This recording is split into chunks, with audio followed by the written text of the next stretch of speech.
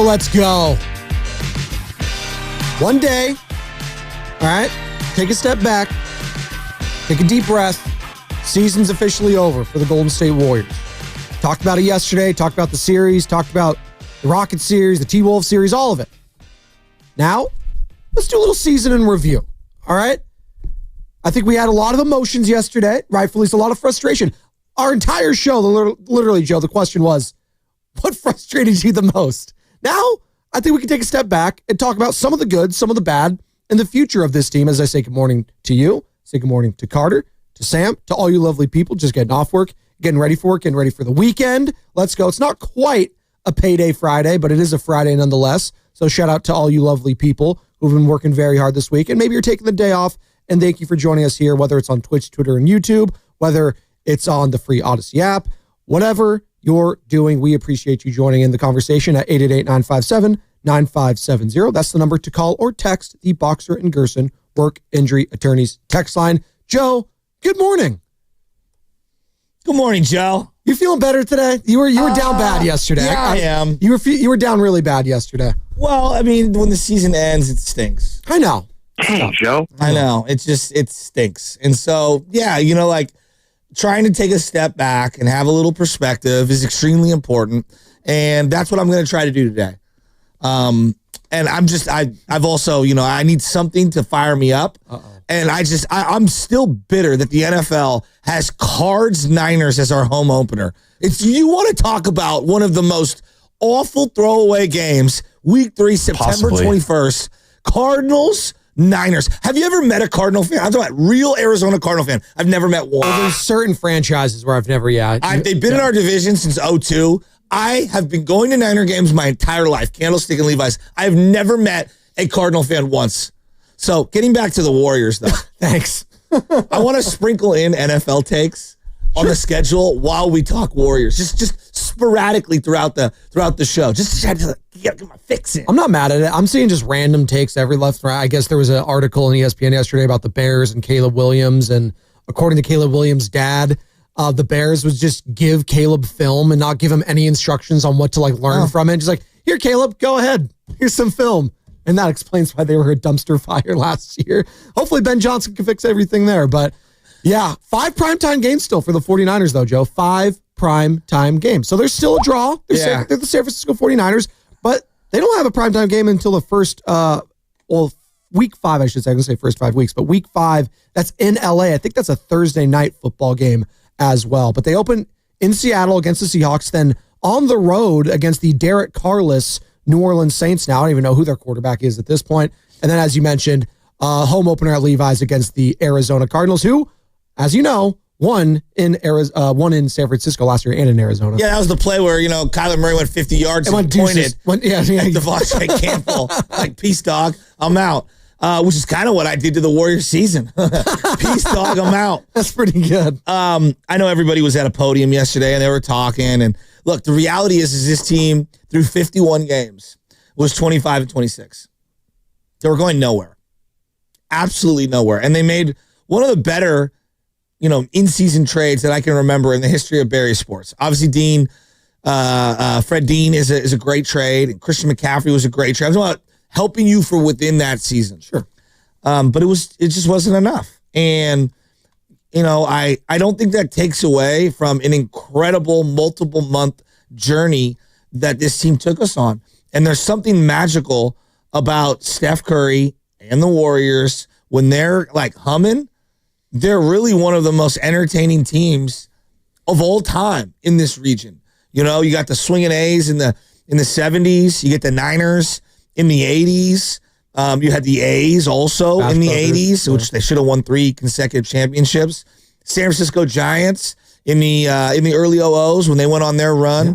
Obviously, you had the Steve Young 49ers in the 90s. The Niners the last decade. I mean, Niners the last decade. Yeah. The Giants had their decade. Yeah. But there is something about the intoxication of the way Steph Curry plays and the frenetic pace of basketball, and how he can kind of just get the ball at any moment. And if you turn away for a second, you can miss something. And I think now that we've seen the totality of his career, within one season, just Steph Curry alone, we were having questions, all of us, Are we starting to see some slippage? Well, we had hosts here at 95.7 say maybe they should look to trade Stephen Curry. Who said that? Steiny did. And I love you, Steiner, as he was calling me out yesterday for some random reason. Chris Finch could use him in Minnesota. No, well, who couldn't use Stephen Curry, obviously, but that was where we're at. I'm not picking on Steiny here, but literally that was conversations were had, and some of the callers are calling in saying, you know what, Steiny, I kind of agree with you. So that just goes to show the psyche of Warriors fans, you know, around that time and saying, you know what, we had this hot start with a 12-3 to start the season, and then it was just bad. D'Anthony Melton got hurt. You know, you make the trade for Dennis Schroeder. It just never worked out. Kyle Anderson was one of your acquisitions in the offseason. You never really figured out him. They just didn't know what they were doing. You had, you know, the emergence of Jonathan Kuminga. He looked good at times. Was it necessarily translating to wins? Not as much. You were still a 500 team, although he looked good. And then he had a devastating ankle injury. And he had a basically what it felt like, they said a grade 2 ankle sprain or ankle injury, but it felt like a grade 3 for as long as he was out. And then he was gone. And then it was just like, okay, where's the hope, right? Where's the hope? And then Jimmy freaking Butler comes to town after the entire week. And that was the first week, Joe, I started on this show in the A chair with you on the Morning Roast, was the Luka Doncic trade, De'Aaron Fox trade, the week of the Super Bowl, for God's sakes, and then Jimmy Butler, who, remember, we didn't know if it was going to be Jimmy Butler or Kevin Durant at the time. We had Anthony Slater joining us, who's, by the way, going to be joining us around 8:15 today. Anthony Slater, our 95.7 The Game Warriors insider, covers the team for The Athletic, does a very, very good job. If you listened to any of the interviews yesterday with the players, he was asking some of the best questions there, so we'll get his thoughts on the end of the season. Where do they go from here? Some possible moves in the offseason. But Slater was saying, hey, 50-50 chance maybe, I'm calling it, that KD comes to the Warriors. I know they got your hopes up, and then you were devastated like a lot of the Warriors fans when Kevin's like, nah, yeah, I'm out on that. I'm going to stick here with the Phoenix Suns. And then what do? They pivoted. They didn't panic like you like to do, Mike Dunleavy and co. They brought in Jimmy Buckets, and he talked yourself into it, and it worked out. I think way better than I even envisioned, so much so that you were playing in incredible games. You had a 4-game stretch that included the Grizzlies ahead of you in the standings. They had the Lakers ahead of you in the standings, the Nuggets, and then the Rockets, and you go 3 out of 4 there, and that's truly when the belief started kicking in on this team that, wow, maybe they can go on a deep run. Now, do you consider this a deep run of what they did into the second round? I think some people would. It's like that glass half full, half empty kind of a thing. Where do you want? Because you did win a first-round series, and if I told you that back in January, I think you take it. But before January, I think people were disappointed. Like, go back to January. I think we were very disappointed. Like, just in where the team was at. They didn't have a future. No. That's literally what it was. You were watching Stephen Curry, who's still playing at a high level. You knew you had the All-Star game in your backyard. He's going to be celebrated. God, the All-Star game. I forgot about that. I know you were in Hawaii during the time. Yeah. Jeez, I forgot about that. I had Nick Friedel joining me that week. You're lucky that you forgot about it. Yeah, right. Like I mean, you had the whole Andrew Wiggins thing. Like, I think the backdrop of I forgot about that. There you go. Well, I mean, the backdrop of the last couple of years, and then like what are you getting from him? And what's funny is I did a hit in Miami just the other day. What is it? WQAM. There you go. And station, they're like, station. yeah, he missed a ton of games for us. We have no idea what's going on. I'm like, already? I don't mean to laugh. No, already? But like, come on. That sounds so familiar. Oh. So like, yeah, I just think that, you know, we went from like Trace Jackson Davis as your starting center to no, he's not, to here comes Quentin Post, to Podziemski's unplayable, to now he's awesome, to back to being unplayable again. And I mean, just the wild swings on this team. Moses Moody couldn't get a minute, and then all of a sudden they couldn't take him off the floor. And when he was one of the starters, they had an unbelievable record. Like, every player had wild variance in their season. And so that's why it's like I sit here today and like I'm reflecting on the year as a whole, and then I'm trying to like calculate and calibrate what I can count on for next year. And I don't even know. Joe, I don't know.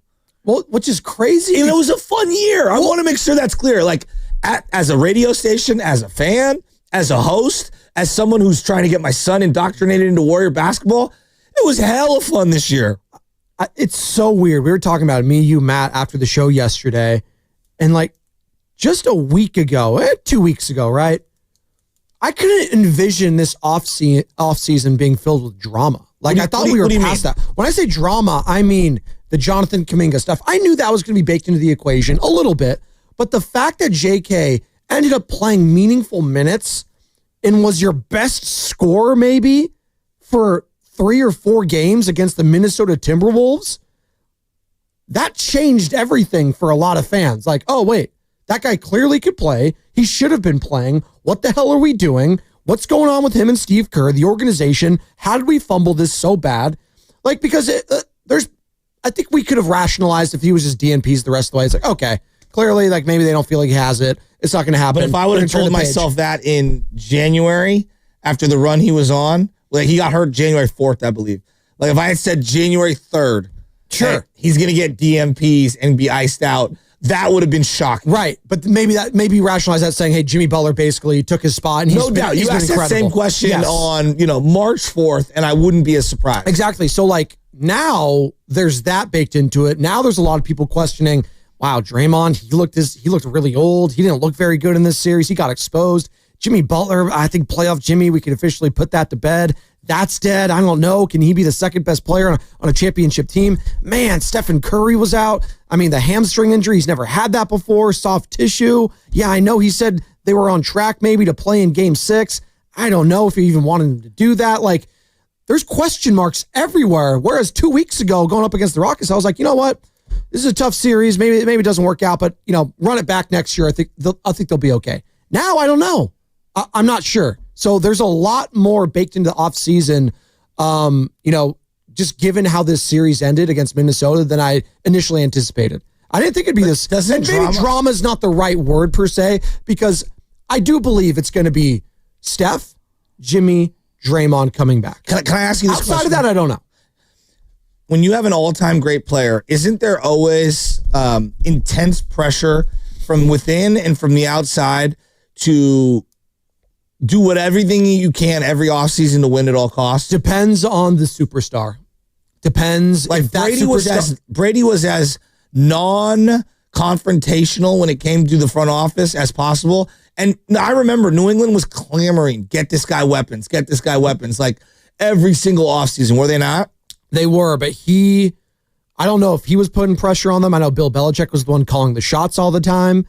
Did it feel like a circus? Well, a little bit. It felt more like Brady had more say and control, obviously, when he went to Tampa. No doubt. He started getting the Avengers, right? The suspendables, as you will. Yeah. But the expendables, if you will, the Gronks, the Antonio Browns. You already had Mike Evans. You got Chris Godwin. You brought in Leonard Fournette, right? You bring in Ndamukong Suh on the defensive end. It was just getting this collection of talent, and it was finally like, wow, where was this at? Like in New England, right?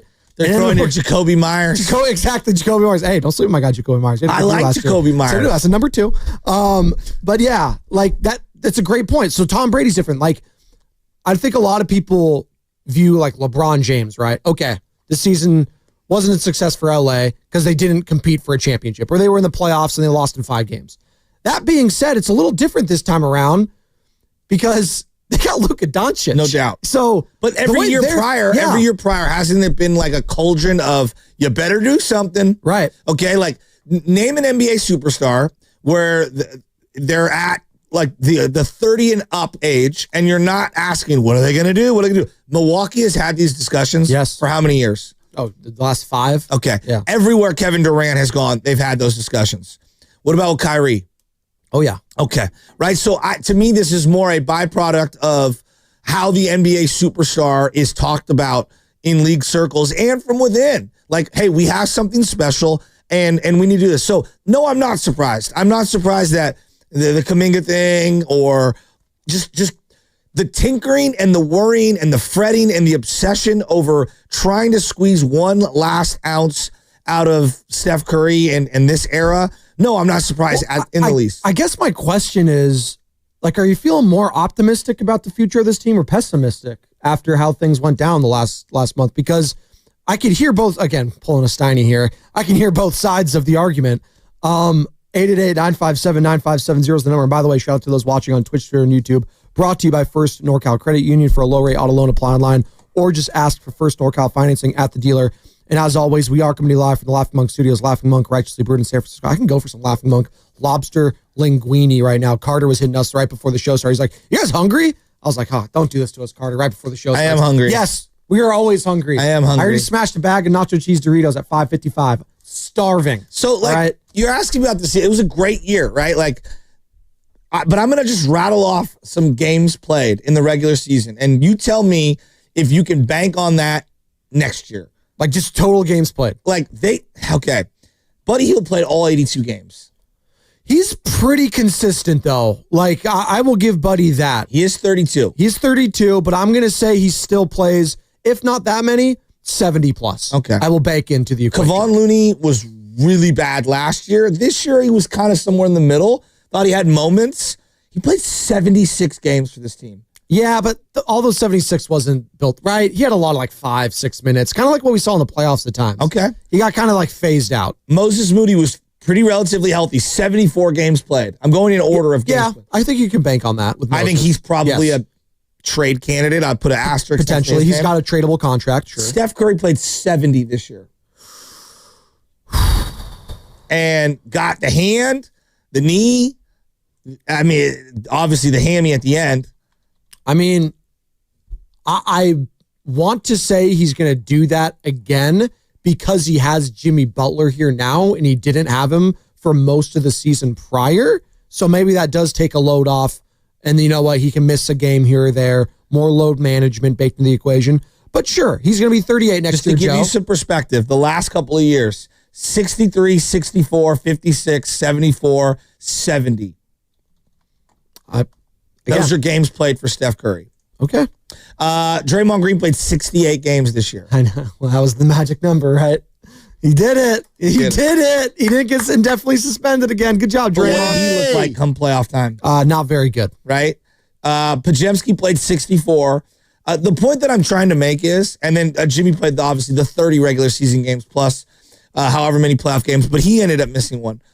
I have a hard time. Like, I had so much fun this year, but I have a hard time thinking that the ultimate strategy is, oh, we're good to go. Like, this is fun. They obviously need to make some upgrades. I don't know what they are. And I don't know if I'm skeptical you can bank on 37, turning 38-year-old Steph Curry next year in March, Jimmy Butler, who's 35, and Draymond Green, who's 35, to play the 60, 65 games all together next year. That, I'm not saying you can't do it, but I'm not sure how likely that is.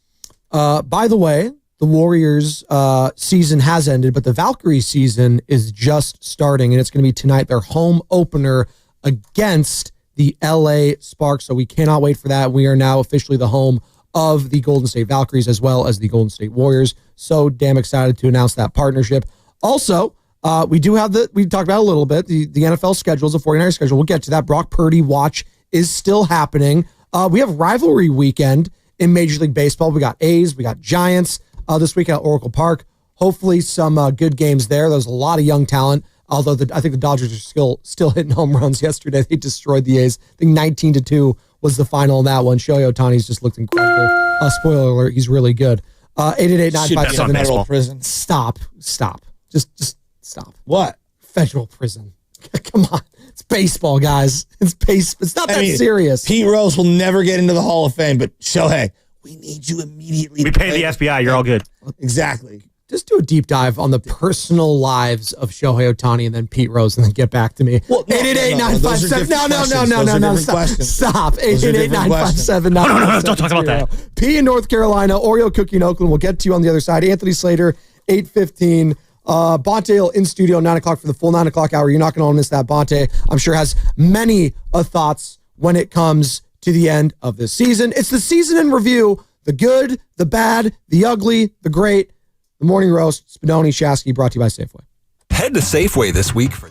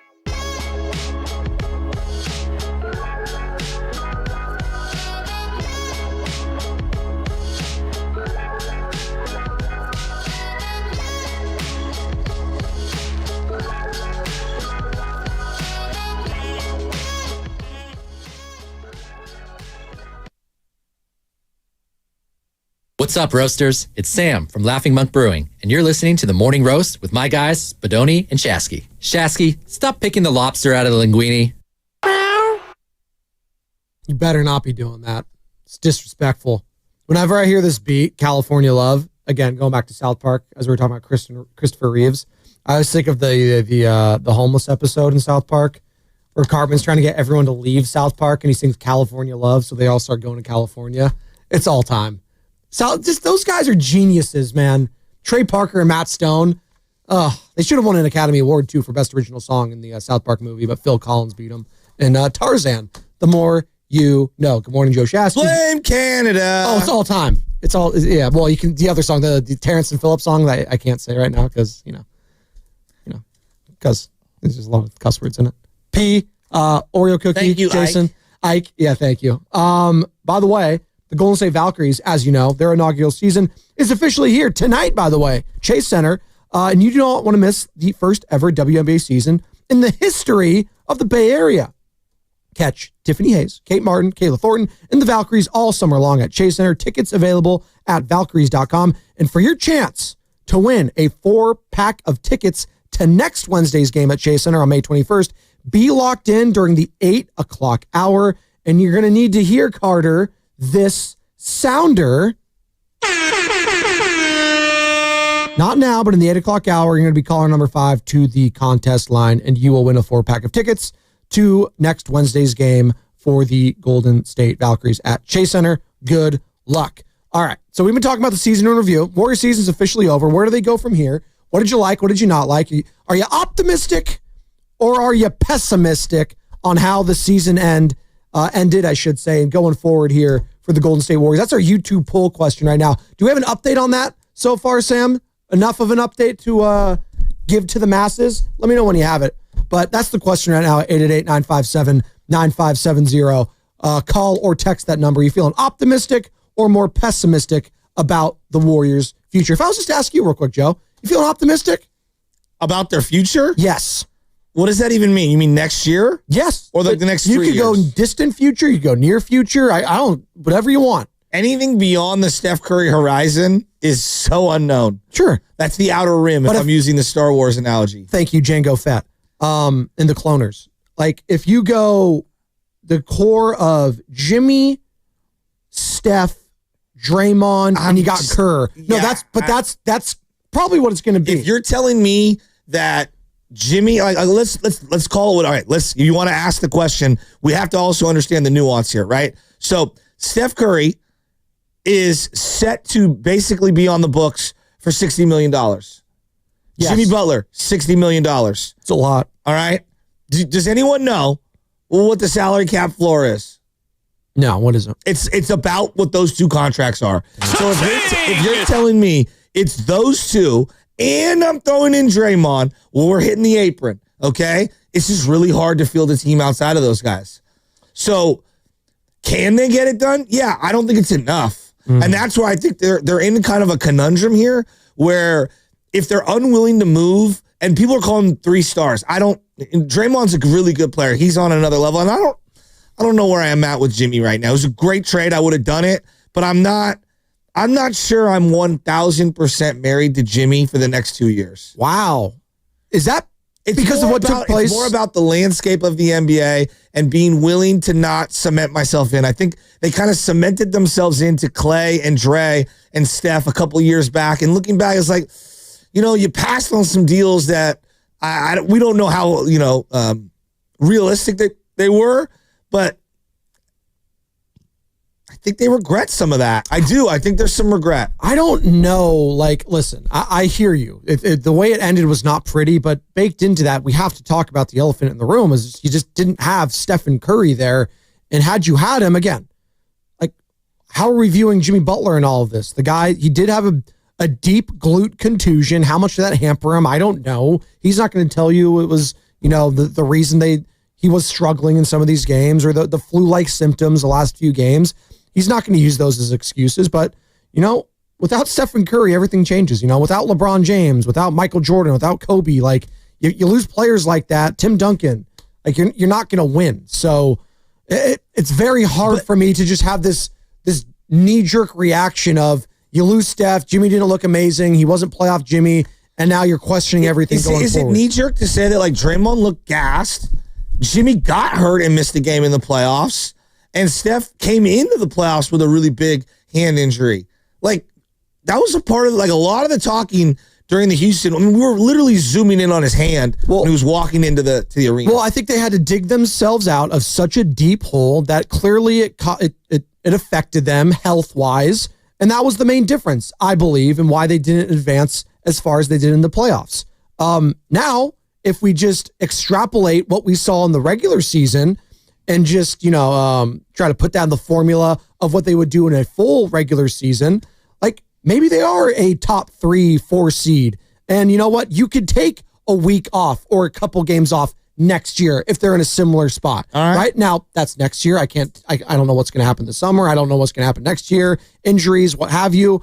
But what I saw in the regular season was enough for me to say this could work throughout a totality of a regular season, not just a couple months. And I think that baked into it, there's going to be a lot less wear and tear next time around, potentially, if you're following me here, heading into the playoffs.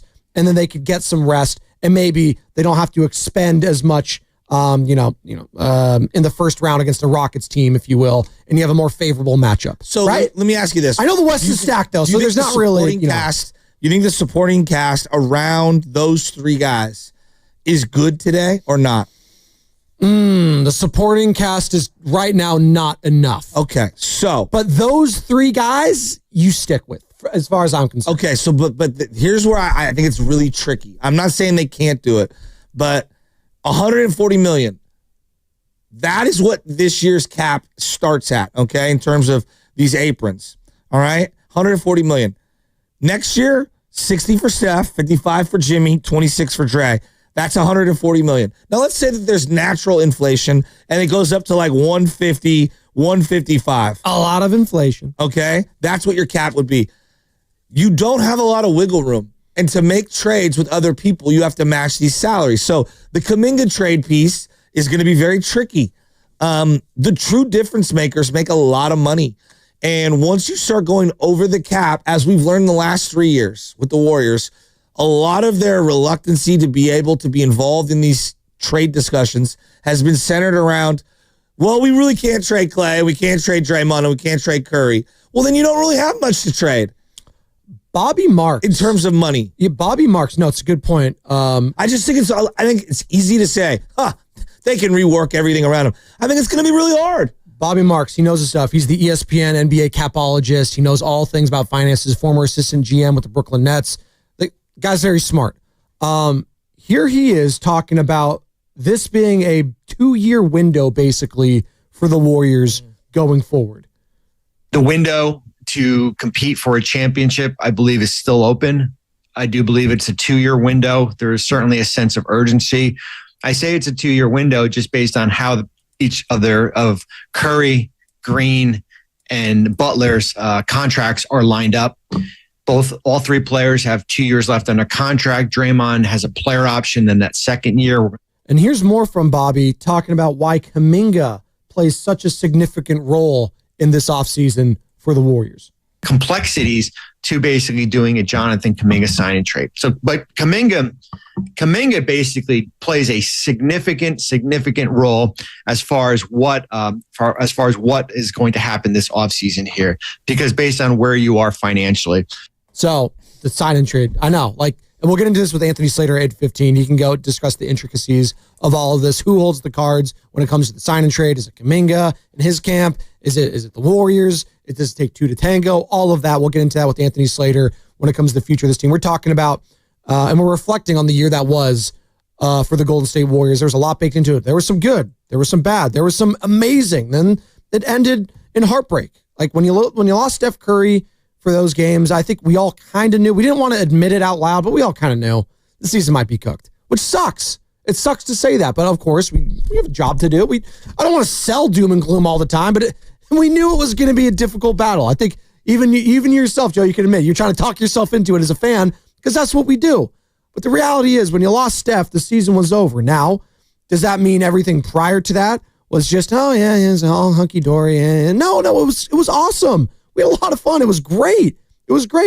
But the absence of him shined a light on some of the deficiencies on this team. And what are some of those deficiencies right now that they can address? 888-957-9570 is the number. We're going to pick this conversation up on the other side. I want to get to some of the calls that are out there. P in North Carolina, Oreo Cookie, Jason in Concord. You feeling more optimistic about the Dubs or pessimistic given how the season ended? That's what's coming up.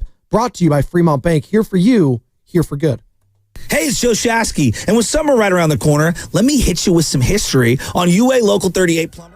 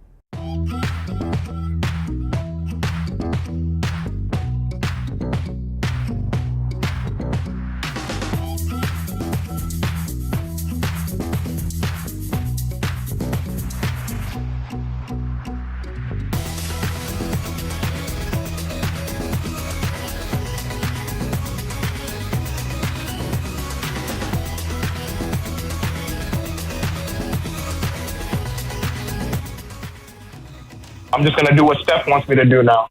This fish is stinking from the head up. It's your boy Ricky Antonio, the winner of the Listener Knockout Champion. You feel me? Shout out to Spadoni and Chats, man, on 95.7 The Game. Can I get a water though? We're rolling. It's a Friday. It's a feel-good Friday. I'm feeling good today. Where are Warriors fans out? How are they feeling? The season's over. You were frustrated. You were mad. You're angry. You're still mad and angry. Have you been able to take a step back, take a deep breath, and say, you know what? Given where everything was at January, the doom and gloom nature, Kuminga got hurt, the future of Steph, you made the big trade for Jimmy Butler. Like, I think you would take where this Warriors season ended. I think deep down, Warriors fans, you would take where this season ended. Now, doesn't mean you can't be upset. Doesn't mean you can't be disappointed. But in the totality of where this season was, and what did Stephen Curry say, Joe? The start of this season, what did he want? It wasn't a championship expectations. He used the term meaningful. Can I play in meaningful basketball games? I think that if you're judging by that criteria, we got Stephen Curry a full first round of meaningful basketball games, and they won it. So if we're just using that formula of getting Steph to play in meaningful basketball, I think this season was a success. No doubt. They accomplished the mission. But, like, I think the way Warrior fans' heads are at is like, can we get that other title?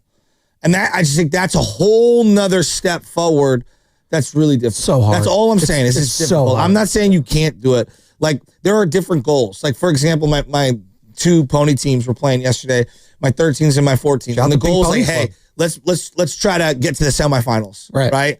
One of them ended up getting to the championship. The other one fell a little short, right? Mm-hmm. And the one that fell a little short, like, they were the best team all year, and they should have won it, like, in my mind. And we fell short. We didn't play our best baseball yesterday, and that happens. And so the goals were different. And so the other team, the 13s, did not play great baseball all year, but got hot at the right time, and now they end up in the championship. And so funny how that works out. It is. It really is. It really is, man. And so, like, to do what they did this year, I think they can do that definitely next year, as in, like, have a really nice regular season, get into the playoffs, and then, hey, see where it goes from there. But to take it the next step further and, like, with staying, because you're talking about, like, staying healthy, and that's going to be a big conversation. They're old. People get mad. They can roll their eyes. When you're 38, 36, and 36, when you're three best players, there's two separate questions.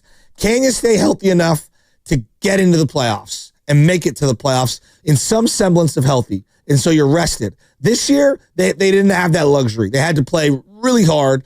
I charted 41 games in 88 days. It's a lot. Yeah. It's a lot of games. And I would argue 30 plus of them, they were played like playoff level intensity down the stretch. Can you have a better record so that you're not pushing it so hard on the throttle down the end of the season? I don't know. Think about Denver the last couple weeks of the season. They had opportunities to situationally rest certain guys, one of them being Jokic against the Warriors, that they still ended up winning. Right. And so as tired as they are, it does feel like they played the schedule appropriately to where they could give their best shot come playoff time. I don't think the Warriors had that luxury this year, so I'm hoping they can next year. But there's a separate conversation about the attrition of just enduring a playoff run. Right. Dame Lillard went down. Tatum went down. All these guys go down. Darius Garland went down. You have to be able to withstand missing Jimmy Butler a game or two, or Steph a game or two, or Draymond a game or two. And so that's a different conversation. I think they can make it back to exactly where they were right now with just some tinkering. Going beyond that, I think there's got to be another wholesale change. 888-957-9570 is the number, and it's brought to you by Golden State, serving the Bay Area for 3 generations. When you succeed, we succeed. Visit goldenstatelumber.com. By the way, mentioned the Denver Nuggets there. 119-107 win over the Oklahoma City Thunder yesterday. So this series, I should say, shifts back to Oklahoma City for a Game 7. And that's Sunday? Is that correct? Sunday? Woo-hoo-hoo. Game 7. Zaza. Let's go. Nothing easy. Hey, Jokic was incredible yesterday. I don't know if you guys watched any of that game. 29 points, 14 boards, 8 assists. But the story of yesterday is Julian Strother. Who? I'd never heard of him. No, I was going to say, you guys don't remember him in Gonzaga? Nope. Chet Holmgren's teammate. Don't watch college basketball that often, Well, but if you watch the NCAA tournament, he had like some don't big watch shots an that hour. much either anymore. Okay. All right. Well, then I don't watch Crime TV or whatever the hell channel it's on these days. Crime TV, you mean True TV? Yeah, whatever they call Not it. True Crime. You know who was awful yesterday? Jalen Williams. My God. 3 of 16, 6 points for him. Ugh, who could have seen that coming? Oreo Cookie might have. He's in Oakland. He wants to talk about the Warriors' offseason needs. Oreo, good morning. Hey, good morning, man. Happy Friday. Before I start off, I want to give a shout out to the YouTube chat line. What up, y'all?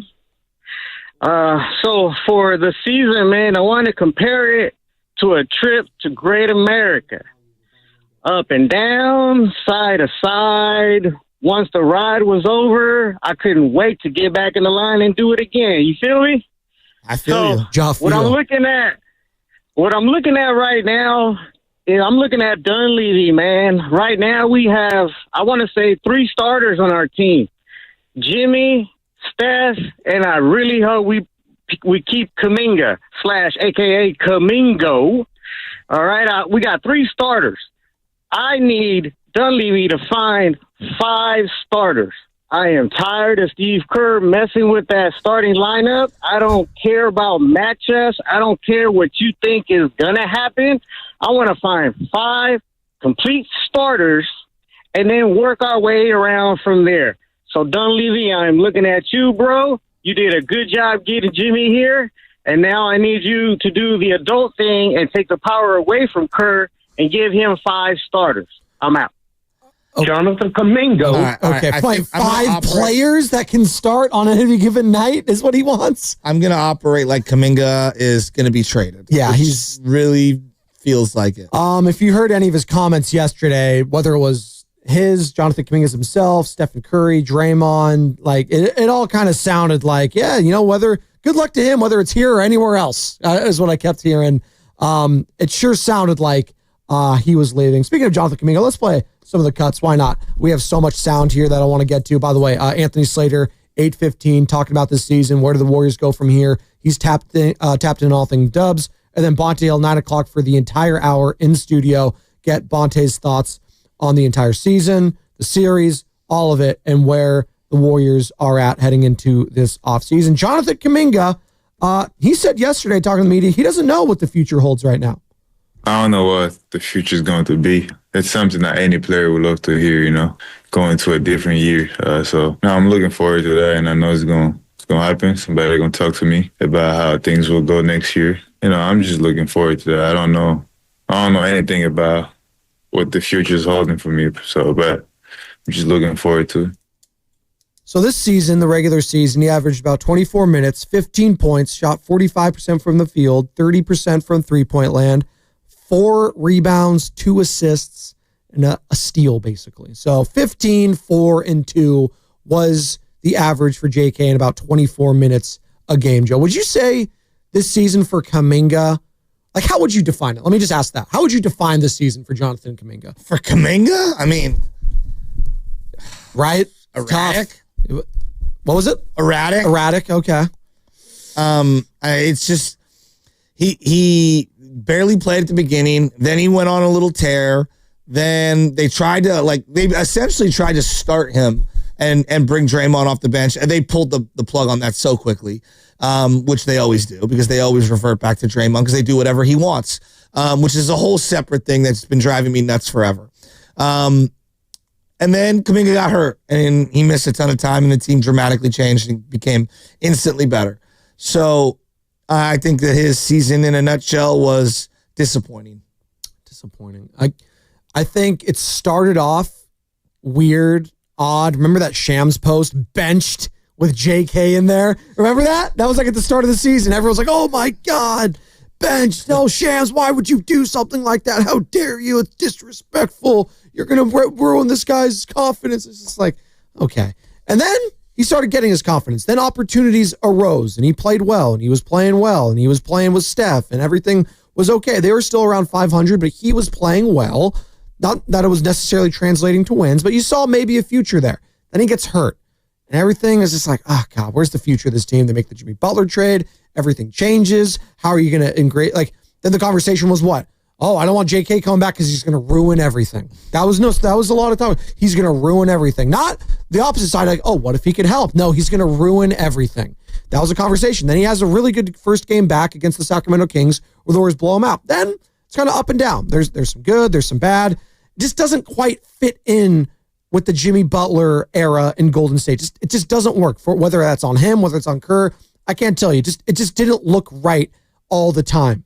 And he was coming back from a major injury, so that's probably baked into it as well. And then, the writing is on the wall. He's getting some DMPs in some crucial games here towards the end, whether it's the Clippers, whether it's the Grizzlies in a play-in scenario. Okay, this is what it's going to be like. All right, you better win without him, because there's going to be some question marks. One of your best athletes is going up against, a young athletic team in the Houston Rockets, and we're not going to use him. Well, they ended up going up 3-1 against the Rockets, basically without him. And they win in 7. He gets a start in one of those games. And it is what it is. But his stock is still relatively low heading into the Timberwolves series. And then you steal game 1, but you lose Steph. And then it's like, okay, we're going to need JK. And then he got some JK. Then Steve Kerr, instead of pulling him really quick, if you had some struggles, he went back to him. And what do you know? He went back to him and he started succeeding, scoring the ball. You started to see the efficiency. You started to see the confidence. He was playing with aggression. He was playing, not all over the place. He made some mistakes still, but we saw more decisive Jonathan Kuminga in these last 4 games in this Minnesota series. And I think that's going to be my lasting image of him. If this truly is it for him in Golden State, it's like, wow, he showed what maybe could have been, albeit without Steph. And you know what? Maybe that just tells me all I needed to know. Maybe with Steph, it just never was going to work with JK. And whether that's on coaching, the players, I don't know. But that's going to be my lasting image. What could have been with him and Steph potentially? Well, and what never was, really. I would add Jordan Poole into that as well. There is an element. They won a title, though. I'll say that. They did want it. Poole would contribute on a championship team. So I did see it, right? No doubt. But I mean, there's an element. No one wants to admit this out loud. So I guess I'll be the first to admit this out loud. There's an element that I ponder about all the time. Shout out Christian. And it's a very simple one. Did the vets feel threatened by some of the young players? And I'm not going to go as far as to say sabotage or anything like that. Real quick, what do you mean by threatened? Anyone who, because look, it is a salary cap league. Sure. So if you get paid, X amount of dollars, there's only so much left for me here, right? And you go back to the Kevin Durant thing with Draymond Green in particular, and Kevin was up for an extension, and Draymond was up for an extension. And there's always in the NBA this kind of like dog eat dog world. And if you get your extension and there's no money left for me, I'm going to be the one that has to bounce, and I got to go somewhere else. Like there is a musical chairs element to how the NBA operates. The NFL is very similar. You saw this a couple of years ago with Charvarius Ward. He kind of knew the writing was on the wall, and then they go and sign Diamond Lenore, and he was like, well, there's going to be no money for me, right? A lot of 49ers realized, oh, I better get my money right now because Brock Purdy's going to get paid, and if I don't get it here right now, then I'm going to be left without having any money. Right. And Charvarius, obviously, his situation a little different compared to some of the other players, just what took place in his personal life. But that was standing, him not wanting to come back and all that. But continue. Right. No doubt. No doubt. There's no doubt. Seattle, when they knew Russell Wilson was going to get paid, Earl Thomas, Richard Sherman, a lot of guys were furious because that meant no money for them. Malcolm Smith, he was the Super Bowl MVP. He had to go elsewhere. The Raiders paid him a bunch of money. Exactly. He stunk. And so he went to the Niners and stunk. There's a business element of there's only so much money, right? Which is totally understandable. Then there's the human element of, hey, I'm the one who put this thing together. Like, I'm Klay Thompson. You don't win anything without me, which I get. I get feeling that way. And there's a level of earned equity that you feel you've deserved and respect. Draymond Green, I put this thing together, and Steph Curry, but there's also an element that I just ponder, like anybody who threatened the money or the future of the team, it does feel like got isolated from the clique. And there has clearly been a clique on this org, and I get it, like they're champions, but there's been a clique for a long time. And Steph and Dre, and at one time it was Clay, and then Clay found himself on the outside of the clique. Right. I've never felt like Wiggins was a threat to them, so I don't think he ever fell in or outside the clique, but I definitely got that feeling from Jordan Poole. And look, you could say that Jordan Poole and them, maybe they don't get along. Like Kobe and Shaq didn't get along. No. They still made sweet music together. Like, has Looney always felt a part of the clique? Yes. Has GP2 always felt a part of the clique? Yes. Yeah, those guys aren't threats to the money and to the status and the playing time of some of these other guys. And I just ponder if that's an element that everyone's afraid to talk about. The Kuminga, Jordan Poole being seen more as a threat to the status and the money of everything that's going on to the veterans. It's an interesting angle. It's very difficult for me to do I sound like super conspiracy theory guy? A little bit, but also like the proof is in the pudding when it comes to some of the stuff that we've seen when it's the development of the young players. It's very odd at times. Now, what do they always fall back on? Oh, we believe we're a championship team, right? Well, that wasn't the expectations this year. Heading into the season, I already mentioned it. It wasn't a championship. It was just to play meaningful games. Whether that was a first round series or not, I think that's what it was. It was basically, can we be a first round series team? Yeah. That was it. Can we be the 6th seed? Right? We got into the first round, and you played meaningful games, and you won. But the expectations, like halfway through Jimmy Butler was here, they sort of started to shift, right? Did they not? Mm-hmm. It was like, it shifted from, oh, wow, playoff team? Okay, I think we're going to be a playoff team. Hey, can we go on a deep playoff run? Yeah, and obviously I poke fun at your thing. I think we can win a championship. But that was a legit thing. Like, we all thought, like, hey, if this breaks the right way, maybe they can win a championship. Oh, wait, the Lakers got bounced in round 1. They're not as good as we think. Oh, LeBron and Luka? Oh, everyone's talking about there in that trade. No, maybe the trade is Jimmy Butler. Maybe we should be talking about that more. Take care of the Rockets. Oh, I don't know. We match up well against the Thunder. If they could beat the Nuggets. I don't know. So you started talking yourself into it. And so the expectations overall kind of shifted. And now the expectations heading into next season, are they championship? I'm not sure at this point. Is it still just meaningful basketball?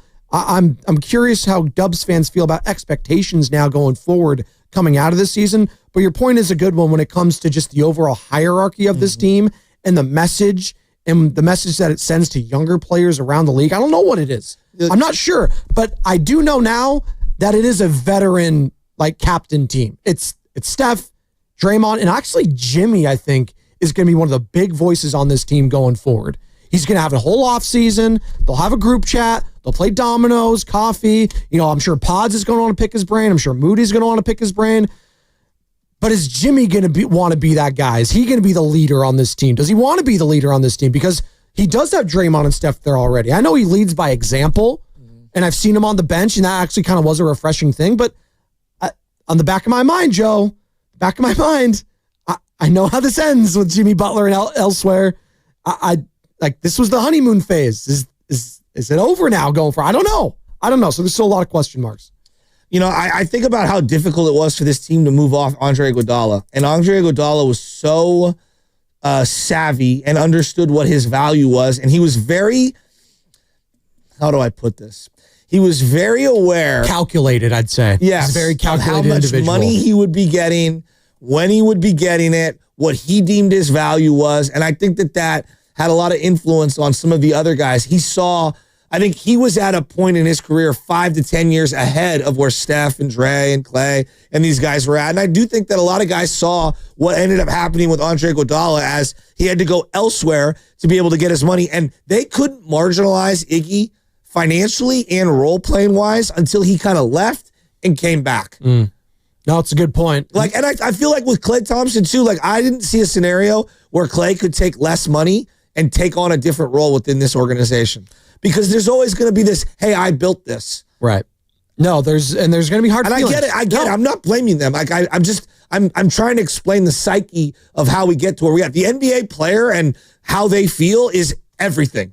Dame Lillard wanted out of Portland. He got out of Portland. Giannis wants out of Milwaukee right now, and he's going to get out of Milwaukee. Okay? Like, you know, so very less. Jimmy Butler wanted out of Miami. Exactly, he got out of Miami. Exactly. And it had to be talked into wanting to accept the deal with the Warriors. And why did he? Why did he play nice and accept it? Because they paid him. Money. They paid him a lot of money. Dollar bills, y'all. These are all just human elements that we all deal with in our own lives. You're listening to 95.7 The Game, KGNZ FM and HD1 San Francisco, and Odyssey Sports Station, and the home of the Golden State Warriors and Valkyries, always live in the Free Odyssey app and coming to you live from the Laughing Monk Studios. By the way, we've got Anthony Slater coming up 8:15 the next hour, our Warriors insider for The Athletic. We got Bonte Hill in studio 9 o'clock, and that's all courtesy of the River Islands guest line. Isn't it time for you to discover the islands, River Islands in Lathrop? In the meantime, before we hit the break. Joe, I do want to make this very clear. They don't get to play until they're 70 years old. So I understand the athlete trying to take control of their own career. Most of these guys don't have a choice of where they get drafted. Mm-hmm. Most of these guys don't have a choice of where their employment is or where they're living or wherever. And if you can build up the power to be able to have control of your career, whether it be status, influence, money, whatever, you have earned it. And I acknowledge that. And if anyone has earned influence, status, money, and power, it would be these handful of guys that have done this to this organization over the last 15 years. P is in North Carolina. He's been very patient hanging on. P, appreciate you. How are we feeling about the Warriors offseason and going forward after getting bounced in the second round? Good morning, first of all, fellas. But I'm feeling optimistic. One reason I'm feeling optimistic is because we got the GOAT. Steph is the GOAT to me, man. Like, this dude, the team is too small, first of all. That was really the issue that I called for. The team is too small. When the team is too small, he's got to work hard. Everyone else has to work hard. Like, it's not fair for somebody his age to have to work that hard. Like, you put old people in Cadillacs. You make it comfortable for them. You don't, put them in a hot rod. And that's basically what it is. This dude's moving too fast. He's moving too much. Like, I hope they can go out and get Giannis. I don't know the specifics of it, but it'd be nice to just give this man a coast, a ride. Because to me, I say he's the GOAT. You got LeBron that said, me and Luka didn't lose, and you got Steph that said, we got enough. I felt like we could win. Like, that's two totally different mindsets, man. One dude is like a freak of nature. One dude, apparently, according to everyone on, TV, he's very small. He's very weak. His ankles are weak. He's not that good. That's what they say, but then they lose to him. But I've said all that to say that, man, I'm optimistic about what we got. Like, I've never seen anybody like Steph Curry, and I don't think I will again. So with what he did with this team, yeah, I'm optimistic. Like, okay, fair enough. No, you love Steph P in North Carolina. I appreciate that. You go down with the GOAT no matter what. That's what you want to do. I know he was getting there with the small and the stature and stuff, and people are going to underestimate him. That's what he's saying. Everyone's underestimated Stephen Curry's whole career. Now, we're not underestimating like the mindset and the mentality of Stephen Curry. I think we're just coming to the realization that he's getting older. He's getting older, and like that injury happened, and that kind of shifts a lot of fans' thinking. We'll pick this up on the other side. We're up against it. More of your calls, more of your texts. Are you feeling more optimistic about the Warriors' future or pessimistic on how this season ended? 888-957-9570. Don't forget, we are giving away a pair of tickets to the Golden State Valkyries home opener next Wednesday, May 21st. Check that. It's not the home opener. It's just next Wednesday, May 21st. Home opener is tonight. These tickets are not for tonight. They're next Wednesday, May 21st. These tickets that we're going to win today at Chase Center during the 8 o'clock hour. More tickets available at Valkyries.com. Let's come up with the game is brought to you by Chilton Auto Body. Jimmy, Coach Hall, 3. We'll get to you next on 857 The Game. Have you been in a car accident? Chilton Auto Body has 15 convenient Bay Area locations to help restore your vehicle to pre-accident.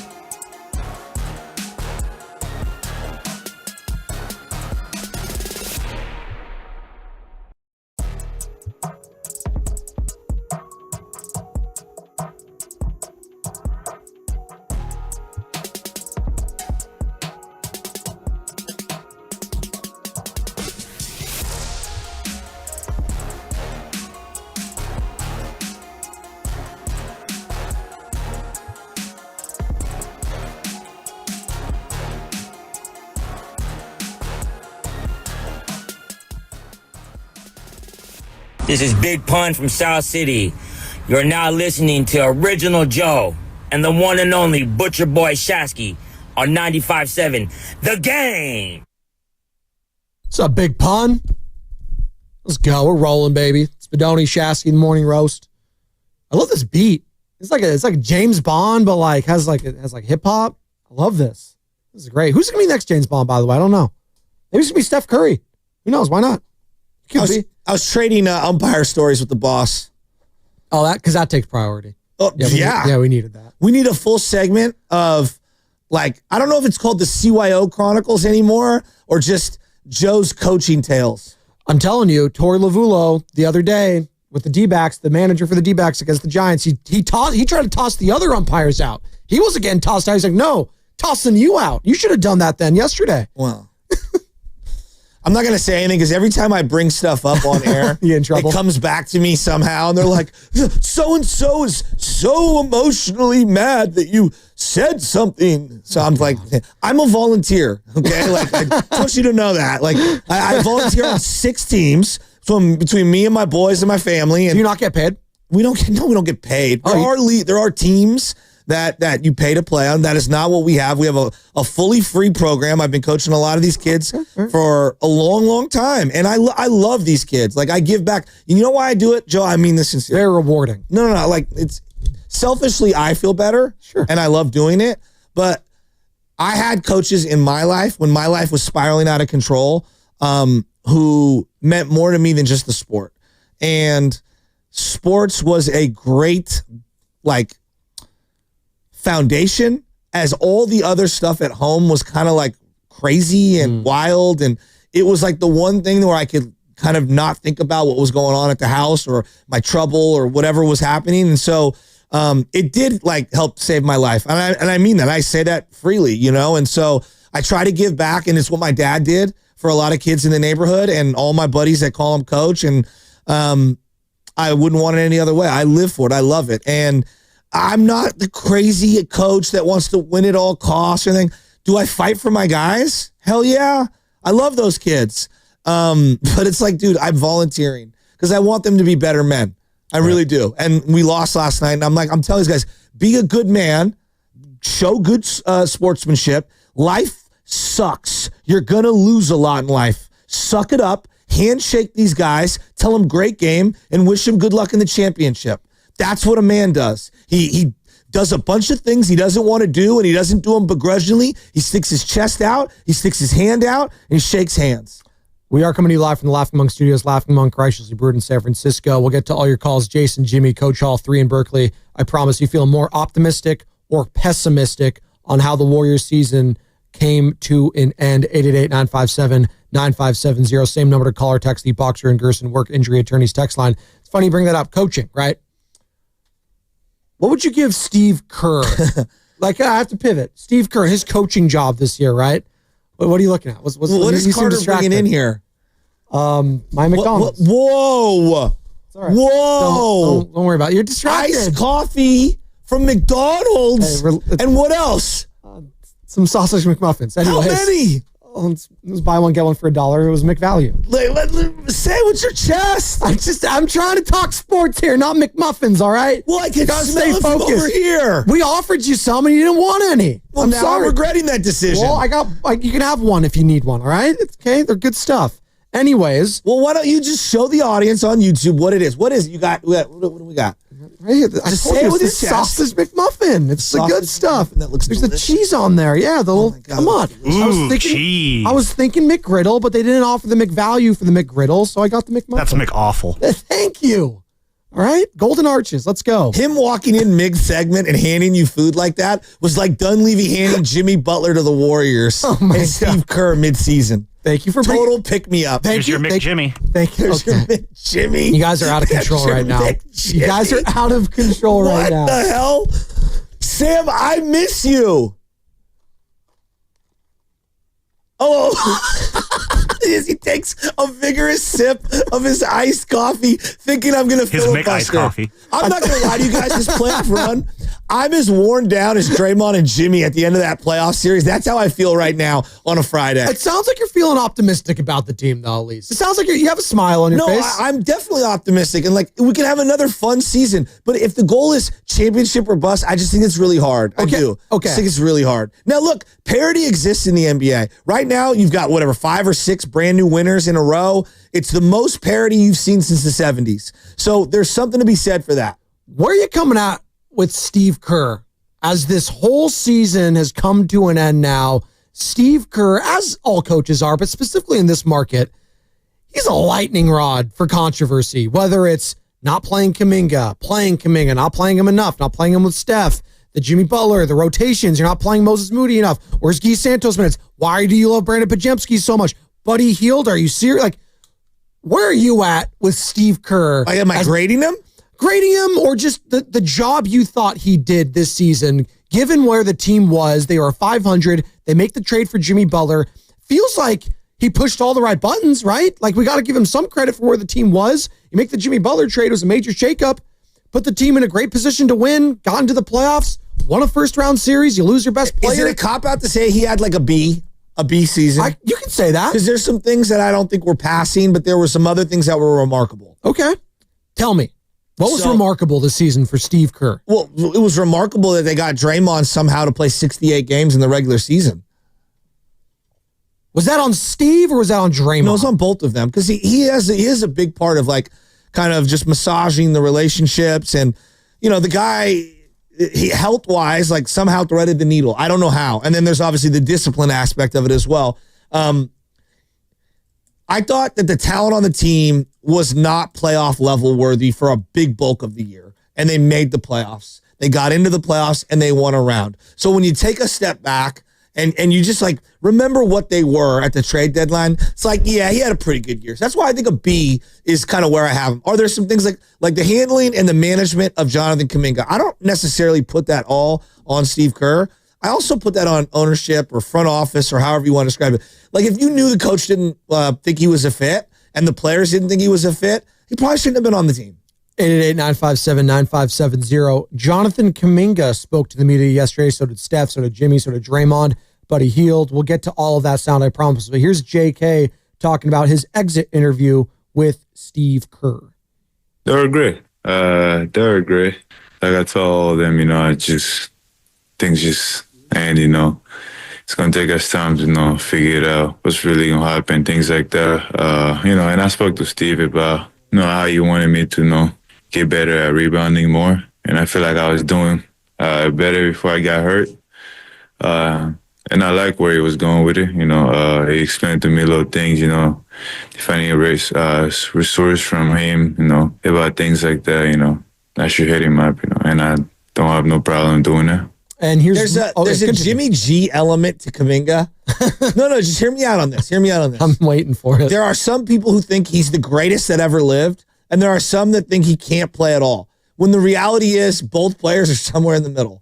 Right. Right? You know what I mean? It's either Brock has this with a lot of people. He's first ballot Hall of Famer, is EPA, and then it's other people he's a backup. He's not even a starter. Jordan Poole had that too. Jordan Poole a little bit towards the end. Why can't we discuss people a little more reasonable? Because it has to be hot take. That's the society we live in. Either he sucks or he's great. That's just, I hate that it is what it is, but that's the first takiness of where sports is at today. Here's more from JK talking about the ups and downs with Steve Kerr this year. Since I've been here, we had ups and downs, but he helped me to get here. So, and we got a lot of great moments. And I think our relationship been very good. I want to give credit to Jonathan Kuminga because I do think he handled this entire situation very well. Behind the scenes, whenever he spoke, he was very polished. Steve Kerr spoke glowingly about him, that he's handled it. All of his teammates said he's been handling the DNPs and the entire situation very well. He was one of the best players on the team prior to the injury. Carter, you've handled being relegated to the back room really well. I just want you to know that. Like Milton in Office Space. Yeah, but that's the thing, though, right? Come on, man. No, but that's come on, man. No, but you could be a malcontent. What did he do a couple years ago when he was upset? He went to the San Francisco Chronicle and voiced his frustrations. There's been growth there, and by the way, I don't think a certain individual has ever gotten over that That him going to the San Francisco Chronicle a couple years ago. There's no doubt that is one of those like, hey, you cheated on me 5 years ago and I'll never get over it. Correct. Yeah, I get it. I agree. Well, that's why I bring up the Jimmy G thing. I think that Kyle Shanahan and Jimmy G, the relationship was done. Right.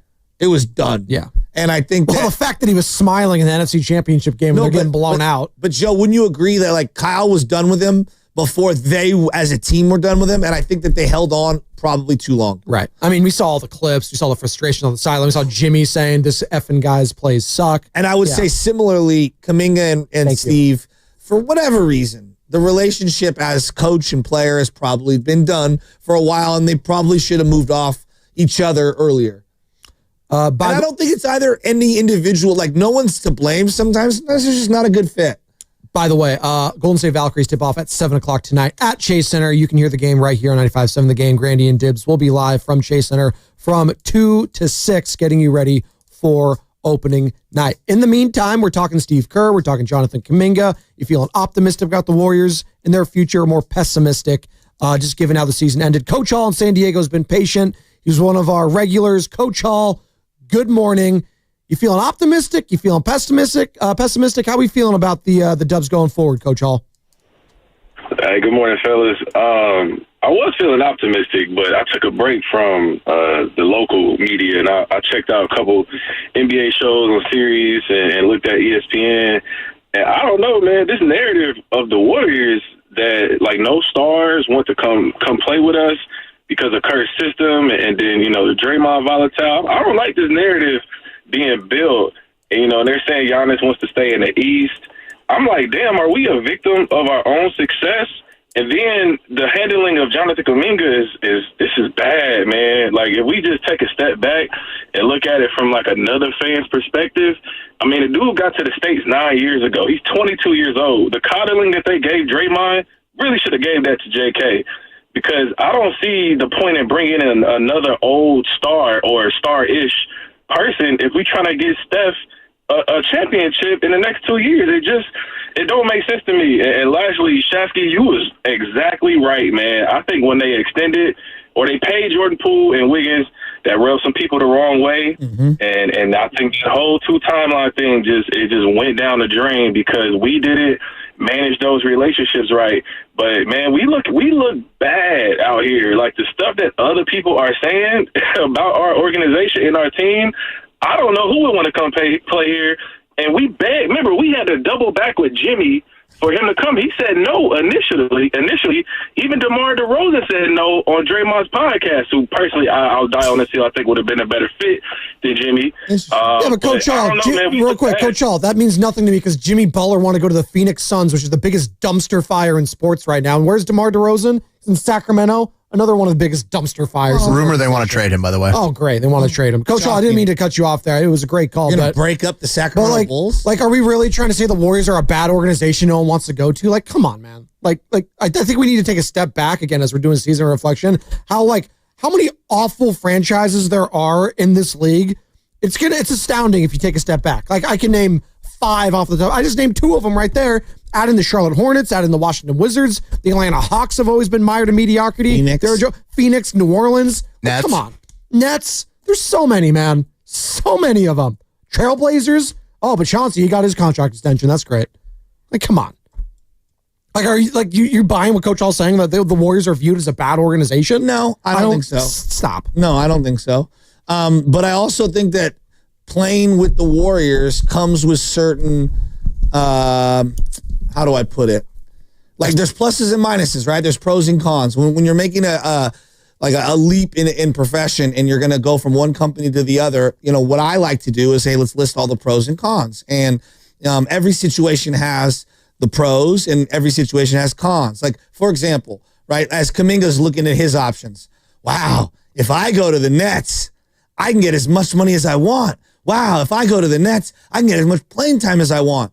Wow, I can go to the East. It's way easier, but I'm going to the Nets, and we're probably going to stink. Probably. And what he's not thinking is, I'm the number one guy on the scouting report every single night, right? So there's some cons and there's some pros. See Jordan Poole in Washington. Right? Yeah. As Clay looked at his options a couple years ago, you know, there's how many years am I getting?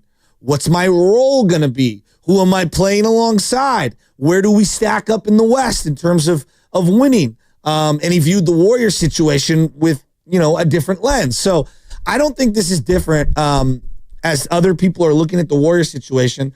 There is a specific player they're looking for, and that's predated Kuminga or Poole. Like, that's going back to Kelly Oubre. Right. Guys like that. Like, there is a specific kind of a player that they're looking to play here. And there's also got to be a guy willing to accept the role that he's at. So, case in point, Luka and LeBron right now comes with some trickiness. Yeah. Right? I throw Austin Reeves in there, too. All need the ball in their hands. Yeah. And LeBron's got to seed some things to be able to make it work. Mm-hmm. I think Jimmy has seeded some things on the front end to make it work with Steph Curry. I don't know if other stars would be willing to cede certain things to Steph at this point in their career. It's a good point. I mean, you thought that with Giannis and Dame Lillard, right? Like, it just guys didn't work. Guys are just wired differently. It just didn't work. Well, you look at, and sometimes it doesn't always work seamlessly. You always like to say this is your turn, my turn offense when it comes to the Celtics, and it won last year. Exactly. But Jason Tatum and Jaylen Brown feel very redundant at times as players, right? Yes. Not that they don't complement each other because they're just so good, like individually skilled players, but that it's different, right? And maybe they don't skip a beat so much so, and they're playing the Knicks. Maybe they come back and win the series because Jaylen Brown goes off and he's an incredible player, and they have so much depth. But that being said, like, I do think you made a great point. The underrating nature and of Jimmy Butler just being able to put his own ego aside, because everyone's got egos in this league, especially Jimmy Butler. We saw it on display ad nauseum the last year. Him and Pat Riley going at it, talking about two of the biggest egos. But he put that aside. He knew where he was. Steph's a god. He's a legend here in the Bay Area. And I'll be Robin to your Batman. I will say that he's the best player I've ever played with. He's the guy in the league. But would James Harden have accepted that role? Let's just say if it was James Harden 4 or 5 years ago, I don't think he was ready to. But I think he did with Kawhi this year. No, but that's my point. Yes. And so I think guys are at different points in their careers, and they're at different spots of where they view themselves. Like SGA, I think it's easy to say like, oh, SGA coming to the Warriors, blah, blah. He probably like, nah, everything revolves around me, dude. Right. I'm at the apex of my power. Right? He was great yesterday. 32 points for him. Nuggets Thunder going to Game 7 in the Western Conference semifinals. Continue. No, it's just I think every player is at different crossroads in how they view themselves and where they view, the offense should be for them. Like if Jimmy Butler came to the Warriors 6 years ago, I'm not sure he views, playing second fiddle the way he does right now. Speaking of that, Jimmy Butler, you're alluding to him and his buy-in to the Warriors culture, if you will, going from Heat culture to Warriors culture. Here's Jimmy Butler talking to the media yesterday on how everyone within the organization was so unselfish and welcoming. I mean, I feel like everybody's so unselfish here that anybody could be playing any role on any given night. I'm completely content with who I am as a basketball player, the way that I play the game, and to come here and know that I'm second to Steph. I think that's a really good thing, actually, when you talk about one of the greatest players to ever play this game. And I get to come here and be his sidekick for a couple more years, hopefully. It's just refreshing. And then you got some really high-level young talent that want to do well, that want to be great. And then the energy's at an all-time high. I mean, I don't think there's too much more that you can ask for. Sidekick for $55 million. I don't know if I like it being put so bluntly. I know, but I know. I don't he's a really good player. Like no doubt. He's an all-star caliber star player. So when he says sidekick, the sidekick to a top 10 player in the history of the sport, it hits a little different. But I hear you don't like it putting so bluntly. I don't think Jimmy. And again, he was. I don't like Robin. Robin's such a weak sidekick. I like more like Hulk or Spider-Man, part of the Avengers. I don't like that. As we nerd out here for a second, I don't like Robin. He's weak. How about Han Solo to his Luke? That's perfect. That's great. Love Han Solo. Yes. And does that make? He was more clutch though than Jimmy this year. He shot Darth Vader and he got the Death Star to blow up. I'm gonna get real dorky here. Yeah, where you are getting real dorky. Andor season 2 was pretty. Don't spoil it. I already saw some. Still got a few left. Don't spoil. I saw some spoilers. Very good. I liked it. Okay. Yeah. I liked it a lot. Spoiler alert: they do all die, by the way. So not in the show, but in Rogue One they do. So that's what's a prequel to that. As we get dorky here, 3 is in Berkeley. Wants to join the conversation. 3. Good morning. How are we feeling about the Dubs going forward? Hey, good morning, fellas. I'm feeling really optimistic about the squad. First of all, we've been spoiled for the last 10 years with our success, with our players, with our head coach, Steve Kerr, his system, it works. And the magic is that pivoting to Mike Dunleavy, we make things fit. The pieces we bring in, they fit the system, they fit the roster, they fit the players. So with that being said, I like the development going forward with Pajinski, with Moody, with Post, because that was a big pickup this year in the draft. Okay, now what we could do is pivot and turn around and grab a serviceable big, another rim runner, another veteran presence to help Trace Jackson-Davis with his development, and also Quentin Post. Once, the Kuminga is going to be a business thing. It's the business of basketball. But going forward, you're not that far off. I'm optimistic. We're spoiled in the Bay Area with the Warriors over the last 10 years, and we do have the GOAT. We do have a good roster around them. We have Jimmy, who stepped in and been wonderful, barring in the end of the playoffs. But outside of that, we've been great. And I'm happy. I'm a part of Dub Nation. Been here longer than a lot of people. I've been here from the Run TMC era. And basically, my thing is stay optimistic, Dub Nation. Be happy. Be thankful. Good job, Steve. Good job, fellas. Y'all gave it y'all effort. We did what we could. We Steph went down. And tribute and heads up to the training staff, because nobody has come here and got a catastrophic injury to change their career. Absolutely nobody. So going forward, Kevin Durant in the finals. Kevin Durant in the finals, but I hear you. Got to turn your mic on.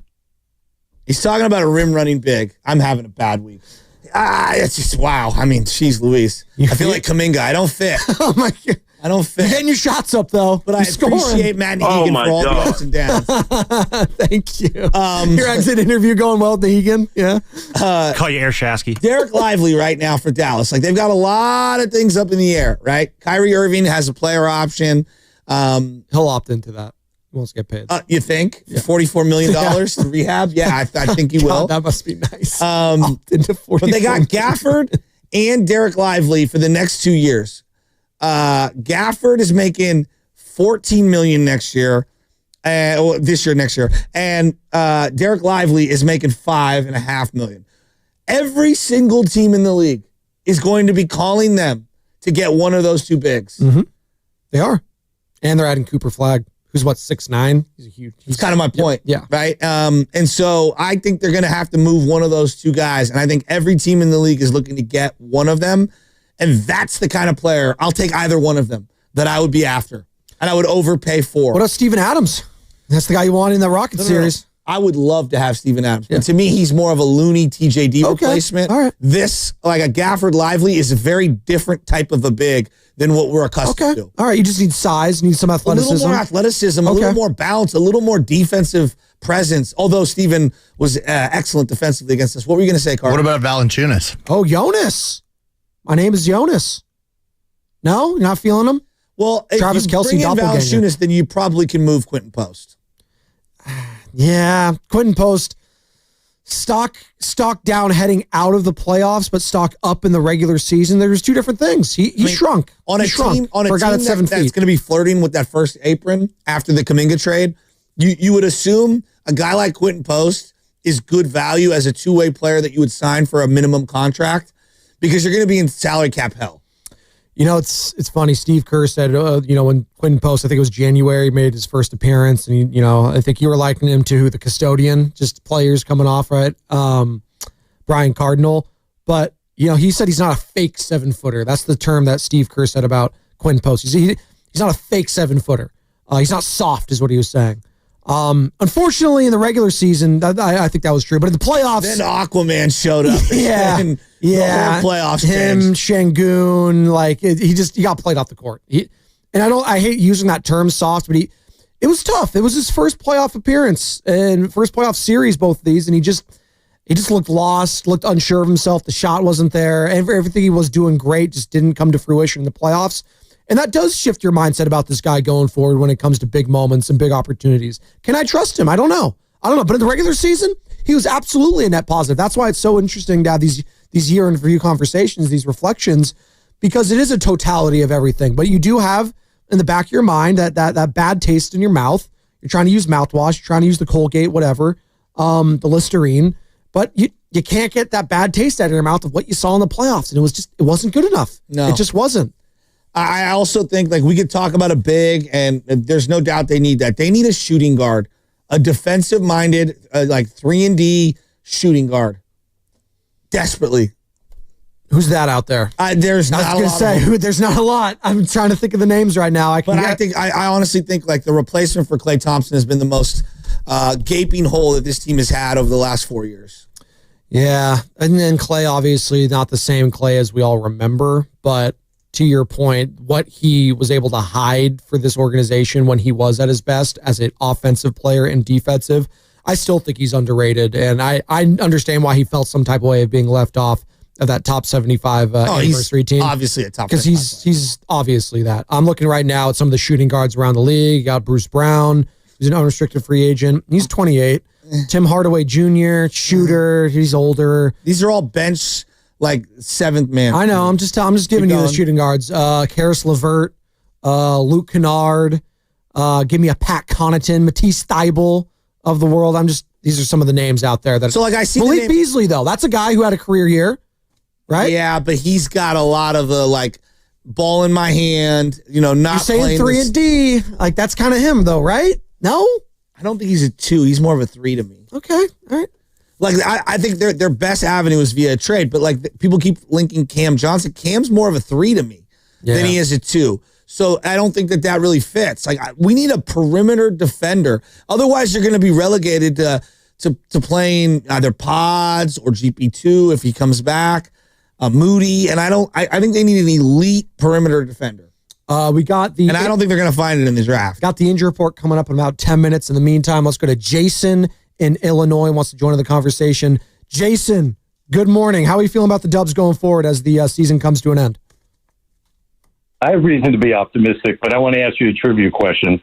Who is the leading rebounder during the Pistons' successful championship and then the Bulls in 95-ish? Wait, the Pistons of like the Bad Boys? The Bad Boys Pistons or like the early 2000 Pistons? Bad Boys Pistons and they're off Michael the Jordan. bench, man. Dennis Rodman. Is that where you're going with this? My point simply is, J.K., if he studies Rodman, he would bring a whole new dimension. He's got the same leaping ability. If he became a strong side rebounder, Kerr could even sit him down with Rodman, his former teammate, and he could really become a guy who could play with our scorers as well as score when our scorers are on the bench. I would put him in a room with a lot of Rodman tape and then hook him up with Rodman himself. You can imagine Rodman would love the attention, right? But I'm telling you, he's got the same kind of body and leaping ability and aggressiveness to get to the rim to be one of the best weak side rebounders in basketball. Thank you, Jason. That's an interesting take. I am having a visual of Dennis Rodman sitting down with Jonathan Kuminga, and Jonathan Kuminga like looking around the room, like, what is going on here? Like, what is this? He's like, and I'm picturing Dennis Rodman wearing whatever crazy outfit he's wearing. He's not wrong that he's one of the greatest rebounders in the sport, but like, I think he is the greatest rebounder. Yeah, but like, come on, like, no, that's not happening. I feel him that's what he wants. If you study the greatest rebounder of all time, you could be him. Hey, you know what? Steph, study Magic Johnson. You want to pass like him. If there you go. Study Colin Cowherd, I'm going to lock you in a room, and you're just going to study Colin Cowherd for the next, 3 months. I'll learn not to wear my hat backwards when I'm with him. There you go. You don't want those guys. Can you read a script? There you go. That's been written by a producer for you. Clones. 888-957-9570. 8:15. We got Anthony Slater joining us. I appreciate his like. Who was the leading rebounder? If Pat Spencer studies Steph Curry enough. Here's some more names I got. I just went to the forwards list. How about that? Player options. I don't know if they're going to pick. All these are Rodman doesn't fit the Curry offense. Hey, you gotta swing it. Let's see here. Marvin Bagley. The older I get, the more I start feeling like Steiny on the show. Oh boy, Larry Nance Jr., Kelly Oubre. Larry Nance. You want Kelly Oubre back? I want Kelly Oubre back. Nick Friedel might. If I brought Kelly Oubre back, I would just sign up for Nick Friedel interviews for the rest of my life. Zaire Williams, Brooklyn. I actually like him. Yeah, he's restricted though, so but he's not a starter. Your boy that you love from the Court of Gold, Nicholas Batum.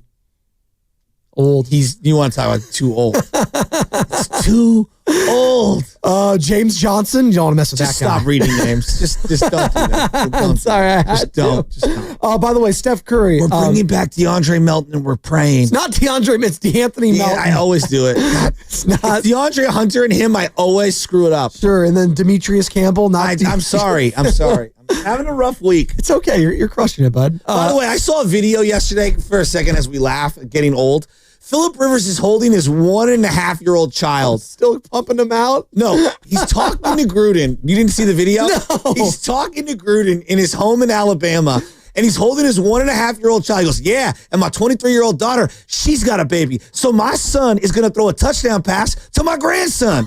And I was like, that is the most incredible Alabama sentence I was going to say, no, that is I've ever heard in my life. the most Alabama thing I've ever heard in my life. I swear to God, he's holding one of his 10 children, who is 1.5, and he says his 23-year-old child just had a kid, and his grandson will be catching a touchdown pass from his son at some point in the next 10 years. That's insane. And I thought that was just incredible. Talk about great characters just in sports. I miss Phillip Rivers. He's just hilarious. Never like actually cuss, but the gosh darn it's of the world were hilarious. As your boy Matt Steinmetz is behind us.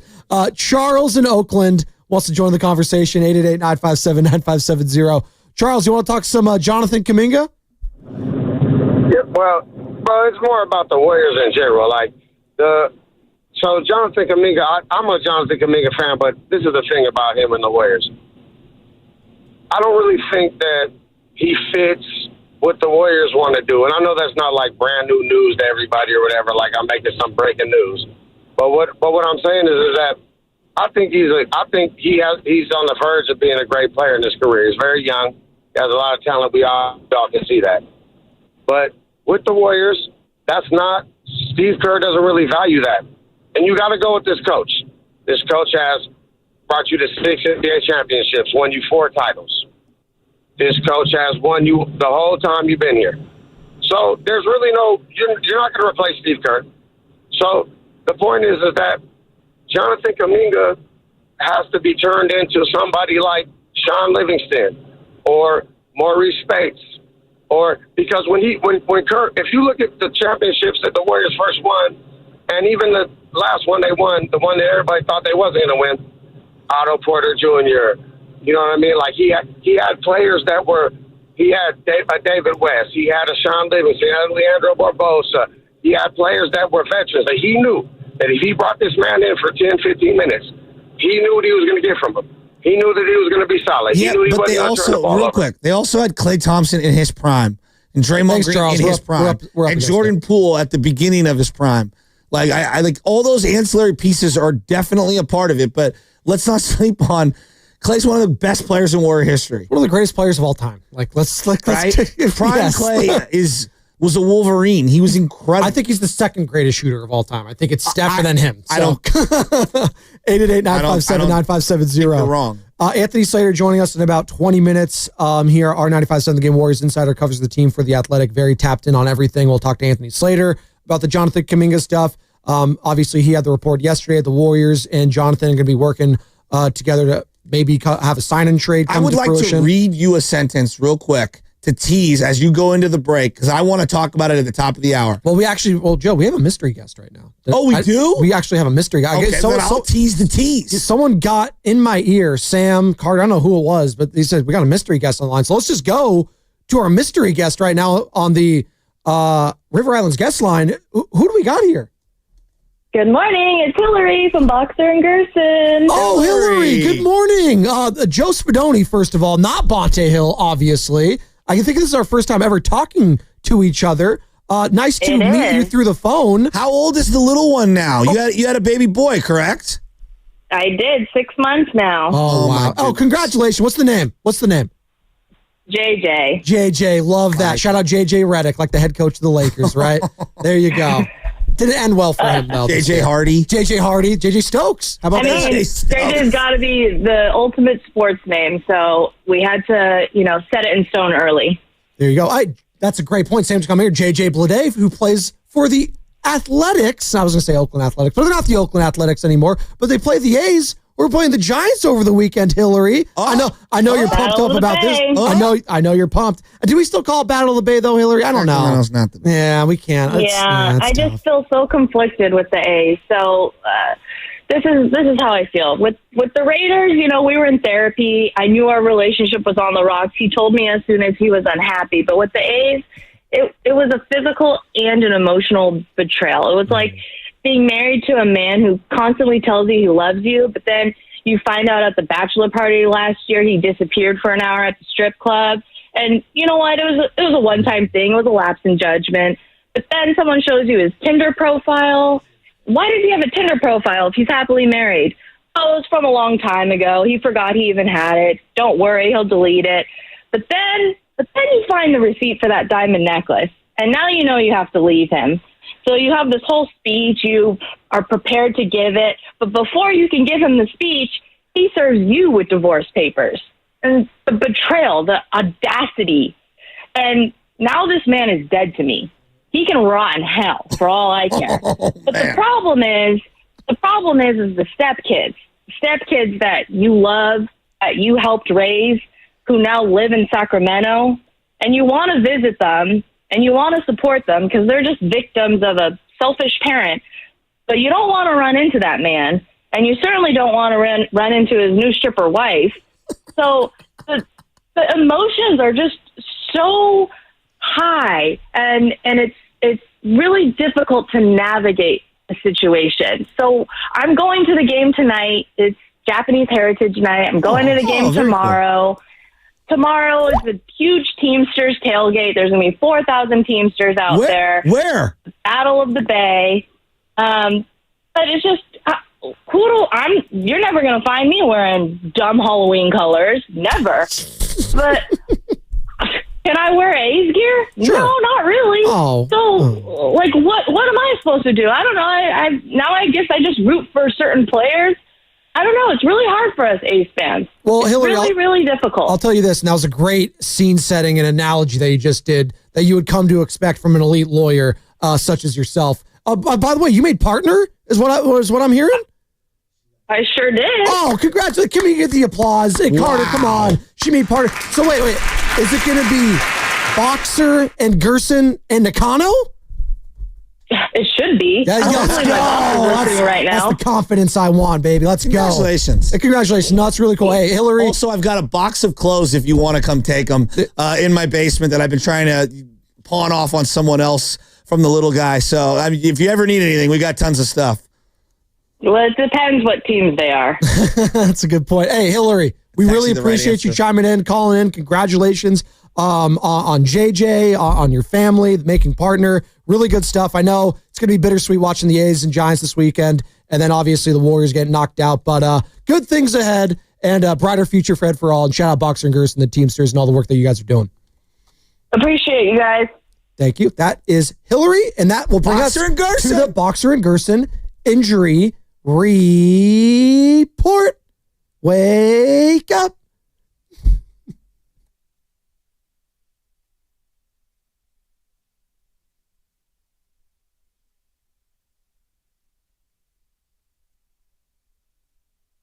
Oh, man. That was a lot from Hilly right there. By the way, a forgotten man of the Giants injury report was backup catcher Tom Murphy.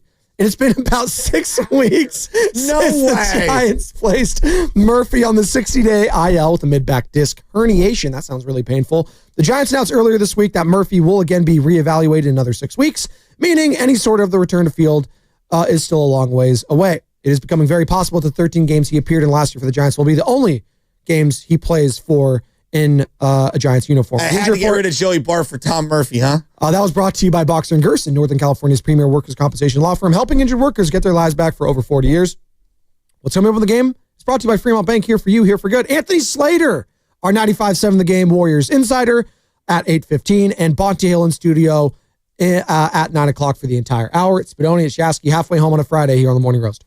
We finally switched to T-Mobile because with them, we can be connected here and there. Let's watch a movie. And we have Netflix included to enjoy our favorite shows and movies. ¿Qué tal está? Bacanísima, pero ya la vi. Now the hard part is getting them to agree on a movie. Switch today and get a Samsung Galaxy S25 Plus with Galaxy AI. Plus, your plan price is guaranteed for 5 years. Save today, guarantee for tomorrow. Visit a store, T-Mobile.com, or call 1-800-T-Mobile. 1-800-T-Mobile. Guarantees monthly price of talk, text, and data. Exclusions like taxes and fees apply. See exclusions and details at T-Mobile.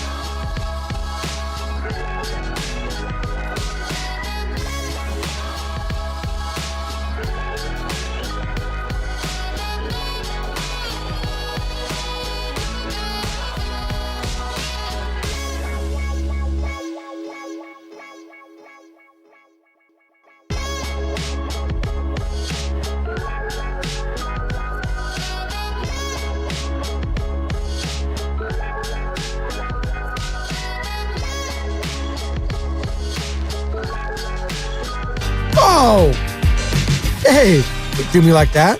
Dave Fleming, by the way, who joined us yesterday. He is all locked in. The PGA, was that yesterday or 2 days ago? 2 days ago, excuse me. He's all locked in on the PGA Championship this week and going down right now at Quail Hollow out in North Carolina. We have an action-packed weekend, actually. I know this Warriors season's over, but there are so many questions still to be answered about this team. We'll be discussing it all summer long. Jonathan Kuminga. What's going to happen with him? Is there going to be a sign and trade? Do you keep him? Do you trade him? Does he leave? Does he go elsewhere? What's going on with JK? We'll talk to Anthony Slater in about 10 minutes, our 95.7 The Game Warriors insider. We got Bonte Hill next hour in studio all hour long. Bonte Hill, host of Warriors pre- and post-game live on NBC Sports Bay Area. Obviously, 95.7 The Game host as well. So can't wait to talk to Bonte about that. I'm sure he has a lot of thoughts on how the season ended and where it goes from here. We would love your calls and participation today. 888-957-9570. That's the number to call or text the Boxer and Gerson Work Injury Attorneys text line. If you're feeling optimistic or pessimistic going forward about this Warriors team. So I think a fundamental question that I have with the Warriors, if they're committed to Draymond, Jimmy, and Draymond, Jimmy, and Steph Curry for next year, is the one that the 415, and I wrote down a bunch of questions about the team. But it's very simple. This is courtesy of the Boxer and Gerson Work Injury Attorneys text line from the 415. So Steph is going to have two old players that can't space the floor as part of the core three, and they need a rim-protecting big and a point of attack defender who both can shoot threes. Yeah, good luck with that. How in the league right now, like if you're going to roll with Jimmy and Dre and Steph, we agree spacing is going to be an issue at times. Especially against the better teams. Yes, absolutely. We saw that, well, without Steph in particular in this series. But even with Steph, series, we saw it too. In the Rocket series, when Steph wasn't hitting, it was tough. It was very tough to watch. But again, I want to give credit to the other team here too. The Houston Rockets might have the best defense in all basketball. They're incredible. So this goes back to my Draymond is, to me, like, if you're going to stick with Jimmy and Draymond and Steph, Dre has to embrace a different role. And the role is not like he's off the team if you're keeping him. It's not you're not playing him. It's he's the Iggy role. And I think he's situationally your small ball five at the end of games, but he comes off the bench and he plays 18 to 20 minutes. That way you're not forcing him to play 30 minutes a night, 65 games a year, and he just wears down. And then you can naturally be able to play different lineup combinations to start games that just give you better spacing. Like right now, how many players in the league, any team in the league, how many rim defending 3-point shooting bigs are there? Rim defending 3-point shooting bigs. Because that's what you would be looking for if Dre was a starter. Anthony Davis, maybe, but he doesn't like shooting the three anymore. I'm trying to think others. No, I would give you Anthony Davis. Şengün doesn't really attempt them. And I don't see him as a rim defender.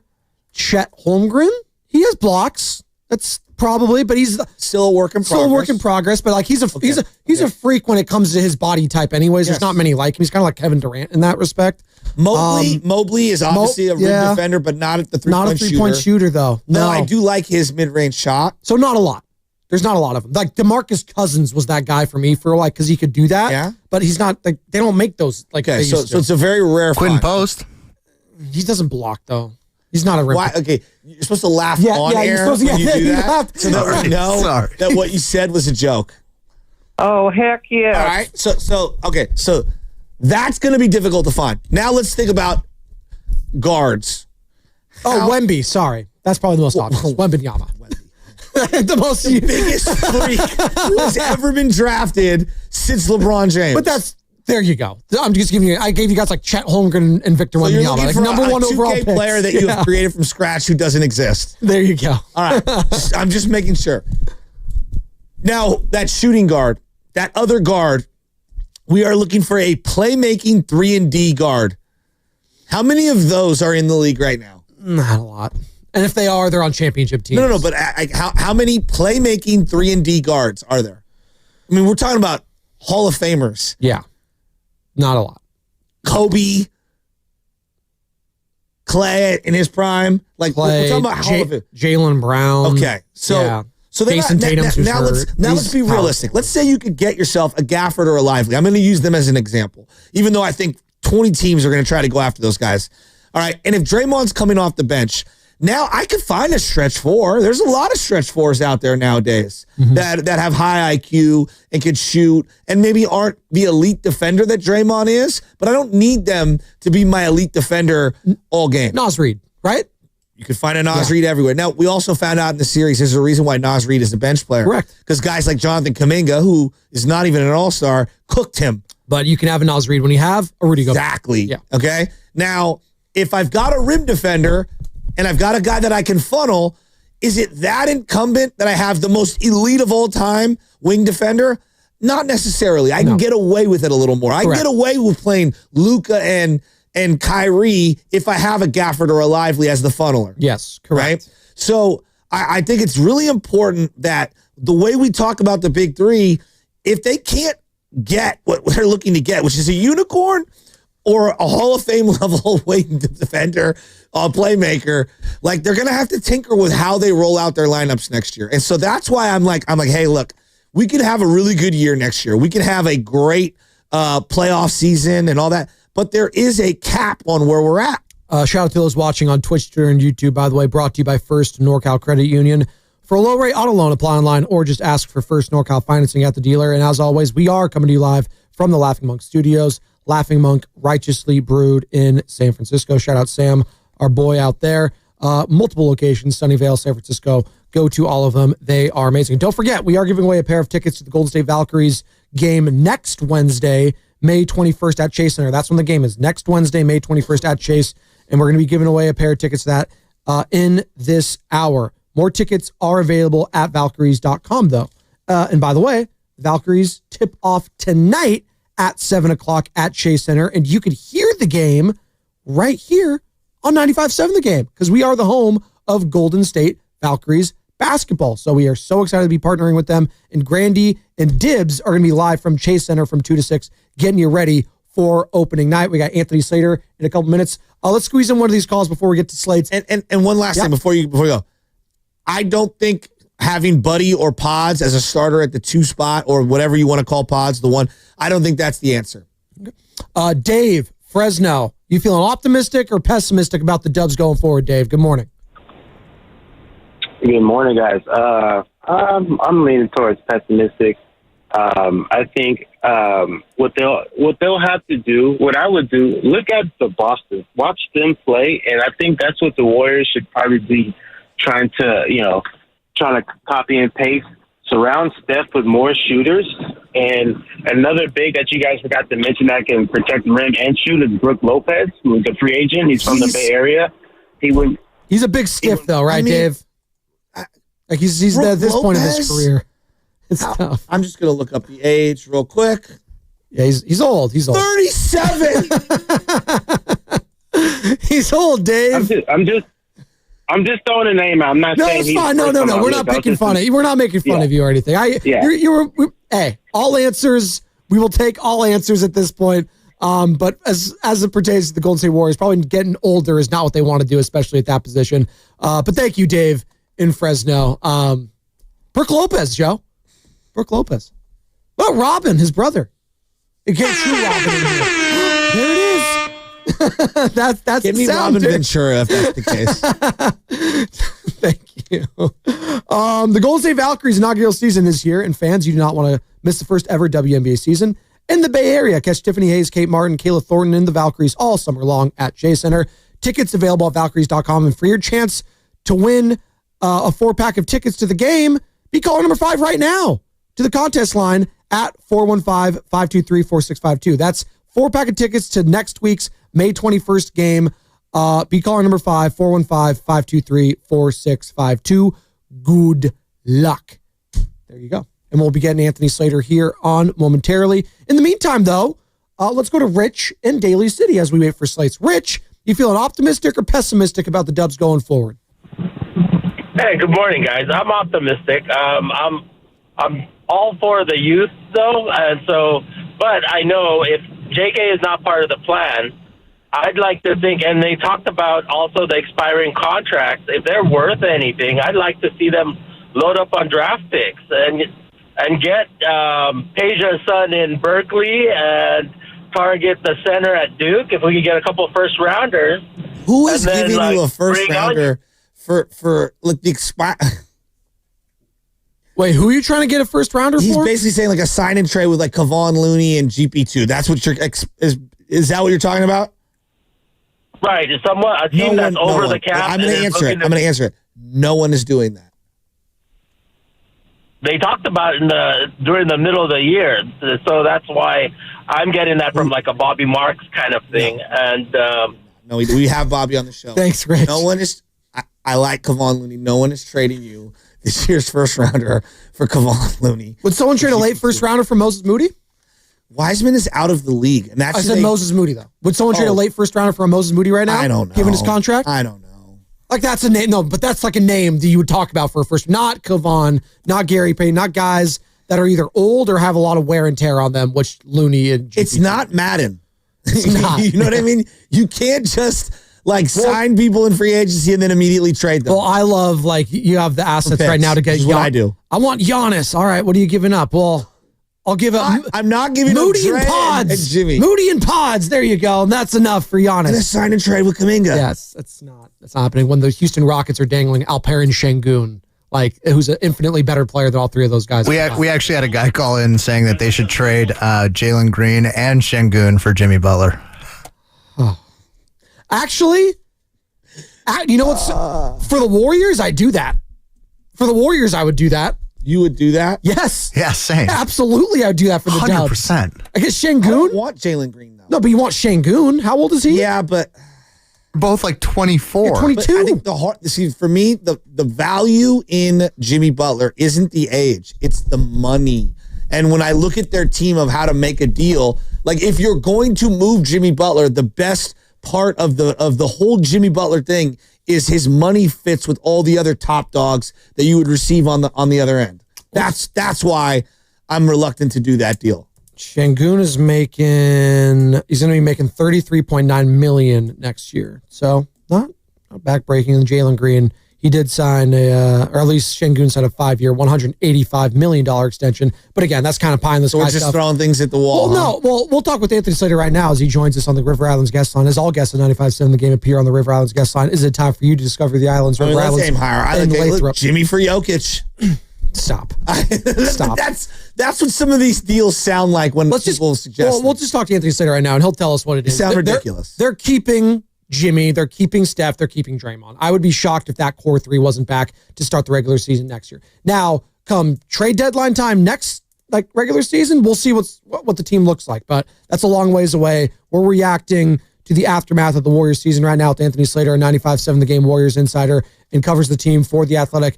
And Anthony was obviously a part of all those exit interviews yesterday. Steph, Jimmy, Kuminga, Buddy, Draymond, Anthony doing a hell of a job in all the coverage all season long, and we greatly appreciate it. So, Anthony, I'm just going to ask you the question.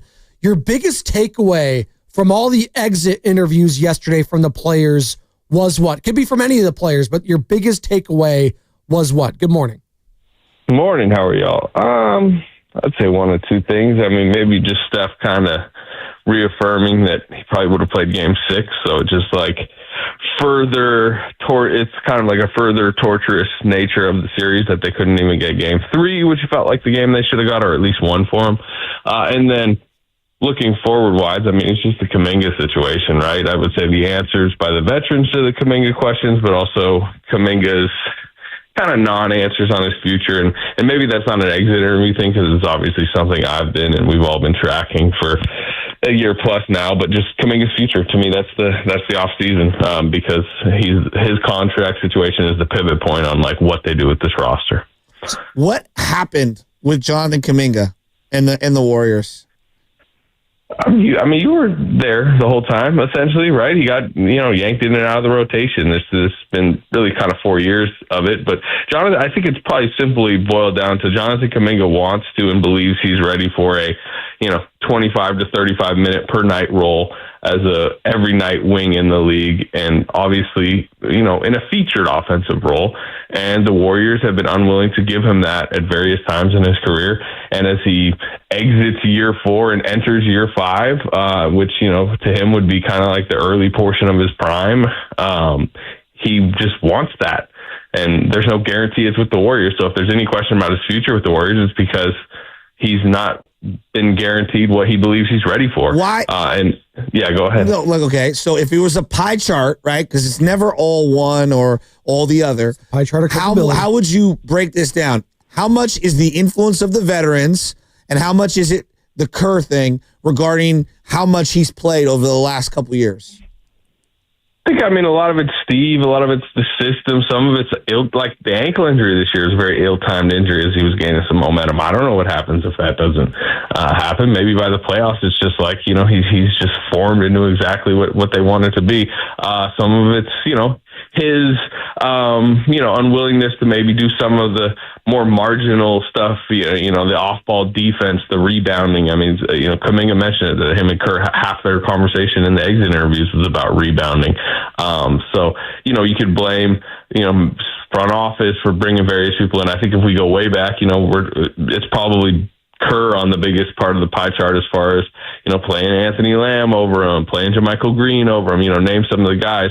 But I think every situation we could probably rationalize Steve Kerr's rotation decision on that specific night.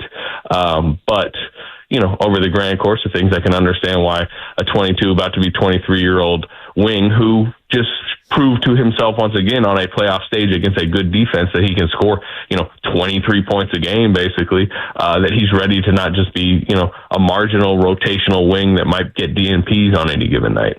Talk with Anthony Slater, 95.7 The Game, Warriors Insider here on the River Islands guest line. Anthony, is there any way you could envision Jonathan Kuminga wearing a Golden State Warriors uniform in Game 1 of the regular season next year? Yes, for sure. It's dependent on his market. The Warriors are not going to just let him go for nothing, right? Like just, he signs an offer sheet elsewhere and he can walk. And the Warriors are also not just going to willingly accept bad contracts back in a sign and trade just because, hey, X Eastern Conference team wants them and they have a couple of expirings on mid-tier to bad rotation players. All right, well, whatever. They'll take that in like a protected first. Like, no, they're worried about asset management and retooling the roster next year. So if Kuminga either can't find the exact contract he wants elsewhere or find a team that delivers the Warriors the type of sign and trade they need, the Warriors have an amount of leverage here. It's called restricted free agency, where they can match any contract offer. So both sides really need to work together. They both need each other in this situation. And if a situation doesn't present itself, I could very easily see them working out a contract where he comes back with the idea of giving him a runway next season, trying to make it work next season, while also potentially trading him down the line. You can sign him and still trade him in February, theoretically. Yeah, that's what they did with Larry Markkinen. We were talking about that during that time when, Utah signed him. He could be moved down the line. Is the door completely shut on Jimmy Butler being a guy that could get moved because of his $60 million salary, coming up over the next couple of years? Or is that completely out the door? Unless Giannis is ready to walk in the door, I think that's out the door. I mean, it's a big ticket item, and you can go back. They've been trying to get this co-star for Steph Curry, the second, big piece that they feel like they've been missing the last few years. Obviously, we know some of the names they went after: Paul George, Larry Markkinen. You mentioned it. To me, Butler is.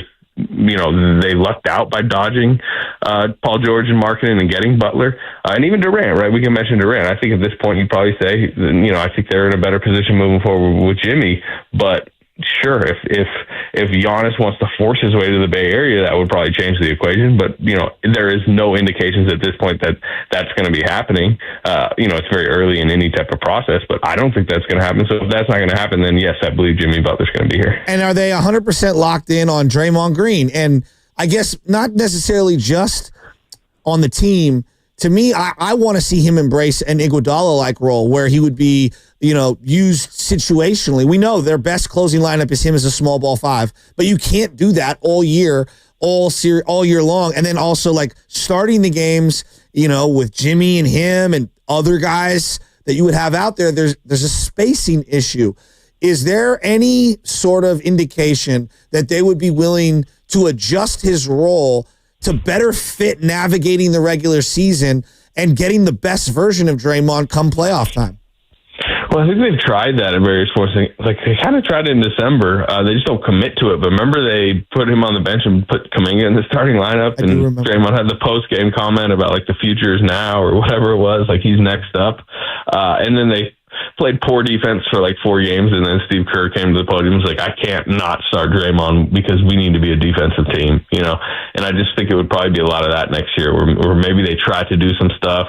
They're going to minimize minutes, I think, of all their veterans at various points next year. They're going to try, probably start a center next to him to try to, ease the wear and tear on his body. And I think if theoretically Kuminga came back and he was just exploding and it just seemed obvious, like maybe he would technically, find his way starting over Draymond. But the reality is, I just believe Steve Kerr, Steph Curry, Jimmy Butler, and Draymond Green are all going to be like believing they need to be a top 5 defense, because it feels like, every year now they're coming into camp just thinking they have to be that to contend, and to just saying, hey, Draymond Green has to be a starter in 35 minutes on any night that they want to win, if they believe that's the case.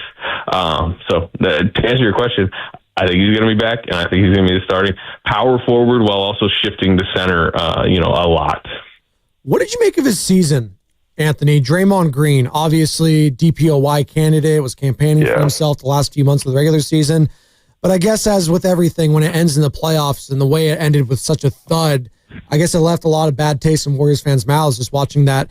And effort's not the right word. It just wasn't good enough. And to be frank, he looked old at times in this series. And listen, you're going up against the young guns. I get it. Julius Randle's looked incredible. Anthony Edwards, but it was on full display, especially without Stephen Curry. It just didn't look good at the end there. Yeah, I mean, Julius Randle proved to be a tough matchup for him. Kind of bully ball, power forward who he's had clashes with over the years that kind of, had a really good series. And it wasn't just on Draymond, and Julius Randle, the way he's hitting threes, just the confidence he's playing with, that's a tough matchup for anybody. That's going to be a really difficult matchup for the Thunder and Nuggets in the next round. But look, he was great in the Houston series defensively. Well, at times, he certainly had the, he had the highlight moments. Yes, moments is fair. And by the way, when you win a series in 7 games, he probably had about 4 moments, and it was during their 4 wins. But he was he's still he's going to get all defensive first team. He's still considered a top 5 defensive player in the league. That's valuable. The offense is always going to get schemed in various ways. One thing I wouldn't mention about the Houston series, which is probably what you're getting to, is they put Van Vliet on him, right? And it really kind of screwed up the Warriors offense. They were able to put Sengun elsewhere and hide him, and Draymond struggled with that at times. The offense is always going to create tricky situations. It's part of what's, you were mentioning the Kuminga pie chart earlier. I just think Draymond's playing style and the way he can kind of handcuff lineups at times has been somewhat of a blockage to Kuminga. So, but, they've decided to live with it. They've lived with it for, almost a decade and a half at this point. And typically it's led to more winning and better defense. They were for 2 months to end the season, the best defense in the NBA, and that was a large part Draymond Green. Did you think they were, though? I know, that, because Steve Kerr references that a lot, Anthony, the numbers. All the numbers back it up. We were a number 2 rated defense or number 1 rated defense. Some of that's baked into the schedule, though. They played a lot of bad teams. And they got bodied by a lot of bigs in a row. Toronto dominated them in the paint. Obviously, New York had their way in the paint. If you go last month of the year, Zubac, I could go right down the list of big power forwards, big, strong, athletic centers, just dominating them down the stretch. That's why I think they're in a conundrum here. And you referenced the offensive handcuffing. In the playoffs, his assist turnover ratio was 3.8 to 3. It was cut in half. It was terrible. Yeah. As far as the end of the season defense, they had decent nights, bad nights. To me, if they enter next season with the type of personnel that we think we're going to have, I would consider them a top 7 NBA defense, which again, they're of the organizational belief that to compete at the level they want to, they have to have that type of thing. And I just think they believe Draymond Green has to be, the Ray Lewis, the middle linebacker of that mix to make it work. But yes, that creates offensive, trickiness. The reality is if Draymond Green, in the world where Draymond Green isn't on the roster next year, they will have more offensive freedom and more probably looseness and ability to play spacing lineups and stuff. But also, I bet by the time we're in mid-November to December, y'all are looking at them ranked 18th in defense and going like, how can they solve these defensive issues? And the answer would be out the door. So that to me is a tough balance that they're facing. No, there's no doubt. And I just keep coming back to their big offensive woes made their defense worse because of all the transition,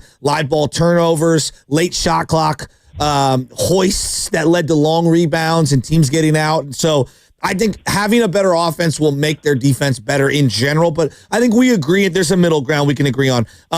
One of their defensive stoppers was GP2 for a long, long time. I didn't see that. He was a minus, 57 in the playoffs overall, which is a pretty large sample size.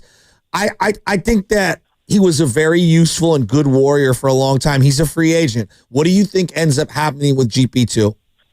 I don't think he's necessarily prioritized, but if we're talking minimum market wise, I think him and Kevon Looney are very valued locker room presences with unique skill sets and the trust of the head coach. And as the Warriors front office builds the roster, that matters, right? Trust, like Steve Kerr having trust in a player. So, I mean, I think they're good minimum value signings, but to your point, I think the bigger ticket items, the higher priority stuff you go after this summer, rotation players you go after, they're not among them. They're kind of lower down the list, which, by the way, this reminds me of 3 years ago after the title, Gary Payton and Kevon Looney were free agents, but at that point they were the priority. We were having conversations heading into that summer about them trying to get both of them back. They ended up just getting Looney. Gary goes to Portland, but they were not minimum guys at that time.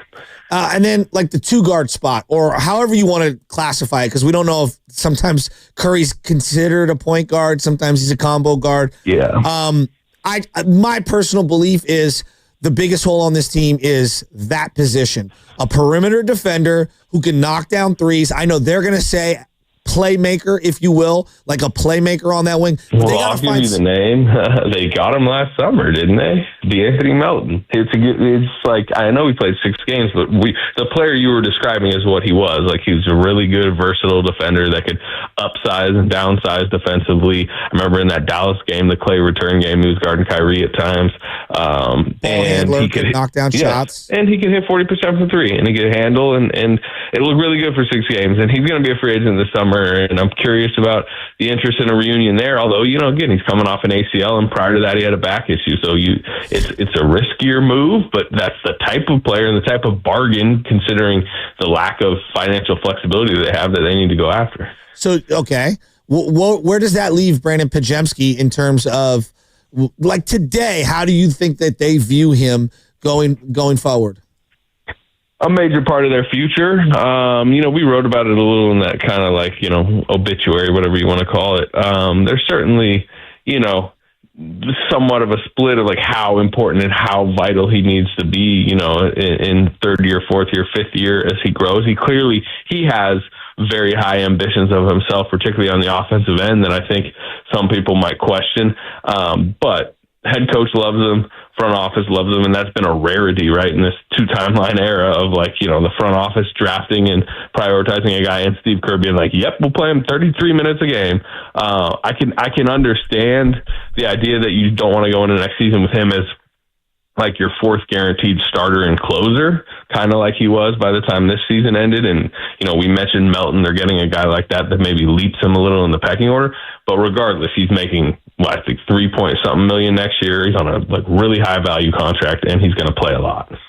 Talking with Anthony Slater, 95.7 The Game, Warriors insider and insider for The Athletic as well. He's tapped in on all things Golden State Warriors as they had their exit interviews yesterday.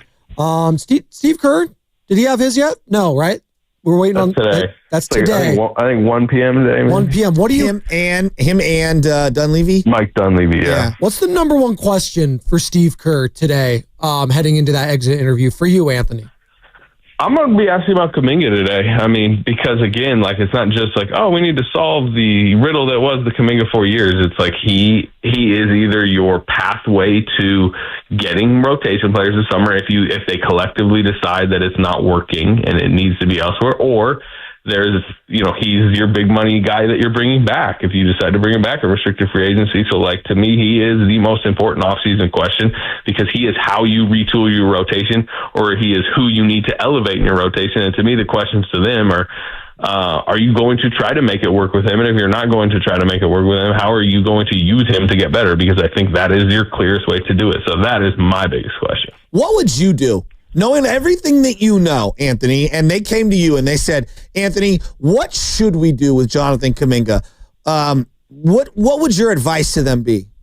I would spend the next month trying to find the absolute best sign and trade situation possible with Jonathan Kuminga, because I think at this point, considering all the factors at play, that seems to be the best thing for Kuminga's career moving forward, and that is the easiest way to get, better fitting pieces on the roster. Now, if you came to me after a month or whatever, come July 5th, and said, these are the sign and trade options and they're all bad looking, then I would think about bringing him back, because you do not want to let that talent walk out the door for nothing. But I just think with all the factors at play, I just think if you can find an appealing sign and trade, that seems to be best for all sides. Do you think Joe Lacob viewed this season as a success? We talked to him in the kind of club area of the Timberwolves game, maybe 5 minutes after the buzzer of Game 5, and he was steaming a little bit, but he is of the belief they would have won if Steph Curry got hurt. And to me, if Steph Curry didn't get hurt, and to me, that allows them, and Joe Lacob in particular, to go the offseason believing the trade they made was correct.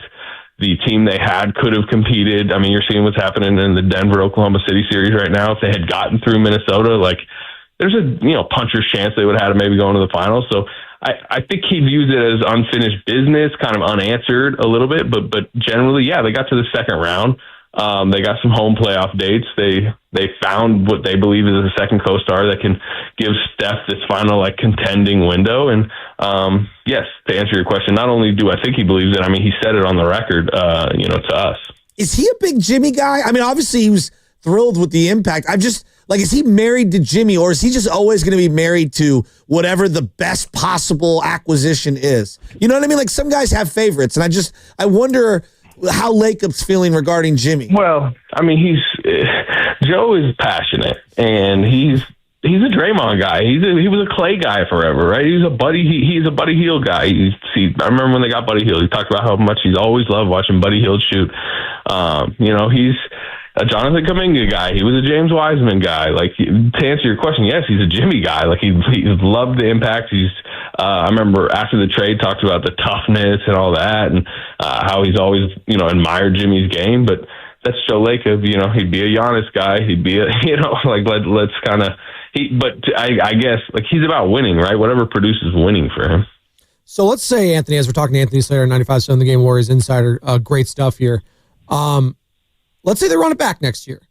Where would you slot them in the Western Conference? Obviously, there's going to be so much that happens. Maybe Giannis is a part of the Western Conference at that point. You got Cooper Flagg coming to the Dallas Mavericks. You feel like they're going to be a player. Lakers are always lurking. But as it stands, if they were to run it back, you still think they're a top 6 seed in the West?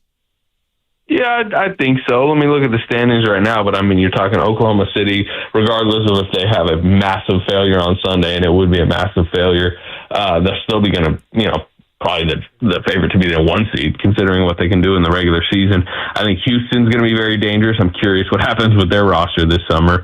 How do the Lakers retool with the Luka LeBron situation? Denver's going to have Jokic. That's almost a guaranteed 50-something wins. Clippers, it's going to depend on how everybody retools. Minnesota, the team that just beat them. Dallas, how do they, to me, those are maybe the 6-7 teams, whatever I just mentioned, that are all going to be either above the Warriors or in that same mix as the Warriors, and it's about them producing enough regular season wins to comfortably be in at least a 4 or 5 seed range. But sure, they're in the conversation. All right, so let's dream for a second. I love dreaming big. I'm a big believer in visualization, and I'm going to let you know right now, I'm all in on Giannis. Did you think Shohei Ohtani was going to the Giants? Is that type of Oh no, he never bought that. I never bought into that. Well, then you don't dream big. That's no. I like to dream reality, right? I know I'm never going to be 7 feet tall, right? So I'm not going to dream that. There's surgeries for that. But now. I could conceivably be, Mookie Betts on the softball field. But that being said, I want you to visualize this. What would a Giannis trade look like? And I'll let you think about it for a second. I'm talking about financially. and draft-wise. I want Giannis. I'm all in on Giannis. I will move heaven and earth. And if it takes Jimmy Butler, it sucks. But, like, I'm looking at the roster right now, and I'm like, I don't know how you match the salaries and this, that, and the other. So what would a hypothetical Giannis trade look like? And every pick you have, right? I think they got 4 tradable firsts. You probably have to send them out unprotected. You'd have to do all your other available firsts would be pick swaps, throw all your seconds, which is very light. I think they only have like 1 or 2. So you have to throw your entire pick package in the cupboard. You got to match the money. So, Jimmy, Kuminga would be a young piece if you were talking more like sign and trade type situation. Moody, Pajemski, name it. The theoretical Lauri Markkanen trade and then some. Would Draymond be? I mean, I'm just asking out loud because, like, I'm just curious. It would only be Jimmy. It would. I mean, if we're just purely talking money, yeah, you could do Draymond, and then you have to add everything else up. Right? You're talking like Kuminga, sign and trade, plus the Moody, plus the Pajemski, and I'm just talking money right now. Yeah, I mean that's a way to do it. But you got to remember, like, Milwaukee has a level of leverage here, and I understand that stars control a lot. And sure, if Giannis was just adamant he has to go to the Bay Area, which there's no indications that he's like that's his thought process right now, that would help. But also, like, Milwaukee has him under contract for 2 more seasons. And to be honest, like, there's just a lot better packages than the Warriors out there. They're like the Thunder. Think about the type of package they could put on the table. Houston, San Antonio, like, a Stephon Castle 2nd overall pick, 14th overall pick. No, you're not playing the game, Anthony. You're suspending reality. That's the point of dreaming it. Okay, that's why I mentioned Shohei Ohtani to the Giants, because it feels a little bit like that conversation. But Farhan was running things, so I just no chance. We got Joe Lacob. All right, we didn't see Luka getting traded. All right, name one name who could be on the move in your mind that maybe no one's talking about that would be a seismic shift for the league. I think like Devin Booker's being like very publicly protected by Phoenix, right? And they're acting like absolutely no way. But it's like I think any smart basketball person looks at Phoenix's situation and like that seems to be the guy that I think he could shift the balance of a lot of these teams the way he plays. The way it's like just think about the way he played in the Olympics, the way he can kind of morph into, to me, the correct winning role. So, like, I would highlight him, but, like, that would require Phoenix accepting their reality, which I'm not sure they're going to. Anthony, great stuff. You're the best, buddy. We greatly appreciate it. We got to get you in studio here for, like, an end-of-season recap, too. I know you guys did that last year. We can play a lot of other games and just have fun with it, There you go. Like Anthony, Shohei to the Giants. I'll let you get back to whatever the questions you have from Mike Dunleavy and Steve Kerr today. I know you got that. And you're on dad duty, of course, too. So, congratulations there. And good stuff all season long. We really appreciate it, man. All right, fellas. You're the there best. He goes. That's Anthony Slater. We'll react to that interview. Great stuff there. If you missed any of it, YouTube, free Odyssey app, and Bontiel coming up at the top of the hour. It's going to be brought to you by San Francisco International Airport. Traveling in 2025? Start your journey right at SFO with the most nonstop flights from the Bay.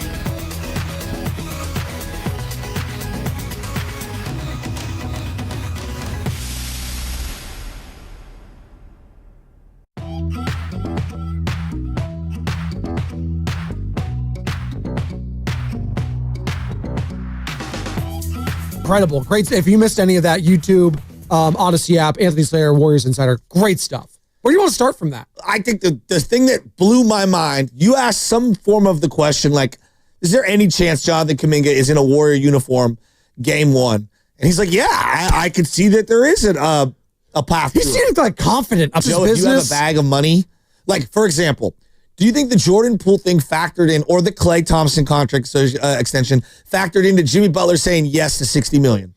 Jimmy Butler's so different. He's such a different personality. He sabotaged his own team. And then they gave him $60 million. He's like, yeah, I'll come. Oh, you're going to give me 2 years? Yeah, I'm definitely coming. But those were two desperate organizations. I don't know if there's someone else that's desperate out there to go get Jonathan Kuminga.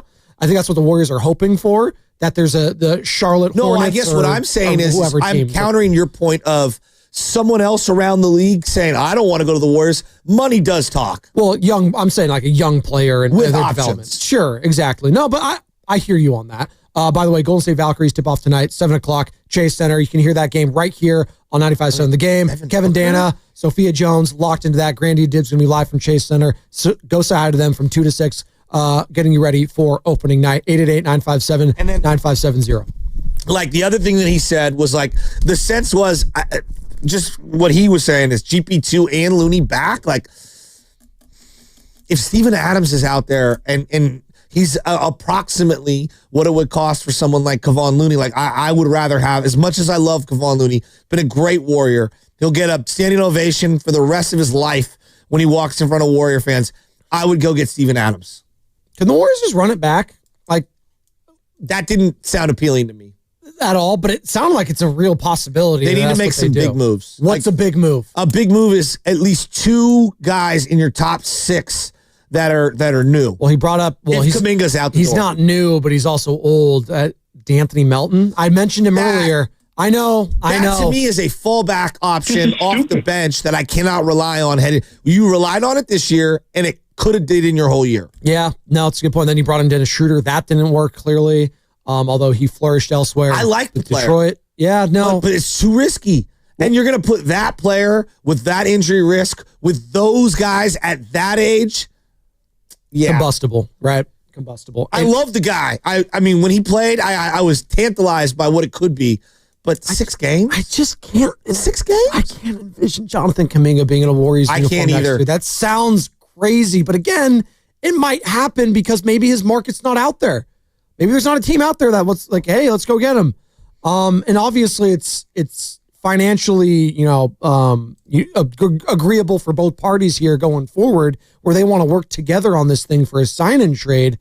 But man, just the Steve Kerr, Jonathan Kuminga relationship. I mean,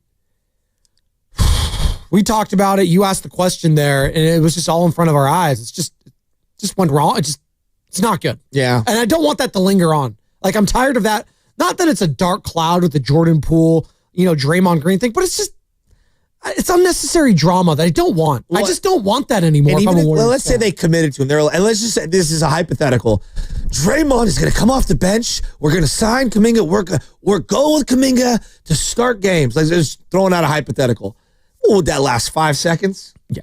Well, it would go to the Shams. Remember Shams first week? Benched Jonathan Kuminga, all caps. So it's just like, okay, like, this is what we're doing again? And we got all the drama. Oh, pods. It's like, but I also wouldn't give up Kuminga for nothing. Well, of course that's not what you're trying to do. But we're talking about the 49ers, Joe, and how we don't want any drama with them this offseason. Sure. I don't want any drama with the Warriors this offseason. I get it. The NBA lives for drama when it comes to players, coaches, relationships. That's what they do. I don't want it here in Golden State. I don't want that because there was so much drama, quote unquote, last summer with JK. Trading him for Lauri Markkanen. Do you keep him? You got to get rid of him. Pods. Oh, now he's untradeable because he's an all-star candidate maybe. Joe Lacob thinks so. Like, oh, God. I'm tired of it, man. Also, I love that Pods is the future. It's the future. Future what? Anthony Slater said it. He said, the future what? What is he the future of? I'm asking you. What is he the future what? Life after Steph. No. Got to have someone. What? You laugh at me. I'm just telling you. Read off the best point guards in the league. Oh, God. We did this the other day. There was a lot of them. We got to like Peyton Pritchard. All right. We're not doing that again. There's a lot more like point guards that are better than Brandon Podziemski. I know. But clearly the organization loves him. I would love him as a six man. He's a backup point guard. I think Draymond, one of the roles that if I was Draymond that I'd be selling to myself in my head, can I be six man of the year? Possibly. Steph Curry spoke to the media yesterday, and he talked about what tweaks the roster potentially needs. I don't know. Think about that over the summer. It's still fresh. I know that's the best question you get asked right after the season. And it's also, tricky because I love every guy in that locker room. I love the commitment to our mission. I love the vibe, the energy, the chemistry, the camaraderie. I know there's a lot of turnover and change every year in every locker room, and you hate to see guys go and whatnot. But every team has to get better, and they have to address that. And I think from Joe to Mike, Steve, our veteran leaders, like we'll have those conversations and try to answer those questions the best that we all can, and hopefully make moves that make our team better. That's what the name of the game is. By the way, Steve Kerr, Mike Dunleavy speaking to the media around 1 o'clock today. We'll have all that coverage right here. Steiny and Goo get all the stuff. Steiny and E-Dog today. E-Dog for Goo. I guess it's Goo's birthday weekend, so happy birthday, Guru. 35 years young, Goo. When you're in your 50s, you don't get birthday weekends. No. Not even Goo? I love you, Goo. No. Oh, actually, no. I don't even think so. I think he's picking up his daughter, I think, from college. It's my birthday month. Steiny, it's my birthday month. Stop. He's picking up, I think, his daughter from North Carolina, and it's also his birthday weekend too. So it's all encompassing. So he's taking a couple days off. That's okay. Shout out Guru. He deserves it. It's been a long grind. Him, Willard, they gotta get their time off. I'm so ready for the weekend. Are you? Yes. What are you doing this weekend? What am I doing? I got a baseball walkthrough today for the championship tomorrow. I've got 2 CYO playoff games that I'm going to go take LJ to. Huge. Emma and Bree got games at St. Cecilia's, and we're going to do that. Then tomorrow I got 2 championship games at 9 o'clock and another championship game at 4:30 for SFYBL. And while I'm on this thing, I want to shout out 2 guys, the whole team in particular. Town School, they'll be facing our 13U in the championship tomorrow at 9 a.m. at West Sunset. Our 14U played them last night, and Nick Bosman, who is one of my favorite kids of all time. The Boz? Everybody goes, oh, coaches shouldn't have favorites. No, we do. We have favorites. There are some that we love more than others. It just is what it is. Yeah, like Brandon Podziemski. Nick. He's the future of my program. You have a Pods on your team? This kid, Nick, is a hockey player. And he's just a gamer. He's a gym rat. Yeah, I know. Yeah, love this kid, Nick. He pitched a gem yesterday. They deserve to win. They're a hell of a team. They're coached by a hell of a man. It's a good group of boys. Joe Young, who plays on this town team, he'll be playing with us this summer, is a great kid, hit a couple of bombs, played great defense.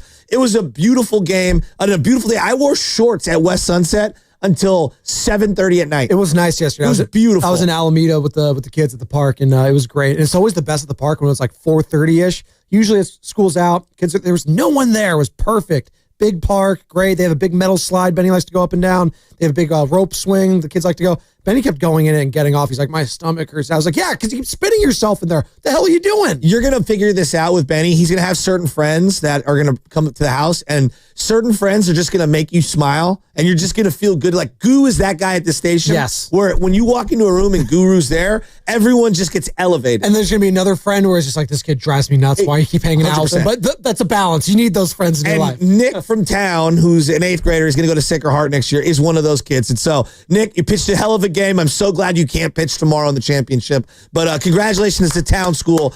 Fantastic season, and they deserve to be in the championship. Huge. By the way, you are listening to 95.7 The Game, KGMZ FM and HD1 San Francisco, an Odyssey sports station, and the home of the Golden State Valkyries and Warriors, always live on the free Odyssey app, coming to you live from the Laughing Monk Studios. It's Spadoni and Shasky.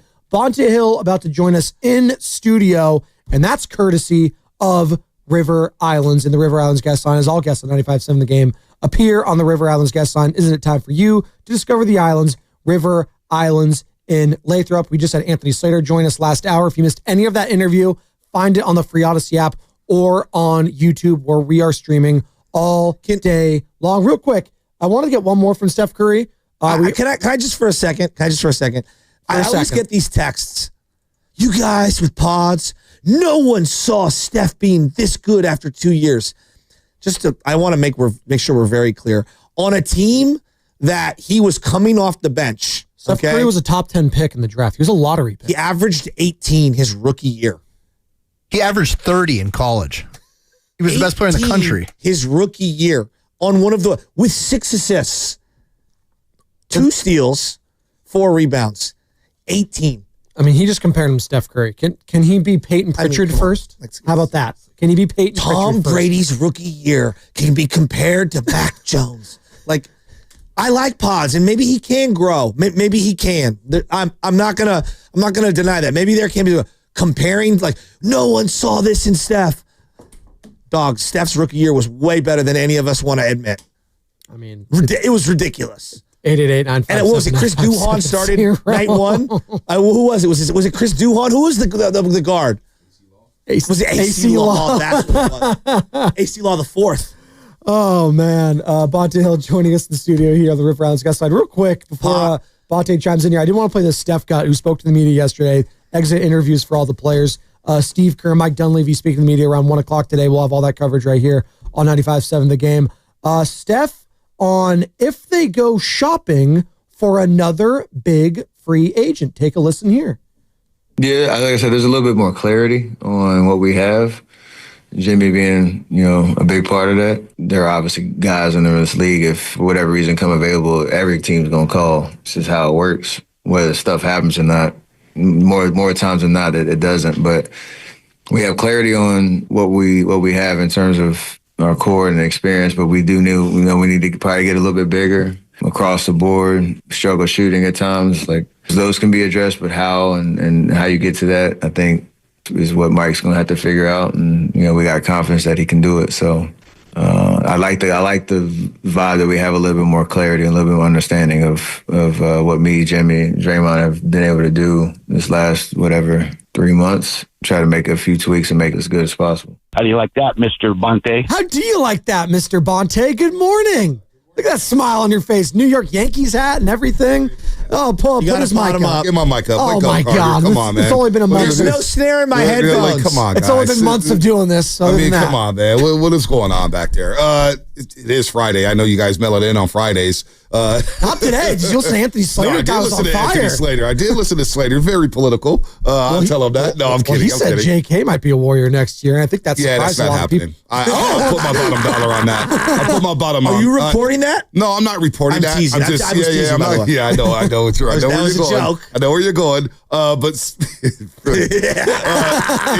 I don't think Joe Lacob wants to let Jonathan Kuminga go. But if you're Kuminga and you're not guaranteed rotation minutes, and you just put together those 4 games without even being part of the picture, and I'm not saying he was perfect in these games, but he's the only guy who really could stay in front of his man, where it was blow-by city for the Golden State Warriors. Point of attack defense was kind of concerned me when they traded Andrew Wiggins. Point of attack defense, it matters, folks. Don't listen to the online jabronis who say point of attack defense is overrated. Well, they broke down the Warriors defense at will, whether they were in zone, in man, it did not matter. They got wide open look after wide open look, and it was getting more open by the series end. So I don't see a situation where JK wants to be here, and I don't want to put words in his mouth, but just reading the tea leaves where he's like, I don't know. And I know Steve Kerr's going to speak a little bit later today.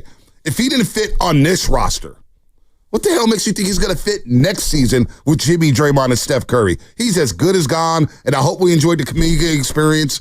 I think he's gone. There's no, I put a 90% chance that he's playing in a different uniform next season. Wow, 90% chance. Okay. I'll take your word on that. Yeah. I'm looking at this team, and I have so many questions. Like, this whole married to Steph, Jimmy, and Draymond, there's spacing issues. Oh. Okay, galore. And I suggested yesterday that this is what I would do. Draymond's extremely important, right? Obviously, he connects a lot of their lineups defensively. I don't think he can be a starter for this team all year next year and think that come playoff time, he is going to have enough left in the tank and they will have enough guys humming offensively to be able to offset the spacing issues. So I think he should embrace that Iggy role.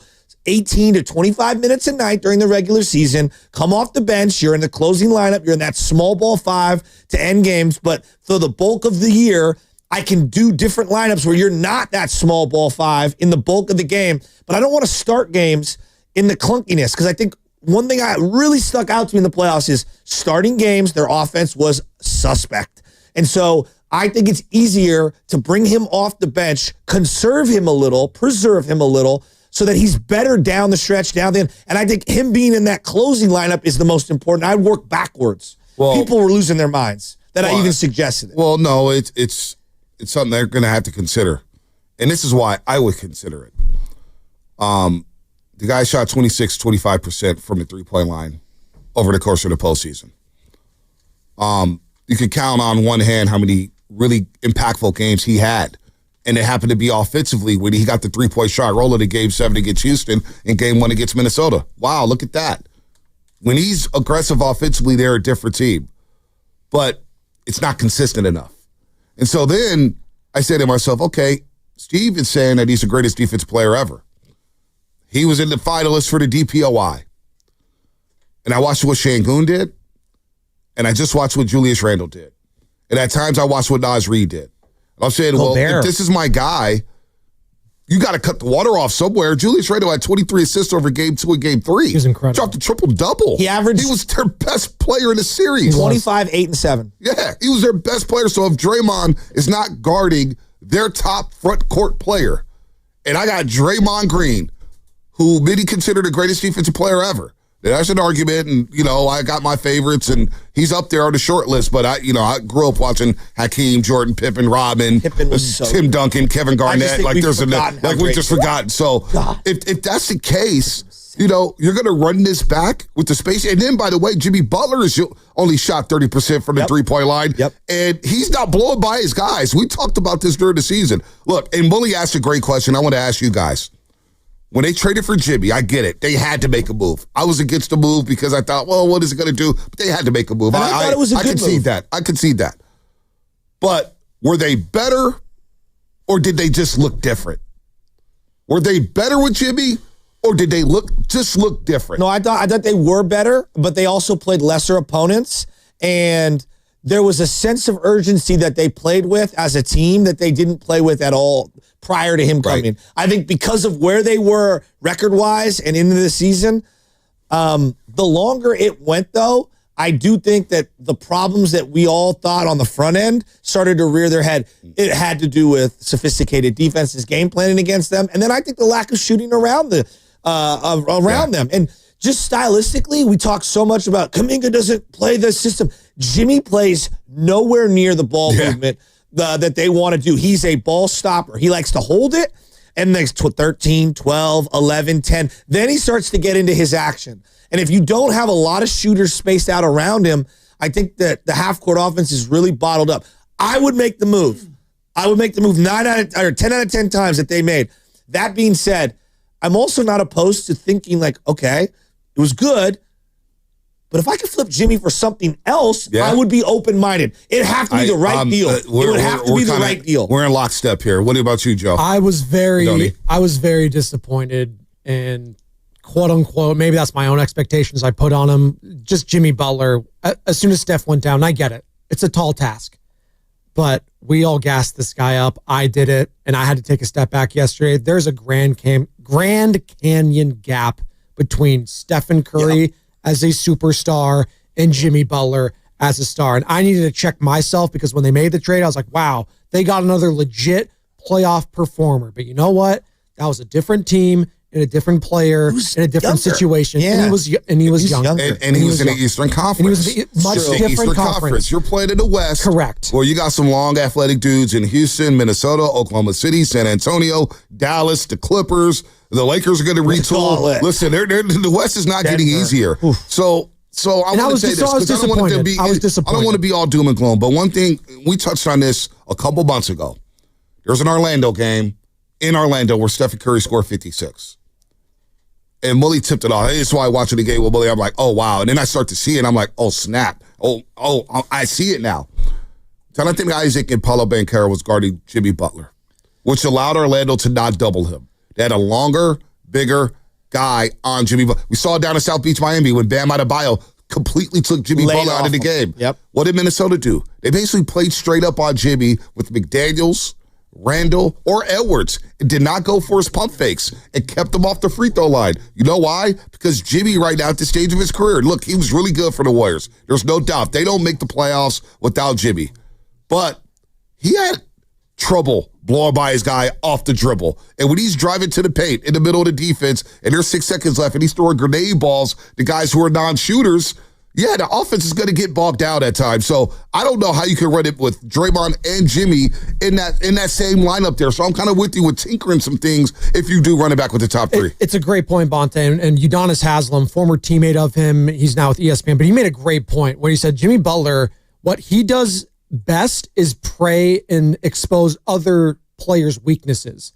If those players aren't showing weaknesses and they're a better player overall than Jimmy, they're going to have their way more often than not with him because he's a guy that's more mental. He does have physical intangibles. He's a bigger guy. He's 35. But he's 35. He's not, Anthony folks, Edwards. Again, there's no team that's ever won a championship in NBA history when your top three players are 37, 35, 35. So I understand why Joe Lacob and Bob Myers and now Mike Dunleavy was trying to make this thing work with the youngsters. Now, I'm watching the Celtic City doc. I started going back in history thinking about all the dynasties, right? The Celtics had lulls after dynasties. And then they tried it with Lynn Bias and Reggie Lewis. And they both died. They both died, unfortunately. Yeah. The Bulls, they just ended up blowing it up. Shaq and Kobe, which they traded Shaq. There were some dark days for the LA Lakers. San Antonio tried to thread the needle with Kawhi Leonard. And hell, they were maybe the closest team to extending it. And in Kawhi's ankle in game one against the Golden State Warriors in 2016, or 2017, I should say, Zaza goes underneath. All of a sudden, Kawhi's not there anymore. He wants out of San Antonio. It is hard to keep things going, which is why I still scratch. Like, during that series, I don't know if it was just me. And I'm watching game 3, where the Warriors that was the game to steal. They're on 4 going into the fourth quarter. Final 7 minutes. He went 1 of 7 in the fourth quarter. 1 of 7 in the fourth quarter. But I kept thinking while watching the Warriors dribble, shot clock's running down, dribble. They can't penetrate the paint. They can't get 2 feet in the paint. Fakes. I kept thinking about Jordan Poole saying, damn.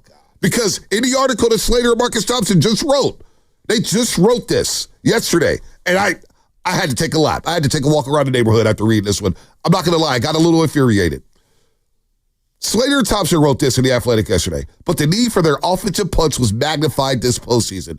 Some of the organization who landed on the side of exploiting Podziemski's value see a need for more of a Jordan Poole type of playmaker, a confident shooter and offensive creator who can share in the playmaking load with Curry and Butler.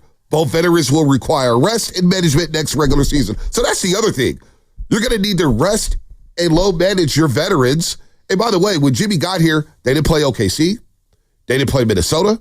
They played the Lakers once. They played the Clippers once. Who else? Denver. They played Denver basically without Jokic. Houston. They played them once and they lost. They played them twice. They beat them before the All-Star break, but they lost on April 6th when Steph Curry got 3 points. So you're going to see the whole energy a lot of next season in the Western Conference.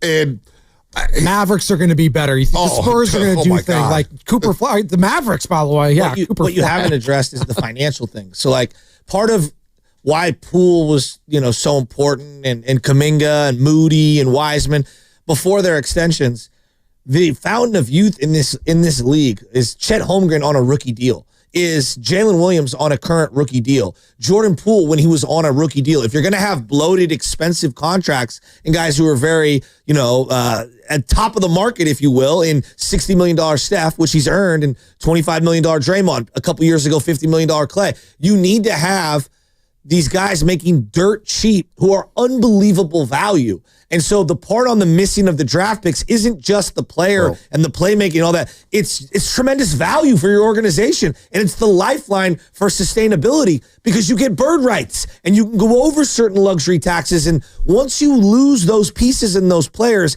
it becomes very difficult to assemble a team when 3 guys, Jimmy, Steph, and Draymond are making 140 to 150 million, and the first apron is 190. It's just very difficult. Well, no, it's going to be very difficult. And I know if Kuminga's the one piece that they have here, and sure, you want cheap assets, but you want your stars. You want to build a great team around your stars. And, that's where the Draymond dynamic comes into play. That's where the Jimmy, because Draymond Green's one of the best defenders, but Julius Randle had his way. Julius Randle had his was way. a And revelation. Draymond's not getting younger, right? Now, some of that you could say, well, the point of attack defense was so bad, Bonte, that the defense got broken down anyway. Buddy, Buddy and Pods were so poor at the top. But Buddy did his job for me.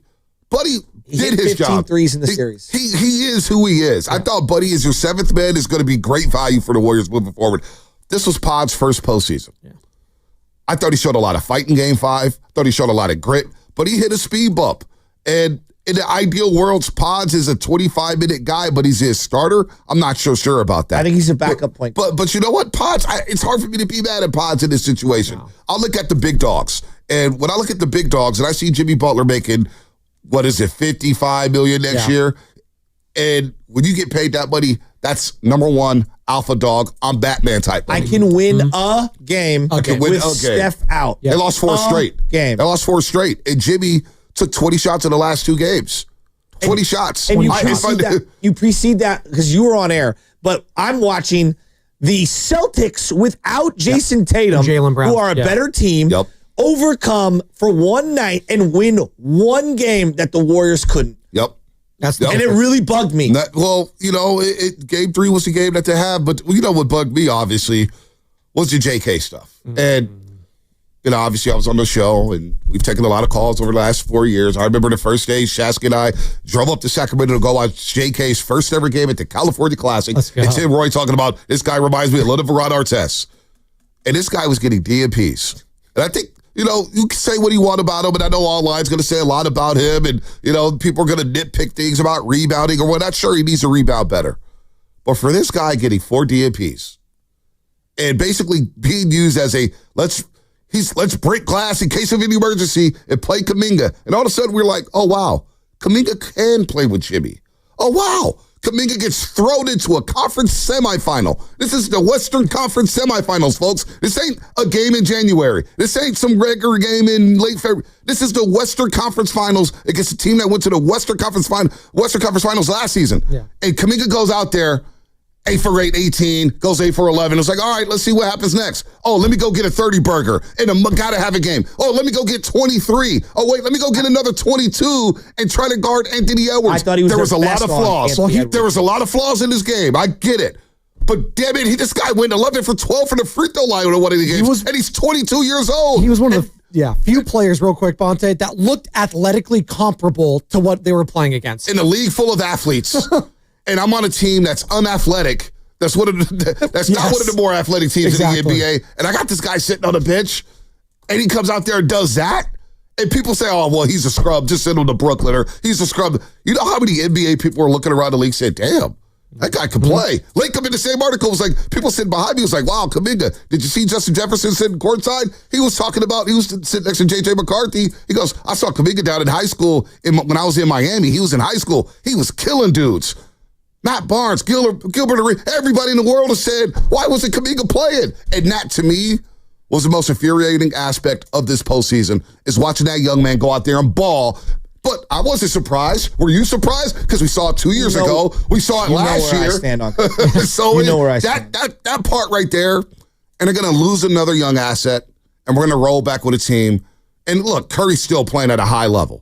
But where's Draymond going to be at, and where's Jimmy going to be at 35, 36? The thing for me that's the most irritating, I do this show every day. I see all the talking, the texting, the calling. Like, I see all of it. And there's some things I'm guilty on and some things that drive me nuts. We talk Pods. We talk Kuminga. They're 22. Yep. They're making very little. Yes. Okay? Draymond, if you even suggest that he had a poor playoff, people are like, you don't win any championships with him. I'm not talking about what happened before. I'm analyzing what I just watched. And what I just watched was Julius Randle go 25, 7.5, and 6, 8 for 27 from 3, and Julius Randle 22 of 23 from the free throw line. And Draymond did nothing on him. Well, after campaigning for 2 weeks about DPOY, and then I watched every big body him down the stretch. Well, that was the thing. And Draymond mentioned it after Game 7, where he said, I was embarrassed about Game 6. Well, I was embarrassed about what happened in the Houston series. The Houston series was not... Going into Game 7, Draymond Green had 19 turnovers and only 18 assists. 19 turnovers, 18 assists, and was averaging 6 points a game. All right? And shooting in the mid-20s from the three-point line. Then you get to Minnesota, and here's, again, I asked JTA and Festus about this, and I asked Bully. I come from the old school. I grew up watching basketball in the 90s. Hell, even Ruben Patterson. That's the name for the past, right? The From Kobe Cincinnati. stopper. The quote-unquote Kobe. But that's what dudes did. They said, I'm going to guard the best. Yes. I'm going to shut off the water. And I'm looking at our guy, Draymond Green, who was a finalist for the DPOI. There's Julius Randle. And I get it. Julius Randle is giving Draymond the business at times. But you're Draymond Green. Julius Randle is cooking.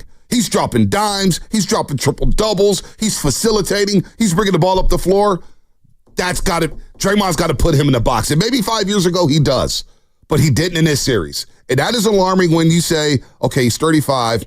He's not guarding Julius Randle. Julius Randle's cooking anyway. And when he does guard Julius Randle, he doesn't care. He's going at him. I'm listening to the T-Wolves in the tunnel saying, go at him, go at him, go at him. Like literally on their side, like, go at him, go at him, go at him. They were not afraid of him. And then you add to the point that offensively, because everybody started talking about offense. Oh, the Warriors need more offense. They need more offense. He shot in the mid-20s from the three-point line. And to me, the lineup about Kuminga can't play with Jimmy. No, the lineup that was really bad for them, and I'm not trying to pick on the youngster, Pods and Draymond, because both do the same thing. They dribbled too much. They weren't hitting from the outside, and no one was guarding them. Gobert was allowed to sag off Draymond all series. Yeah, I'm with you, because all of a sudden, and then last year, real quick, because you're spot on, Chasky. Just thinking about the Kuminga situation again. Last year was Wiggins and Kuminga can't play together. And then by the end of the year, they were playing together and playing very well together. This year is Jimmy, Dre, and Kuminga can't play together. The 30 minutes that they played on the court together just wasn't good enough. Plus minus. Jimmy and JK played just fine. And Jimmy said it. Yep. I could play with JK. Yep, we could thrive. We could thrive. That's what he said. What did Kuminga do? He thrived. They scored 63 of the 94 points in game number 3. Let me take it or 97, whatever it is. Anyone else stepped up in that game, they win it. Anyone else. Well, and GP2 just wasn't good in the playoffs. No. Like, no one wants it. We like him. He's a good guy. He had a rough playoff. He had a rough like playoff. A minus 57. I mean, he's there for point of attack defense. And you know what? Minnesota scored 72 points in the paint in game 5. 72 points in the paint. I mean, it's just, so yes, they got older. They need to get more athletic. And the problem is, what wiggle room do they have? Now, Jonathan Kuminga is a great piece.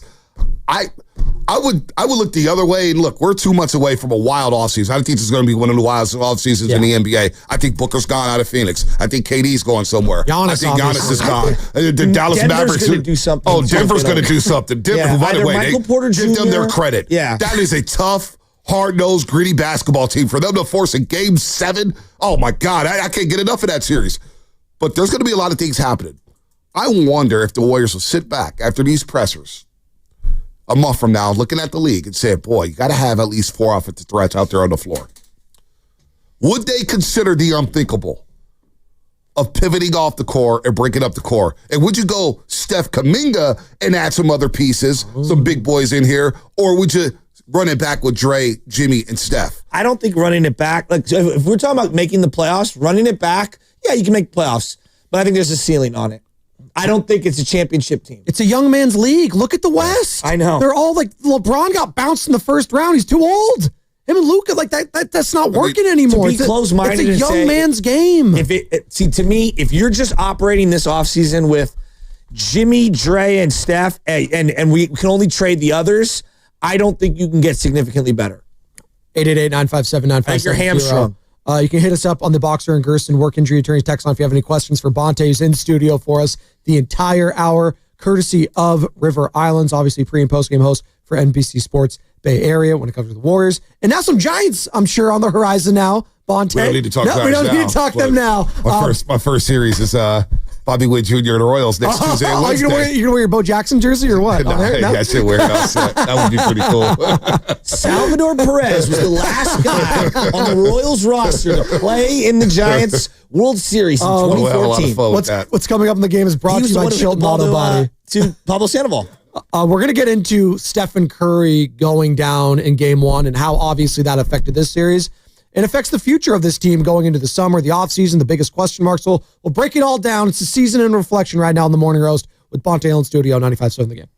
Have you been in a car accident? Chilton Auto Body has 15 convenient Bay Area locations to help restore your vehicle to pre-accident condition. Chilton Auto Body is also actively hiring for all positions. For more details, head to chiltonautobody.com. The Bay Area's leader in collision repair. One of the greatest bands in rock history, The Who, present The Song Is Over, the North American Farewell Tour.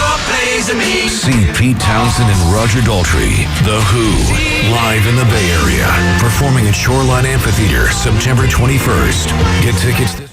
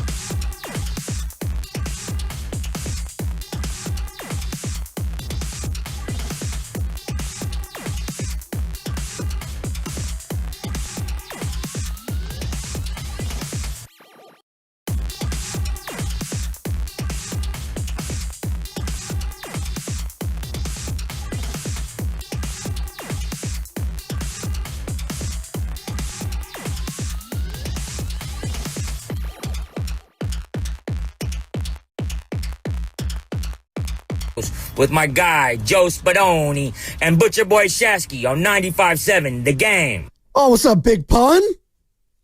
Bonte Hill in studio. I got to go to South City today. Why? I'm going to go to CNL Sports. Got to pick up some hats. Oh, there. What kind of hats? It's for one of my teams. One of like Bonte's right now. He's wearing a Yankees hat. Yeah, but mine are for youth. It's like a youth team. Not size 8s. Is that what size your head is? It's up there with the hair. It's up there. With the hair. Think about cutting the hair a little bit, man. It had a good run.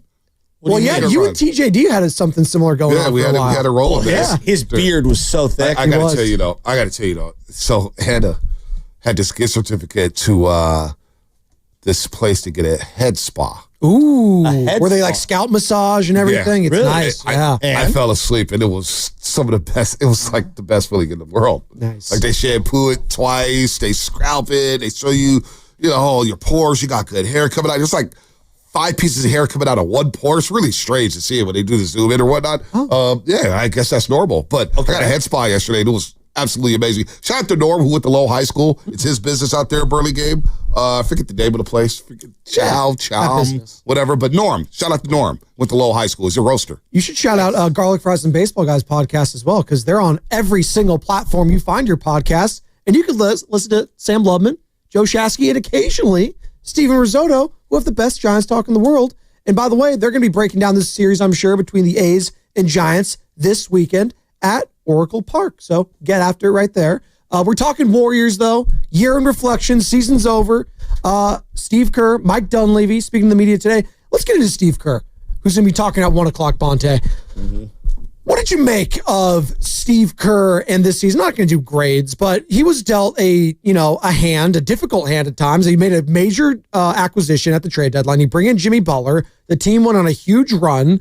There was a lot of mix and matching, a lot of different pieces. And obviously the big one everyone's going to remember is the Jonathan Kuminga angle to all of it. And the Brandon Pajemski stuff, I know that's all baked into the equation, him ripping pods on the sideline of last game. But what did you make of Steve Kerr this season and heading into the offseason now? Look, the JK stuff is never going to go away, right? Because it's happened basically 3 years in a row. But I thought this was one of Steve's better jobs, considering what he had to work with. You had all the different lines. This was like 4 seasons in one, fellas. It was a roller coaster. They had D'Anthony Melton on a roster. Remember that? Play 6 games. 5 games, 6 games. Anthony Slater thinks he's coming back. He might come back. And that's your starter. Yeah, well, I was listening. I like D'Anthony Melton, but I do too. When I think title-winning teams, I'm not thinking of D'Anthony Melton being at the 2, and I'm not trying to disrespect him. He's a very solid player, but the back is a problem. Coming off an ACL. It's tough. So then you have slow-mo, you have Lindy Waters III, you trade for Schroeder, you bring in Jimmy. I thought Steve did an excellent job this year. I thought he did an excellent job. I thought he tweaked some things.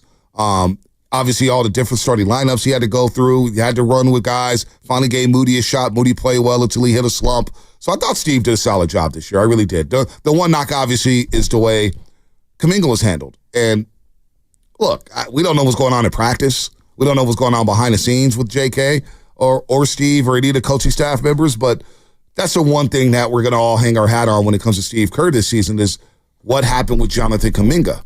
That's it. But I thought otherwise Steve Kerr did an excellent job, and I thought he proved why he's one of the better coaches in America. Well, as soon as your star player goes down, and I get it, everything gets heightened. Once Steph leaves, everyone's on notice. Everyone's game has to step up, whether that's the coaches, whether that's the players. Everyone's got to step up, and it was just really unfortunate to see that happen. What could have been, right, with this season once Steph went down. And, I thought for everything great he did in that first round series, everyone's now coming out of the second round saying, oh, Steve, you didn't do this right. You're not doing this right. Yeah. The fact of the matter is you lose your best player, you're not going anywhere. That's baked into it. And I know it's low-hanging fruit at this point, but you lose Stephen Curry, you're not going anywhere. You couldn't win one game. That was the frustrating part. If you win one, as Steph spoke to the media yesterday, Bonte saying, yeah, we're on the right track for game 6. Now, I don't know. Do you believe that? I don't know. I do. I'll tell you. I give the you minute guys. allocation, I don't know. Yeah, well, it's funny. So after game 4, and I'm like, damn, this may be the last game of Chase. Maybe probably won't be coming back here till the Valkyries game. Right. If anybody got tickets tonight, I'm looking. Okay. I need something to do on a Friday night. tune in to That makes 95.7 St. game. Cecilia's. Yeah. There's back-to-back playoff games. You I'm going to did go to tell them. me. Kevin You never Dana. invite me. Kevin Dana, 5:30, Sophia 6:30. Jones, I'm inviting right you here. now. Yeah. Inviting you right Yeah, now. all right, we got options, then. We got options on the Friday night. LJ then. will be there running running onto the floor. Oh, man, let me get Chaz out there running on the floor. Let's go. She's got to practice her frozen play. She's All right. really good. Let it go. Let it go and bees of us. I love that. Yeah. Thank you. Anyway, where was I going here? Where was I going? Steph On Curry. track to play game six. Oh, yeah. So I'm game four. I walk into Chase and happen to run to Steph. I say, hey, Steph. Oh, you have I got a hamstring. From one king to another. Hey, I knew the jokes were gonna come, but I go, hey Steph, man, I got a hammy for you if you need it. Because he just kind of laughed. It's like Of all the hammies in the world, you probably don't want my. You probably won't make it. To him. You probably wouldn't make it through the layup line with my hamstrings. All right, but he just kind of laughed and said, you know what? Sunday, man, Sunday. So the hope was all around the organization that Sunday he would be back. Now hamstrings are tricky, but Steph trusts his body. Dr. Rick Celebrini knows what he's doing. It would have been epic to see him come back for game 6. And Minnesota knew that. So give the Timberwolves credit. Yeah. They knew, let's take advantage of not having 30 on the floor. You heard the soundbite when Anthony Edwards and GP2 said, y'all just trying to get to 6 to get Wardell back, huh? They were not going to let that happen. So it's unfortunate because, look, Steve, you can push all the right buttons you want. At the end of the day, players got to make plays. Players got to put the ball in the hoop. Players got to take care of the basketball. Players got to stay in front of their man. Players got to play defense, rim protect, do something. And so that all broke down without Stephen Curry, of course. And so, yeah, Steph Curry probably deserves a raise because he masked a lot. We saw that. We saw that this series against Minnesota. But other players have to make plays, and they didn't. I look at the depth of this team right now, and you look at the Oklahoma City Thunder, you think depth, right? The Denver Nuggets, not so much, but again, Strother yesterday helped win them that game, talking about depth pieces. They couldn't rely on that other person. In game 3 in particular, you got Jimmy and you got JK to ball out. And then they faded down the stretch. You just needed one other person to hit shots. And that's asking a lot. I get it. You're up against Anthony Edwards, who lives for these moments. You're up against Julius Randle, who's looked like the best player in the Western Conference. He's been incredible. And they're looking their chops, by the way, because now this is going to Game 7, and they're going to be even more refreshed and rested. Let's keep it real. Jokic is averaging like 30, 14, and 6. He was great. No, he is. But you like watching Jokic now. Come on. Oh, no, he's amazing. He's out for you. But it's going to suck when like Adam Silver, basically mandates that Denver trades him to the Lakers. And then gives the number 1 pick to the Denver Nuggets in return. It's going to be that's going to like suck. Oh my God. Anyway, going back to depth pieces. Shout out Nico Harrison. There you go. Oh, he was right all along. He's smarter than He knew. Hey, Cooper Flag, AD, Kyrie, Clay, another point guard. Totally legit draft. For the year. Ooh-wee. Kyrie's not out for the year. You think he'll be 100%? They said January, February he'll be back. Well, so, come back in early March. And that's Bonte's friend.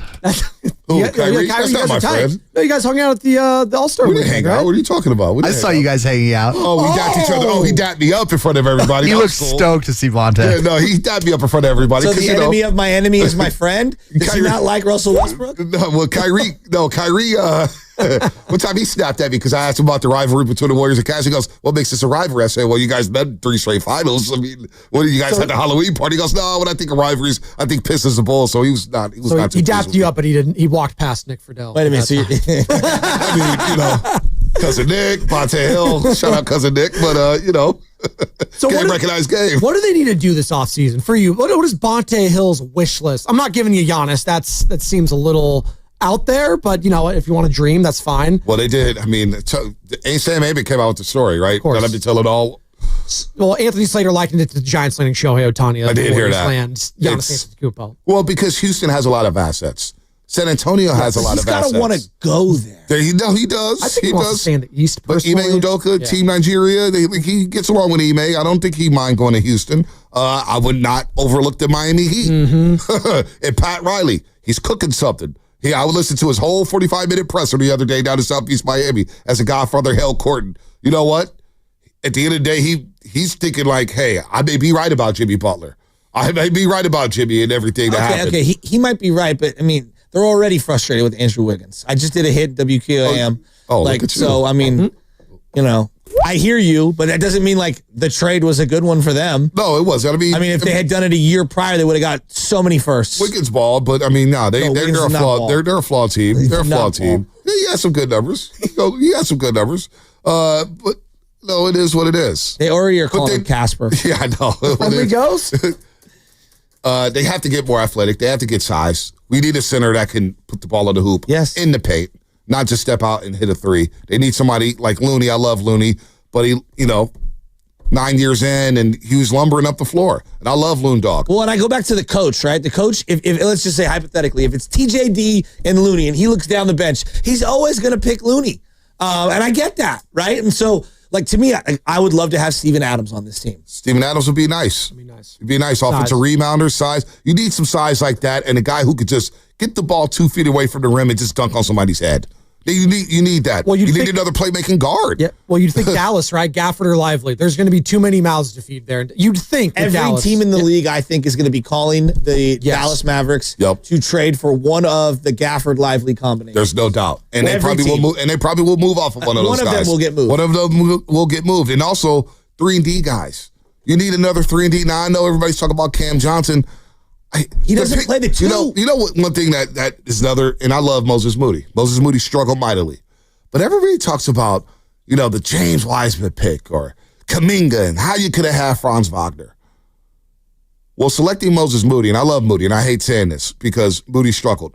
But Trey Murphy III went 4 picks after Moses Moody, and I know half that organization loved Trey Murphy III. He was here basically for 3 days working out. That's another pick that we talk about. I was like, boy, if you're not going to play Moody at that spot. But then again, there's another question is, would Steve play these guys? Right. So that's the other question. So, Steve is a veteran type of coach. Moses fading in the playoffs was tough to watch. That was tough. It felt like this is his first real action for a lot. That's the lasting image for a lot of Warriors fans. But the young guys not rising up. A couple weeks of the season, too. So right. It wasn't just the playoffs. I know. You could see it kind of coming for a while. Pressure, but you can see the pressure mounting on him, Quentin Post, right? Pods again, times. Can you blame them? Early on in your career in the NBA, there are struggles in the postseason. Yep. There are stings you've never seen before. So you're higher up on the scouting report. All of a sudden, these teams know, Moses Moody, 3-and-D guy, hustling. Let's get out on Moses Moody. Let's make sure that he puts the ball on the floor and try to make a play. So, look, it was tough for Moses. It was tough for Pods. It was tough for these youngsters. The guy I actually am interested in, but he may be, depending on how the rest of these playoffs go, the price point might not be there. I'd be interested in Nickeil Alexander-Walker for the Warriors. He's 6'5". He can shoot the 3 ball. He had some good games in this series. That's going to be a dribble. Well, I'm saying shooting. It was clear you needed shooting and defense and some size at least, right? That's a guy off the bench potentially, spot start here and there. I would be interested, but he might get paid too much. He might get priced out. I don't know. But the problem with that is he's not good enough to supplant the Buddy Pods combo, which he's been starting in that spot. And that's to me, we could talk about rim protection, and that is definitely an issue. Their number one problem over the last however many years, the guy who plays opposite Curry at the guard spot has got to be an elite perimeter defender and got to be able to knock down some shots. It's hard. That's very tough, just to get elite perimeter defending plus a 3-point shot. It's slim pickings out there. So you have to take some good with the bad. Yes. That's the whole. I know, but he's also young. He's 26. So if you were trying to get younger too, without going to the old guys, I don't want Tim Hardaway Jr. I'm out on that. Guys, you're just looking at shooters that are going to be available. It's another name, right? And we don't know who's going to all be available. We're such a long way, and there's going to be a lot of movement this offseason. There's no doubt they need to get bigger, more athletic, and they need more shooting.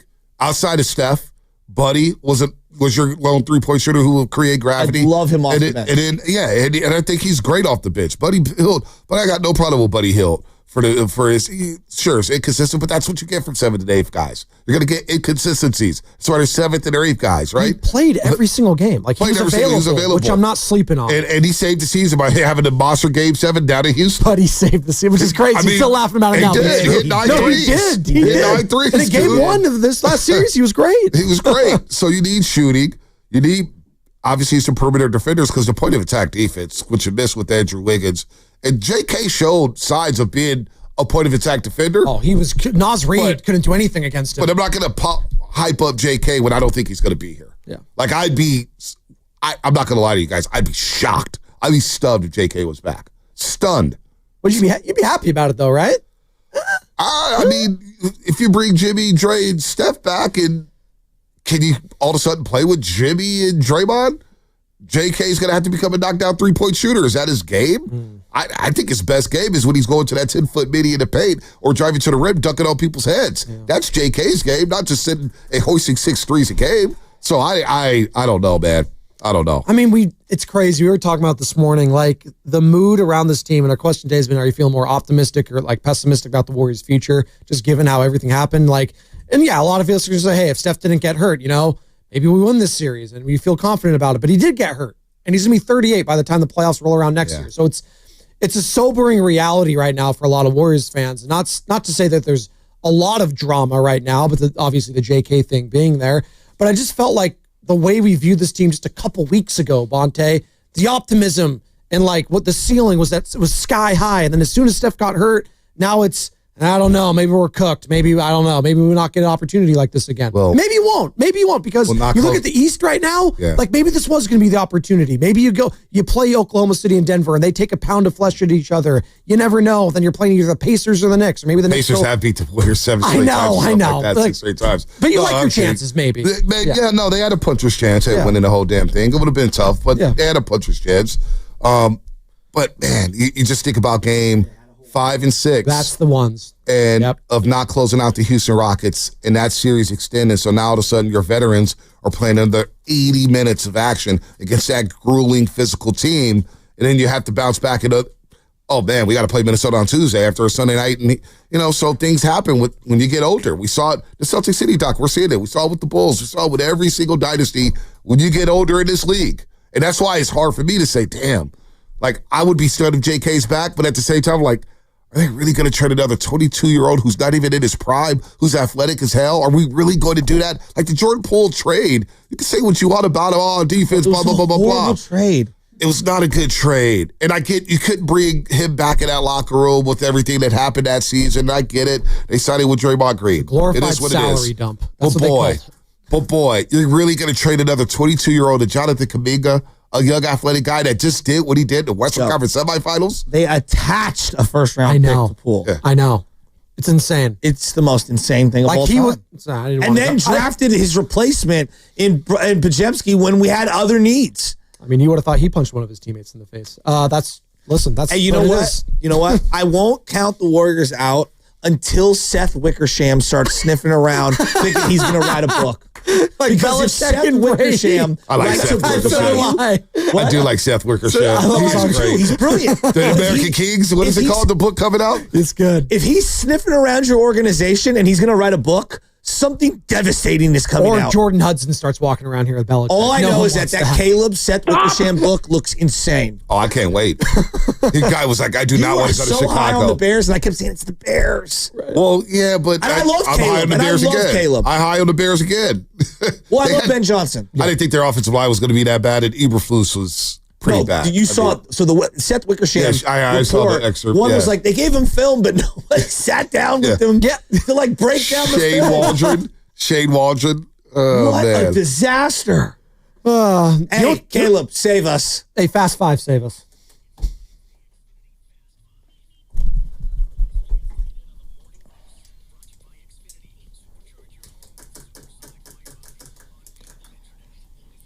Caleb's father, Carl Williams, quote, Chicago is the place quarterbacks go to die. It's the second paragraph of this story. It's sad, but it's true. You're going to call me crazy. I'm letting you know right now what I'm going to do all offseason. I'm on the campaign trail. No, I'm not running for mayor. JD Vance? No, I'm not running for a local office. I'm going to campaign for Giannis Antetokounmpo to the Warriors, and I don't care what it takes. I don't care what it costs. Over the next month plus, I am the guy that's going to lead us to the Greek Freak. We're going to do it together, Bay Area. That's what I want. Giannis or bust. I'm all in. I don't care what it costs. It's Steph. It's Giannis. Let's figure it out. By the way, the Oakland Greek Festival this weekend. How about that? You're going to come. You're going to fly him over here. Remember, I talked to him when they had Greek Fest at the When you Chase say Center. So you're already in that recruiting phase. Hey, that's already been happening 5 years ago, Sasky. It happened at the All-Star break, too. So Bonte alleys it up, and Shasky's going to oop it to seal the deal. You don't think like a company you're thinking about this? Photoshop it. And it's going to be a man. Euro instead of a basketball. There you go. My final thought, man. Am I pessimistic? I saw the YouTube poll. Do you feel optimistic or pessimistic? I'm in wait-and-see mode. Okay, I'm in wait-and-see mode. Okay. I'm not. Okay. I don't know how I feel. It's hard, right? I feel you. I haven't registered. Like, the season's over now. I just don't. I don't know. I need a month. I need a month to detach myself from the Warriors, kind of just take a deep breath, and then ramp back up during the NBA Finals. You need that Brock Purdy contract to be done. That's what you need, right? Oh, that'll get done. He's going to get his 50. Yeah, at least. Hey, Niners, you know what? Might be the worst Here's my contract final in thought. Oh, the Niners Here's my schedule, huh? Here's my final thought. You know, everybody's got their thoughts on the schedule. We don't know if it's weak My or boy strong. Williams, balling? we don't Rookie of the know year? what Stop. We don't know what it is. I'm going to say this. The 2025 NFC West champs will be the San Francisco 49ers. I'll say that right now. Book it. Lock it up. Can I see Reds are Christian frauds. McCaffrey first? Even though they won the damn Super Bowl, they were frauds that year. Damn it. Where was that from? That was you saying the Rams are frauds, even when they won the Super Bowl. They were frauds. No, They were this one's my frauds. favorite. As we're saying out loud, Chaska and I, that we both believe this team can make a deep run in the playoffs. Absolutely. I don't just believe, I know that they can win a championship. I'm looking at it right now. I'm dead serious on this. I honestly think that the Warriors are going to win the championship. I'm dead serious on this. I really do. Like, I'm not even. This isn't like hyperbole. I'm not trying to get clipped online. I'm being dead serious. And then the next day, he's ripping fits at Buki for laughing on the broadcast after they lost to San Antonio.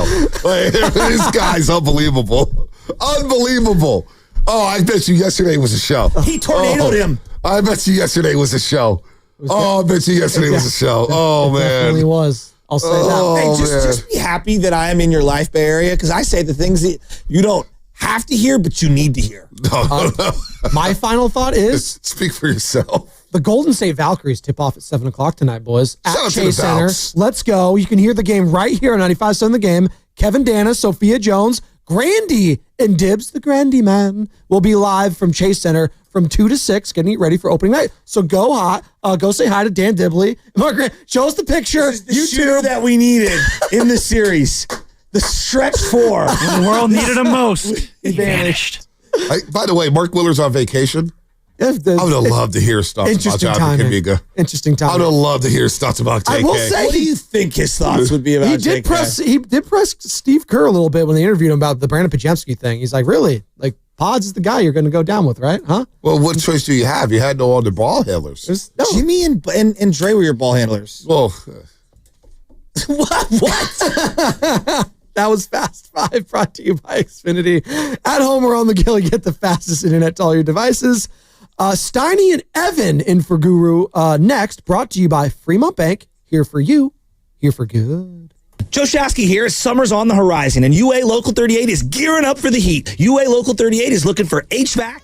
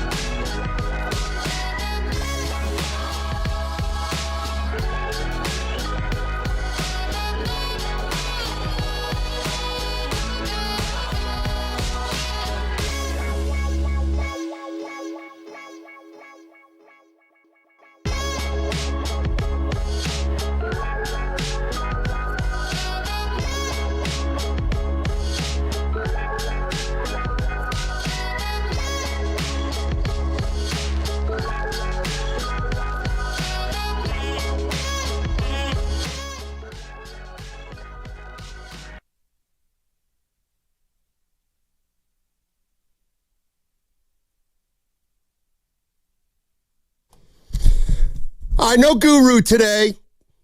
He is en route to pick up his daughter at college. So there you go. And celebrate his 36th birthday. Yeah, he told me yesterday to make sure I had his back and not let anybody make fun of the fact that he wasn't here.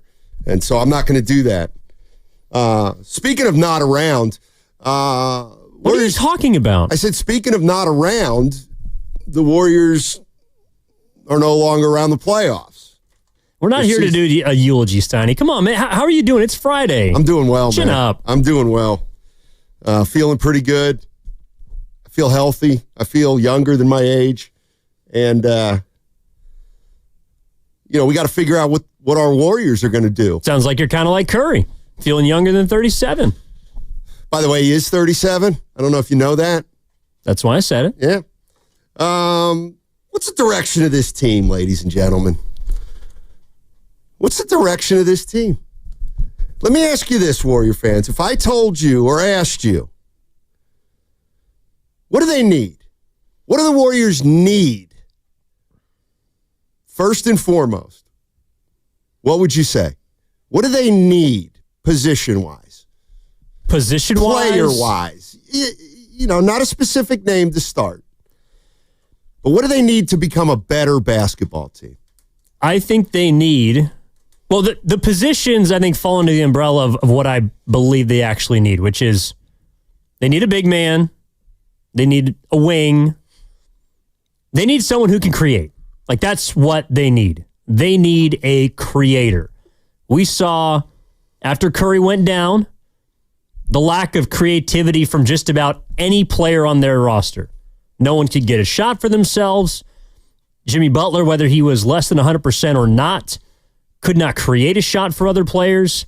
They do not have people that against a good defense like Minnesota, or even in the prior series against a really good defense like Houston, they struggled to create on the offensive end. So that's how I would start, Sonny. I would say they need someone who can create.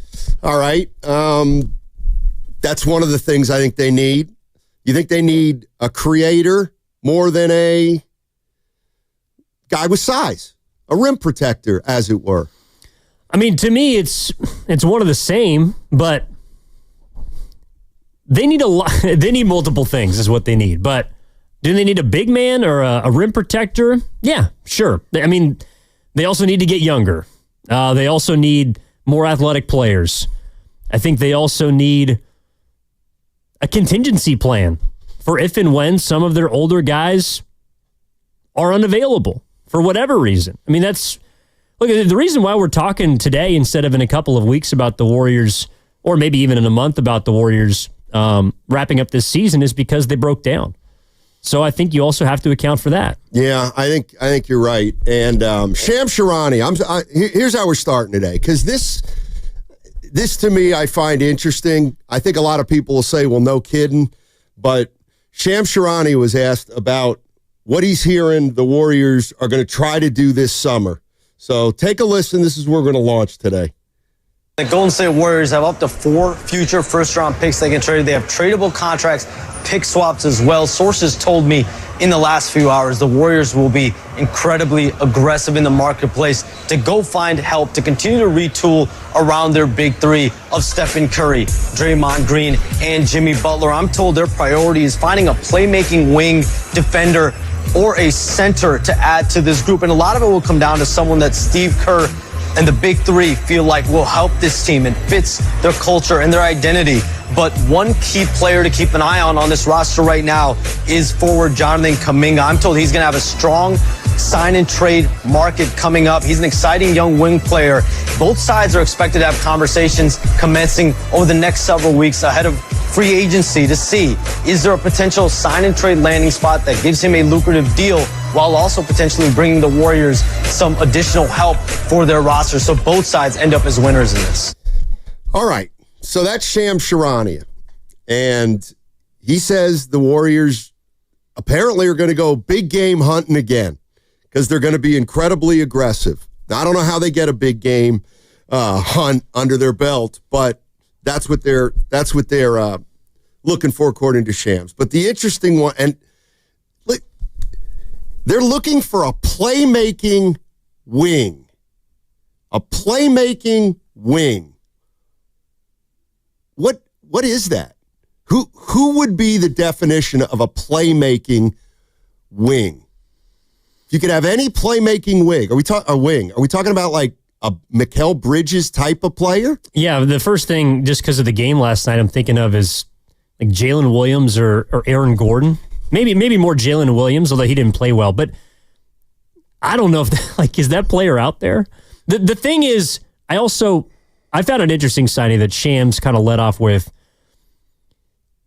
It seems like the Warriors are setting a tone that Steph, Jimmy, and Draymond, everything is going to have to fit with them.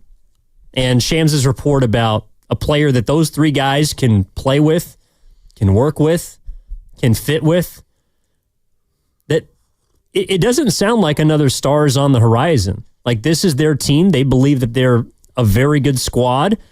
And a playmaking wing is, I guess I just wonder how you're going to get that guy. Well, I do too. And it feels like one way they're going to entertain trying to find a playmaking wing is to use Jonathan Kuminga as a possible piece. And that's where, to me, it gets tricky. Because I get it. You're saying a playmaking wing. And I wouldn't consider him a playmaker for others, but he can make a play for himself. And I just can't believe, and I'd love to know how Warrior fans feel about this, because this is what I'm fixated on. Okay, you're gonna still ride with Butler, Curry, and Draymond Green. That's fine, and that looks like the direction they're gonna go in. Again, but are they really gonna lose a 22-year-old player? And listen, we have varying opinions of Kuminga. Some people think he's going to be a star. I think he's got a chance to be a nice player. Good player. So how do you rationalize getting older? I'm seeing Brooke Lopez and thinking to myself, you said Brooke Lopez this morning, and I said, well, you're kidding, right? But I don't think you were. I don't think that he's the answer, but it sounds like that's someone they would absolutely entertain. Or that, I don't know if it's Brooke Lopez, but that kind of player, like an older, a ready-made, one-year flyer kind of guy, and they're just going to try and cobble together. The issue that I have, Stein, is it clearly feels like the player that they're looking for is the player that, A, they've traded away in the past. I mean, they traded away a 22-year-old before. Right. They traded away Jordan Poole. Whether you think he was great or not, they still did it. So you've either traded that player away or you've failed to develop that player. Like, we're talking about a creator, a big man, playmaking wing.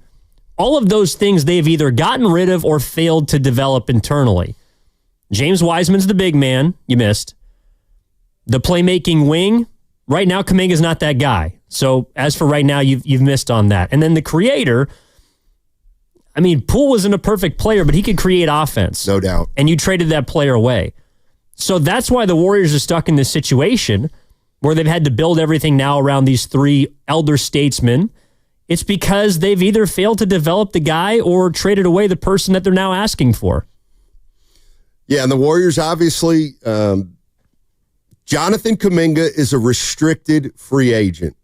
That means he can receive an offer from other teams, contract offer, and if the Golden State Warriors want to, they can match and bring him back, or they could theoretically sign Kuminga to a contract and then trade him in a sign and trade. But the one thing and the one thing about Kuminga, and I gotta wonder about the Warriors front office, wouldn't it make more sense to try to keep Kuminga and maybe lose somebody else, i.e. Draymond Green? Would you entertain something like that? I wouldn't. You wouldn't? And I know we have a minute left here, Wow. so I'll tell you what I would do with Draymond on the other side. Okay. How about that? But All right. but I do think that the conversation between him and Kuminga, or the decision between those two players, that is going to determine a lot of the offseason. I think it's a real possibility that Kuminga is on this team next year. But that means you are going to have to figure out what else to do with Draymond, perhaps with Jimmy. And I think one thing we can kill real quick, Steiny, is this idea that they're going to be big fish hunting or big game hunting. That was last offseason. They got that done, to their credit, when they acquired Jimmy Butler. I don't think another big fish is on the horizon this upcoming summer. Yeah, I'd be surprised. 888-957-9570 is the number. What direction do you all think the Warriors are going in? And if it looks like they're coming, they're sticking to their big three, come hell or high water, you like that philosophy. The other thing is Steve Kerr and Mike Dunleavy will be talking today at Chase, hopefully around 11:30. The players talked yesterday, and Kerr and Dunleavy will talk today. And obviously, we'll bring that to you live on 95.7 The Game. But what's the Warriors' direction? Can somebody tell me what they think it is? I'll tell you what I think it is, and then what the future holds for this team. The Warriors, their season is over, but the Valkyries, they tip off tonight at 7 o'clock at Chase Center, and you can hear the game right here on 95.7 The Game. Grandy and Dibbs are going to be live today from Chase Center from 2 to 6. They're going to get you ready for opening night. The Valkyries, their season starts, and that segment was brought to you by Life Source Water Systems.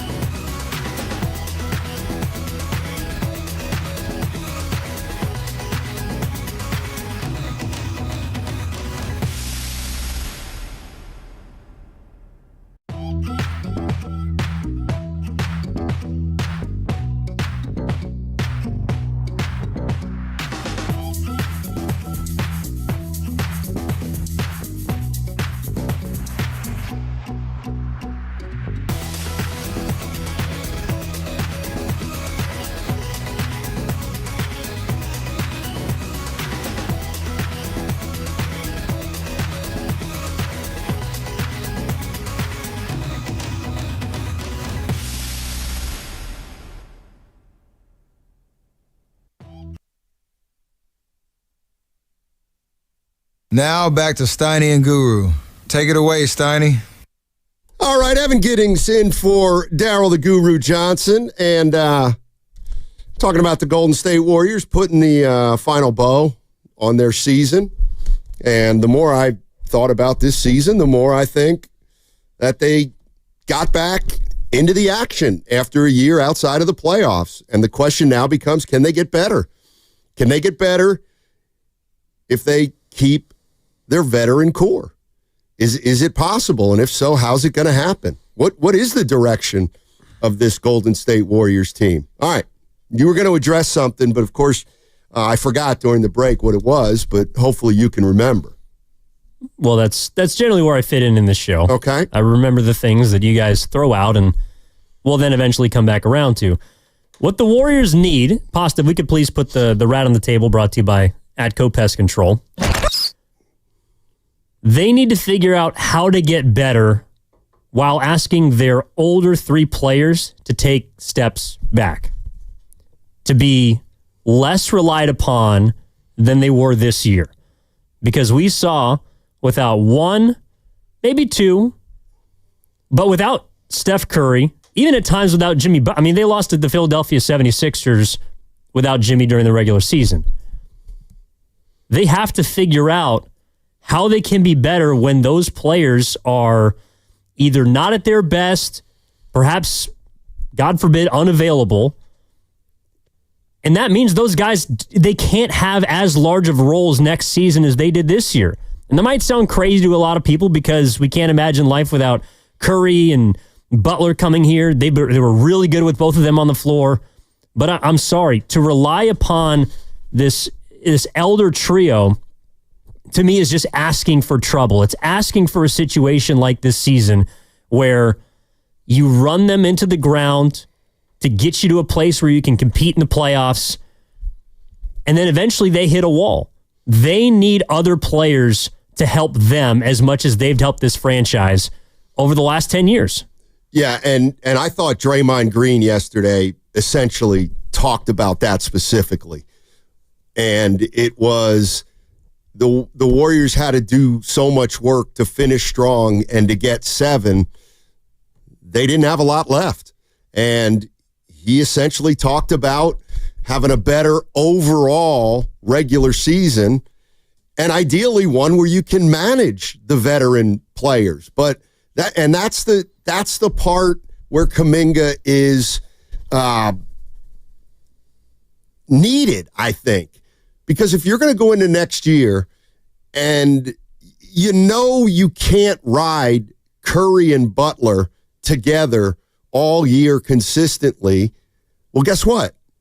The roster as constructed now still won't have any scoring when one of those guys are out. And so can you really afford to lose the one player on your team who can score outside of Butler and Curry?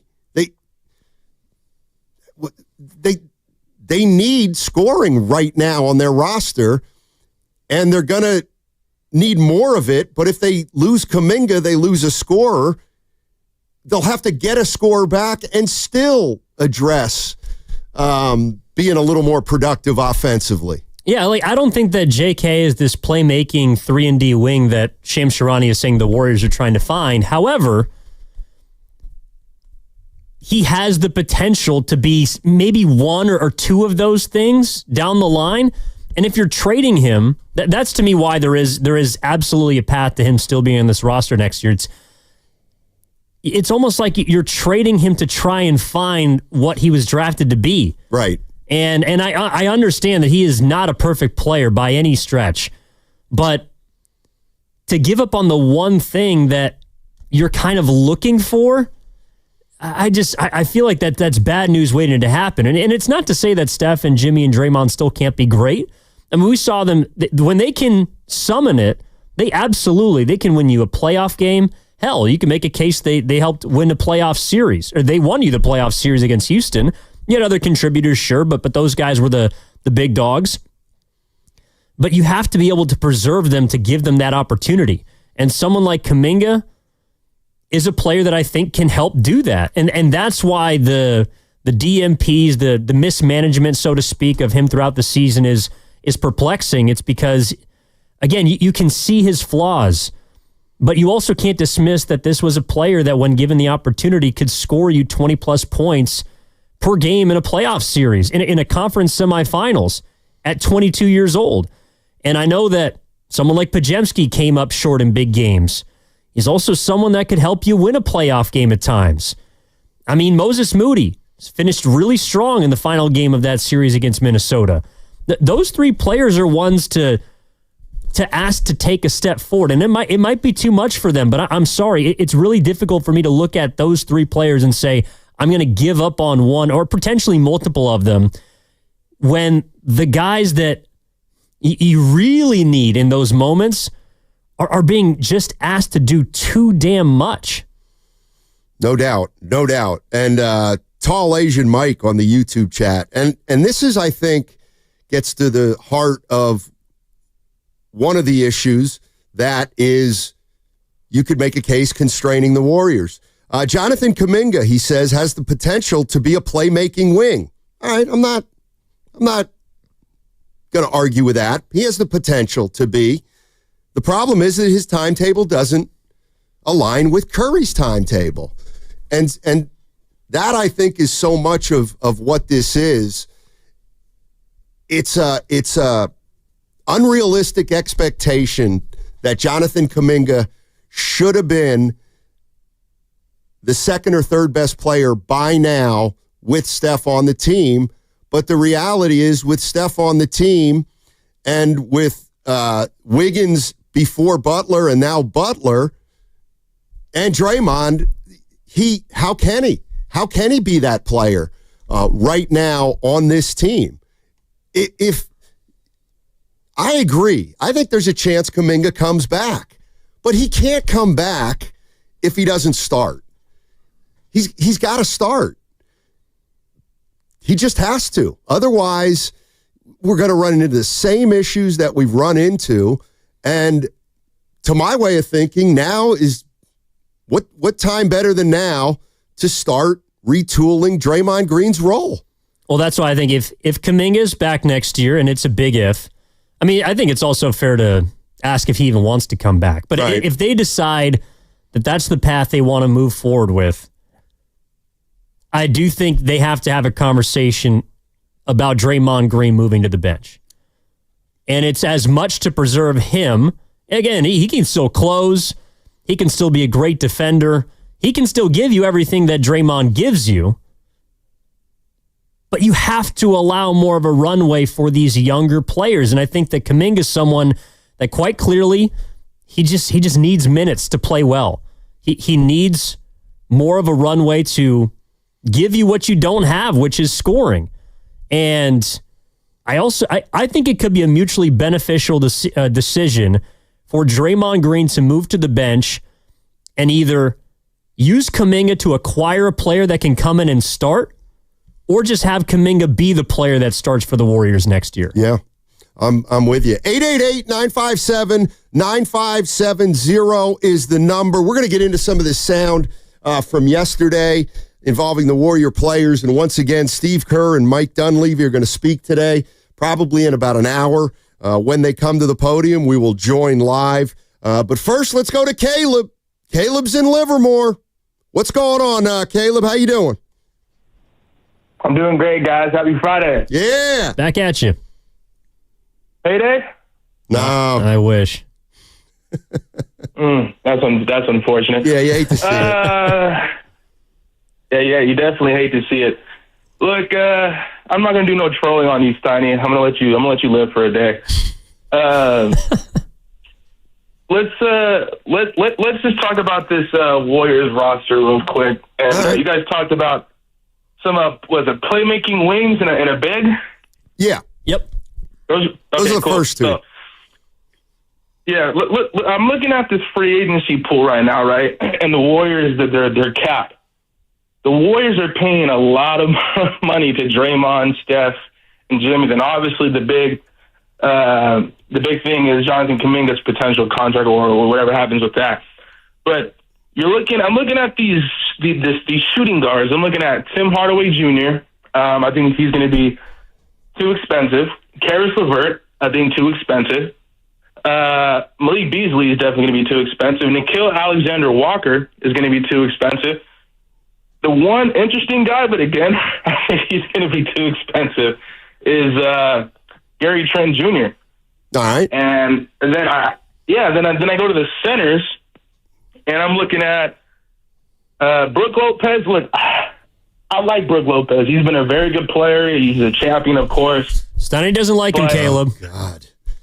I know. I mean, of course, Stoney doesn't like him because of his age. Which I think Stoney. I'm surprised you don't like him, Stoney, because he's getting closer to your age. I know. Oh boy. But no. I mean, look, Brook Lopez is a solid player, but you're right. I mean, 4 35-year-olds starting. I don't know about that. And then Miles Turner again. Yeah. He's going to be an unrestricted free agent. Too much money. Right. I just think the Warriors are in a tough spot, man. Like, the only way they can free up money is if you're potentially moving on from Dre or Buddy Hield or Moses Moody, who just paid. You know,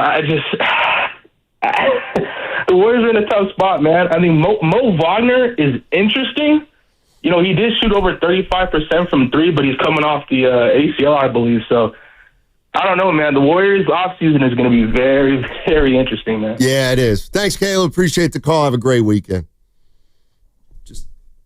Have a great weekend. Well, I think look, and we'll have the entire summer to discuss specific players, but now it's, you know, again, like I'm curious when Steve Kerr and Mike Dunleavy Jr. step to the podium, and hopefully we're going to have that live for you coming up in a little bit.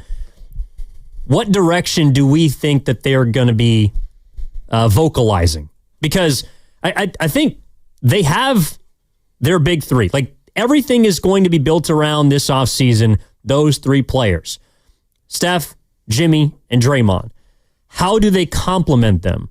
And if Kuminga is a path to do that, you absolutely have to explore it. In fact, they stated as much to Anthony Slater and Marcus Thompson of The Athletic.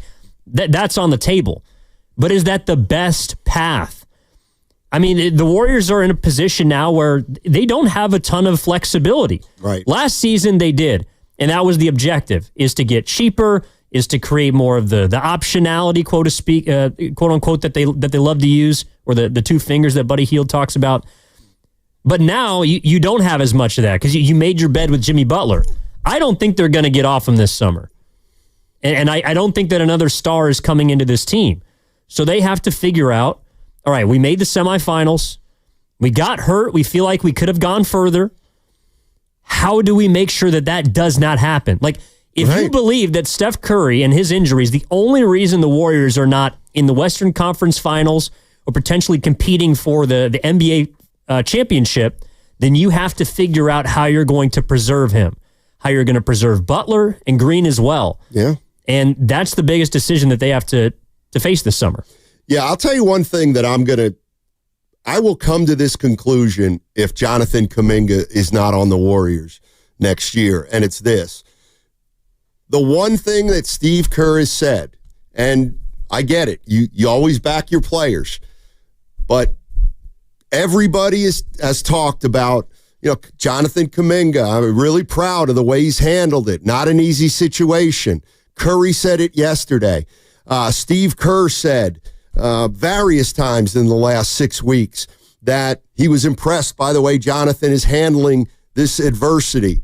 I'll tell you right now, if Jonathan Kuminga is not on the team next year, it's because all those things were lies or were fiction. Because if this kid doesn't have an attitude problem and he actually is a hard worker and all those things you said about him are true, you'd never give up. You'd never give him up.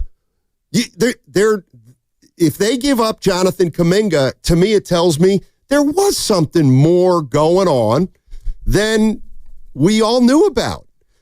Because it's okay to be a little bit of a flawed player if that's what they think he is, or he's too one-dimensional now. But he can get better at those over the next 3 or 4 years. But if if there's something they don't like about him, or you think he's got a bad attitude, whatever it is, they don't think he works hard enough, then that's the only reason I would get rid of him. And maybe that was the only reason he wasn't playing. I mean, I realize that he runs into somewhat of a positional blockade, but I have to imagine if he's still busting his ass in practice, if he goes to the lab this summer like everybody wants him to, he comes back into training camp in great shape. It's his 5th season. He also has a new contract, which will give him some sort of security. Then I don't see how you can't trust him. If the Warriors decide, I'll take it, it's just as simple as this. If the Warriors decide to invest in him, I don't know what the number is, and I don't really care, frankly. Right. If you give him a multi-year deal, that means that you believe in him. And I did not get the sense that Steve Kerr specifically believes in Kuminga the way that he handled him at the end of last season. That can change. I also think that Kerr is someone that is smart enough to look at this roster and say, like, I have to trust this guy. Last year, he didn't have to trust him. Once they got Jimmy Butler, they figured out very quickly they did not have to trust him.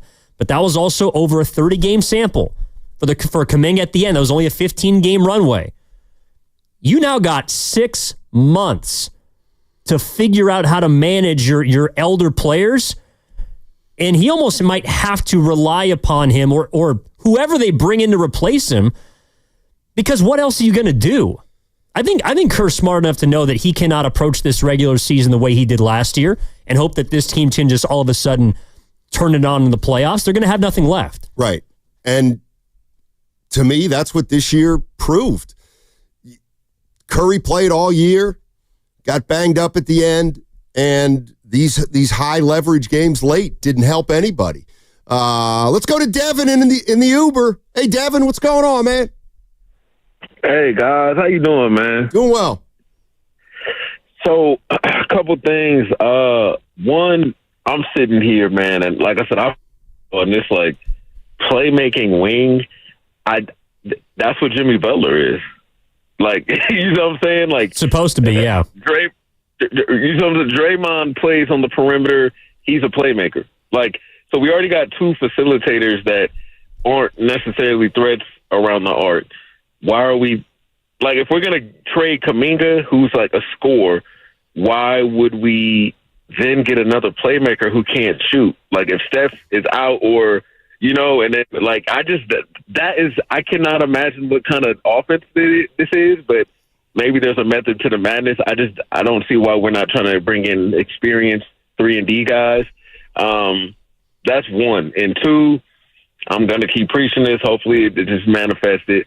I think if it's Kuminga and Dre got to go, you know? One thing I can say, Dre has a legacy here.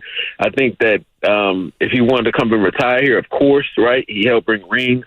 But if we remove emotion, right, and we just use logic, the money on the books, that's one. His age is 2, and one of the things that we're happy about for him is the defense. But if you can't do that at the level anymore, well, now you're a liability on both ends, brother. And are we just like, this is a participation slot on the team then? So if we care about getting better, or at least striving to, I think if you remove Dre from the equation, keep Kuminga, we might be able to do something. Now, who knows? We might need a few more moves, but I just think Dre's got to go.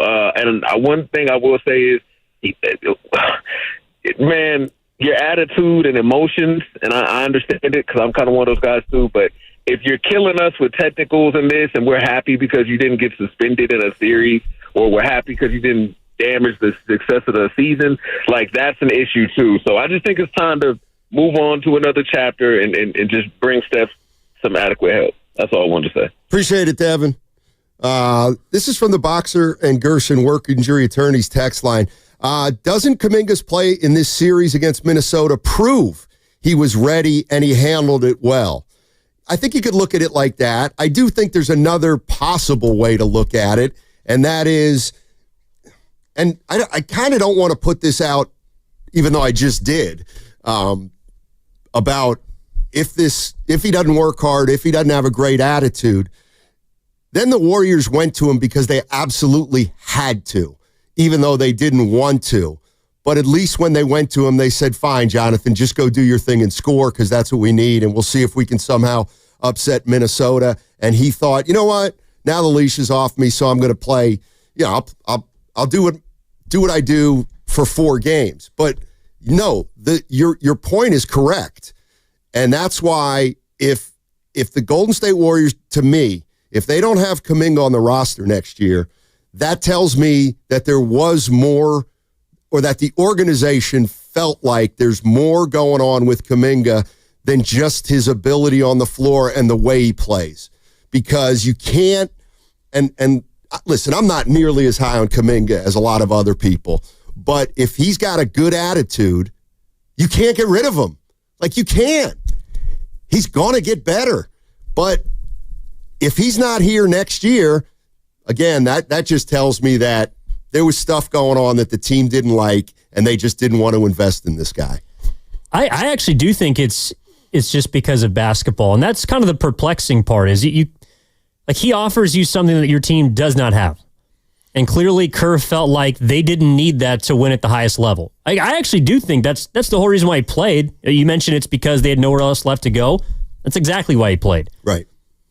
That's exactly why he was in against Minnesota, is because without Curry, you cannot score. They've proven that. And so you need someone that could put the ball in the hole, and that's him. I mean, their offense completely shifted when Curry was out to playing a bit more isolation. Like in the last game against Minnesota, go take a look at how many assists the Minnesota Timberwolves had and the amount of assists the Warriors had. It was almost double. That's not Warriors basketball. It generally, with the mark is 30 assists per game, Warriors don't lose. Okay, they had like 15.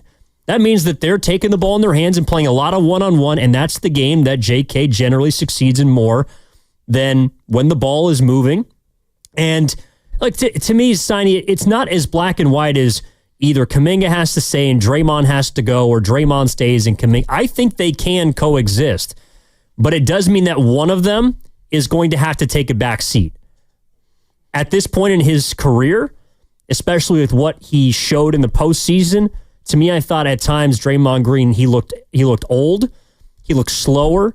He looked like he was worn down by having to defend the like of Şengün, Adams, Julius Randle, Gobert. All of these bigs, who, by the way, are not going anywhere in the Western Conference. Right. Didn't even have to deal with the bigs in Denver, some of the bigs in OKC.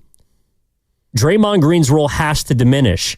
And it's not because he isn't still an effective defender, a good basketball player, but it's because I just don't believe that he can do it for 35 minutes a night anymore and be the player he once was. It's best for him, in my opinion, if next season he seriously considers coming off the bench. And I'll take it a step further. For the success of next year, all 3 of the big boys' roles needs to be diminished some, at least in the regular season. Yeah. What's coming up on the game is brought to you by Fremont Bank. Here for you, here for good. I see all the callers on the other side. We will absolutely get to you. That segment was brought to you by Frontier Ford. Employee pricing is back at Frontier Ford. They've extended this incredible sales event. You pay what they pay on every new Ford in stock. No markups, no nonsense. Just go to Frontier Ford in Santa Clara or shop frontierford.com. I'm not going to do no trolling on you, Steiny. I'm going to let you live for a day.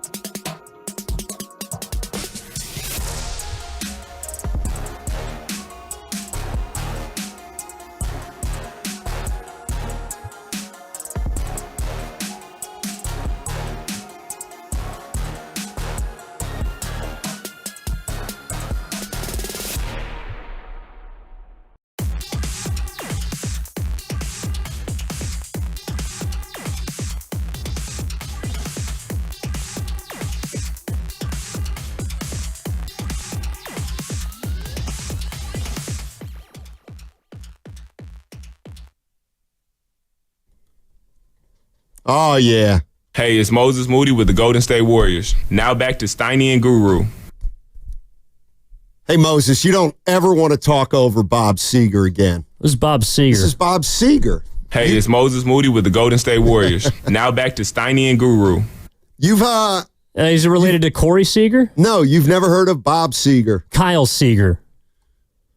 He's never heard of Bob Seger. Bob Siegel? Seger. Oh. And not Pete Seeger of Peter, Paul, and Mary.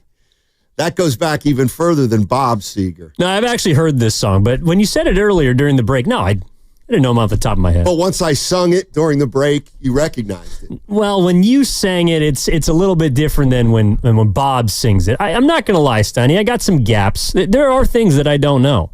It's the dumbest thing I've ever heard. Thanks, Well, one of the things that you need to know about Bob Seger is back in the day when the Lakers and Pistons were playing in the NBA Finals. Minneapolis Lakers? See, you know what? I don't need it. No, the Los Angeles Lakers, they'd have a game in L.A., and you'd see all the actors, Diane Cannon and Nicholson, and I don't know if Denzel was around then, but they just had A-list stars. And then they'd go back to Detroit, and they'd have Thomas the Hitman Hearns and Bob Seger and a little Kid Rock even. Oh, well, don't get me going on Kid Rock lately. Actually, did you know that? Okay, so tonight the Knicks are playing the Celtics. It could be the last game at MSG this year. Do you know how expensive courtside seats are for that game? Speaking of celebrities, because like Chalamet's there with his Jenner girl, Ben Stiller's been courtside, Tracy Morgan, Spike Lee. All the big boys are coming out of New York. Would you like to guess at how much a courtside seat is for that game tonight? You know what? I'm going to try to do the math. Back in the day when Chris Cohan owned the Golden State Warriors, even before then, the best seat in the house in like the 90s and 2000s was $500. Oh, my God. I'm going to say, and now I'm sure courtsides for a regular season Warrior game have to be $5,000. So for the Knicks Celtics tonight, I'm going to say you could get courtside for $15,000 a ticket. In Game 3, a courtside seat were being offered for as much as $42,000. Stop it. I think they started face value at 18 for this Game 6. 18,000. But I'm looking at secondary market, Steiny. It's my salary. And I'm going to let you guess as to what that is. Well, you know what, Evan? If it's on your bucket list, it'd be worth it. Oh, my God. Right? All you have to do is save up for a year. I mean, yeah, I'd walk home cross country. Oh, man. Do you still hitchhike? You know what? That's not the phenomenon it used to be. Yeah. I mean, why would you ever pick up a hitchhiker? I can't believe anybody's picked up a hitchhiker in 15 years. Anyway, we're talking about the Warriors. And the hell are they going to do moving forward? Run it back. I mean, maybe it's going to come to that. We're going to hear from Mike Dunleavy and who's talking first? I think it's Steve Kerr, or maybe it's a joint thing. If you think you don't know, all right? Let's go take some calls. Let's go get... lock in. Let's Please. go get Craig in Houston. Hey, Craig, how you doing? Shut up, Evan. I'm great, man. Thank you. Yes, sir. You know, I figured out a solution for this Kerr-Kuminga issue. Give it to me. Considering talent wins, I guess we can all agree on that, right? Mm-hmm. Why not let go of the coach and keep the talent? Because we could have 5 Steve Kerrs on the bench, and it ain't going to do a damn thing for us. But to get rid of these type of talents you're talking about getting rid of, which you guys seem perfectly okay with getting rid of, is just nonsensical. If there was an issue with Kuminga in the locker room, do you not think Steph Curry, especially Draymond Green and Jimmy Butler, would have brought it out by now? Instead, all we heard from Draymond, all we heard from Steph, all we heard from Butler, he is great. Let him play. He just needs to play. That's it. But you guys today are all this, if that, maybe this. I mean, it is some truly evil spirits working against Kuminga in San Francisco. Craig? And honestly, I don't think you guys deserve him. Go ahead. Craig, I have said one more point to make. I'll let you make it. Craig, I said about Kuminga that if they move him, that tells me they thought there was some kind of issue with Kuminga bigger than basketball. Because if they're saying about Jonathan Kuminga like you are, you're right. Everybody supported him. Everybody said he's professional. So if he's not on the Golden State Warriors next year, they lied. Then they're not telling the truth. There was an issue. That's where I'm at. And by the way, I'm not advocating to get JK out of here. I'm just acknowledging the situation he is. Go ahead. Okay, and how about they didn't lie, whoever they are? How about it was Kerr that was lying? How about it was Kerr who had the personal agenda, which the record shows he did not like the kid, no matter what he did. And if Kuminga's not one thing, he's a bucket getter. But let me let this last little point. All right. Here's that perfect scenario. We let Kerr go, right? He can go take his $20 million a year and maybe get on it with another team and become a GM maybe. And then he can give us 2 first-round picks for Podziemski because he loves him so freaking much. And then we just can cure all this crap. How about that? All right. Hey, you know what? I'll run it up the flagpole, as they say, Craig. Yeah, Craig, I'll put some feelers out there. If they can trade Steve Kerr for Giannis, then I think the Warriors might do that next year. By the way, I did some sniffing around, and somebody's got to tell the Warrior players that they're mistaken about Steve Kerr's contract. Well, Steve Kerr has 1 more year remaining on his deal. That we know of. No. It's been double-checked. Okay. Kerr has 1 more year left on his deal, not 2 like Butler, Curry, and Draymond Green. Well, I think, and Curry was the one that, so he was wrong, is what you're saying? Steph just slipped something out that they don't wasn't know. True? Joe Lacob, from the owner's mouth himself, correct. The players each have 2 years left. Kerr has 1 year. Okay. That's from the owner. So I got you. I don't understand why the team seems to talk about this aligned contract because it's not. Well, maybe he just got confused. I thought it was kind of a Freudian slip by Curry at the time. But it might have been, yeah. Well, I can't guarantee, but I would imagine that if Steve Kerr is at the podium today, which he will be, someone might ask him about that. Yeah. And we're going to carry that live, we hope, in a little bit. By the way, there's, you know, what if Steve Kerr goes, I don't want to go into a lame duck season? Sorry, buddy. I need to be extended. Didn't he coach during a contract year last time? Yeah, because he got the extension during the middle of the season. He did. And in fact, that was a contentious issue because it was not during a great year for them. I think it was in the midst of, they made the conference semis that year, but I want to say that was 2 years ago. I think that's right because Myers went into a lame duck season, and then the next year, Steve, I think, went into a lame duck situation. But Steve said he was okay with it, and they ended up getting it done at some point. Yeah, so it was finalized in February of 2022. And that season, the Warriors, or probably of 24, and the Warriors did not make the playoffs that year. Right. I mean, and I don't think things were going particularly well at the time for them. So Kerr's going to be here next year. How about that? I would bet on that. You know, some people say, you know, I troll. Some people say You do. I like to think that I'm somewhat provocative. And you are. Like when I throw this out there, I'm not saying it's going to happen. I just am curious, like, what if it would? What if Steph Curry comes to the Warriors and says, I'm going to need 1 more year. I'm going to need 1 more year. And as a 38-year-old, they can only extend him 1 year at a time. He could say, you know, I'm signed for 2 more years. I'd like the 3rd year. guaranteed. And, oh, by the way, it's only going to be $69 million. Well, that's what he did this last summer, right? He signed the veteran extension. Mm-hmm. And it's past the age of either 35 or 36. You can't sign more than a +1. Yeah, something like that. Or you have to have 2 years, essentially. Or after their contract runs out. My response would be, how can you not give it to him? Now, I know that's a pretty penny, and there might be some haggling involved, but seriously, Steiny, he wants it, he gets it.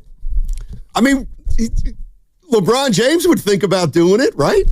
I think he probably will. He's been only signing 1 year with opt-outs, but just throwing it out there. That could be a real monkey wrench. Let's go to... he wants to align himself with Buddy Hield, his favorite teammate. The two guys who are under contract for the longest period of time right now on the Warriors roster, Buddy Hield and Moses Moody. Bow, bow, bow. They're extended through 2028. Buddy's got a team option. Buddy's got a player option that year, so I don't know that he'll walk away from that. But let's go to AJ in Los Angeles. Hey, AJ, what's going on, man? What's up, man? What's going on? Hey, Steiny, you mentioned something that popped out at me. I think the last segment that it's counterproductive to lose a guy for someone that you're actually looking for. And so if you think about what you said, there has to be something underlying on why they would move a guy like that, right? Yeah. I mean, if you really dig into it, I mean, this is probably cringe at the thought that you're probably going to pay Jimmy and Draymond close to $80-90 million. Yeah. And this kid was better than both of them on both sides of the ball by a landslide in that last series. So, I mean, shout out to the last caller, but I mean, if you consider KD, Clay, JK, maybe even Moody, and maybe and Harrison Barnes, they all have something in common. They had issues with either Draymond or Kerr. I would say both of those guys need to get up out of here. I mean, that's my thoughts. I'll move on, though. Appreciate it, AJ. Kuminga and Green, is that what he's saying? No, he's saying that the guys who have left here had a problem with either Green or Kerr, like Jordan Poole. And he said Harrison Barnes. And I don't know if that was the sole reason, but yeah, I don't think Harrison Barnes was a big Draymond Green fan. Well, was the only guy he didn't invite to his wedding. Is that true? Well, Draymond said it, right? That's what Draymond said. Yeah, I'll just take his word for it. But the thing is, again, I do think that there is a world where they can play together. The biggest question that Kuminga has to ask himself is, do I want to do this potentially again? Right. Which is, come back next year, even if you have your contract and you have your money, and it's probably less than what he wanted last year, which was reportedly $35 million a year. But you have your money, you have your security. Do you want to give yourself the potential of getting jockeyed back and forth again? Of potentially getting DMPs again? I would like to hope that the Warriors wouldn't do that, but I don't know, Steiny. I mean, seriously, this was year 4, and he did not play in the biggest games of the season or the postseason until they had no other choice. That's just the reality. Right. And if you're Jonathan Kuminga, do you want to subject yourself to that again? That's what he has to ask himself. And then the Warriors need to check in and say, all right, are we really going to trade a player that's 22 years old? Let's say they could get Brook Lopez, because that was the player that Shams Charania identified of ESPN. Right. Are we really willing to do this again, which is trade a 22-year-old for an almost 38-year-old, which is exactly what they did with Jordan Poole and Chris Paul. Now, I realize you used Chris Paul to turn him into some free money, and then you used that to get you. I know there was eventually conclusion to that, but it didn't help you in the immediate. No. Trading Jordan Poole for Chris Paul didn't make you a better team. You missed the playoffs. So are you willing to risk doing that again? I think that's a really big risk. I'm with you. You're listening to 95.7 The Game, KGMZ FM and HD1 San Francisco, an Odyssey sports station and the home of the Golden State Warriors and Valkyries. Always live on the free Odyssey app, coming to you live from the Laughing Monk Studios. Laughing Monk, righteously brewed in San Francisco. I mean, the issue, unfortunately, for Jonathan Kuminga is he's not really in control of the situation. Now, if he wants to get out of here, he can certainly go to Mike Dunleavy and say, I don't want to re-sign here. But this is when the business part of it comes in. The Warriors aren't going to say, all right, we're just going to let you go for nothing. They always view a guy like that as an asset. And, I mean, I could see the Warriors matching and just bringing him back because they don't want to lose him for nothing. And unfortunately, he won't have a big say in it. Although you'd like to think that if he gets an offer sheet from another team, the Warriors would let him know if they're going to match it or not. But I don't know if we're at that point with Jonathan. Let's go to Tim. Tim's in North Carolina. What's going on, Tim? How you doing? Hey, guys. What's up, guys? Hey, Evan, I think you just nailed it. I think I think you really got to think more about this guy. Hey, we let Jordan Poole go because of mercy. We knew we couldn't bring him back into the locker room. At some point, you got to do right by just mentally by this young man. I mean, listen, this guy, you guys are thinking of conspiracy theories. You didn't hear him say, when they asked him, how did you do this? How did you do this? This kid said, my mother's a pastor. He said, my friends, through God. Like, Steiny, this is not hard to see. It was hard for this guy, right? But you don't know behind the scenes if his agent, if anybody close to him is saying, listen, for him, let him go. Like, I mean, come on. I don't know if y'all seen it, and I do want to make another point, and maybe y'all can. Look at that documentary about Javaris Critton and what it was like for him to go to a coach who didn't want him across the country at 19 and what it did to his confidence and what the decisions that young man started making from feeling lost and not having a support system. Like when I call here, guys, and Evan, I call you on the weekend and I say the kid has to go. He just has to leave for his own mental makeup. Yeah. I don't know how in the hell he's done it. The most impressive thing to me about him is that at 22, his mental makeup, to know you are on the bench, to know you can go on the court and give you 20 to 25, 30 points a game, to know that at 22 and to not get played, and to then when your number gets called, you are able to somehow go and just play the game, to know you continue. He had his best free throw shooting game ever for the season after all of that nonsense. And what are free throws?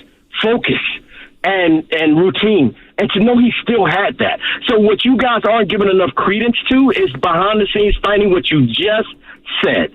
Maybe there are players saying, listen, do the right thing. Don't match anything. Let this young man go. It isn't fair to put him back with this head coach. It isn't.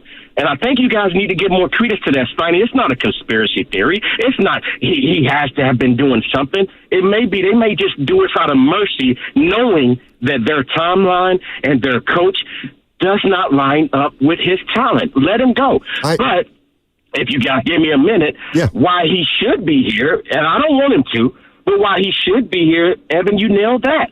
But the thing is, Sonny, like I said to you the other day, if the coach, if Steph Curry, if the system is going to be the player, and at 38 years old, he is ready to commit to running 2 miles a game over an 82-game season, if he is ready, if he wants to continue to do that, and we are going to, but we're going to try and diminish roles.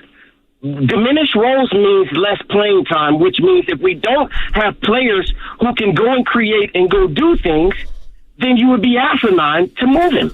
But if your star player is saying, listen, the system has to be me. I have to be out there with Gee. I have to be out there with Pods. I have to be out there with Moody. Okay, but what do we do when you get hurt? Right. No, hey, Tim, we got to move on. But yeah, it's fair. You can't continue to ride Steph, Draymond, and I got to believe we should throw Butler in there too. And that's the dilemma that this team has.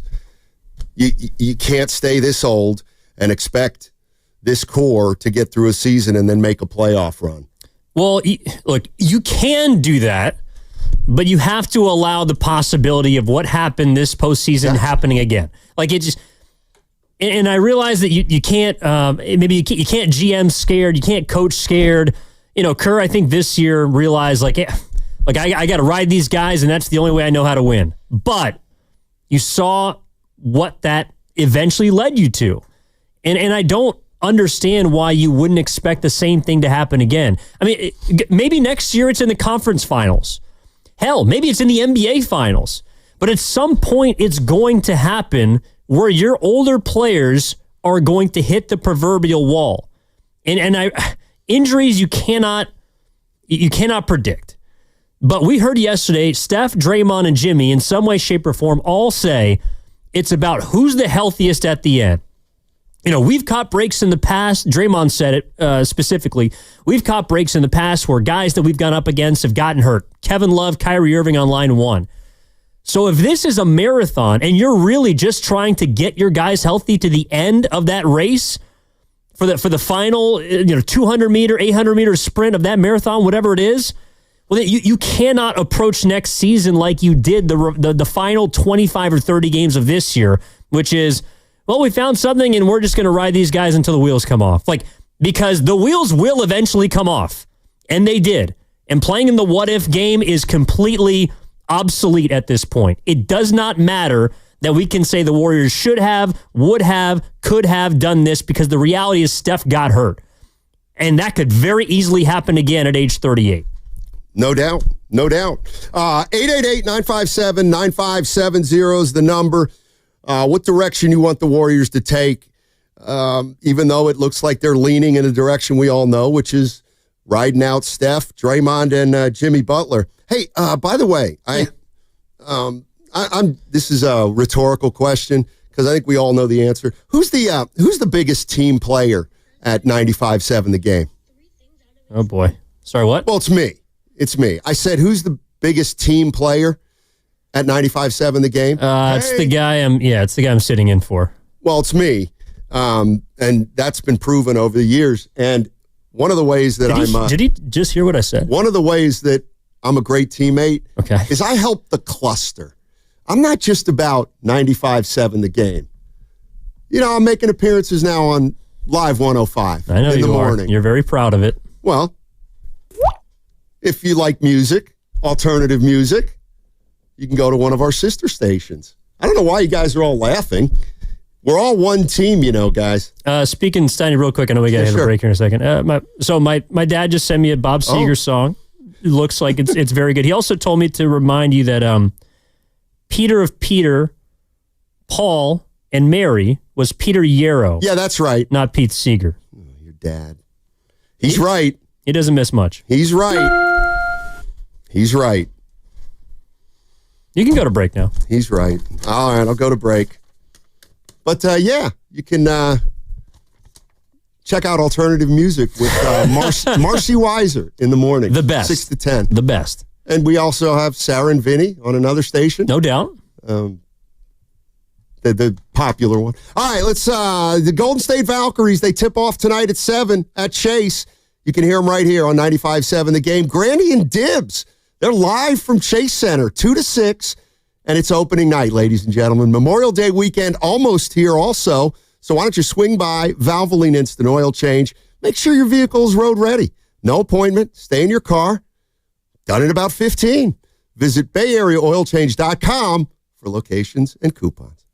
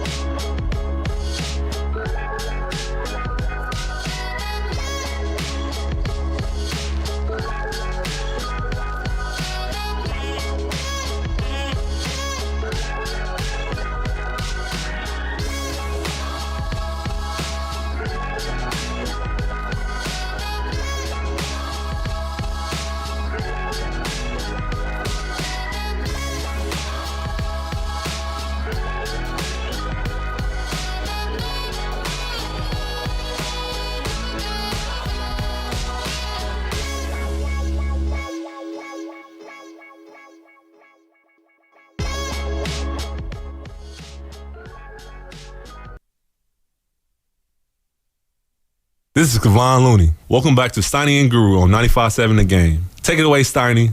Thanks, Kevon. I'll tell you what, it's not a payday Friday. Otherwise, I may start singing. You were singing earlier anyways, just not on air. Are you a shower singer? Not really. I take very fast showers. I save water. I learned that from my father. My father, when I was playing like Mighty Might basketball in like 5th grade, everybody would just wear their clothes and then they would put their practice stuff on and then they would put their clothes back in all sweaty. And my dad's like, no, you got to shower at the middle school. I'm like, what? He's like, yeah, we got to save water.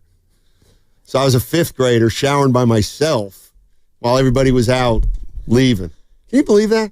Well, that's better than having to do what normal middle schoolers do, which is get ridiculed by others in a public setting because you're changing or you're showering and everyone's insecure at that point in their lives. Exactly. And so they're just making fun of each other. Your dad, I think, was actually doing you a favor. Well, I don't know if he was because he's a big part of the reason I ended up like I do or like I am. And well, you like yourself, right? We're talking Warriors. They're in a shambles. Not as bad as last year, though. No, we're going to find out at 12:30 if they're in shambles. That's true. How about that? 12:30, Mike Dunleavy, Warriors general manager, and then at 1 o'clock, Steve Kerr, the head coach. And we'll have both those things live. And so that gives us a good hour to talk about the Warriors. And maybe Kerr and Dunleavy are listening, and someone will come up with an idea that they embrace, and they'll use your strategy, meaning the listener's strategy. Well, they do talk about how much, other differing or kind of communal opinions that they factor into every decision. It's not just one person. Lacob makes that very clear every single time he's asked about a choice. It's a group decision. So, let's start out with John in Hayward. What's up, John? How you doing, man? Not too bad. Thanks for asking. Thanks for taking my call. Yeah, no problem. You all right, John? Everything okay? I think, just a little bit, tired. Sure. From work. Yeah. 10-2, John. Yeah. I'm tired. Yeah, well, my call is regarding Draymond Green, and he's the weakest link on the team. Here's why, fellas. All right. If you look at it, he's averaging 6 boards a game. You know how much he's being paid the next 2 seasons? $26 million on average. Right. Which is basically, guaranteed this upcoming season and a player option the following. Right. So my point is 6 rebounds. That comes out to $4,222,000 of average rebound per game. Yeah. Like a year. It's really not 25, 26 million for a player of his caliber.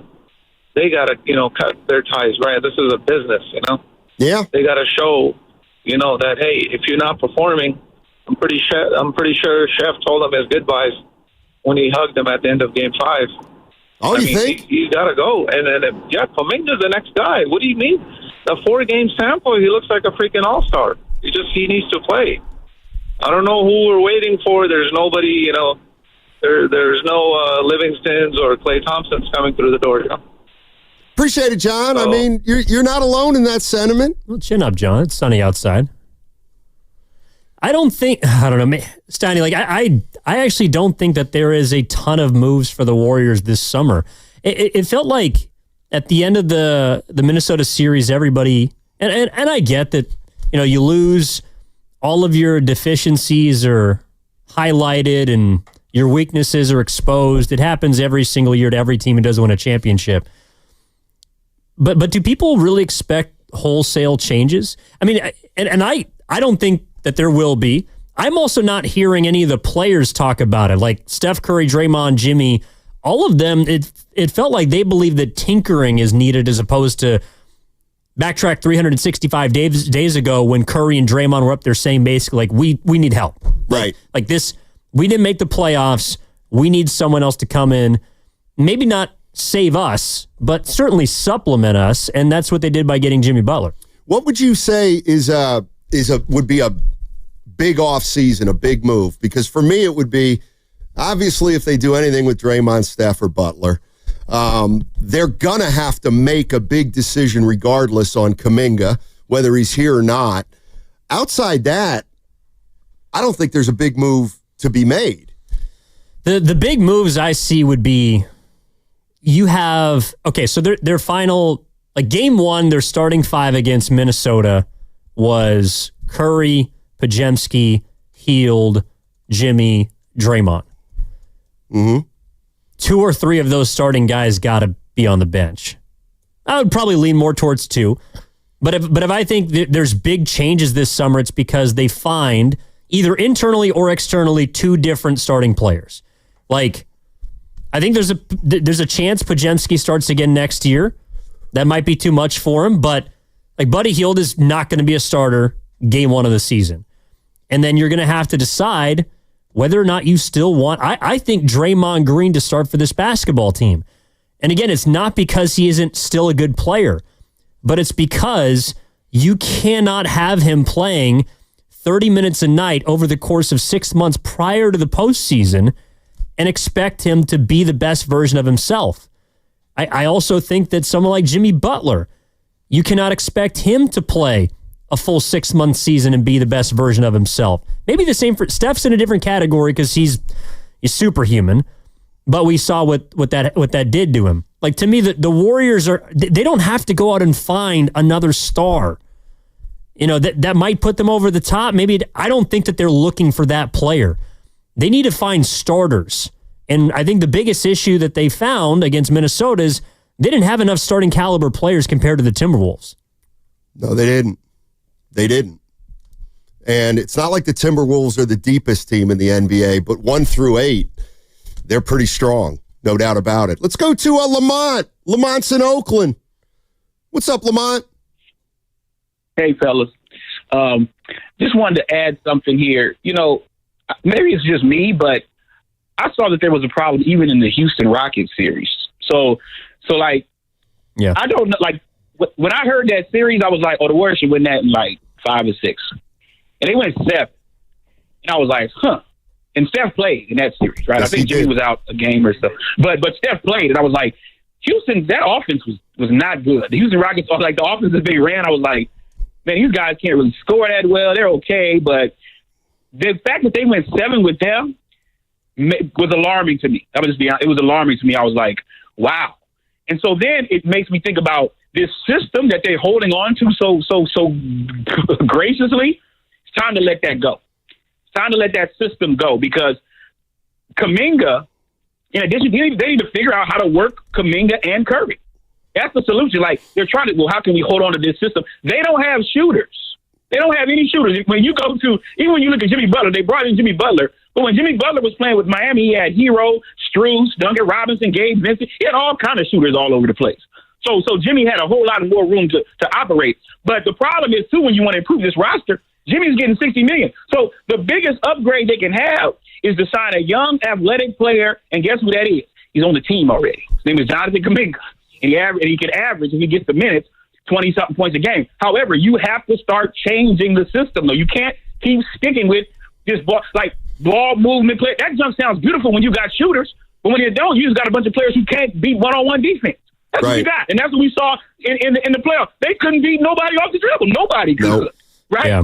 And so when you have Steph, though, it creates that gravity, right? But they don't have enough players. So you have, in my mind, you say, how do we work Steph Curry and Kuminga together? Jimmy can fit in. He's a very smart player, right? We know that. He knows how to adapt. So you have to look at those 2 as the top 2 and start your systems from there. When you have a great dynasty, the ones that last, change. The Patriots change. The Spurs change. The 49ers. You have to change what you do to keep the dynasty going and just keep thinking they can just keep doing the same thing without the personnel. They're going to keep bumping their heads. And they have the future. They have the future. It's Kuminga. And if they don't like that, what else are you going to do? Like you said, Robin Lopez. I mean, you're bringing in guys. These guys aren't going to take them to the next level. They're not going to be championship team. The league is much younger. You have to go with some youth and say we got to change this system up so that it works for not just Steph anymore. He's almost 30. He's almost 38. No, Lamont, you're right. And here's something that went through my mind, and I get it.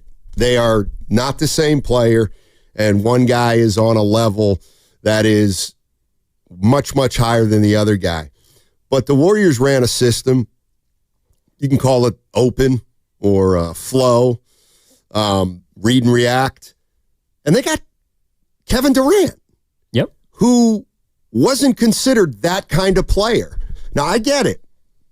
Kuminga and Durant are different.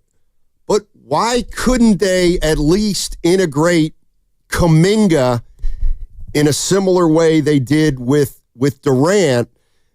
Because when I think about the Durant years, I feel like they played a certain way for a big bulk of the game, but late in the game, they would go to Durant, and he would make the kind of play that nobody else on the team could make, which is getting off a hell of a shot pretty much every attempt. So why couldn't you do some kind of, I don't know if it's hybrid, but there's nothing wrong with having a guy on your team who does something that nobody else can do, even though he might not fit the system perfectly.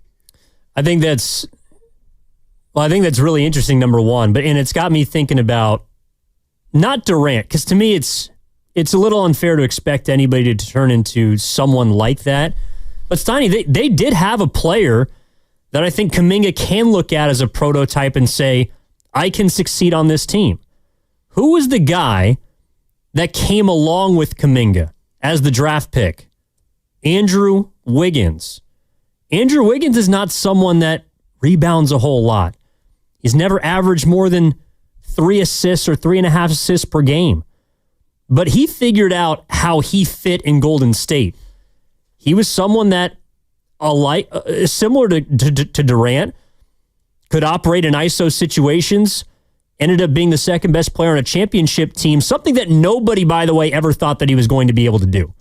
Right. When Wiggins was shipped from Minnesota, they had to send a first-round pick to get off his contract. Andrew Wiggins was not seen around the league as a great piece, a great player. But the Warriors were able, over the course of not just 1 year, but 2 years really, to integrate him and figure out how they could utilize his skill set. I don't think it's unfair to look at how they developed or integrated Wiggins and say, we can do something like that with Jonathan Kuminga. Because I don't think you're never going to expect JK to shoot the way that Durant does, or pass or rebound, or do all the things that KD does that have made him a Hall of Fame player. But I don't think it's out of the question to look at Andrew Wiggins and say, Jonathan, can you be that player in the near future? Not the finished version of Wiggins, you know what I'm saying? But that kind of skill set, someone who scores 17, 18 points a game. Yeah, he floats, he goes up and down. He's not the best free throw shooter, but he can defend. You know, that to me is really what they might have been missing in this series, is someone like Andrew Wiggins. And obviously they used him to get better, right? Because they got Jimmy Butler. But can Jonathan Kuminga be Andrew Wiggins? See, that I find so interesting, because Wiggins was okay being a third option. In fact, sometimes when he was the second option, he wasn't crazy, or he didn't perform as well. The problem with Kuminga is he's a better scorer and a more aggressive player than Wiggins. So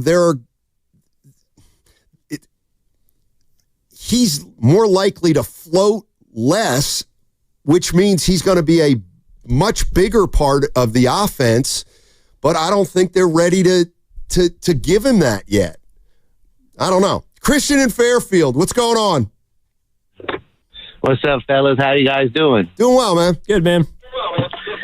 Hey, Evan, I just seen what Fat Joe paid for courtside tickets. I'm all for the Evan needs a raise right now. Oh, my man. Yeah, it's got to go up. All for it. Steiny, we need a campaign starting today. I won't say the number, but yeah, Evan, you need a raise. It was a high number for a courtside seat, don't get me wrong, but you deserve a raise.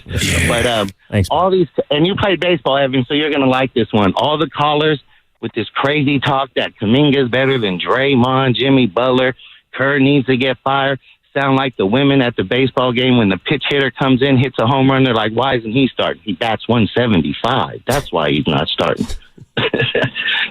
He had 20 rebounds in 187 minutes on his exit interview. He said, I have up and downs with the coach. He said, I need to rebound more. What in Jonathan Kuminga or any of these fans calling, Brain, why are you arguing with Steve Kerr? You haven't accomplished nothing yet to argue with Steve Kerr. Steve Kerr's job is to win, not to go rebound for Jonathan Kuminga and teach him how to box out. So I'll give an example, and I'll use Steiny. I'm guarding Steiny. On the defensive scouting report, it says, make Steiny put it on the deck. Steiny pump fakes me. I jump. He takes a step back. Whether it goes in or not is irrelevant. That's what I'm hearing, and Evan's taking my place. This is the NBA. You have to follow the game plan to a T, or you will lose unless you are the KD Warriors or the Magic Johnson Lakers or the Larry Bird Celtics. They can get away with that a little bit because the talent level is through the roof. We don't have that. And we all complain about the rebounding, but we want the guy that doesn't rebound, doesn't know how to defensive rotate, and that's not going to come with playing time. When he played over 20 minutes, we were 0-5 in the playoffs. When he played less than 20 minutes, we were 3-0. So they need to stop with this fire curve and this and that. And as far as the playmaking wing, I don't know. I do like Brook Lopez, Steiny, because he only has to play sparingly in the regular season. Like, we got to save the OG's energy. They can use post TJD and those guys and keep him fresh for the playoffs, and that'll help with the defense a little bit. But other than that, I'm not Mike Dunleavy. I'm not going to speculate, but this Kuminga stuff has to stop. Appreciate the call, Christian. One way or the other, it's got to stop, you would think, right?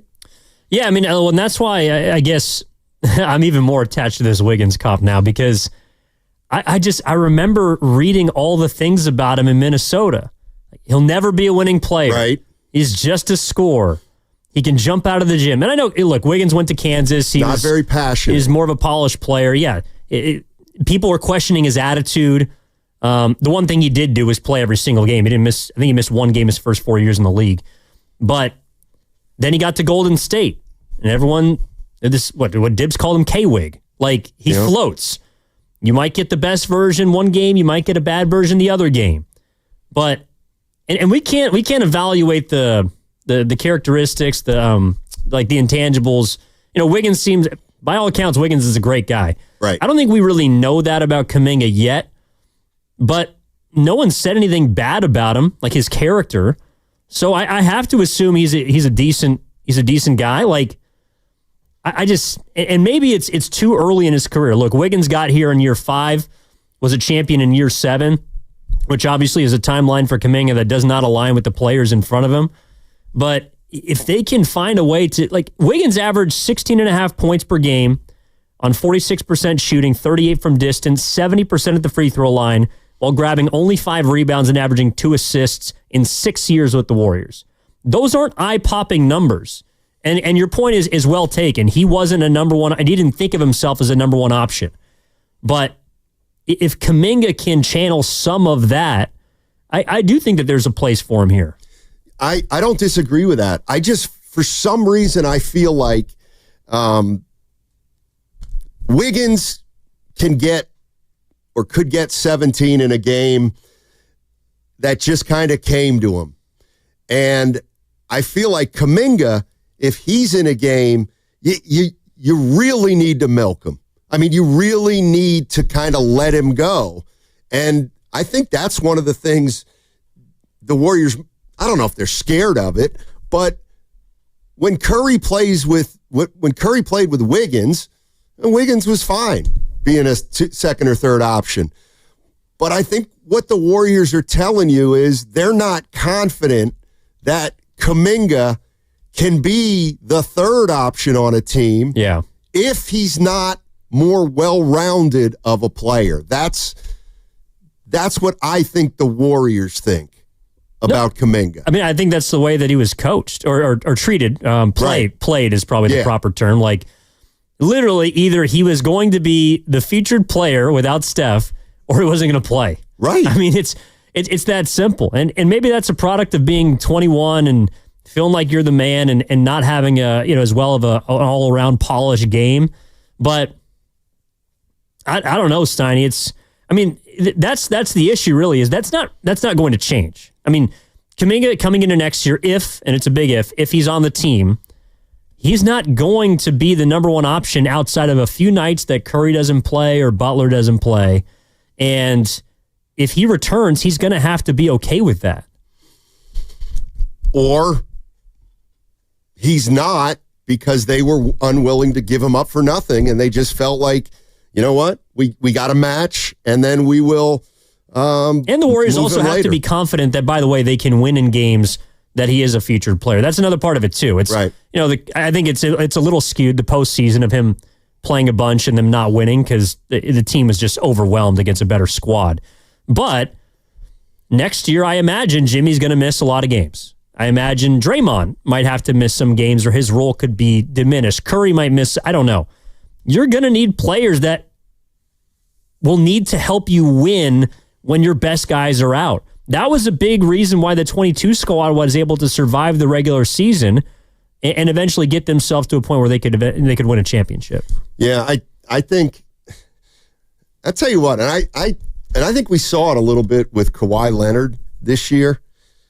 I think it could be kind of the trend moving forward of older guys just don't play the first 2 months of the season. Just don't play the first 2 months of the season.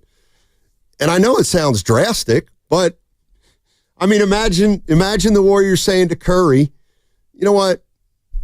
Come join us on January 1st. Up until January 1st, we're going to use Kuminga. We're going to have him be our guy.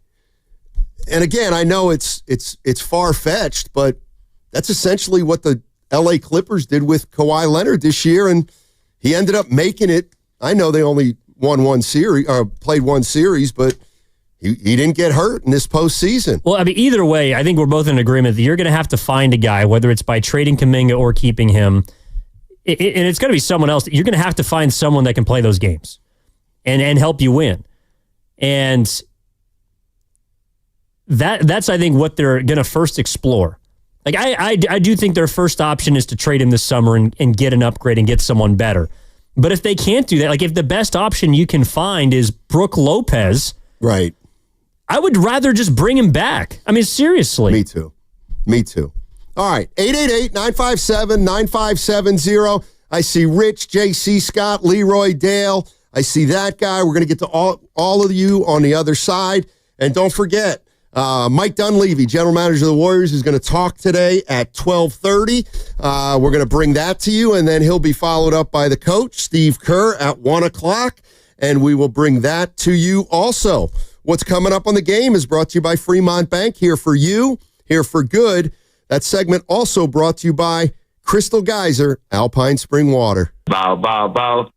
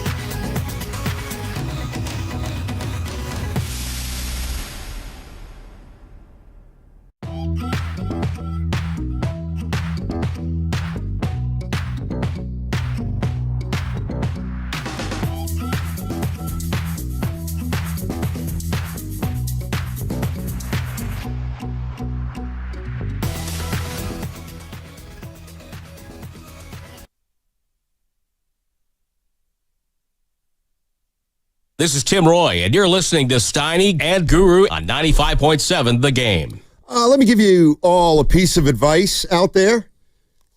Don't do this song if you're singing karaoke. Why? It's too long, and it's just got too many words, and even though you think you know all the words, you really don't know all the words. Well, that's the point of karaoke, is the words are in front of you. Not where I go to karaoke. Then you have to get it on your phone and stuff. And then, but when you're singing karaoke, it's kind of like a rookie in the NBA. Everything goes really fast. And the karaoke game hasn't slowed down for me. So it's actually speeding up. It is. You start getting into it, and then you butcher a word, and then you fall behind, and you can't pick up at the right spot. See, I feel like Dylan would actually be the perfect karaoke artist because his voice is not very good. That's the part that you're right. You're right.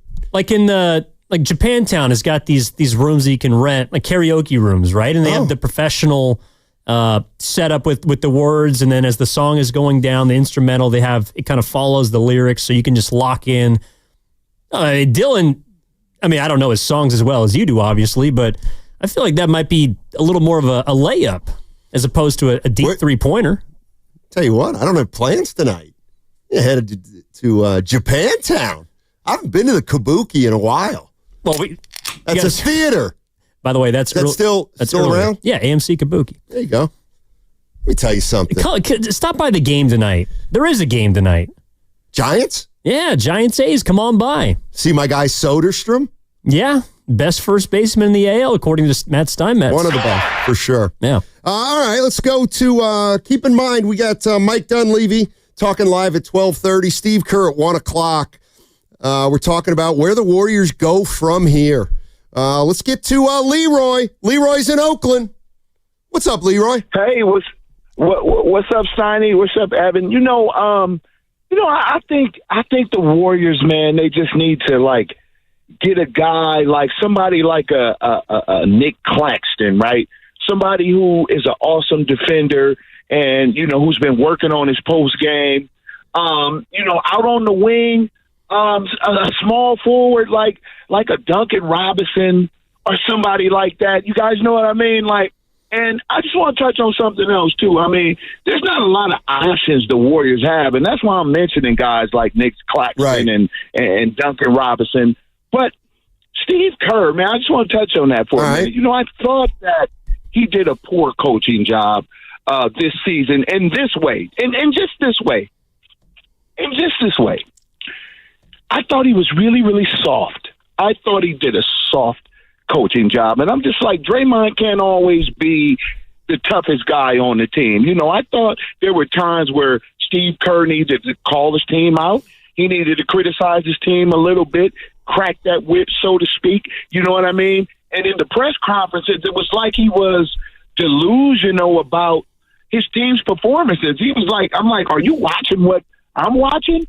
And I just thought that, it was just a soft coaching job. So Steve Kerr's going to have to toughen up, with these guys and especially the veterans and start calling these guys out when they're turning the ball over, when they're missing assignments and things like that. So, but one more thing, guys. Hey, start looking at an Andre Drummond. I mean, somebody that could be a body down there that could get, I know, but just something, man, something down there where you can take up some space, you can be a big body, you can knock some guys around because we're a heck of a rebounding team when it comes to the guards. I thought when the guards combined got about 19, 20 rebounds, we would win playoff games. I was looking at that. Leroy. But then when the guards stopped rebounding, we were done. Leroy, you know what I've noticed? What? You love the guards who rebound. You love it. You love guards who rebound. I really do. And Pods and Curry was doing such a great job, right? But they just couldn't keep that up. You know what I mean? They needed some help. I got you. I'm on to you, though, Leroy. I know I'm starting to know what kind of players you like. Now we are. Oh, by the way, Steiny, you can also another game tonight, obviously the Valkyries home opener, which we encourage everybody to get out to. The thing about the guard play is, you can't have Curry be your leading rebounder, which he was in the Houston Rockets series. But the idea of them being soft or coaching soft, I don't think it's necessarily like they're not soft players, but they're really either young or old at all of the positions in which you demand physicality. Like at times, Quentin Post started in the playoffs. He is a very green player. I don't think it's crazy to expect him to be taken advantage of in his first playoffs. Same with, same goes for Draymond Green at sometimes. He's 35 years old and he's got to guard players that are bigger than him. Like them looking soft to me is more of a product of them looking smaller and less athletic than the two teams that they matched up with in the postseason, who, by the way, they beat one of them. Right. Hey, by the way, did you catch during Game 5 when Kerr took Pods out of the game? Yes, I did. And it looked like he went in on him. I would love to know what Kerr was saying to Pods. Do you think it's what he told him in December after, I forget which game it was, but he went to the podium and said that the hook shot that he took was, quote, frankly insane? Like he was at his wits. Kerr did everything he could in that press conference in December to prevent himself from cursing. No, it was something. Was it like was it like a hook shot alley-oop on a break, or was it? I think it was like a 3-on-2 or 3-on-1, and he threw a hook pass, and it was going nowhere. The issue was against Minnesota is he had an open 18-footer or three-pointer. He passed it up and then got caught in the air and just threw it to the other team. Yeah, that was. And he ripped them for it. Yeah, that was. That I want to say that's the play where they'd cut it to 9. Edwards came right back with the 3, and then they turned it over right away, and it was back up again to like 14. But it might not be that. Well, it felt like every run they had. I mean, they just weren't able to sustain anything. It's funny, like in the beginning of the series, they were playing pretty well defensively, I thought, but they couldn't score. And then the last 2 games of the series, which they ironically got blown out in, it's because they couldn't defend. Like they just could not stop anybody when they needed to. And it felt like Minnesota had 2 feet in the paint the entire game. Yeah, I mean, the one thing that I kind of felt like in games 4 and 5 was the Timberwolves had all the confidence in the world that they could shut down the Warriors when they needed to. And a lot of that, of course, is because Steph Curry wasn't playing. But they knew that the Warriors were vulnerable offensively. Rich is in Daly City. Hey, Rich. What's going on, man? Hey, how's it going, Steiny? Going well, thanks. So I watch a lot. And Evan, how's it going? Yo. I tried calling this morning, but I think the folks got me confused. I was watching Bobby Marks earlier in the year, and he was saying that expiring contracts, if traded within the current business year, say before July 1st, could be used to reduce the taxes for a team over the cap or on the apron. So if we traded our expiring contracts of Looney or GP2 to another team that's over for their expiring contracts, could we potentially get a draft pick? And so I'm wondering, it would be, if you did a 2-step thing, let's say you were able to get a first-round pick, and then conceivably, if you traded, let's say, a Butler for Booker, because there's rumors that Booker's on the trade market right now, could you then draft a big, maybe the kid from Duke, and then that way it opens up a spot to slide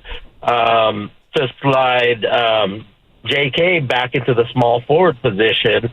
There you minimize the disruption to the current team, and you add a shooter to replace Thompson, in a Booker. Would that work? Boy, Rich, that's... Hey, you know what, Steiny? Sometimes you got to shoot for the moon. You got to shoot for the moon. It'll be tough to move up and get Cooper Flag, Rich. I know that. If that's the guy unless he's talking about Knuple. Knaple. I'm talking about the center. over there. The center. Not Cooper Flagg. No. The center, the Moloch or something like that. He's a shot blocker, rebounder type. All right, let me legit 7-footer. Yeah. Okay, thanks, Rich. Appreciate the call. Evan, can you tell me about the 7-footer? Yeah, I'm not gonna lie, I got nothing on him. The thing but that is a path. I mean, the Warriors could try and buy a pick this year, which might end up helping them because they need cheap labor. That's one of the reasons why I don't think we're going to see a ton of back end of roster movement either. I think Quentin Post is he's got team options in the contract. He's going to be back next year. Trace Jackson Davis is going to be back next year. If they can find a reasonable salary for, by the way, Looney and GP2 are free agents. Right. So they would have to re-sign them. I don't really see any reason to bring them back unless you can get them for a very cheap price. Because GP2 is making $9 million. Yeah. I'm sorry, he's not a $9 million player. And I think Looney's making about $8 million. And at this point, with Quentin Post stepping into more of a prominent role, Trace Jackson Davis could be your cheaper backup center or at times start if you need him to. Kevon Looney is an incredible Warrior. I think a fan favorite. But yeah, we were talking about Looney coming to his end with the Warriors last offseason. But they brought him back because they didn't really have any centers outside of Trace Jackson Davis. And if you're telling me that they are going to look for, I don't know if it's Brook Lopez, but another big, right, that does make Kevon Looney expendable. You're listening to 95.7 The Game, KGMZ FM and HD1 San Francisco, an Odyssey sports station and the home of the Golden State Warriors and Valkyries, always live on the free Odyssey app, coming to you live from the Laughing Monk Studios. Laughing Monk, righteously brewed in San Francisco. And, one of the things that the Warriors are going to run up against, or they're already running up against it, is when you're paying next year Steph 59 and Butler 54 and Draymond 26, you have to have guys on the roster like Post, who's making 1.9, and Santos, who's making 2.2. And even this is one of the biggest reasons why Pods is valuable, is because he only makes 3.6. Trace Jackson Davis makes 2.2. So you kind of need guys like that to balance out the big money guys. Well, especially if you're trying to maybe make room for a Kuminga contract. Right. Warriors have 3 team options right now. Pajemski, he'll get his. Do the Warriors exercise their team option on Santos for 2.2? Probably. And then Post for 1.9. Yes. I think you're probably right on both those. Let's go to Dale in Sand City. What's up, Dale? How you doing? Hey, another day in paradise. Let's remind ourselves we've had 4 championships in the recent years, and I got a dozen ideas, but I got to focus on the critics of Kerr. They obviously don't have basketball IQ like some players, and I'm not going to critique any players or anything. But having spent most of my career in sales and marketing management, although these days I got a semi-retired job driving veterans to the medical appointments, oh, good for you. You never tell the public what you're really thinking about your own staff or team. And by the way, the owner might like a certain player that you got to keep on the team anyway. I think Kerr is maybe the all-time best coach of any league, and these guys critiquing him, basically you mentioned listening to music on other channels. That's generally when I turn your station off only. I listen to you all day otherwise.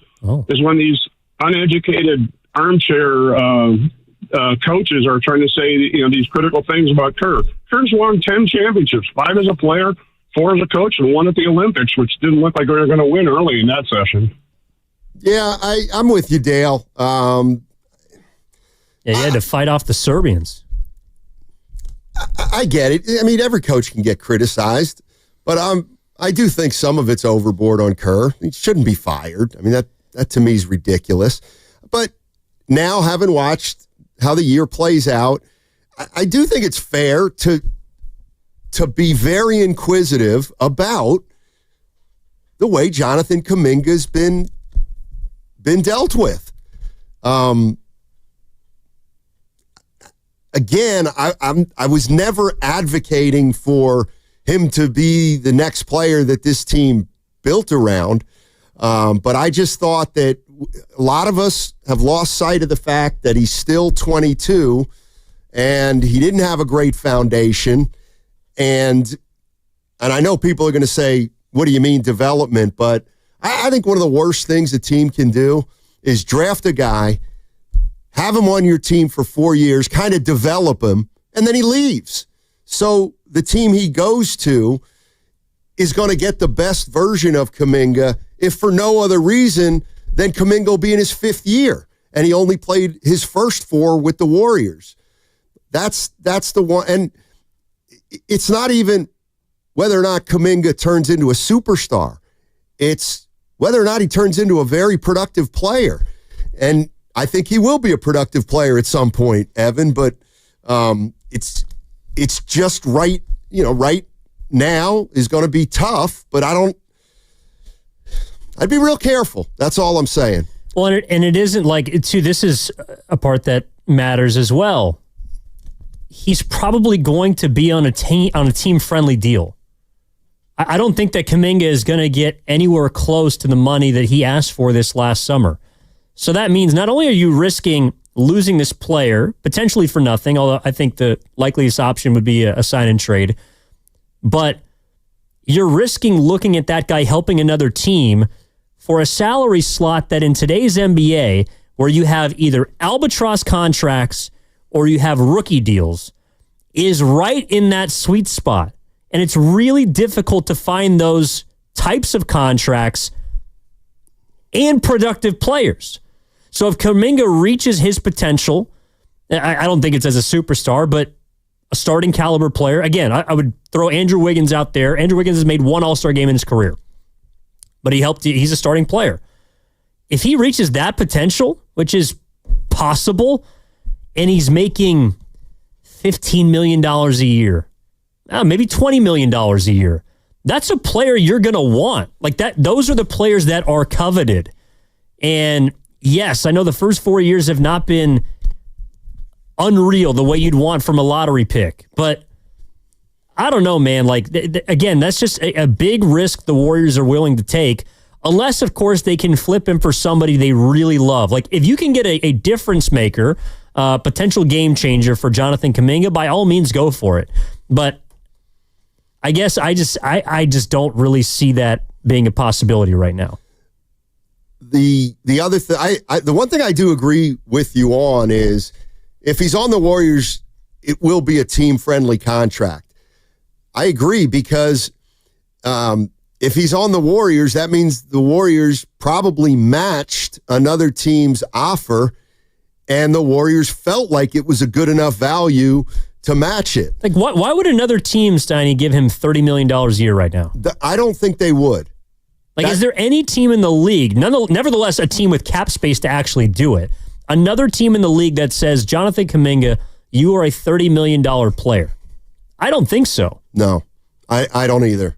I don't either. And not now anyway. Yeah. But you can't even afford to give him that money just to see. Like, he hasn't proven enough for another team to invest that kind of money in him just to find out. Right, exactly. And that's why I think whatever the offer is out there, and it could be, hey, JK, go out and find your value on the open market, and then we may trade you to that team, or we might match it. It's not going to be that much. That's why, again, I also think if you're exploring a sign-and trade, the salary slot that he demands is not going to bring you back the missing piece to a title team. Right. Because he's probably not going to be making that much money. No, I think you're right.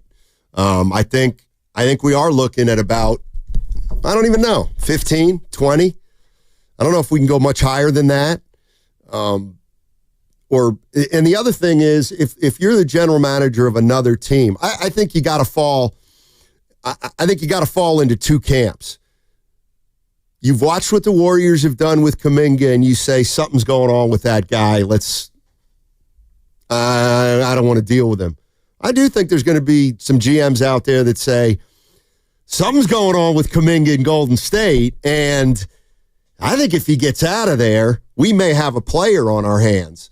And But the other interesting part of this is, yes, the money. If a team, and again, there aren't a lot of teams with cap space, but if a team offers Kuminga $20 million, well, the Warriors are more likely to match it. If somebody offers him crazy money, then they're less likely to match it, and then they're going to probably have to go the sign and trade route. But again, I'm with you. I don't see any team out there offering him 25 to 30 at this point. Let's go to JC. JC's in the city. What's up, JC? Yo. Hey. What's up, guys? How you doing? No more Brook Lopez talk for the rest of the day. Thank all right? you. That guy stinks. He stinks. Evan, so do you think Kuminga's going to be on the Warriors next year? Honestly, JC, I don't know. Like, I'm dead serious. 2 weeks ago, if you asked me that question, I would say no. But I'm looking at this team right now. I do think it's a possibility he could be back. Yeah, I mean, it just seems like they benched him for, the most important stretch of the season. They're out on Kuminga. The only reason he played is because of the injury. And I just don't know that his scoring output would change. Like, there was a play when Dante DiVincenzo got an offensive rebound on Kuminga. I forget, it was like game 2 or game 3. And Kerr looked so disgusted on the bench. Like, I don't know how they get past what happened this season. And he is they're going to invest $20 million in a guy who doesn't play. But I'm just, as like a fan, I'm sad. I'm sad that we didn't get to see Steph in that series. And, who knows what he would have done, but he's been on a historic run. And to say Kerr is like the greatest coach of all time, Steph's average minutes, his median minutes against the Rockets was 41 minutes a game. And then he tears his hamstring. And I'm not saying that's, the minutes necessarily, but it's malpractice to not play Kuminga with his scoring output and the level of pressure he could have taken off guys for, a few minutes. And then we play him all 40-plus minutes a game, and they get hurt. And it's not like Steph got hurt with the Jimmy injury where, it's a freak accident and he lands on his tailbone. The guy was exhausted, pulled his hamstring, and then the season is over. Like, Kerr could have found a way to play our 4th most talented player in the playoffs. There's just no excuse for that, in my opinion. Thanks for taking my call. No, thanks, JC in the city. I don't think you're alone in those thoughts. Well, and I mean, he did play him for 7 minutes in Game 7, and he wasn't very effective. Like, I hear what the caller's saying, and I agree. Like, the management of Kuminga is, it's just perplexing. Like, it really is, because clearly he has the ability to score 30 in a playoff game. I don't know how you don't find a place for that in some way, shape, or form. But I can also look at Kuminga's skill set, and when Steph is on the floor, he makes Kuminga kind of irrelevant with everything that Curry does for this offense. And really also with, I should say, Butler included, because that's a big reason why Kuminga didn't play as well. But I do think that a lot happens. We try to take as much as we can from a small sample size. And Kuminga just led them in scoring in a postseason series. I realize they lost 4 straight games, but I guess I don't know how you give up on that. Yeah, and I think that's worth repeating. This guy wasn't even in the rotation the last 2-3 weeks. All of a sudden you throw him out there, and he's leading your team in scoring. And to me, it works 2 ways. One is you see that the kid can score. We should have known that already. But to me, it also shows that you're not good enough if Jonathan Kuminga is your leading scorer after not playing for as long as he did. All right, 888-957-9570. We'll take some more calls on the other side. And then Mike Dunleavy's going to speak to the media at 12:30. Steve Kerr at 1 o'clock. We'll have it all here for you live. And you know what else is live? The Golden State Valkyries. They tip off at 7 o'clock tonight at Chase Center. You can hear the game right here on 95.7 The Game. Grandy and Dibbs, they are live from Chase Center 2 to 6 today, and they're going to get you ready for opening night. Memorial Day weekend is almost here. So swing by Valvoline Instant Oil Change and make sure your vehicle is road ready. No appointment. Stay in your car. Done in about 15 minutes. Visit BayAreaOilChange.com for locations and coupons.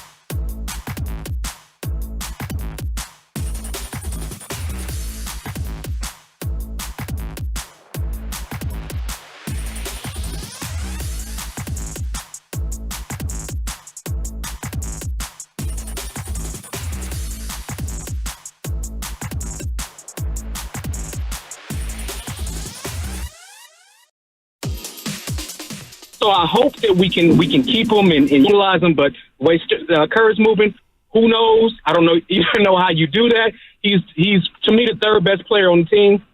I don't know the overconfidence in Pods and the underconfidence in Kuminga. I can't make sense of it.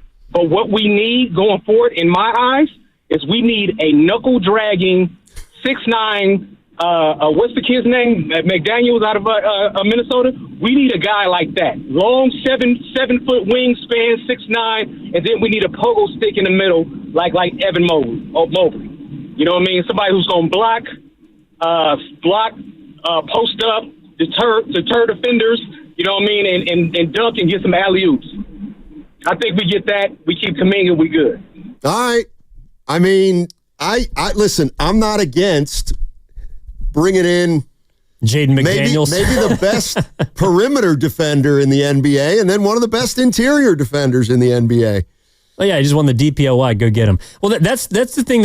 Look, I would love to believe that the Warriors are targeting a playmaking wing, which is what Shams is talking about.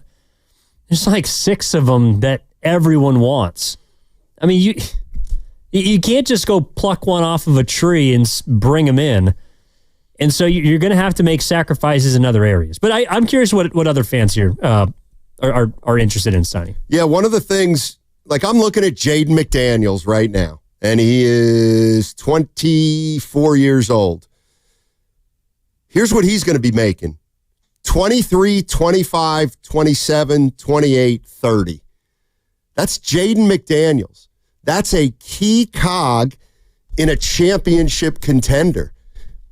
Do Warrior fans, and I'm just asking, do Warrior fans think that would be a comfortable contract for Jonathan Kuminga?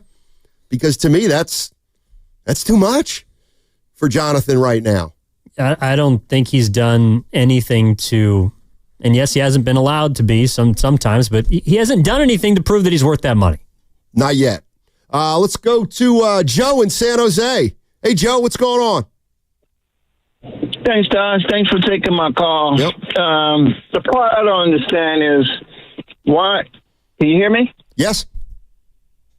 Well, I don't understand why Steve Kerr is begin all and end all. I mean, because a lot of the games they played, it was sloppy basketball, a lot of turnovers. They could have won that game, and that's just a trademark of Steve Kerr, turnovers and having turnovers. It was just sloppy basketball against Minnesota, against a lot of teams that they should have won those games. I mean, not won, but at least be more competitive. And I think that's on Steve Kerr. What I don't understand is, wait, let me just say this. What I don't understand is Steve Kerr, I appreciate Steve Kerr coming out and saying, I can't play these guys together. I can't play Kuminga with this guy.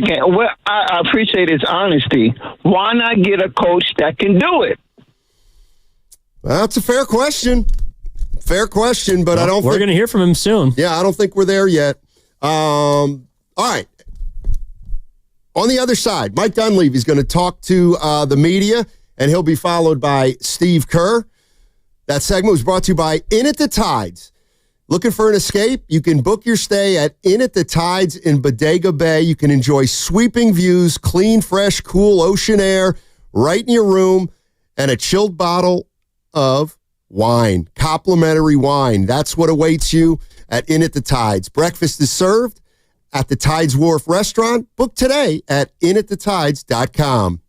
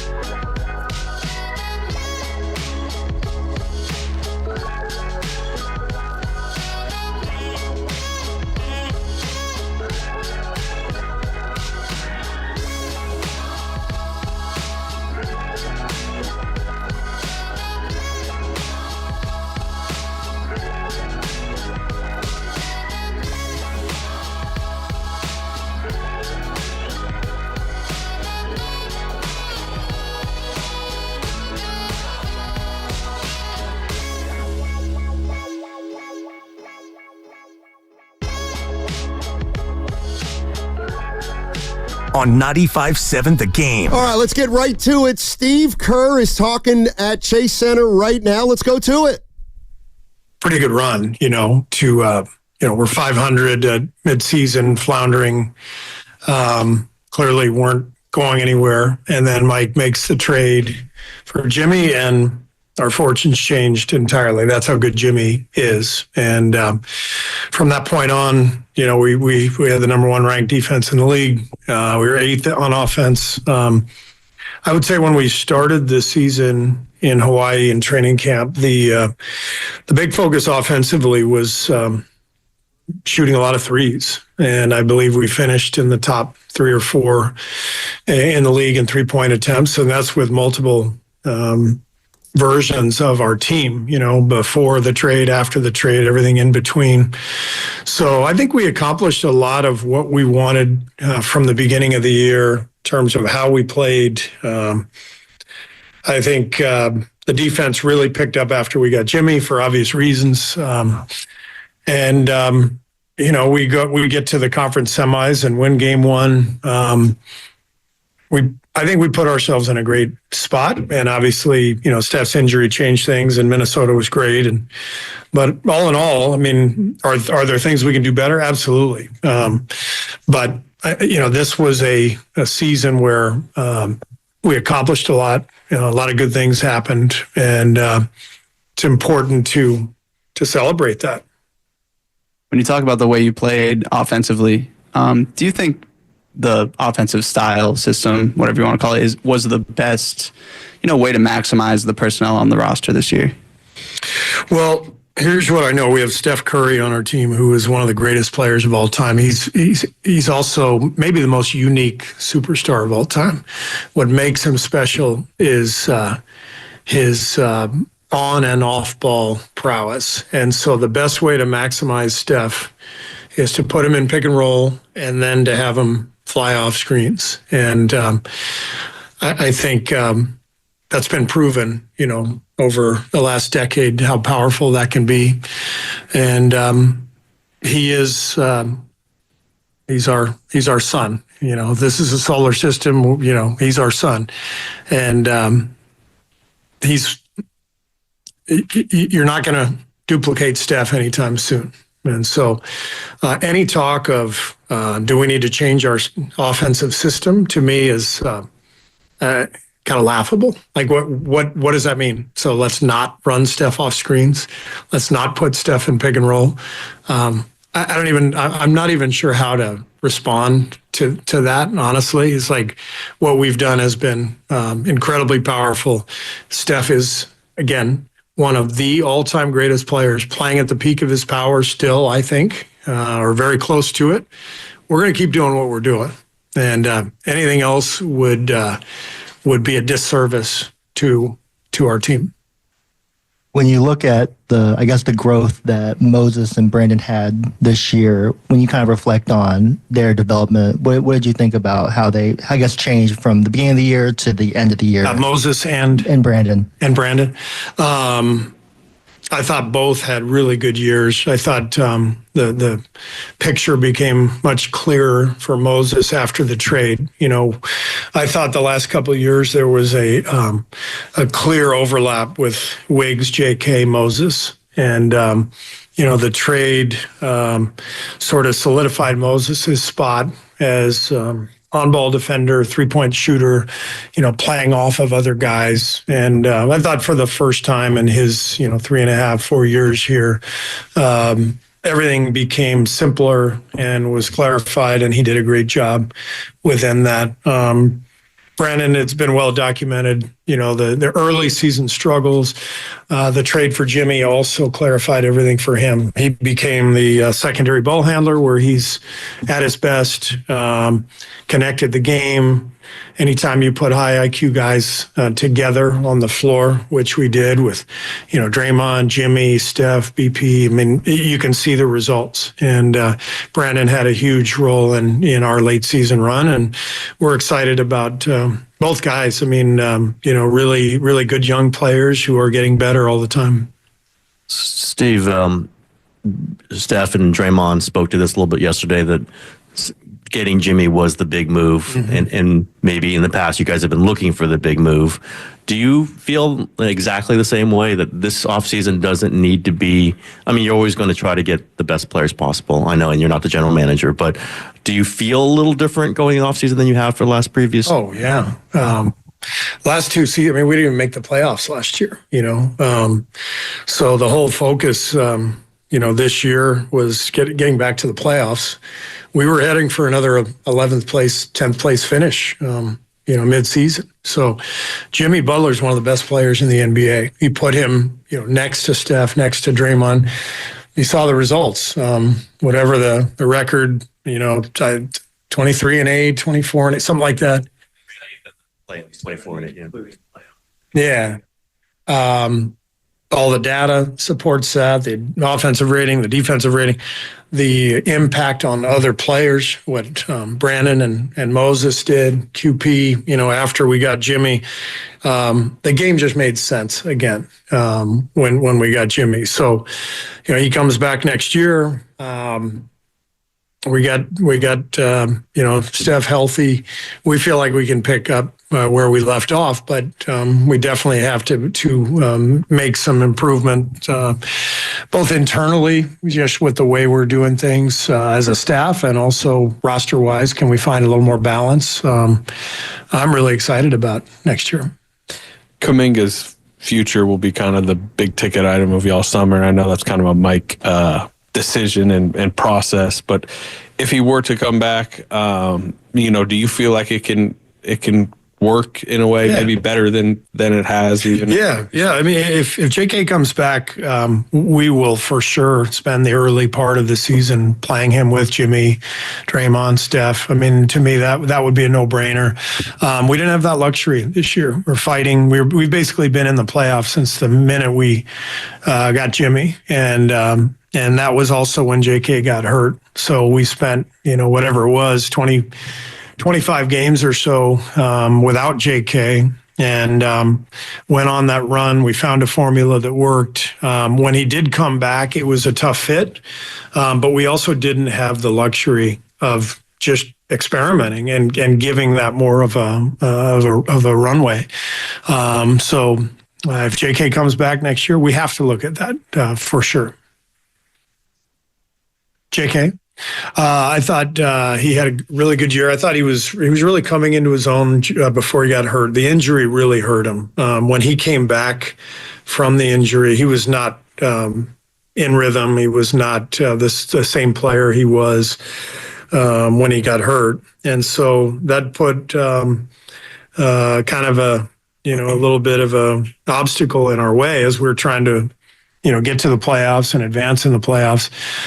It felt square peg round hole for us, and so we obviously went away from JK as part of the rotation, and then he handled it really well.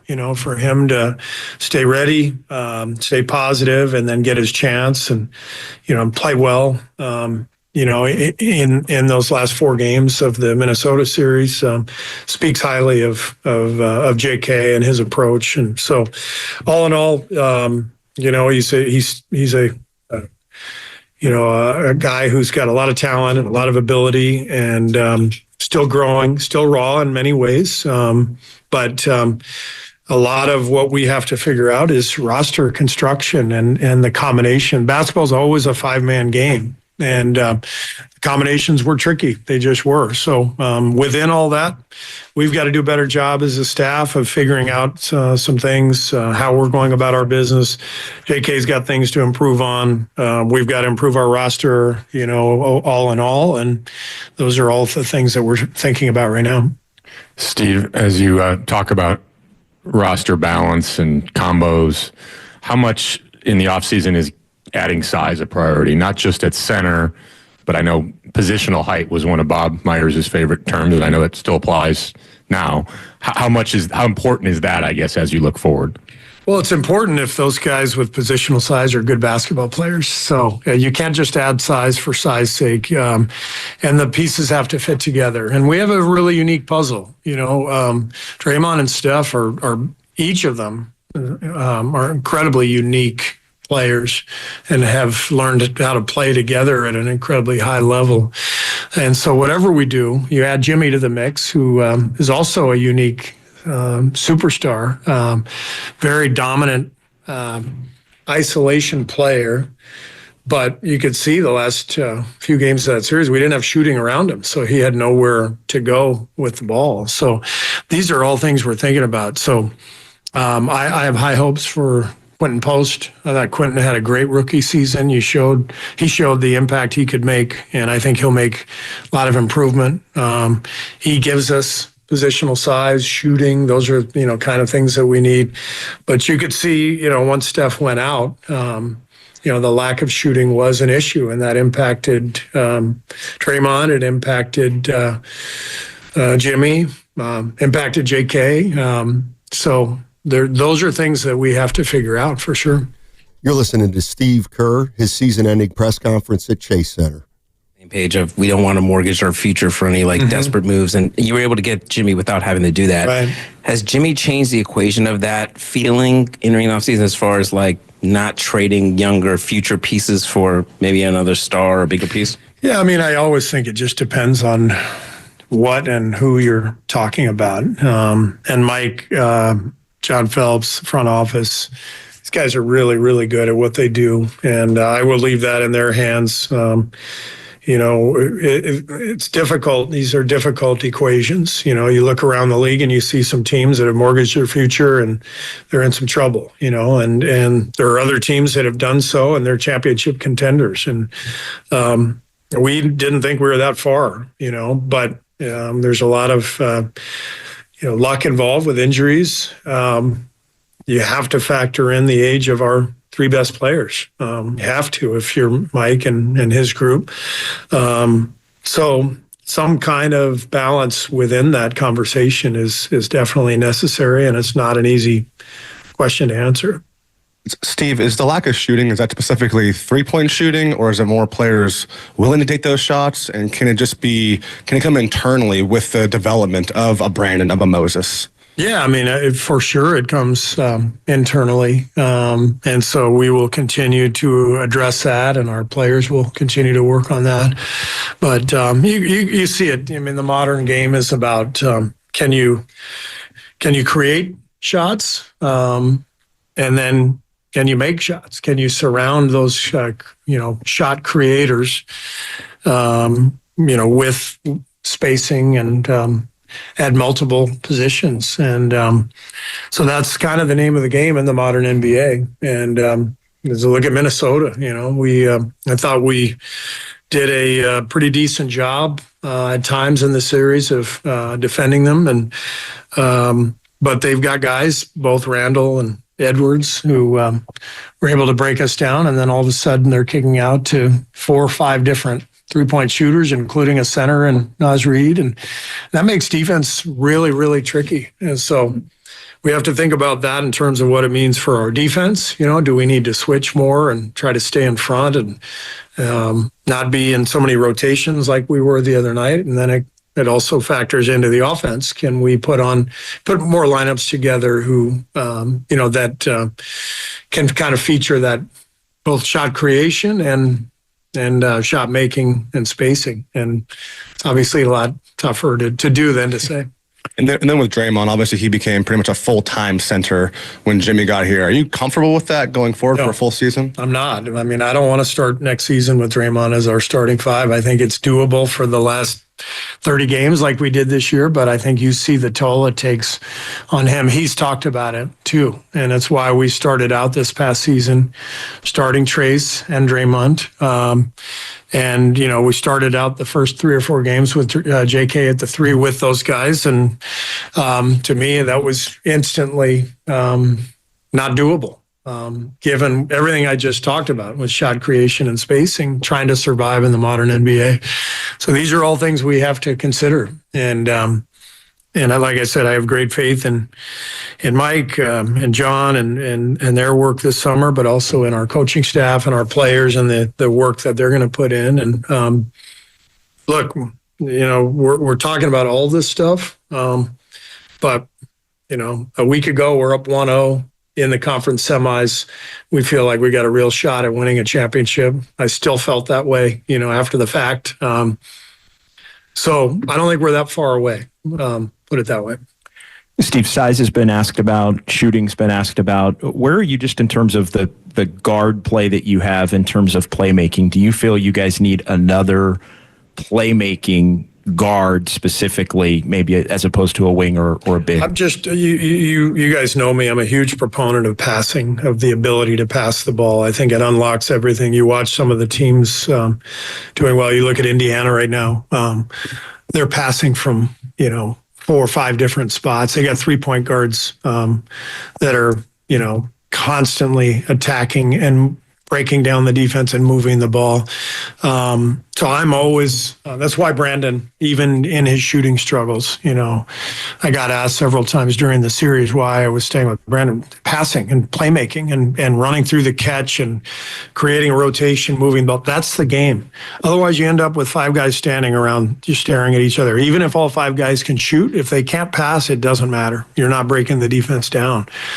So I'm a huge believer in playmaking, IQ. We've won multiple championships with that formula. So it doesn't matter what position it is. We need guys who see the game, can make plays, and can connect the game and create easier opportunities for their teammates. Brandon is one of those guys, which is why he's so important to us going forward. How much importance do you place on adding athleticism to the roster, especially with how Minnesota, like you said, was able to kind of break you guys down off the dribble with Edwards and Randall? But also, how do you balance that with finding guys, like you said, that can pass the ball, that can just kind of know how to play within the offense? Yeah, that's those are the hardest guys to find, and then can those guys play defense, and that's why it's so hard to win a championship. And that's why what Bob Myers and Joe and the front office were able to do over the last decade has been so impressive. We've just had a lot of two-way players and two-way rosters, and that's why we've had so much success. But really hard to find those guys, and but that's always the goal.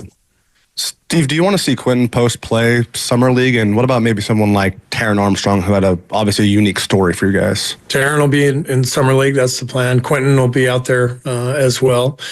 And like I said, I'm excited about, a lot of our young guys and the internal development. So many players in this league come seemingly out of nowhere. We just, we were just talking about Naz Reid. I mean, I think he was a 2nd-round pick. And there's always guys, Fred VanVleet wasn't even drafted, what he was able to do in our series, completely flipping the series with his play, guy undrafted.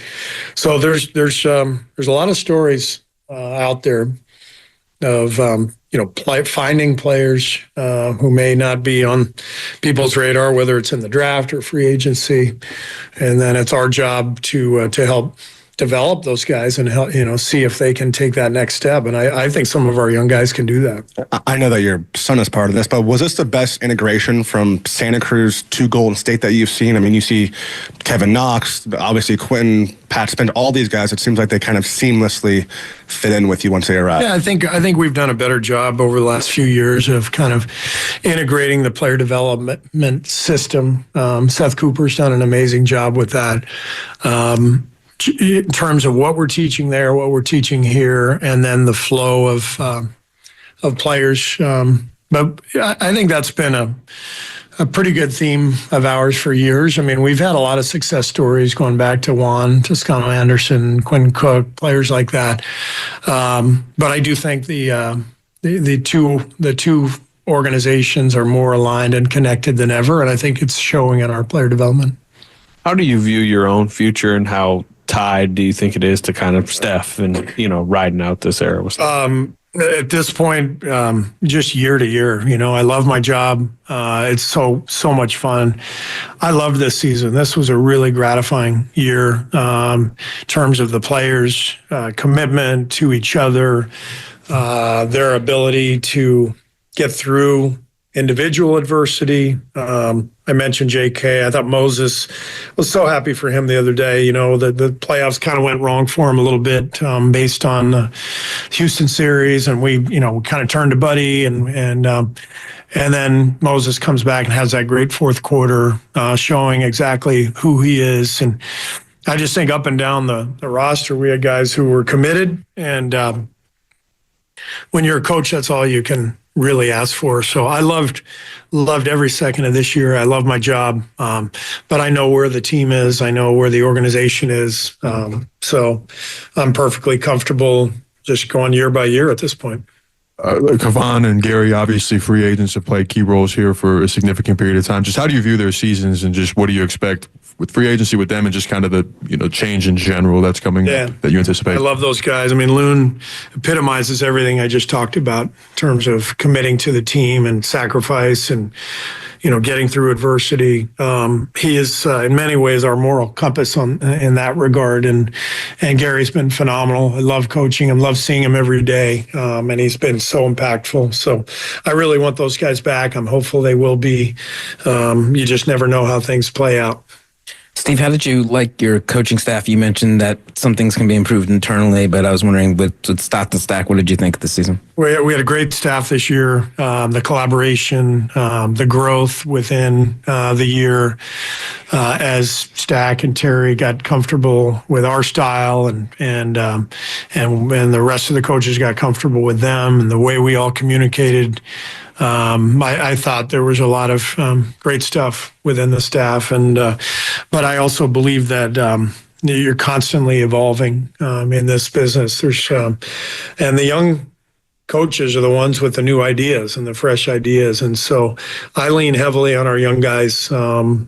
Guys like, Lane Wilson and Jacob Rubin, Anthony Vereen, these guys come in every day. Will Sheehy, they all come in with great ideas, good thoughts, and it's up to us as older coaches to, find that balance between mentoring them and listening to them, because adapt or die. It's the truth, and so we have to rethink everything year after year. And I'm already putting a lot of thought into how I want to approach not just player development, but practice scheduling next year. Not scheduling, but the content of practice.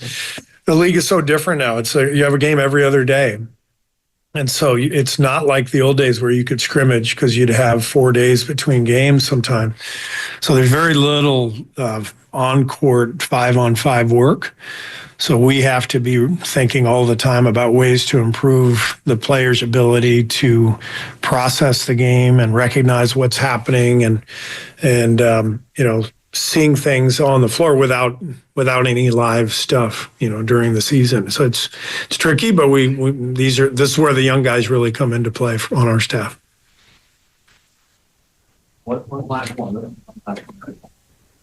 Hi, Steve. This is maybe a little bit off topic, but Valkyries have their home opener tonight, season opener, first WNBA regular season game. Any thoughts on that? I'll be here. Yeah, I couldn't be more excited. I think watching everything unfold over the last year and a half, since the franchise was formed, been incredible to watch. I think the branding has been amazing. The name, the colors, just kind of the unveiling of the team. I've gotten to know Natalie really well, some of her staff, Ohema.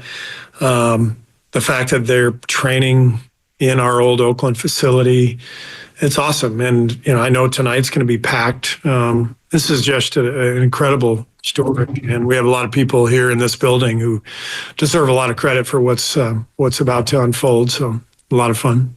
Thank everybody. Thanks. Enjoyed working with all of you, and we'll see you soon. All right. That was Steve Kerr addressing the media at Chase Center. And now Mike Dunleavy will come to the podium, and we'll have that for you live. Evan, anything Kerr said that interested you, or what do you want Mike Dunleavy to be asked? Yeah, first for Kerr, a couple of cliff notes. obviously feels a lot better than last offseason, far more clarity. Doesn't indicate to me he expects wholesale changes. He also said in terms of his contract, he feels comfortable in a year-to-year situation. That means he might not be the coach after next year. And he is very open to anything from that standpoint. Doesn't want Draymond to play the 5. Right. And that means they're going to have to evaluate, I think, both his along with the rest of the elder statesmen and their workload on this team. He also said if JK's back, he is absolutely willing to experiment with him and Butler at the beginning of portion of this season. Did not say whether or not that's an entire year experiment. I also think it was interesting him talking about creating shots and making shots as opposed to that was when he was asked about size. So for him, it's not exactly a big man necessarily that he's searching for, but what I told you that I think the need is for this roster right off the top of the show, and that's creation. Yeah, a couple things that stood out to me, and it was when he was talking about the defense, and he's clearly very proud of this number 1 ranking after they got Jimmy Butler. And he said, after Jimmy came, our defense got better. And he said, I know this, he said, for obvious reasons. And I was thinking, why? Why did their defense get so much better with Jimmy Butler when we all know that Wiggins was a pretty good defender in his own right? Like, what happened that you were able to take a step up defensively by getting Butler but giving up a pretty good defender? I think it's because of the word that he loves to use, which is connector. Now, it typically talks about that on offense, but I think Jimmy was the connector for the defense. They also played a lot more zone, and it feels like, than they ever did, specifically in the playoffs. And I think it's because you need heady guys on that end. They don't have a lot of ball stoppers or guys that can just keep their man in front, and so you have to be able to rotate and read cutting lanes. And that's where Jimmy Butler, to his credit, he might not be the best one-on-one defender like he was 5 years ago, but he's a heady player. I got to tell you, and if the numbers are numbers and numbers are numbers, but that's not the best defensive team in the NBA. Well, it was for about 25 games. But was it? Was it really? Literally, it was. Okay, did they pass the eye test? Some nights they did. Some nights they didn't. Yeah, I think that's a little fool's gold, and I don't know why they took that big of a jump. But to me, it highlights. It doesn't matter if you're number 1 D. You got to put the ball in the hole. Well, that's true. Like, you got to score in 2025. You cannot score less than 100 points and expect to win a lot.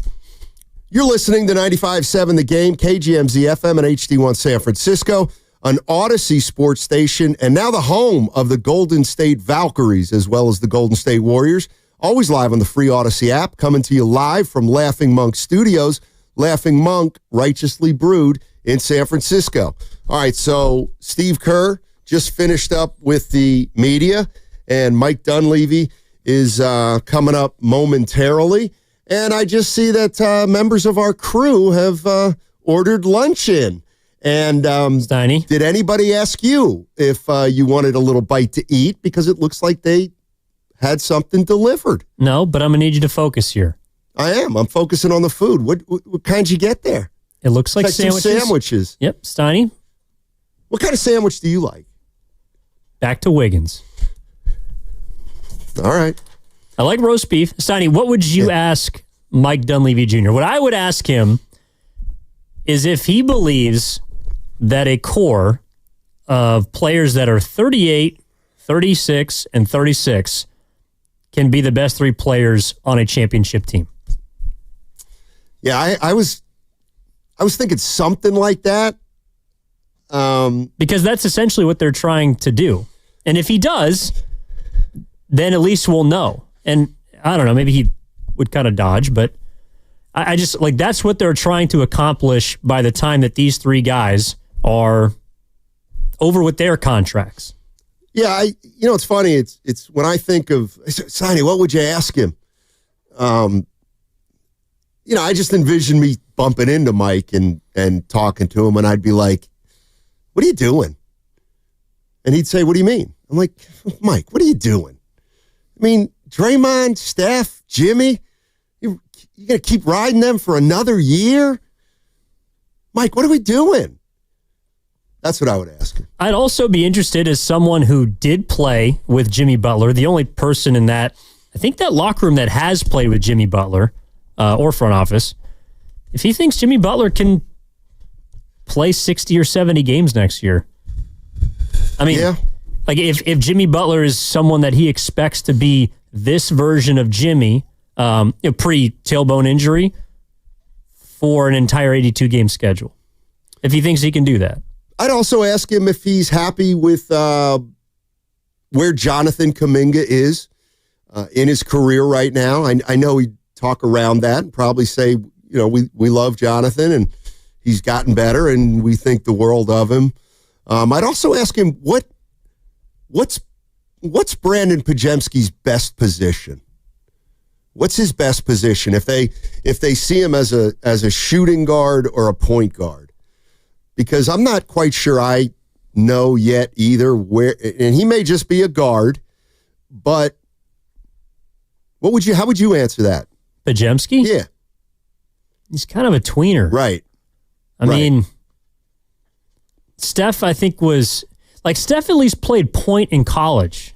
He wasn't great when he first came into the league, but he at least did it for an NCAA program. Pods, he never really played the point at Santa Clara, and I don't really think he's displayed true point guard abilities yet.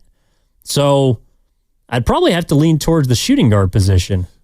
Yeah, and that's a little bit problematic because he's not a great shooter.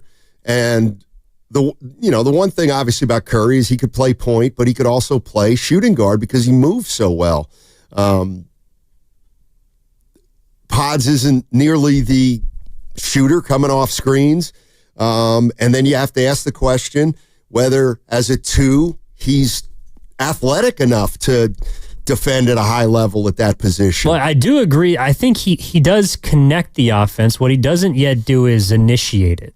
And that can be problematic when you don't have a lot of creators. That's what we're talking about. And I guess, something else I would like to know from Dunleavy is, when people say playmakers, like how many of those do you feel like are on your team? Do you feel like you lack creation on this roster? And how do you go about acquiring it? Yeah, that's one thing. And Steve Kerr's been using this term for a long time now, connector. Somebody's a connector. I don't necessarily think that's a huge compliment. I really don't. It's not a compliment for the player, to my way of thinking, and it's also indicates there may be an issue with the makeup of the roster because it tells me that you have a lot of players on the team who can't play with certain guys at certain times. And what I'm hearing from Kerr is that, well, Brandon just happens to be one of the only guys on the team that can play with Steph, Butler, Draymond, Moody, Kuminga. And while that's absolutely a skill, to me, it's also indicative of a limitation of a player. And I did, and you said it too. I mean, I feel like they need creators, not connectors at this point, because their creators are who? Butler and Steph Curry. They both create in different ways. But you need a younger player who does more than just play off the veteran players. You need someone to begin to emerge. And I guess that's where Pods and Kuminga come in. Well, and I think that's why also at the beginning of the season we saw such an issue with this team when it was just Curry. I mean, let's not sugarcoat it. Like, Steph was not very good for the first 55 games of the season by his standards. It's because there wasn't anybody else who could create. Same with Jimmy in the playoffs. Now, Steph is obviously a better offensive player, can create more for himself, I think, than Butler can at this stage in his career. But without that second creator on the floor, Butler really struggled. And the Warriors need both of those players out there. Again, if the roles were reversed, maybe the Warriors would have won a game, but I don't think they would have been able to get the entire series. All right, Mike Dunleavy is now meeting the media at Chase Center. Let's go to it live. You guys can hammer away at questions, but, I think it's a little unsettling, disappointing to be sitting here today in May with a team that has Steve, Steph, Draymond, and we're always looking to win championships. So in some ways it's tough. We obviously fell short of that, but the way this team battled the second half of the season and, winning the playoffs, winning a 7th game in Houston and going into Minnesota, winning game 1. And then obviously the injury with Steph really put us behind the 8 ball. So it's a weird thing to process sitting here. Obviously we're disappointed, but kind of feel good about how things went this year. Just hate how it ended. And so here we are, turn to the page, got to figure out some stuff this summer. How do we make our team better? I think from my standpoint, going into the postseason, whether we lost in the first round or we went to the finals, not much would change for my end in terms of we have to be better next year. I think we made a big jump adding Jimmy Butler. This time last year, I was probably concerned about our ability to have like a number 2 guy. We went out this year. We got that. And so now I feel better going into next season, having a guy like Jimmy on our roster. We'll build around that with him, Steph, Draymond, some of the other players we have. But I just overall feel like we're in much better shape right now than we were a year ago. And, we'll keep chipping away at this thing. As long as Steph, Draymond, Steve, as well as our coach, as long as they still got their fastball, we're going to keep pursuing titles. And I think if every year we can be in the mix in the conversation like we were this year, you need a little bit of luck. You need a little bit of good fortune. We didn't necessarily get that right here in the last couple of weeks. But if we're in the mix, these guys have a chance. And I think that's the most you can ask for. So, overall, weird way to process the season. Feel pretty good about it, but hate that we didn't kind of find out more about how far this team could go. So that's where I'm at. If you guys have any questions, happy to answer those. Mike, Steph specifically mentioned size all around the roster and shooting. I know you can't make a trade right now, and you probably can't speak specifically, but would you highlight those 2 areas, shooting and size? For sure. I mean, I think you can't go wrong with those areas. You can get bigger. I mean, more athletic. More skilled in terms of shooting, passing, defending. I mean, I think we can improve in a lot of areas while at the same time knowing we've got, we're shored up and good in some areas. So we'll look to do those things for sure. You can do that. We'll look at trades. We'll look at free agency. That's always, I know around here, the buzzword size. I'd love to have an ability to play bigger, with Draymond and Jimmy in the front court. And we can always go to our, our ace in the hole with Draymond at the center, which we did basically from February 8th on. And I think we're 27-8 with that lineup full, including the playoffs. So it works. It's just the question is that sustainable for 82 games? I'd prefer not to have to play Draymond at center for 82 games. Kuminga is the big ticket item in the summer, obviously. Where do you think that situation's at as it heads toward restricted? Yeah, I mean, he's, last year we had the option to extend him. This year he's a restricted free agent. So there's if nothing happens, like there's no new contracts, right? So we've got to figure something out, and that's what it's going to be. We value JK. I think he had a resilient season. Is probably the way I'd classify it. He had some ups and downs playing. Most importantly, he had this injury where he missed 31 games. He came back. It was a new team. There were some adjustments, but overall, commend him for his professionalism. I thought he was resilient. And as far as, bringing him back next season, I think it's something that we're very interested in doing, because when I look at the things JK does well in terms of getting to the rim, finishing, getting fouled, these are things we greatly need. And we know he can bring those to the table. It's not hypothetical. It's not a guy in the draft that we think can do it. He's shown for 4 years he can do that. So for that reason, we'll try to bring him back, but we got to have those conversations. You got to figure it out. It's a two-way street in terms of, creating, getting a new contract and all that. So we'll see where it goes. You mentioned it. You guys have a level of leverage because it is restricted free agency, but also, his desire to come back will be part of the conversation.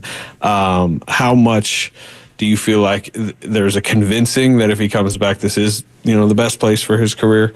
And how much will you also potentially look at, signing trades with him and other options? Yeah, we'll look at everything. I think it's hard to know, like 2 days after the season's over, like where it's all headed. I know where I see him as a player. I know how I can work with him here. I know how we can work with him better, but like in terms of guessing how it's all going to play out or what the contract might look like or sign-in trades and things like that, I mean, honestly, I'd be totally guessing at this point to conjecture on anything. Yeah, I don't really get into like what was talked about in these exit interviews, whether it's with Steve, whether it's with me. I think those are pretty personal. I'd probably prefer not to comment on that, but yeah, I mean, look, JK's been here for 4 years. We've worked with him. He's put in a lot of time. It's very reasonable, and despite him not playing in some playoff games, I think it's very reasonable and actionable for him to come back. How do you feel like the way he played against Minnesota might affect his market? You know what? That's like kind of not a question for me in the sense of I don't. Like that's probably for the other 29 teams the answer. So I know how we value him. I think it was good for him. It was good to see that after having some struggles and not being in the rotation during some games, for him to bounce back, step up, and have some great games for us. That was awesome to see. But I don't know. I think from a GM's perspective, if you're evaluating everything on the whole, hard to say how much a few games matters. And then just like generally, not specific to any particular player, the playoffs were like officiated pretty differently than the regular season this year. That's probably true always, but it felt different this year. How might that dichotomy affect the way you look at improving a team?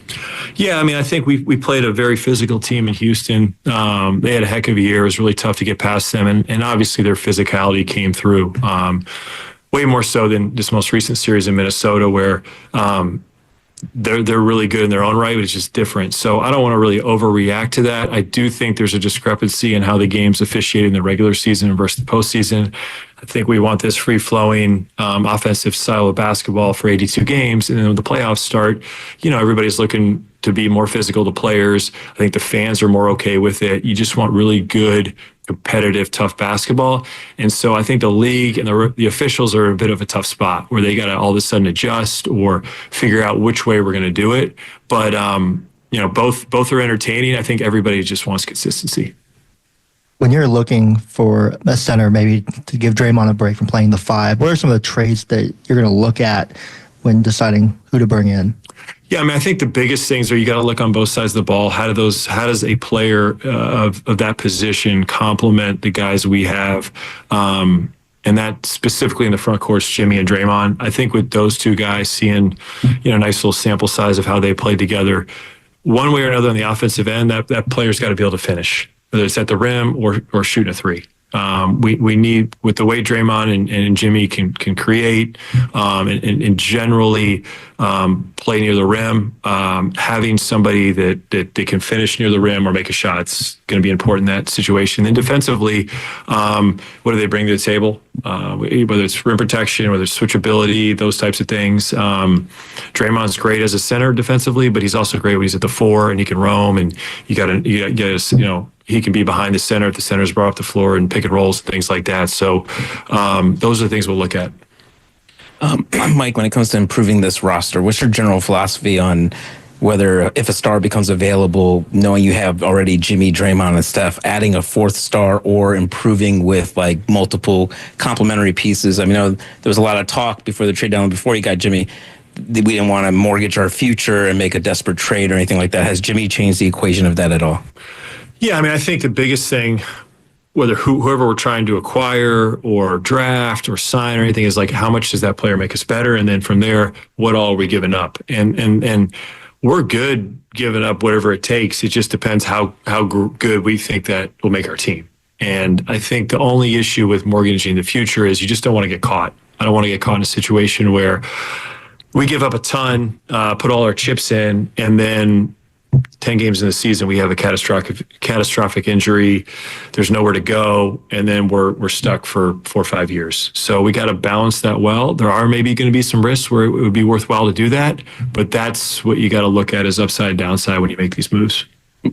Mike, are the ages of Steph, Draymond, and Jimmy sustainable for a championship run? And do they maybe need to be surrounded around players from more of those bridge ages, around like 30 or so?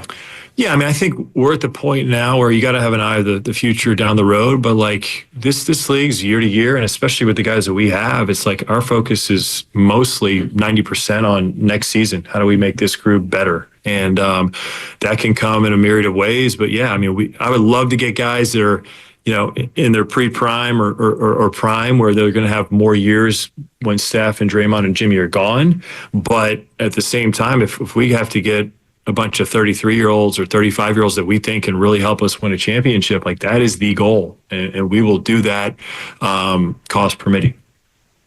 Mike, how do you reconcile the struggles that both Brandon and Moses had in the playoffs versus the strides that they made in the regular season as you plot everything out for next year? I thought it was great for them to get the experience. Moses has been in the postseason before. He's had some really good games, helped us win a championship in 22. Brandon, first time. And for these young guys to get those experiences, to go through a different playoff series. Houston was different from Minnesota, not only how they defended us, but also all of a sudden Steph's out. And everybody's role shifts, and you got to do more. And I think those types of things really help those guys. It's unusual for a young player to come into the playoffs and just run through seamlessly. And, you know, for a guy like Brandon, I thought he had some really good moments. He did some terrific stuff. Yeah, there were some games where he struggled and shots weren't going in and things like that. Sure, but like, I love the experience that both those guys had overall. I think they learned some things, and then next time around, they'll be better. You're listening to Warriors General Manager Mike Dunleavy meeting with the media after the Warriors season ended on Wednesday. Few days or weeks, but would you imagine you have the okay to go deeper in the tax, maybe even go into the first apron, maybe even if there's something great to go beyond that? Yeah, I mean, I think we've seen with Joe and this ownership group, there's an unbelievable willingness to win at all costs. So we'll weigh that stuff. A little bit now becomes dependent on the competitiveness, playing within the rules. It does, the more you spend, make it harder to make deals and stuff on the basketball operations side. But I wouldn't put a limit on, you know, going into the tax, apron, second apron, all that stuff. I mean, it's tremendously advantageous to avoid the second apron from a team building standpoint. But I would never say never. If there's something we do that we feel like puts us head and shoulders above people, I imagine Joe Lacob would okay it. And obviously Steph, Draymond, and Jimmy are all synced up in their contracts. Steve's got only 1 year. He said he's fine going year to year. But would there be an interest from management to get Kerr's contract synced up with those? Yeah, for sure. I mean, he's a bigger part of this as anyone, and he's been great being here. I love him as a partner in this profession, and yeah, I mean, I think it's like one of those things where we want him here as long as he wants to be here, and if it means going year to year or doing an extension, I mean, I think we can figure stuff out. And of the things on my radar and agenda, it's no offense to Steve Kerr, but it's not like the highest thing up there, just because I know Steve will be around for a while.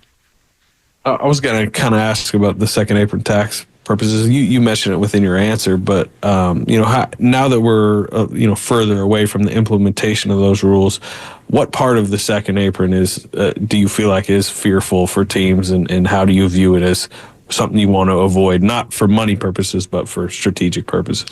Yeah, I think the biggest thing, there's a few, but makes it hard to make trades.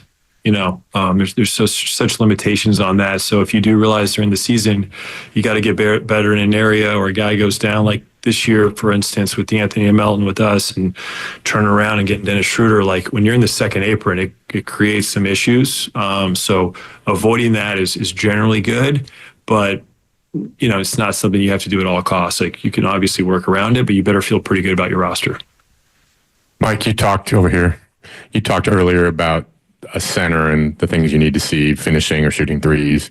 You obviously have two young centers, one of whom is more at the rim, and Trace and Quentin, who kind of emerged as a three-point option. How do you sort of view their development, and how practical is it that they can relieve Draymond of some of those duties next season? Yeah, we like those guys. I think we think they fit pretty well with how we want to play and the roster we have. I thought Trace had an interesting season because he started off, he was our starting center. He did some really good stuff, was out of the rotation after the trade, and then bounced back and did some pretty good things in the playoffs. I mean, he's a good, solid young player, fits in a lot of ways. And then Quentin, obviously, incredible rookie year for a guy drafted in the second round. We intended for him to be in the G League most of the year, and he came right up and chipped in a major way. I mean, his floor stretching ability, his size, those things are important. So I feel like we know those guys can complement who we have, and we'll look at other things to make the position better. But we're happy with having those two young players. I guess following that, both guys, second round picks, you guys have number 41 this year. How much merit is there in having that pick, and just how much confidence is there that you could find potentially another contributor like Trace, like Quentin at 41? Yeah, I mean, that's what we'll look for. I think it's, frankly, it's been nice to have some of these young players come in and contribute right away. It's not always guaranteed, but 41, I'm sure there'll be a good player there, and we'll see if we could always trade the pick, we could keep it. I think the biggest thing of interest will be the amount of players that stay in the draft versus go back to school. That'll probably dictate the quality and the talent level at the pick. But 41's, it's a pretty good range to be in. Hello, manager. At that time about Jimmy Butler, the trade, they have some noise that's around. Given the past with Jimmy, what do you see in Jimmy that the rest of us didn't see it? I think it's been about what I expected with Jimmy. Having played with him prior and kind of followed him throughout his career. When we made the trade, I felt really good about it, both what he was going to bring us on the floor and off. So I'd say it's about what I expected. Can't speak for his experiences with some of these other teams, but he's a competitor. He's a winner, really, really good basketball player, and we're fortunate to have him. Mike, Steve always uses this phrase saying that today's NBA is so different than it was a few years ago. Obviously, we can see that with the three-point shooting and stuff, but in terms of your philosophy as building a roster, what do you think of the 3 or 4 things you want to do to try and get a roster? What does it take to build a roster that can succeed in the NBA today? Yeah, I mean, you kind of hit on it with the three-point shooting. I think it goes both ways, both offensively and defensively. I mean, you want to have guys that can stretch the floor, make shots, and create more space for your other players. And even defensively, how do we defend the three-point line? I thought that got us into some trouble this year. It just allows so much variance in the game where if you're up 15, 20 points, a few possessions, teams are right back in if they bang down threes. And so I think us being mindful of how do we defend the three-point line better is something we'll talk about a lot this summer. We'll look at it as in terms of player acquisition and free agency in the draft. Guys, whether it's being able to guard the ball better, protect the rim, those kind of different things that can potentially help you guard threes better is something we'll be thinking about. Yeah, I mean, I think that's probably the biggest thing to your point. But yeah, there's some other areas the way the game's changed and will continue to evolve that we sort of got to be ahead of, right? As you see it go when you're team building to know what's coming next, and that comes from, evaluating the season, but also watching the playoffs. We're done. Hate turning games on. It's kind of puts a sour taste in your mouth, but you can learn a lot from it. With Jimmy and Draymond as part of your core, you guys really aren't built to be a 5-out team or even a 4-out team. What are the challenges of trying to threaten defenses with those two guys not being that threat from 3? Yeah, I mean, I think it's playing to your strengths, right? Like there's multiple ways to skin a cat. I think a lot of people complain about the homogeneousness of the NBA, so to speak, where everybody's spacing it out and playing high pick and roll and shooting a bunch of threes and all that. I kind of like that we can do things differently. Obviously with Steph, he's such a unique player and creates so much gravity. But, Jimmy and Draymond are unique in their own rights. Jimmy's ability to get to the line, it's a highly efficient way to score and get to the basket and those things. So we've got ways to be a really good offense. It's just maybe not as traditional in 2025 as some of these other clubs. Mike, you mentioned as long as our 3 stars have their fastball, we're so about pursuing championships. Do you see this as a 2-year window and seeing what you see with the landscape of the NBA and other contenders? Do you feel like at their age they can keep that fastball going for these next 2 years and what you might have to do around them? Yeah, I mean, I don't want to cut it short, but I want to think a little bit more short term and see it as a 1-year opportunity. right? And then we'll see what happens after next season and how we pivot and do things differently. But for now, like, we're going to focus on next year. Steph's an All-NBA player. Draymond's one of the most elite defensive players, not only ever, but still today. So, and then we have a very special player in Jimmy. So it's like, how can we not focus on, winning it all? That's got to be our focus. And I think as far as how it relates to the rest of the league, the West is tough. It's a really tough conference. We can't just say, hey, let's get through the regular season and let's hope for some favorable matchups and health in the playoffs and give it a go.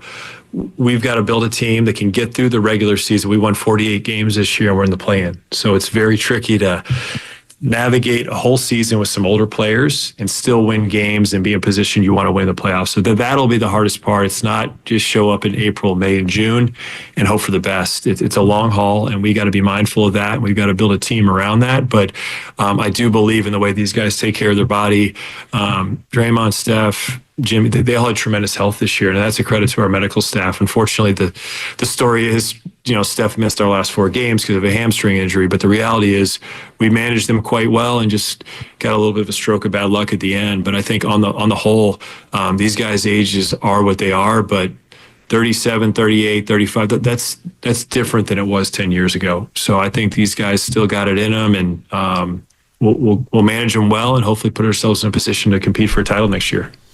All right, that's Mike Dunleavy, Warriors general manager, talking to the media, and we'll talk about it on the other side. What's coming up on the game is brought to you by Fremont Bank, here for you, here for good. Memorial Day weekend is almost here. Swing by Valvoline Instant Oil Change and make sure your vehicle is road ready. No appointments, stay in your car, done in about 15 minutes. Visit BayAreaOilChange.com for locations and coupons.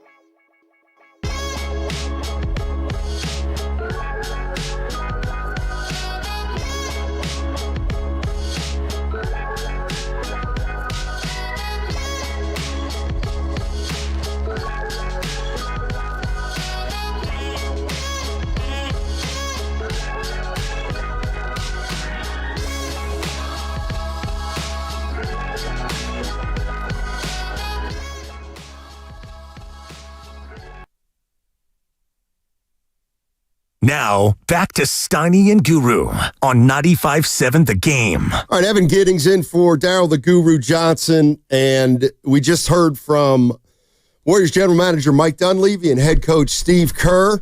They were doing their end-of-season press conferences with the media at Chase Center, and I'll tell you what, the one thing that stuck out to me, and maybe we all knew it, but it's still all about Draymond, Steph, and Jimmy Butler. They're making it clear that those guys will likely be here, and they're going to try to figure out who to put around them to give them more support, certainly in the regular season, and then ideally it would spill over into the postseason. They're not ready to do things any differently. And that got you to a conference semifinals, maybe an injury away from the conference finals, perhaps further. But Steve Kerr said it. Steph Curry's the sun. He's their solar system.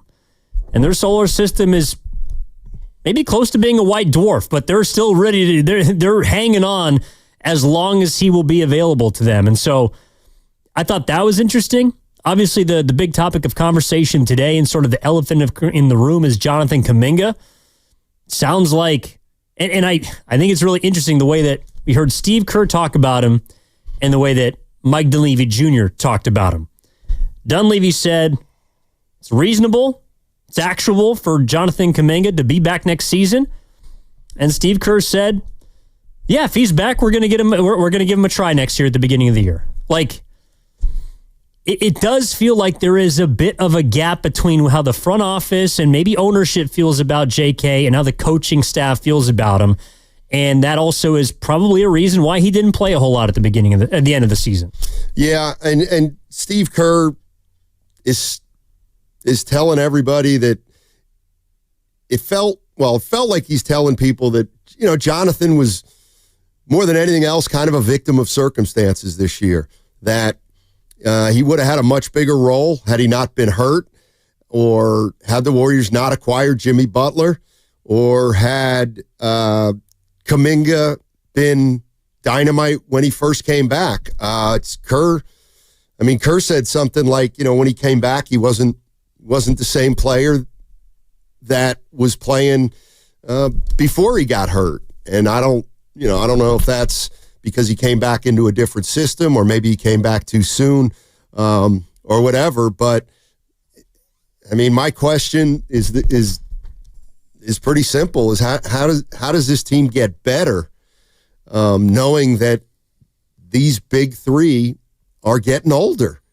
Well, and I think both of them were aligned on this. They don't feel like Draymond is going to play the five a whole lot next season, right? Or at least not to start the year. And who knows? Like, they have to find a center.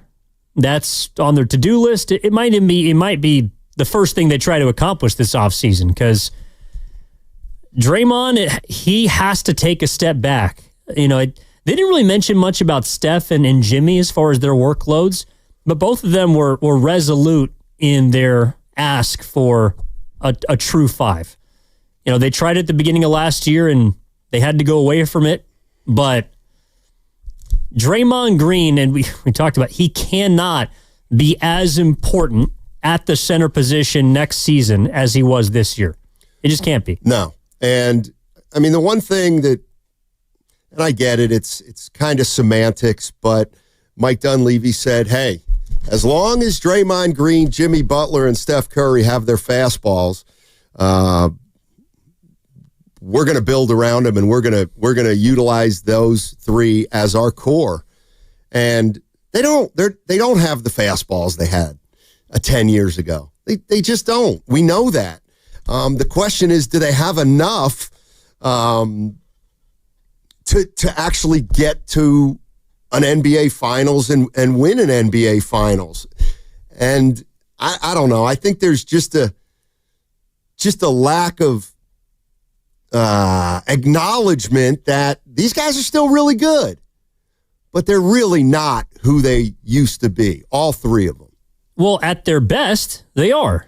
Like, on their best nights, Curry, I mean, Curry had multiple 50-point games after Jimmy Butler got here. It's not like he can't still score 50 points. Jimmy Butler had multiple 30-point games. He had, I think, only one in the postseason, but that's the issue. Right. They can't do it over an extended period of time. So how do you find a way to preserve all three of them so that their best is in the most important games and the most important moments? And that's, to me, why they can't turn away from their younger players unless they're bringing in certified asset, like, I don't know if it's assets, but players that they know what to expect from. I don't see them, Steiny, being able to go out and acquire this playmaking wing that they supposedly want, or this 27-year-old big man who's a two-way guy. Like, you can't do both of those things and still keep your core three players intact. You have so much money wrapped up in them. Right. And that's also the practical part of this that makes it difficult. If Steph and Draymond and Butler are making $140 million among them, you won't have a lot of options to do something significantly meaningful. And that's why Kuminga's such a big part of this, because whatever that salary slot is going to be, whether it's for him or somebody else, that's the guy, whether it's Kuminga or somebody they acquire, that's got to be the guy that is the most important player helping Butler, Green, and Steph get through a season intact. Well, I don't think it's only just Kuminga. I think it's also Moody and Podziemski. No, I agree. I just mean Kuminga's the most important, or whoever comes in for Kuminga. Yeah, well, he's obviously the biggest question mark they have right now. But Pods and Moody both have to be better players than they were, and more consistent players. Again, it's not just the older players playing inconsistently; it's the younger guys.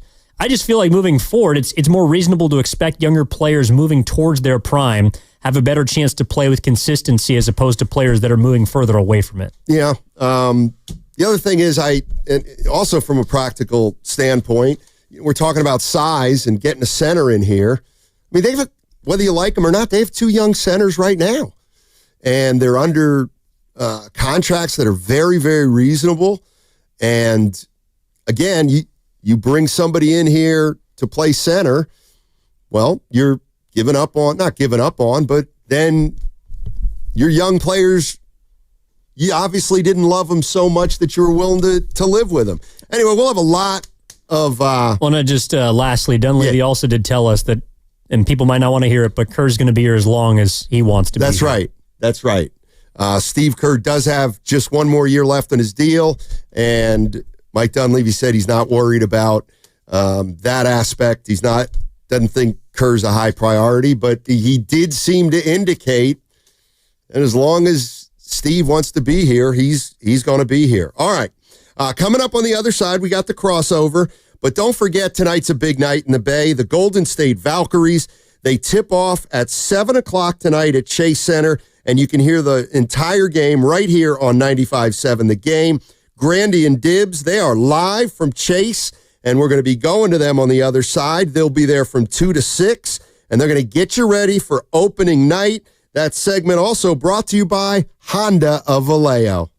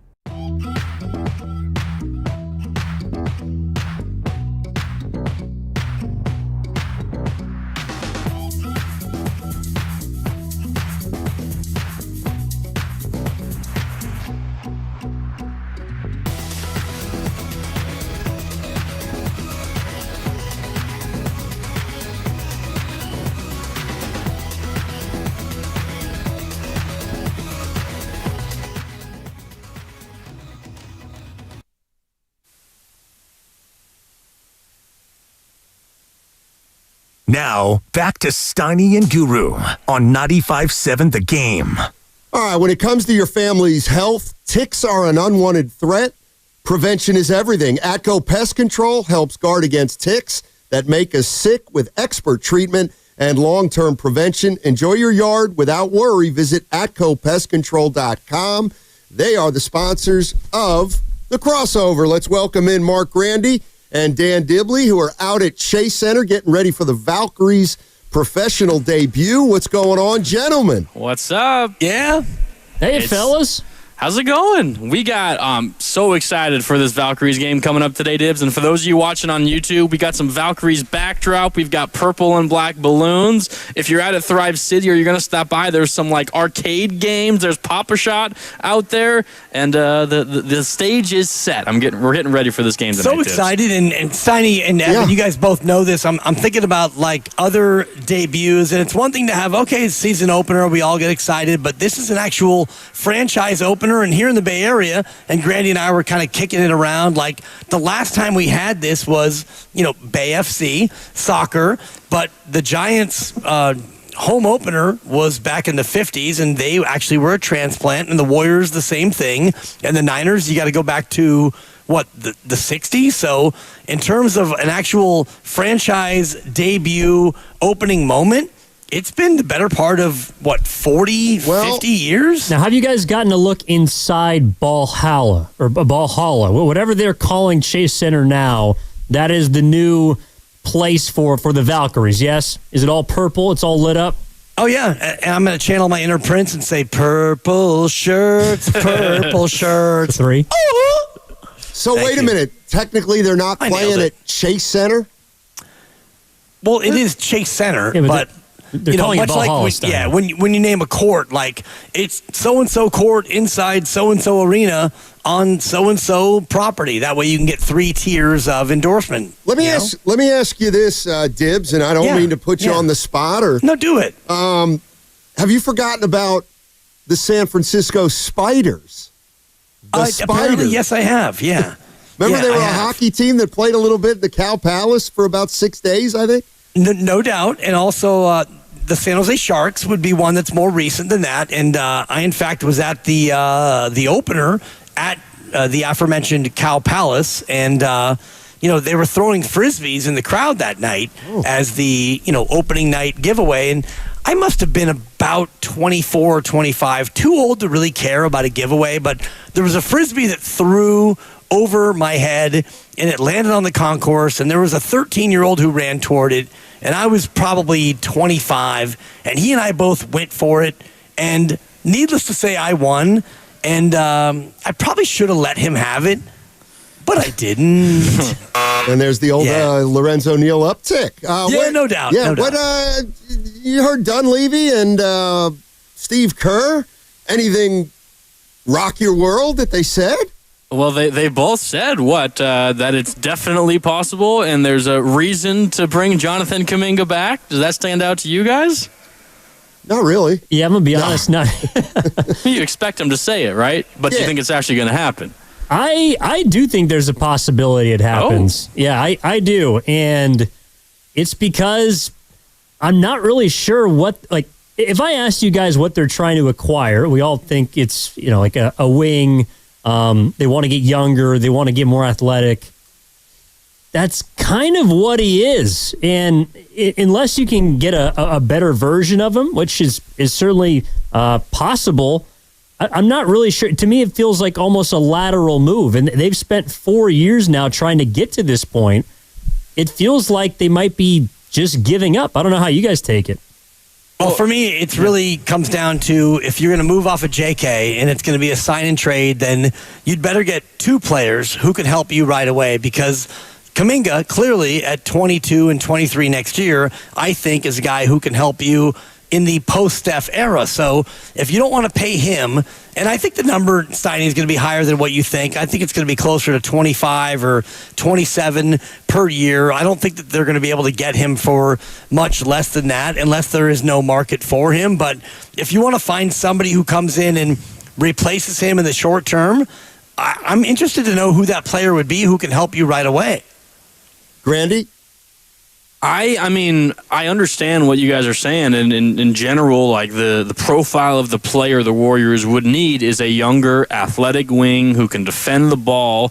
And I hear you, but we've gone through 4 years of Kuminga on the Warriors, and for whatever reason, whether it's a Warriors refusal to kind of, I don't know, plan their offense around what Kuminga does well, or for whatever reason, he just hasn't quite fit. And I don't know if it's necessarily prudent to just expect that suddenly he's going to fit. And I know what he's done the last 4 games, but that happened while Steph Curry was resting. And the way that I feel, or was out injured, the way that I feel is if Steph is out injured, it doesn't matter if you have Kuminga or you don't have Kuminga, you're not going to be able to do anything that you want. So as far as I'm concerned, you do everything with trying to make next year's team better, and while Kuminga maybe makes you better down the road after Steph, I don't think the Warriors are really in a position to worry about that at all. So if a sign and trade nets you someone who you think will more positively impact your team while Steph is on the floor, then you do that. I think you need a defender on the perimeter. Kuminga could certainly do that. You also need a three-point shooter. I don't think Kuminga can do that consistently enough. And then I think you need a big guy down low to avoid having to play Draymond at the 5 for an entire season. So Kuminga fills some of those roles theoretically, but as far as when Steph is also out there, when the Warriors are really only going to have a realistic shot at being competitive, we haven't seen it consistently enough. So I'm not sure what benefit having Kuminga on the roster is, assuming that you could get something of somewhat value in return for him in a sign-and trade. Yeah, I guess the issue of the value is kind of where I fall. I really don't think there's a large market for him. Like, expecting to bring back a player that can do all those things you're talking about, Grandy, for Kuminga. I mean, if the Warriors are out on him, I don't know why another team would necessarily be in on him. And I think what was interesting to me listening to Dunleavy and Kerr was the difference in how they talked about him. Kerr, look, I think his resume on how he feels about Kuminga is already out there. I don't think he particularly likes him. And to your point there, if Kerr's the coach, that may not change much going into next season. But the way that Dunleavy talked about him, and I know that Dunleavy has spoke glowingly about players and traded them 2 weeks later, a la Jordan Poole, but the way that he described him as resilient, interested in bringing him back, very actionable to believe that he could be back next season, to me, it highlights the difference in how the front office versus the coaching staff feels. And the front office is, the coaching staff is the one that makes the choice about who plays and who doesn't. But the front office is the one that makes the contractual decisions. And that's why I also don't think it's a foregone conclusion that he's just all of a sudden not going to be on this team. Yeah, the one thing that I'm putting into the equation, guys, is that Dunleavy made it clear their goal is to win a championship, and they are all about next year. Even when they were asked about this 2-year window, because Butler, Draymond, and Curry are under contract for 2 more years, he basically said, yeah, it's a year-to-year thing, and next year we're going to try to do what we can to win a title. Well, then I don't think the future looks bright for Jonathan Kuminga, because under that scenario, why would you bring back a player where there's a glut at his position right now with veterans? And I'm starting to think that if they believe they could get a role player in here or two that's a veteran for Kuminga, I think they're going to do it. The only thing they're not going to do is give up multiple first-round picks in a big deal unless the player is a transformational player, and I just don't see that. Yeah. And I agree with that. And it's interesting because Steve Kerr said 2 things. One, he said, yeah, if JK is here, we need to figure out a way to right away get our offense to where it works for him. And, if you have a camp and, JK had to hit the ground running, and at that point we were trying to win games, and so we couldn't really integrate him the way we would like to. But then the other thing was, he said, to think that we were going to change our offensive approach is laughable. Right. And that to me was the big takeaway, because if you have JK, you need to change your offensive approach. He doesn't do the pass and cut, spot up, shoot the 3, player movement, ball movement. That's not what he does. And you already have Jimmy Butler, who is an ISO player. So that to me became, for me anyway, the headline takeaway, which is, yeah, if you if you think that we're going to change the way we go about our offense with Steph Curry, who is, the best player movement, ball movement guy in the league and maybe in league history, that is laughable. So that for me became the real headline thumbprint of Steve Kerr. And Mike Dunleavy, of course, has to be a little bit more diplomatic about, keeping the options open. And, we love JK and, we can win with JK and the rest of it. But for me, the big one was the Steve Kerr piece, which was, we're not changing the way we go about offense. And the way they go about offense is not the way that, JK can thrive. Yeah. You're listening to 95.7 The Game, KGMZ FM and HD1 San Francisco, an Odyssey sports station, and now the home of the Golden State Valkyries and Golden State Warriors, always live on the free Odyssey app, coming to you live from the Laughing Monk Studios. Laughing Monk, righteously brewed in San Francisco. It's now time for the What's Bugging You segment. Hey, ticks are tough. They may even latch on to you and your pets, but Atco Pest Control is tougher. Our expert solutions eliminate tick populations and help keep them from coming back. Don't wait to protect your home and family today. Visit AtcoPestControl.com right now and mention you heard about Atco on the What's Bugging You segment and get 10% off any tick treatment. All righty. Who wants to start? 95.7 The Game breaking news. Sorry, guys. Oh, yeah, go ahead. Sorry to interrupt, Steiny. Tom Pelissero, NFL Network. The San Francisco 49ers and quarterback Brock Purdy agreed on terms on a 5-year, $265 million contract extension. His agent Kyle Strong in Range Sports tells the insiders. $181 million in total guarantees, including $165 in the first 3 new years of a deal that runs through 2030. So Brock Purdy is the San Francisco 49er. He's their QB1. He's their franchise quarterback. Wow. Yep. Now, Dibs, you're the man when it comes to what an NFL contract truly means. Right. Do you need to see some more information on this contract before you make a definitive statement? Well, the statement is that it's 53 years average annual value. So that tells you where the big number, the sticker price. Like when you go to buy a used car or a new car, there's the sticker price and then there's the actual price. So the sticker is $53 million a year, which is on par with the elite quarterbacks in the league. Now, the total guarantees of $181 million, that means he plays the whole contract, and if he does, he gets that. The actual guaranteed at signing will not be that much, but just looking at what we know, the fact that he got 5 years and $265, $53 million per year, that tells me that the actual guarantee will probably be about $110 or $120, which means Brock Purdy is paid in full. The team wants him to be here for a long time. He will be here for a long time. And congrats to you, Brock Purdy. 5 and $265.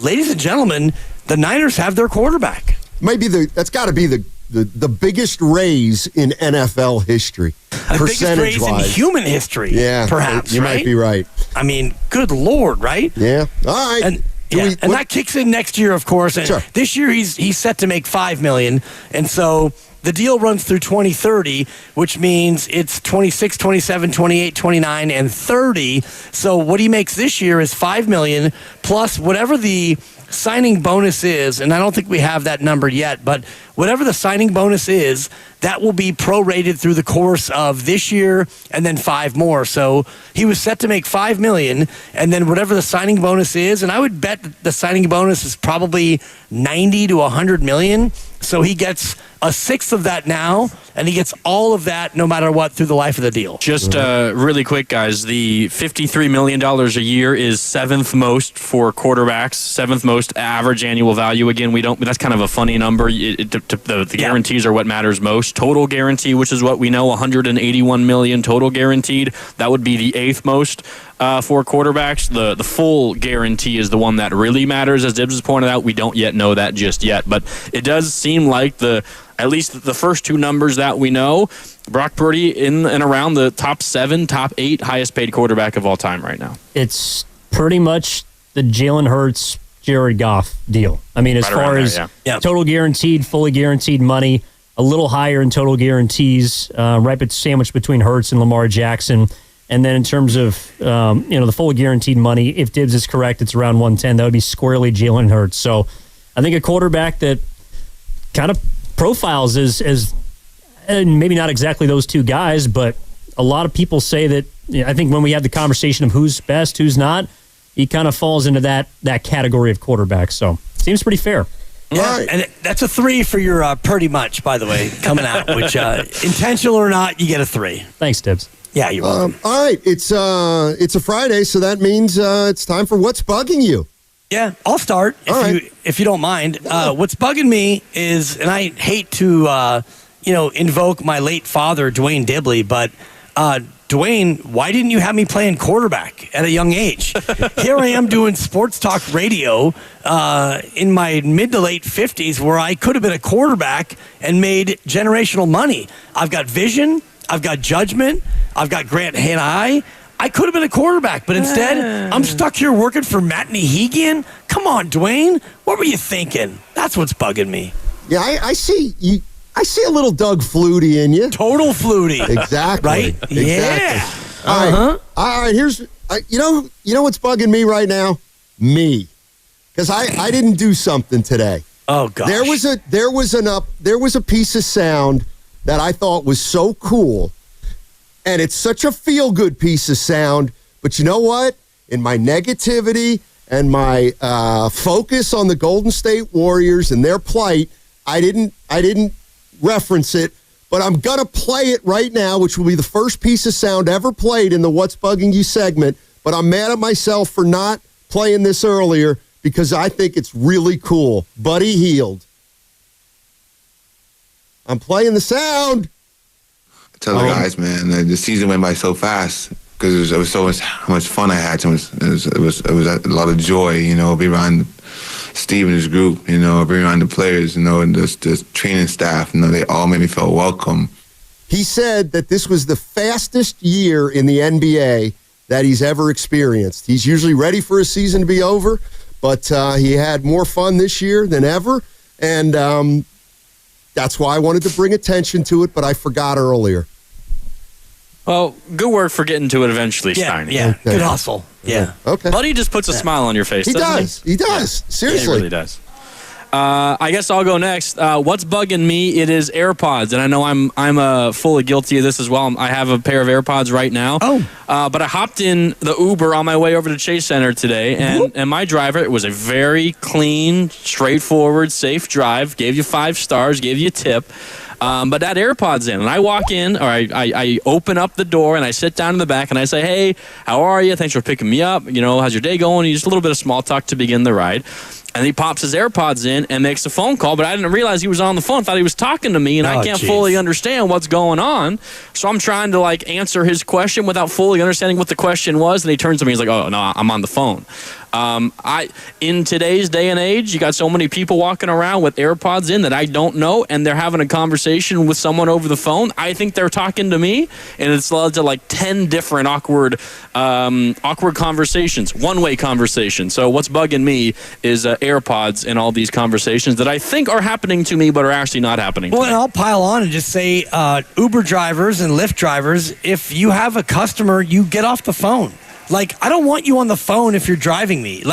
Get off the phone and drive me. Don't sit there and be on the phone and be distracted. So, that's even, to me, beyond the inconsideration sensation of, being on your AirPods.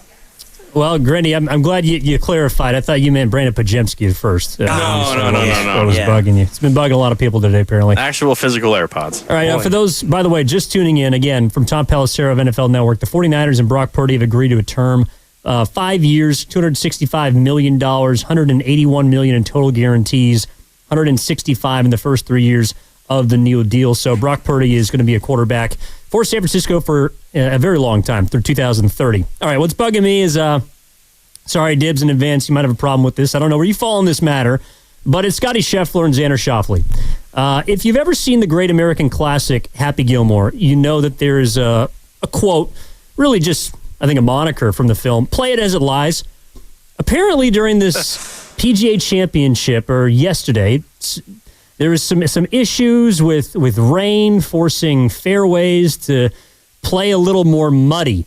And Scheffler and Schauffele, after their first round, stepped to the podium and basically ripped the course for saying, well, we can't clean our ball, or we basically have to play golf the way it's supposed to be played, which is you can't touch the ball. Once you hit it, you put it in the rough, you put it in the water, you put it on the fairway, you have to play the ball. And I guess it was impacting some of their shots. And I'm thinking, like, okay, so when you play basketball, if something happens to the ball, you don't just get to change it. Like if a beer gets spilled on the basketball, correct me if I'm wrong, you wipe it off and you keep using it and you keep playing with it. Hit the damn ball. And I don't appreciate how the best player in the game is making an excuse, at least I think Scheffler is, for having some sort of, I don't know if it's like playing surface issue. He's going after what appears to be a very nice course. And I don't really think you should be saying much, if at all, about the mud ball, which was the biggest headline from day one of the PGA Championship. Yeah, and I'm so glad you said this because it was muddy for everyone, and you're talking about the 16th hole, which, Steiny, is 535 yards, par 4. And they're both in the fairway, and the pin is way left, and left of the pin is a gigantic lake. So if it's me or you, and you have that shot, you aim right.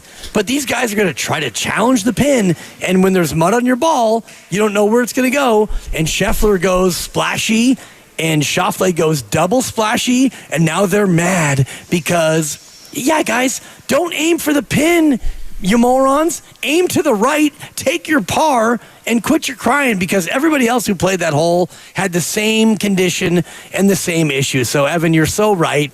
And, shout out Max Homa, who's in the mix, Steiny. Yes, he Max is. Homa. Cal Bear. And he also, his game, he said it himself, he thought his game was broke. Right. And he's gone through a swing change, a new coach. He's got new caddy. clubs, caddy, everything. Yep. And, of course, he's a Cal Bear and a friend of your show, whatever show you do, because you go way back with him. Adapt and or you know die. this, from our group thread with Derek Petrak that I got him at 66-1. Oh. So, yeah. Good luck. Attaboy. Yeah. Thank you. I'm quietly pulling for the Cal grad, to bring that baby home. All right, gentlemen, we'll have a good weekend. Have fun out there at What's Chase Center. Steiny? Like, He started it off himself. Remember? Oh, that's right. I apologize. And I wish I would have used you, Steiny, as what's bugging me because you are not the best team player on the station. That's a joke. Anyway. Not the station, the cluster is what he said. Thank you. It's factually incorrect. He is starting to find a new version of himself, and it typically begins on Fridays at about 2:12. All right, gents. Bring it home. Hey, Valkyries. Let's start winning some games. Thank you. On 95.7, The Game.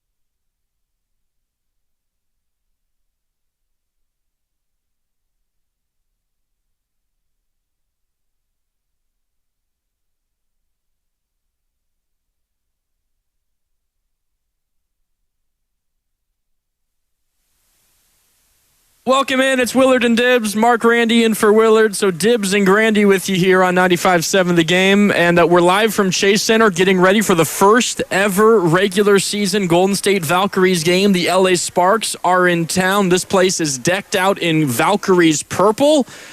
This is also what's so great about live radio, Dibbs, because you go into a show expecting to talk about one thing, which was Warriors and Valkyries, and then breaking news happens, and the San Francisco 49ers have agreed to a new contract with quarterback Brock Purdy, 5 years, $265 million, and everything we were planning on talking about over the next 4 hours goes right out the window. Yeah, you can go ahead and throw the records out when we go live for the Valkyries opener, and we will talk a little bit of Valkyries, and I know Kevin Dan is going to join us. And at 4:15, which is fun. Valkyries. And, these are some of the moments that you got to love in sports where something absolutely new happens, but this is also something absolutely new, where the Niner quarterback gets $265 million over 5, $53 million per year. And for all the fans out there, 888-957-9570, there were many fans who wanted to pay him $25 or $30 a year, and some thought, 55 or 60. Let's reset the market. Wherever you thought it would be,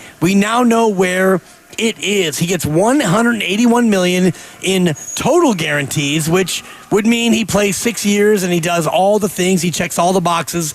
Then he gets $181. The actual guaranteed at signing number will probably be around $100, maybe a little bit more. But one thing we know for sure, Brock Purdy is here. He's him. He's paid in full. And the Niners have decided that going forward, he's their guy. We knew that he would be their guy, but now it's in ink. It's official. It is confirmation. He is Niners quarterback, assuming relative health for the next 6 years. It is a 5-year extension, but as you laid out on the crossover earlier, it does not kick in until next season. He has to play out the final year of his rookie deal. Then this new 5-year extension will kick in. And just really quickly, a look at the numbers that we do know. Again, 5 years, $265 million. That is about $53 million per year.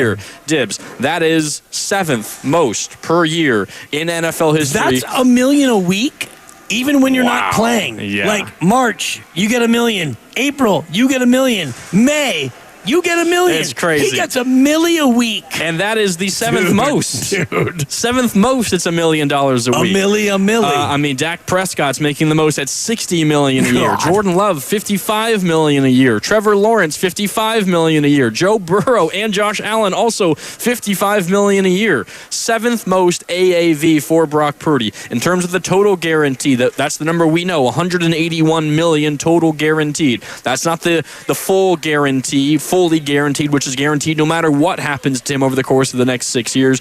We do not yet know that. But the total guarantee, $181 million. That is the 8th most. So if we can assume that fully guaranteed number is in relative lockstep with those first two numbers, we're looking at Brock Dibs generally being paid by the 49ers as somewhere around 6th, 7th, 8th, 9th most expensive. If you want to throw the word best on it, 6th, 7th, 8th, 9th best quarterback in the NFL, and considering what he has accomplished, that seems relatively close to fair. It's fair, and ultimately now you have to go out there and show it and do it. And you mentioned the names on the list, and Dak Prescott, he's already done more than Dak, and Trevor Lawrence, he's done more than Trevor. Would you rather have $53 million a year to Brock, or $60 or $55 million to Dak Prescott, Jordan Love, and Trevor Lawrence? Well, Jordan Love is that's debatable, and I don't want to make this about like money versus money, but Jordan Love is trending in a direction where Brock, I think, after last year, is trending a little bit down. Let's leave it to just Dak and Trevor. Those contracts, or you'd Brock's rather have contract? this one, No doubt. And the other one is, Deshaun Watson, who is no longer playing for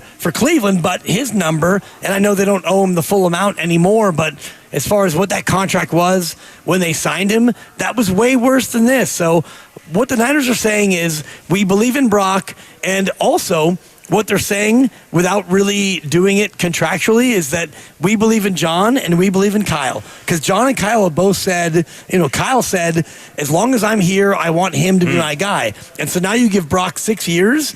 What you're saying to Kyle is, we want you here for 6 years. Yeah. And you gave Brock, but it's 5 + 1. Yeah.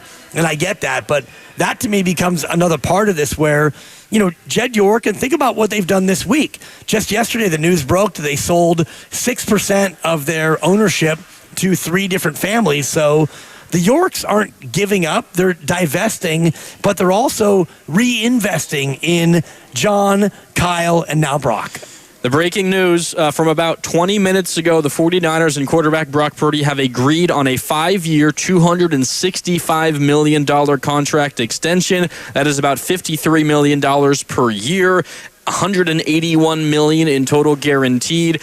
In terms of what these numbers mean, essentially you're looking at Brock being somewhere around the 7th or 8th highest paid quarterback in the NFL, on par with the likes of someone like a Jared Goff, someone like a Jalen Hurts in that area. And considering what this guy, Brock Purdy, has accomplished, that seems pretty darn fair. But 888-957-9570. How do you feel?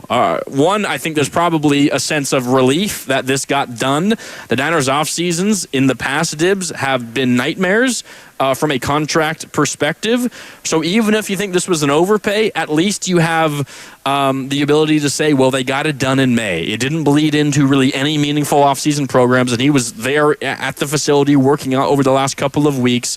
He's going to be there for offseason OTAs. He's going to be there when training camp begins. He's going to be there when the preseason begins, and assuming health, he's going to be ready to play week number 1. So you don't have to worry about what happened with Ayuk last year, what happened with Bosa the year prior, or Deebo Samuel the year before that. You have an ability to just take a deep breath, exhale, and realize now you have Brock Purdy. Even if you feel like this was an overpay, and I'm not discounting anyone that feels that way, maybe you don't have belief in Brock and don't think he should be a top 10 paid quarterback, but even if you do feel that way, Dibs, you do at least have the benefit of being like, well, at least it's behind us, and now we can gear up for the season. Yeah, for sure. And we don't yet know the actual structure of the contract, and so it does seem pretty front-loaded, actually. Yeah. 165 of the 265 is in the first 3 years. Okay. And 215 of the 265 are in the first 4 years. Right. So if you look at 165 in the first 3 years, that I don't think includes this year, although some of that money will be in the bonus that goes to this year. So you look at this year and then 3 more, and if you get to that point after 4 more years and you realize, man, we're in a rebuild mode, or he's not the dude, whatever, I do think that the out at that point would be very palatable to where you could, figure out how you get out of that. Deshaun Watson, fully guaranteed, and now Cleveland's going to have to eat a huge number. Kyler Murray, same thing. His number was so big, and he was a little bit better last year, but if he turns out to not be good enough, you're going to have a big eat on that as well. So the Niners have always done really well at front-loading contracts for players and also offsetting the future numbers with other players. So they clearly believe in Brock Purdy, but if things do go south, the fact that it's front-loaded makes it so that they might be able to get out earlier as opposed to later. Yeah, no doubt. Wow, I'm surprised this happened today, Dibs. It wasn't really on my radar. Maybe that's because we've just been so geared up on the Warriors, and now we're getting ready for the Valkyries, their first ever home game, first ever regular season game, period. But now we have this news. Again, Brock Purdy and the 49ers have agreed on a 5-year, $265 million contract extension. And considering what the talk was, Dibs, all last season and even last off season, and then the entire season, and then through the first couple of months of this off season, it felt like the Niners might get to a position where they were forced to pay him close to $60 million a year, because that's what happens when you have a quality quarterback that comes due for an extension. You pay him top of the market, and at least through the numbers we know so far, Dibs, this is not entirely top of the market. Right, but I also do look at his situation, which is he has 1 more year under contract, and last year was a little bit of a regression. I'm not saying that he was exposed or now he's a fraud or anything like that, but last year he was not as good. His arm talent looked like it maybe was a little bit regressed. I think that he didn't have the same weaponry. Questions about can he do it without Christian and without Deebo and without Brandon Ayuk. And the team clearly believes in him as a quarterback, which is good. But also, he's in a spot where he had no leverage. They could have said, all right, Brock, play this year on $5 million, and then we'll see again. And he wouldn't have played, and the team would have been equally screwed. But his market in that scenario would have plummeted. If he said, I'm not playing, and they said, well, we're going to go with Mac Jones, and, we have a last place schedule, so we think we can go 9-8 with Mac Jones, and he doesn't play, well, he goes from $53 million a year down to $20 million a year. You think he really had no leverage? I think he had limited leverage. I mean, he's limited leverage. He's the best quarterback the Niners have by a mile. By maybe a half mile. If you look at their schedule and you look at their talent and you look at Mac Jones, who is a former first-round pick, you can at least, if you're Shanahan, you could think, can I get 9-8 out of Mac Jones? Maybe. I mean, you might be able to. I'm not saying that Brock Purdy, trembled in the face of a threat, but I don't think that Brock Purdy had the ability to say, you know what, it's 60 or bust. They offered him whatever they offered him. You settle on $53 million a year. And if you're Brock Purdy and you're Mr. Irrelevant and you're a guy who's going to play on $5 million a year, or get 100 and something million guaranteed, you're taking 53. Yeah, probably. It's a fair deal. I think. It seems It's a pretty fair. deal. Yeah. It does seem pretty fair. I do think Brock has a good amount of leverage, though, just considering the fact that it's the quarterback position. And yeah, I agree, but you have Mac Jones, but right. I mean, who really has Mac Jones been in the NFL? But if you're Brock Purdy and you are now the 8th highest paid quarterback in football, if that's the number, and I think you said that he's like 7th or 8th. Yep, right around If you're there. Brock Purdy and they say, hey, we're going to make you the 8th highest paid quarterback because we think you're top 8 in the league. And if you're Brock Purdy, you think, yeah, I'm probably top 8. I might be top 6. I might be top 14. You're going to pay me like a top 8? I'll take it. If he had the season from 2 years ago, this most recent season, he probably would have gotten like the Dak Prescott I agree contract. with you. It would have been $60 million a year and breaking records. But he didn't, and they But he were didn't. 6-11. And the big knock was he can't do it without his stars. And you lost Ayuk, and you lost McCaffrey. It was Jawan and kind of Debo and Kittle, and Cowing and Garendo, and you went 6-11. So you offer me 53 after that year, I'm taking it. And he got a 5-year, $265 million contract extension from the 49ers. That number you're throwing around, $53 million per year. That is the average annual value. That is the 7th most AAV, the 7th highest AAV among any quarterback in NFL history. $181 million total guaranteed at signing. Which is the 8th most among quarterbacks all time in NFL history. We do not yet know the fully guaranteed number, which is the most important number when it comes to quarterback contracts. When we learn it, we will let you know. But 888-957-9570. You comfortable with that amount of money to Brock Purdy? 5 years, $265 million, $53 million per year. You comfortable? Can the Niners win with that tied up to Brock? Or do you feel like they overpaid for Brock Purdy and this is going to make it more challenging for them going forward? You can let us know your thoughts at 888-957-9570. It's Willard and Dibbs. We're live from Chase Center ahead of Valkyries opening night. Game tips off at 7. And also Memorial Day weekend is almost here. Swing by Valvoline Instant Oil Change and make sure your vehicle is road ready. No appointment. Stay in your car. Done in about 15 minutes. Visit BayAreaOilChange.com for location and coupons. It's Willard and Dibbs. Dibbs and Grandy with you. Back with more reacting to a Brock Purdy contract extension next on 95.7 The Game.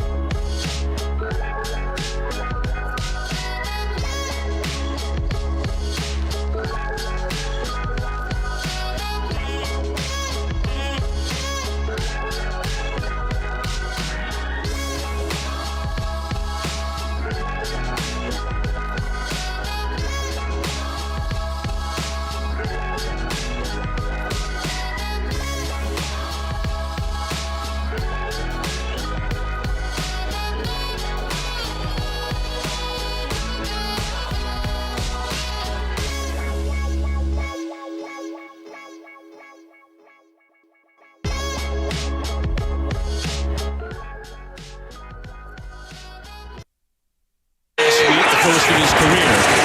Fake toss. Purdy looking. Wide open man. It's Jawan Jennings. It's a San Francisco touchdown. 5 in the pattern. Purdy stepping up. Launching it. Jennings again. A 3-touchdown performance. The day of his NFL life. Now, back to Willard and Dibbs on 95.7 The Game.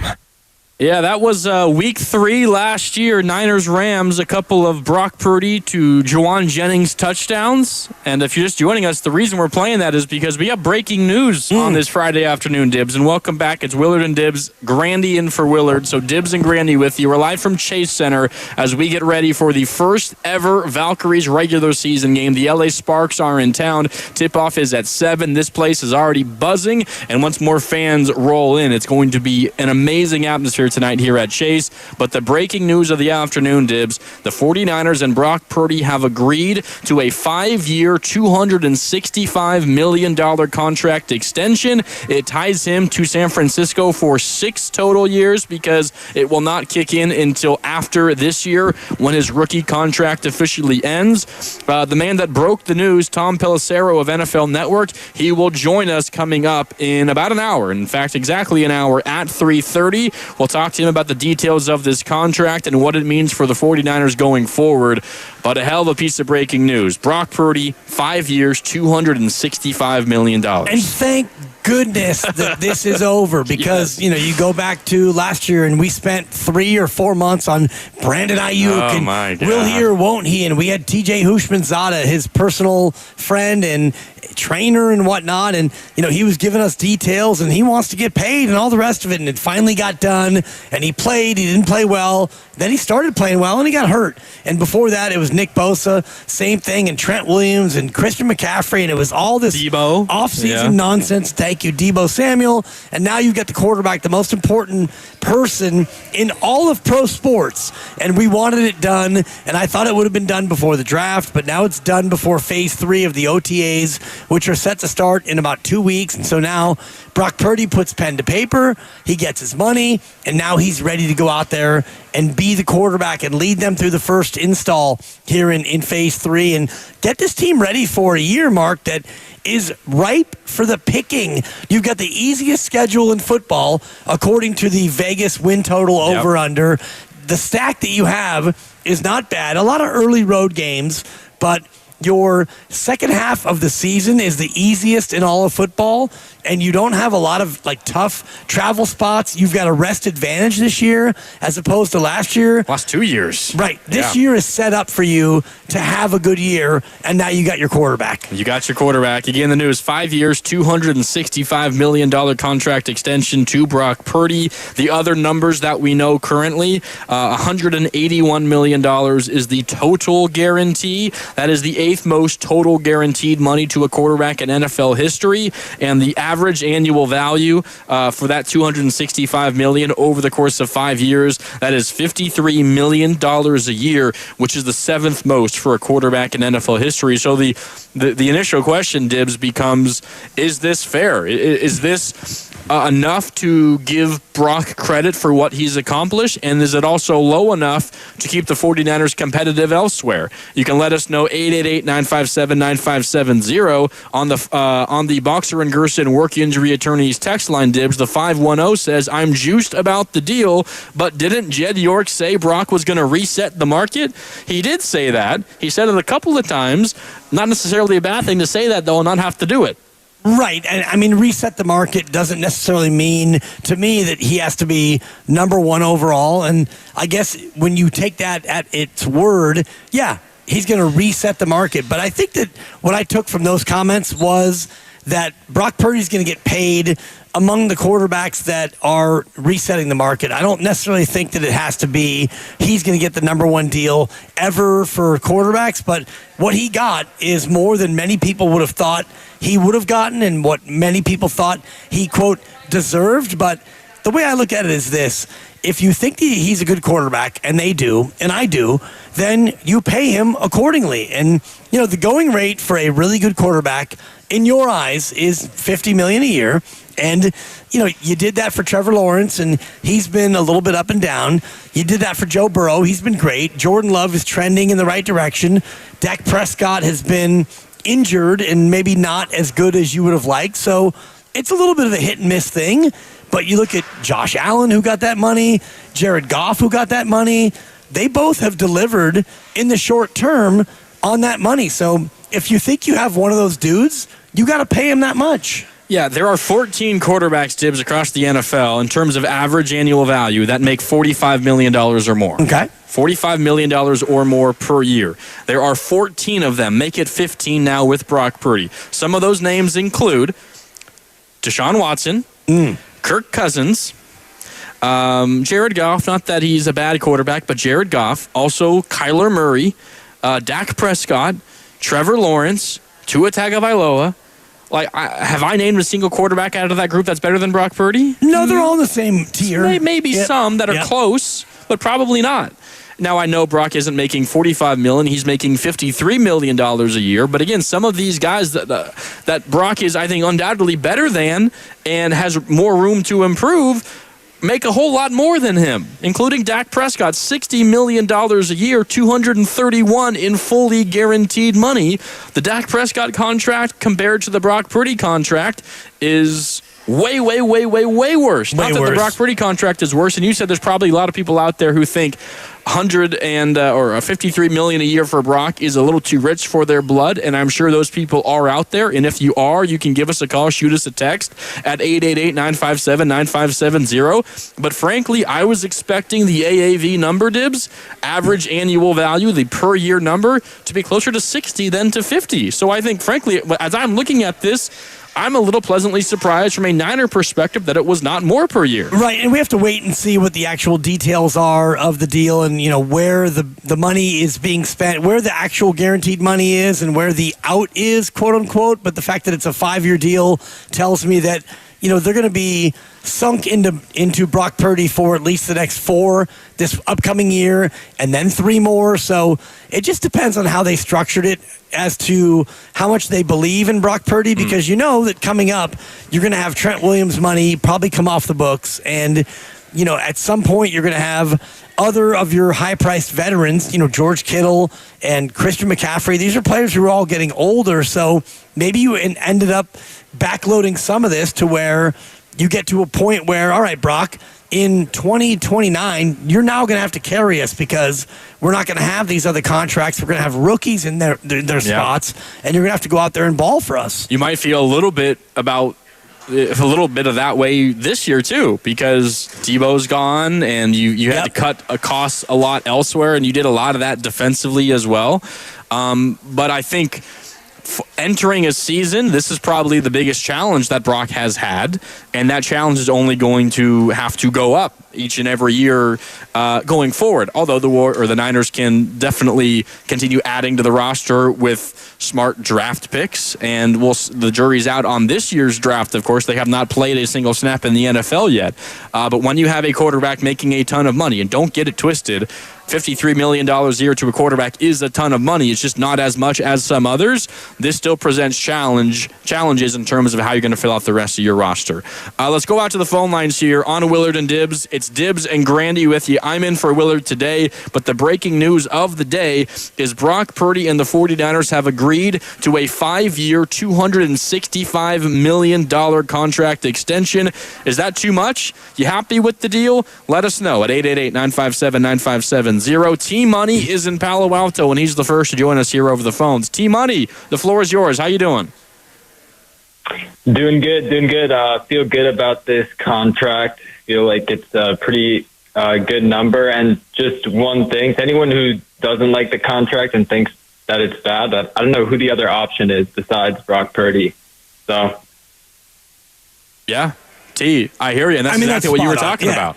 Mac Jones. Okay, you have Mac Jones in, and Mac Jones right now is probably the 44th best quarterback in football, and I'm just guessing. Somewhere around there. He's a guy who was highly drafted, and he showed a little bit in New England, and then he didn't. And, Kyle Shanahan has done a good job of rescuing quarterbacks And, he's like the SPCA of the NFL where, he'll bring you in and, he'll find somebody He'll to rehab you. Yeah, and he'll find somebody to come out and adopt you. Shout out Sam Darnold. Yep. But beyond that, I don't know if you really want to go forward with Mac Jones, but he's a guy who you could look at. If Brock Purdy wanted to play hardball and hold out, you could at least pretend that Mac Jones could be somebody who could get you, 7 or 8 or 9 wins with this schedule. But Brock Purdy is better than that. And Brock Purdy has shown that he's a good playoff quarterback. He's a guy who can win games. He can get into the deep water of January and play well and win games. And so if you want that as your quarterback, if you believe in that guy, you got to pay him, and that's the going rate. Yeah, so we got T-Money over the phone lines who is excited and happy with the deal. Okay. Head out to the text line, and that is the Boxer and Gerson Work Injury Attorneys text line. The 559 chimes in and says, Purdy way overpaid. You can forget about Super Bowls now. We don't know. We're going to find out. I will say, Dibs, and this is what you were getting at and what T-Money was getting at, when you are in a position as an organization that has a generally speaking, a younger quarterback that has shown at least that he's a quality quarterback, and Brock Purdy has shown more than he's a quality quarterback. He had a darn near MVP level season a couple of years ago. Wasn't nearly as good this past year. No doubt about that, but hard to be better than he was 2 seasons ago. But when you have a quarterback that is young, that has shown at least something to where he's, a top 10 quarterback in the NFL, as Brock has, and he's due for a contract extension, you're maybe not damned if you do. If you turn out to be right about the guy, you're not damned if you give him the contract, but you're definitely damned if you don't give him the contract. For the most part, because as you know, you got to have a quarterback, you got to protect the quarterback, you got to rush the quarterback. And right now, they've got Trent Williams who can protect the quarterback in theory, and you hope that he can do it for another year or so. And you have a guy who can rush the quarterback, and maybe another guy, and Mykal Williams, your top draft pick, maybe he can actually get after the quarterback. And so if you don't have a quarterback, and think about all the teams in the NFL who do well year after year, and think about who their quarterback is, they all have a quarterback that is reliable, trustworthy, veteran, good.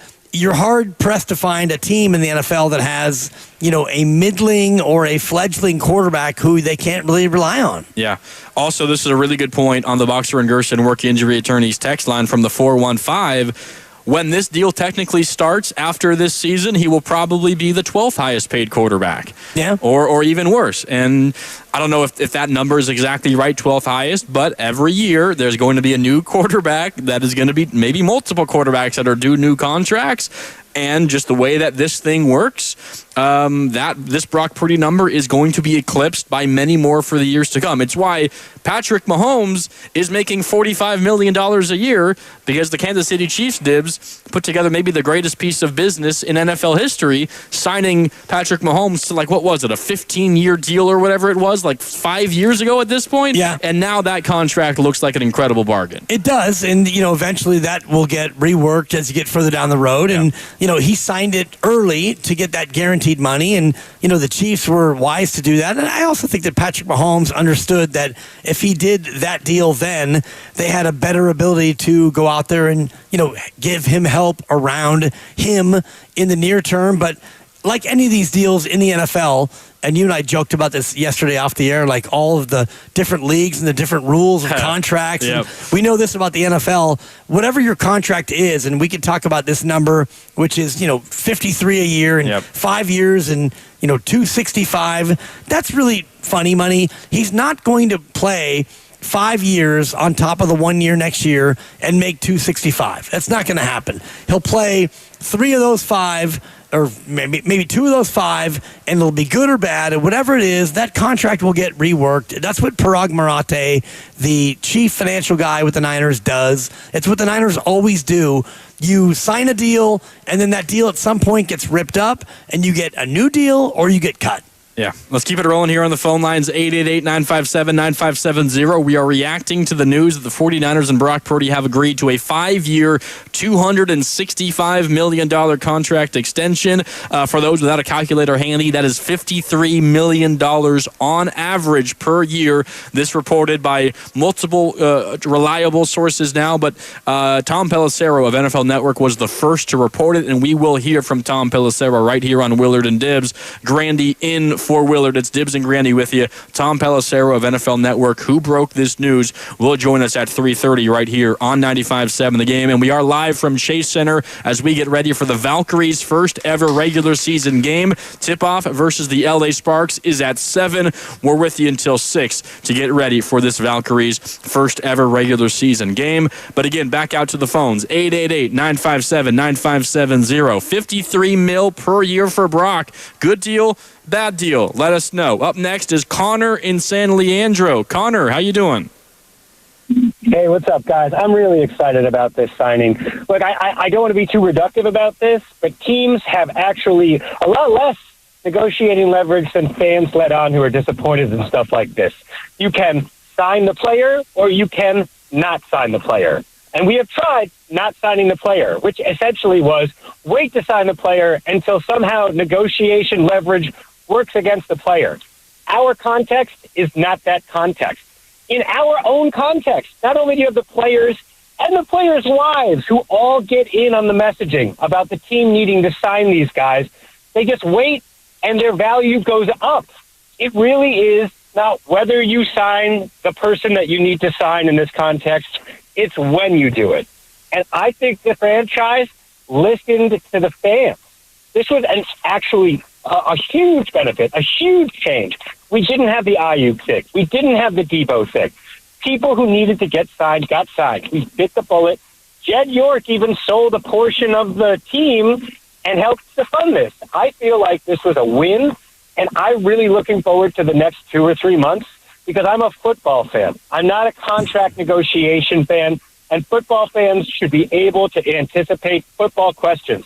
If you all are talking every day about whether Christian McCaffrey has the gas to get us through the end of a regular season and through a full playoff run, and you are having that conversation instead of negotiations and dollar signs and average annual value, I'm a very happy sports radio consumer. So I got to say, as an experience, thank you so much, 49ers, for doing what needed to get done and getting business done. I appreciate it.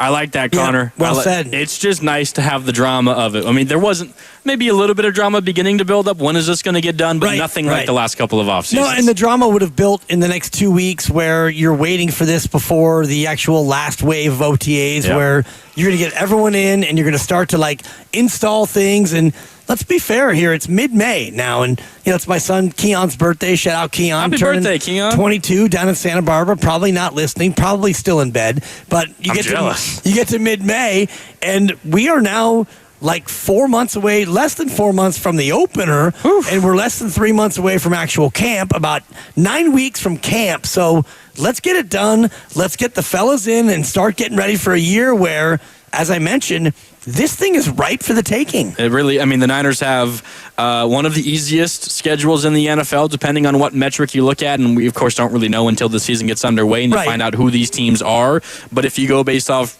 projected wins and losses and records, if you go off of last year's records, the Niners have the easiest record or easiest schedule in the NFL. Now, I think there is definitely an argument to be made that this is maybe the most challenging season that Brock Purdy is entering, considering the offseason the Niners just had. Although, if you, and it's a big if to assume Christian McCaffrey's health, but if you assume that you're going to get more McCaffrey this year than last year, which seems like a pretty safe bet considering he hardly played at all last year, that's going to make things a whole lot easier on Brock too. Yeah, and the reports out of the McCaffrey camp are that he looks fantastic. He's healthy, he's hungry, He's angry. So he's going to come back and be ready to go. The big question for me is wide receiver. And right now you've got Jawan Jennings, you got Ricky Pearsall, you got Jacob Cowing, you're waiting on Ayuk. So the fact that you do have Brandon Ayuk to work with all of these unknowns is huge for me in May. No doubt. 888-957-9570. The Niners and Brock Purdy have agreed on a 5-year, $265 million contract extension.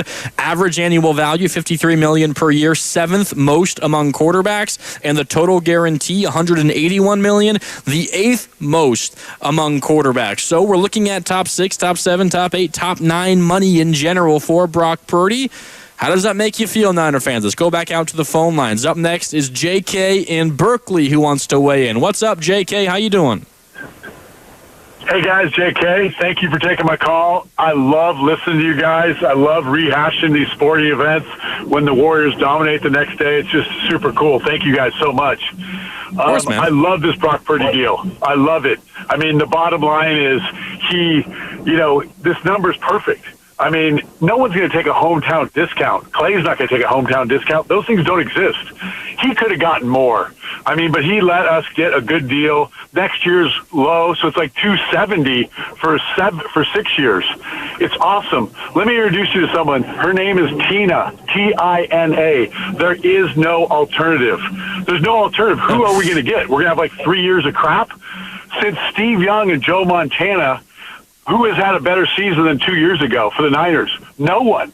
I mean, he is phenomenal. And lastly, Brock isn't going to do something weird. He's not going to buy an orange Bentley. He's not going to go to Cabo San Lucas during the playoffs. This guy is solid oak. I'm pumped. Thank you, Lynch, for not dragging it out. Just like the previous caller said, I'm psyched. Brock Purdy is going to deliver.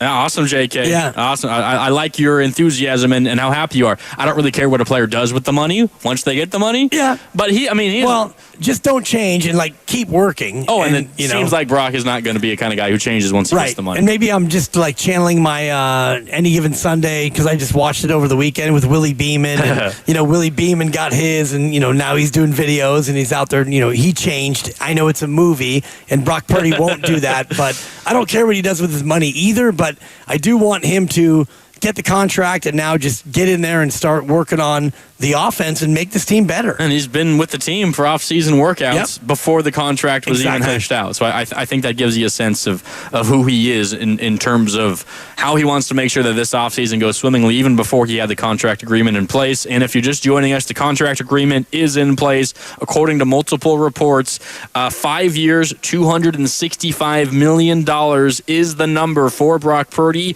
That is $53 million per year, 7th most among NFL quarterbacks all time. So Brock Purdy being paid based on the numbers that we know right now, like the 7th or 8th best quarterback in the NFL. And considering what some of the reports were heading into this contract negotiation, that feels pretty darn good. But you can weigh in at 888-957-9570. What do you think? 5 years, $265 million for Brock Purdy. Is that a deal for the Niners, or is it a deal for Brock Purdy? Plus, the Golden State Valkyries, they tip off their first ever regular season game at 7 o'clock tonight at Chase Center, and you can hear the game right here on 95.7 The Game. Dibbs and I were live from Chase Center until 6, getting you ready for opening night. We're also brought to you by Fremont Bank, here for you, here for good. Your calls and a whole lot more on this Brock Purdy contract extension. When we come back, it's Willard and Dibbs. Grandy in for Willard right here on 95.7 The Game.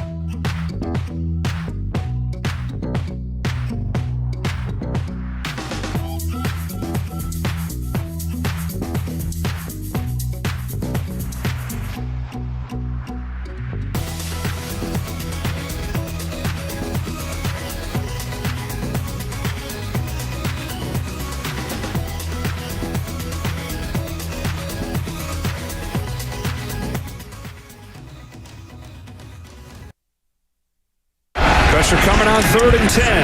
Picked up enough to give him time to find George Kittle. Oh, amongst so many bodies, he ripped it away. Touchdown, San Francisco. George Kittle just wanted it more. Drive begins from the 30. Purdy will look to throw it. Going long, there is Jennings. Oh, he's got it. Perfect throw, and then Jennings reaches out to pull it in for 46. Now, back to Willard and Dibbs on 95.7 The Game.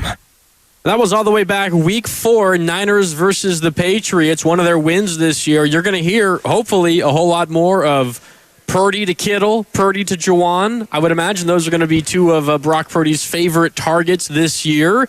And why you're going to hear, hopefully, a whole lot more of it is because Brock Purdy is going to be the quarterback for the 49ers for an extended period of time, according to reports, including from Tom Pelissero of NFL Network, who will join us in about 30 minutes right here on 95.7 The Game. And it's Willard and Dibbs.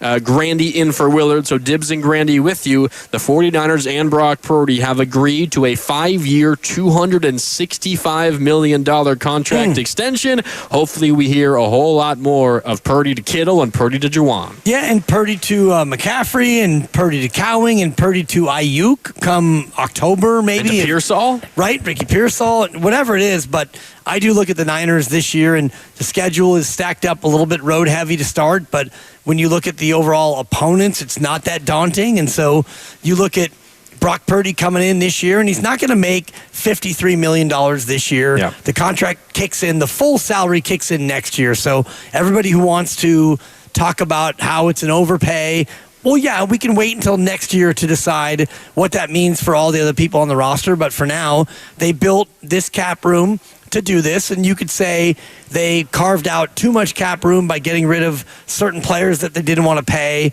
here and there, this and that, but this is what they chose to do, and they like their quarterback, and when you like your QB, you have to make room to pay that QB. And how does that make you feel, Niner fans, the faithful? I mean, are you excited about the deal? 5 years, $265 million. That is $53 million a year, which is 7th most among quarterbacks all time. His $181 million total guaranteed is 8th most among NFL quarterbacks all time. Is this a fair deal for the Niners? Is it a fair deal for Brock? Is it a win-win for both sides? Or is this too much to pay to a quarterback in Brock Purdy? Let us know how you think at 888-957-9570. Again, Tom Pelissero of NFL Network, who broke this news, will join us at 3:30 in about 25 minutes right here on Willard and Dibbs. It's Dibbs and Grandy with you, and we're live from Chase Center as we get ready for the first ever regular season game for the Golden State Valkyries, the newest WNBA team, hosting the LA Sparks tonight at 7 o'clock. Dibbs and I with you live from Chase until 6 o'clock here on 95.7 The Game. Let's go back out to the phone lines, though, reacting to this Brock Purdy contract. Matt in Orinda is up next. Matt, what do you think of this Brock Purdy contract? Well, gentlemen, good afternoon. Grandy, what a day to be sitting in, huh? I know, right? I lucked out. You lucked in, I think is what it is. Hey, Dibbs, I don't know if you heard the same story. You probably did, but word out of Santa Clara is that what got this done is Brock looked at John Lynch, and when John said, "Is that really the number?" Brock looked at him and said, "It's an inflation sensation, baby."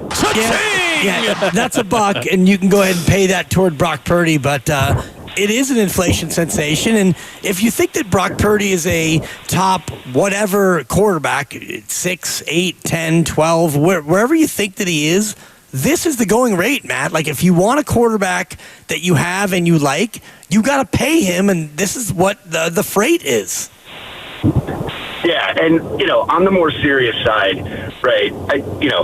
Look, there's multiple sides to this thing, and I think the team looks good in this. I think Brock looks good in this. I think the fans can mostly understand it. And the place you don't want to be sitting in is, oh, we didn't sign him, or we made him the highest paid quarterback in the NFL. You don't want either one of those places. And so, Dibbs, what you end up with there is a correlation sensation. Oh, yeah. Yeah. That's another buck right there. And Matt, you understand this. And, as a guy who frequents the fourth bore there in Orinda, when you go in there and you want to get a pint and it's $8.50, you realize that it's partly zip code based, and you go somewhere that is maybe lower in the income stratosphere, that same pint might be $5.75. It's just the way it goes. First of all, shout out Fourth Bore because you Love nailed the bore. it. Yep, thank you. But this is a good contract, and Brock has proven that he deserves this chance. It's more likely to work out than not, based on I think what we've seen, and it ends up looking pretty good for all sides, I think. So I'll let you guys go with that. Shout out Jimmy Butler and Matt Chapman. Let's go. Thank you, Matt. And next time you go in the fourth bore, tell him Dibs sent you, and you'll get absolutely nothing. But just tell them that it's a nice little spot there. A little word of mouth, even if there's no benefit. Well, and it was called the fourth bore before there actually was a fourth bore. Because I don't know if you're a big Caldecott Tunnel user, but there used to be 3 bores. So in the morning, 2 going toward the city, 1 going toward the east, and then in the afternoon, the converse. So if you were going against the grain, it would be 4 lanes merging down to 2. It was an absolute cluster chuck, if I may. But now that there are 4 bores, you get 2 out and 2 in. So makes it smoother. Much makes smoother. It smoother. Yeah. 888-957-9570. Brock Purdy and the 49ers have agreed to a 5-year, $265 million contract extension. That's $53 million per year, 7th most among NFL quarterbacks, and the guaranteed number that we know right now, $181 million total guaranteed, 8th most all-time among NFL quarterbacks. How do you feel? Is this a good deal for the 49ers? Let us know at 888-957-9570. Dylan is in Modesto, and he's up next. Dylan, you're on with Dibs and Grandy on Willard and Dibs. How you doing, Dylan? I'm a lot better before I heard the news, you know what I mean? To be honest with you, it's a terrible deal. And to be honest with you, I don't see why it would work out. I don't understand what people are seeing that thinks it's going to work out. The guy drops the ball every time that it comes down to a game-winning drive. He throws a lot of interceptions. We're not going to hear him to Brandon Ayuk. We're going to hear him, Arizona defender catches another interception. And then another thing is, we didn't jump up in the draft this year, but the Philadelphia Eagles went and drafted a quarterback before we did. They won the Super Bowl last year, and they got a good quarterback. And then we haven't even drafted a good quarterback, too. It reminded me of C.J. Beathard, reminded me of Nick Mullins, reminded me of our trade for Jimmy. And then it's like, come on, bro. So, Dylan, taking my call. Dylan, real quick, what did you want the Niners to do if you didn't want them to sign Brock? Who do you want playing quarterback for the Niners? I wanted to go get Kyle McCord, and I wanted to go get him from Syracuse. But, the Philadelphia Eagles thought he was good enough to go get him. So, to be honest with you, Vandy, I think my opinion's pretty good. All right, Dylan. I respect your opinion. I just don't know if Kyle McCord could turn out to be an okay quarterback. He wasn't drafted at all highly. Right. But if you're going into a season where you've got an aging Kittle and an aging McCaffrey and an aging Trent Williams, and you throw out there like a 5th-round pick at quarterback for a 5th-round rookie at quarterback, right? Well, you're not going to have success that way. Well, even when you drafted Brock Purdy in the 7th round, you didn't start him right away, and you didn't even really have designs on starting him until you had to. And you had Jimmy Garoppolo, you had Trey Lance, and then it got down to Brock Purdy, and then, turned out he was good. And so I don't know, when you look at the NFL and you look at any team, for example, outside of a team that's clearly rebuilding, and you look at your quarterback, and you have a quarterback who's done well, and he's, 4-2 in the playoffs in his first 4 years. I think that's the number in his playoff record. And 2 years ago, he had one of the best years quarterback rating-wise in the history of the league. Yep. It's a guy who not only has shown that he can be good, but he's also shown that he fits in this system. And he's won in this system. And so you've got that quarterback. Why would you try to do something else? And you're going to reset with a rookie and hope, fingers crossed, that he's actually the guy? Yeah. It's not the way you go about winning as a successful franchise. If you have a quality backup option, then you can seriously consider maybe not giving this contract out. But the Niners don't have at least any realistic quality backup option right now. Maybe you think that Mac Jones is going to pull a Sam Darnold, and in a couple of years he's going to be signing a big contract with whatever team wants him, and there's certainly a possibility of that. But again, like we've said earlier, you're in a position the Niners are in. You kind of have to give Brock Purdy the contract that he asks for, and there's going to be negotiations involved. And the fact that it's $53 million a year is the reported number. It could have been a whole lot higher. At least I was kind of expecting it to be a little bit higher. So if I'm a Niner fan, and I am a Niner fan, I'm feeling honestly a little bit relieved because it gets up closer to $60 million a year, Dibs, and I know that the guaranteed numbers are so much more important. This is the actual number, amount of money that you will be paying to that guy. We don't yet know the fully guaranteed number. We know the total guarantee, which is $181 million of the $265 all in over the course of 5 years. I get a little bit worried about how the Niners might be able to build a roster around Brock and be competitive if that number climbs up above like 55, up towards 60. But at 53, I think this is a number the Niners, once they saw it, they were like, all right, you know what? Yes, we're in $53 million a year.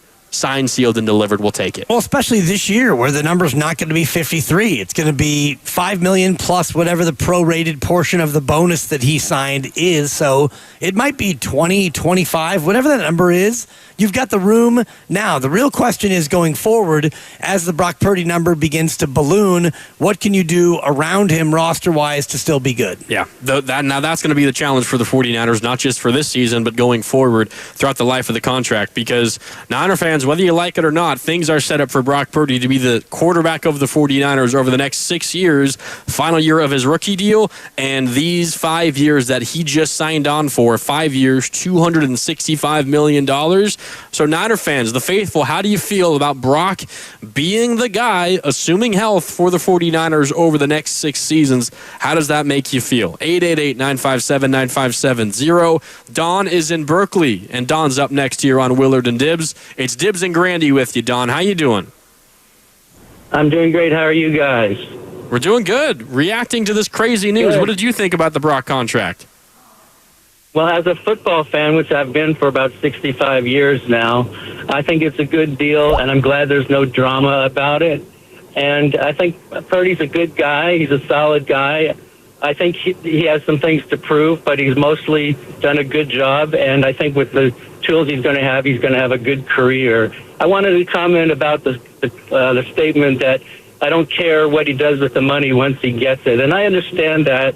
I understand the system we're in, and, capitalism is the way of the world. But there should be at least some acknowledgement that $253 million or whatever it is, it's not the biggest contract in the world, but, if you walk through San Francisco and you see the homeless people sleeping on the street, I don't want to be a downer, a Donnie Downer about it, but there should be a little bit of balance in the world about what money gets spent on, and at least I would like some comparisons to people like Eric Armstead or Steph Curry or Jaylen Brown, who are athletes who get big contracts and then turn back some of that to the community, not just with the dollars, but with their presence by showing their face and having eat, play, learn, and doing something like that. And I think that Brock Purdy follows Steph's example in the Bay Area. Yeah, but I do. I think you're right, and I don't want to cut you off, but I do think that you have to give him a chance to get that money before we judge exactly what he does with that money. And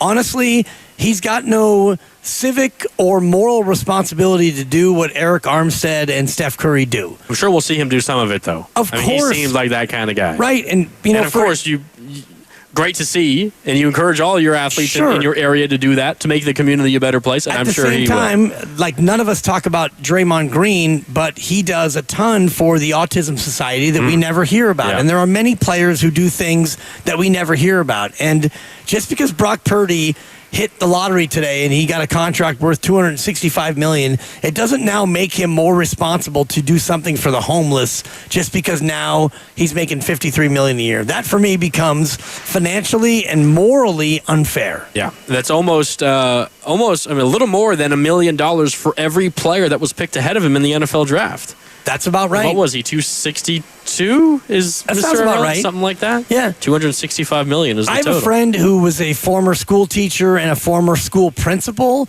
who once a week makes burritos and goes out and delivers them to the homeless. And he doesn't make It's amazing. 53 million. It's and amazing. it's awesome. And he does that because he wants to and he cares about people at that level. So just because Brock Purdy's making 53 million a year doesn't mean that he or you or anybody else is more morally obligated to do nice things for other people. Yeah, and I think the comment that Don was reacting to was me saying I don't care how he spends his money once he gets it. That was in reaction to one of our other callers who said some car that Brock Purdy might buy. My essential point is I don't care what car Brock Purdy buys with this money. It's his money. He can do with it whatever he wants, but I'm sure that he is going to be a guy who's going to give back to his community because that just seems like the kind of guy that he is. No, but which I'm is with also a you, guy like- you want in your locker room. Like, I don't know what you make, and you don't know what I make, and you probably don't care how I spend my money, and I No, don't of course care how not. you spend your money, as long as, we do things within the confines of the law and safety and consideration for others. That's all you're looking for. And, what we know about Brock Purdy from the outside looking in is he is a family man and he is a Christian. He loves his wife, and he doesn't strike me as a guy who's going to, I don't know, get a Lamborghini and go 128 miles an hour down the road and, crash into people, which we've seen NFL people do. I'm pretty confident he'll still be driving a Toyota, Dibs. I'll No put doubt. it that way. Yep. Shout out Corolla. Shout out. Or maybe a truck, maybe a Tundra. I don't know. Could we'll be, see. yeah. Some kind of Toyota car. Hey, now he's got the ability. He could have a couple of them in the garage doubt. if he wants with this 5-year, $265 million extension. Per reports, that's $53 million a year, $181 million total guaranteed. Brock Purdy locked up for the 49ers this year, the final year of his rookie deal, plus another 5 on top of that. Let's keep it rolling here on the phone lines at 888-957-9570. Carlos is in San Jose and wants to weigh in. Carlos, what do you think about this Purdy contract? Hey, what's going on, guys? Love the show. You guys do a great job. In regards to the contract, I think he's well deserving of it, given his accolades in his young career. I mean, 2 NFC championship games, 1 Super Bowl appearance. You got players like Dak Prescott that made $60 million that I don't believe has made it to an NFC championship game. You got players like Trevor Lawrence, who's making 55, who hasn't really done much in the playoffs. The only other person that I could, kind of put him up there would be Joe Burrow.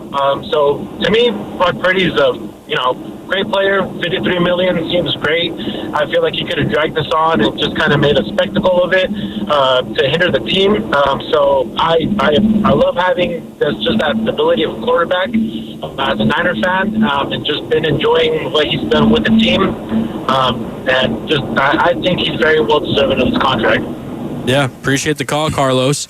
And yeah, you brought up like Dak Prescott, who's making $60 million a year. Yep. He's been a starting quarterback in the NFL for a whole lot longer than Brock Purdy. Brock Purdy has a number more postseason wins than Dak Prescott does. Dak has 2. Brock has 4. Double the amount of wins in how many fewer seasons? Like 4 fewer seasons? Yeah, Dak is 2 and 5. And Brock is 4 and 2. As you said earlier, yeah. And we had a caller earlier, I think it was Dylan, who definitely, of everyone we've heard from so far today, Dibs, reacting to this Brock Purdy contract, was the most out on it, citing Brock Purdy's inability to come from behind in fourth quarters. As memory serves, Dibs, 2 of those 4 postseason wins versus the Packers and versus the Lions 2 seasons ago, were come from behind in the second half. Those were pretty big in like the fourth quarter. Yeah. Pretty big moments. I saw a stat. It might have been from Warren Sharp. Warren Sharp Football does such a good job on Twitter, but the stat was about being down in the last 7 minutes and what your numbers are. And I don't believe he's thrown a touchdown in those spots in the games where they've been down at all. In the last 7 minutes, I think he had 0 touchdowns and 6 picks, and that's the last 7 minutes. So that is, you get the ball back, and you're down by whatever 1 to 3 to 5 or whatever the deficit is, and you have to go out there and try to make things happen. And he hasn't been great in those spots, but I'm with you. Like the Packer game, the Lion game, you're 4 and 2 in the playoffs, and the team, when fully compromised or fully comprised rather, they've been good with Brock Purdy. No, they have been. Last year was rough. No one is denying that. And Brock Purdy not playing anywhere near as good as he was a couple of years ago was a big part of that, but we can't kid ourselves. We have to also recognize that there were so many other factors that contributed to the 49ers struggling a bit last year. Tom Pelissero of NFL Network, who broke this news, he's going to join us coming up in about 8 minutes here on 95.7 The Game. It's Willard and Dibbs. I'm in for Willard, so Dibbs and Grandy with you live from Chase Center as we get ready for the Valkyries' first ever regular season basketball game as they christen the new WNBA season. That game versus the Sparks tips off at 7 o'clock right here from Chase Center. If you're on your way over, once you're in the building, you can stop by and say what's up. Before we head to break, though, let's get out to the phone lines again. Mark is in San Francisco and wants to weigh in. Mark, the floor is yours. What do you think about this Brock contract? You guys, I think Brock is stud. I like everything he's done. As you said, he's been clutch in the playoffs. I just think that Kyle, now that he's a guy that we're moving forward with, he needs to design more plays where he's in drop back or in shotgun, more options, rollout passes for sure. And big time, they need to make it a priority to bolster up that offensive line because the kid needs protecting. Yeah, Mark, there's no doubt. Now it becomes even more challenging, though, to do that, Dibbs, because when you had Brock Purdy on a rookie deal, and he's still on the rookie deal, one more year left, but when these big numbers, close to around $50 million a year, start coming down the pipe, then you're going to be a little more challenged financially to get talent around him. And that's where you have to hit in the draft. Yep. And this year they did not use draft capital on the offensive line. And, you've got a guard that you like, and your left tackle is Hall of Fame. I don't know how long he's going to be here. So the thinking would be next year that's going to be somebody that you need to replace, because as you start to look at the roster, not this year, but next year, and you look at some contracts that are going to be coming due, you're going to have to do a lot in the draft. And that's where last year's draft, not this past one, but last year, you did really well, I thought. You got a lot of players to help you, but this year you need to hit again in order to keep that quote-unquote cheap labor around, so that if your quarterback's making $53 million a year, you can afford to still be good because you have a lot of other guys on rookie deals. Yeah, I've got a break in a minute here, and Tom Pelissero is coming up on the other side. But, Dibbs, how fair is this? This comes courtesy of the Boxer & Gerson Work Injury Attorneys text line from the 415. Brock Purdy has not performed when he doesn't have all-stars around. Is that fair? I guess it's fair. And you look at last year when they went 6-11, and you could look at why they went 6-11, and part of it was because of Brock Purdy. And, we could talk about most every other team in the NFL, and the majority of them don't perform when they don't have other people around them who are legitimate, all-stars. Yep. Patrick Mahomes is obviously the anomaly, and Josh Allen is another one. But look at Trevor Lawrence. Trevor Lawrence had 1 or 2 good years, and then since then he's fallen off. And Dak Prescott and even Jared Goff, who now that he's with Detroit and they've got a lot of talent around him, now they're good again. So I think you could put that label on almost any quarterback. That's fair. That's fair. All right, time for a break here on Willard and Dibbs. It's Dibbs and Grandy. I'm in for Willard today. We're live from Chase Center as we get ready for the first ever Valkyries regular season WNBA game. The LA Sparks are in town. Tip-off is at 7 right here from Chase. And, of course, you can hear the game right here on 95.7 The Game. Also, if you haven't already, make sure to subscribe to Willard and Dibbs on the free Odyssey app or wherever you find your favorite podcast. While you're there, make sure to check out what Warriors insider Anthony Slater had to say to the guys on the morning roast earlier today about the offseason ahead for the Golden State Warriors. Good stuff there, as always, with Slater. Okay, time for a break. Tom Pelissero, who broke this Brock Purdy contract news. If you're just joining us, 5 years, $265 million is the deal from the Niners to Brock Purdy. Tom Pelissero of NFL Network joins us next to break down every angle of this deal that's coming up when we return right here on 95.7 The Game.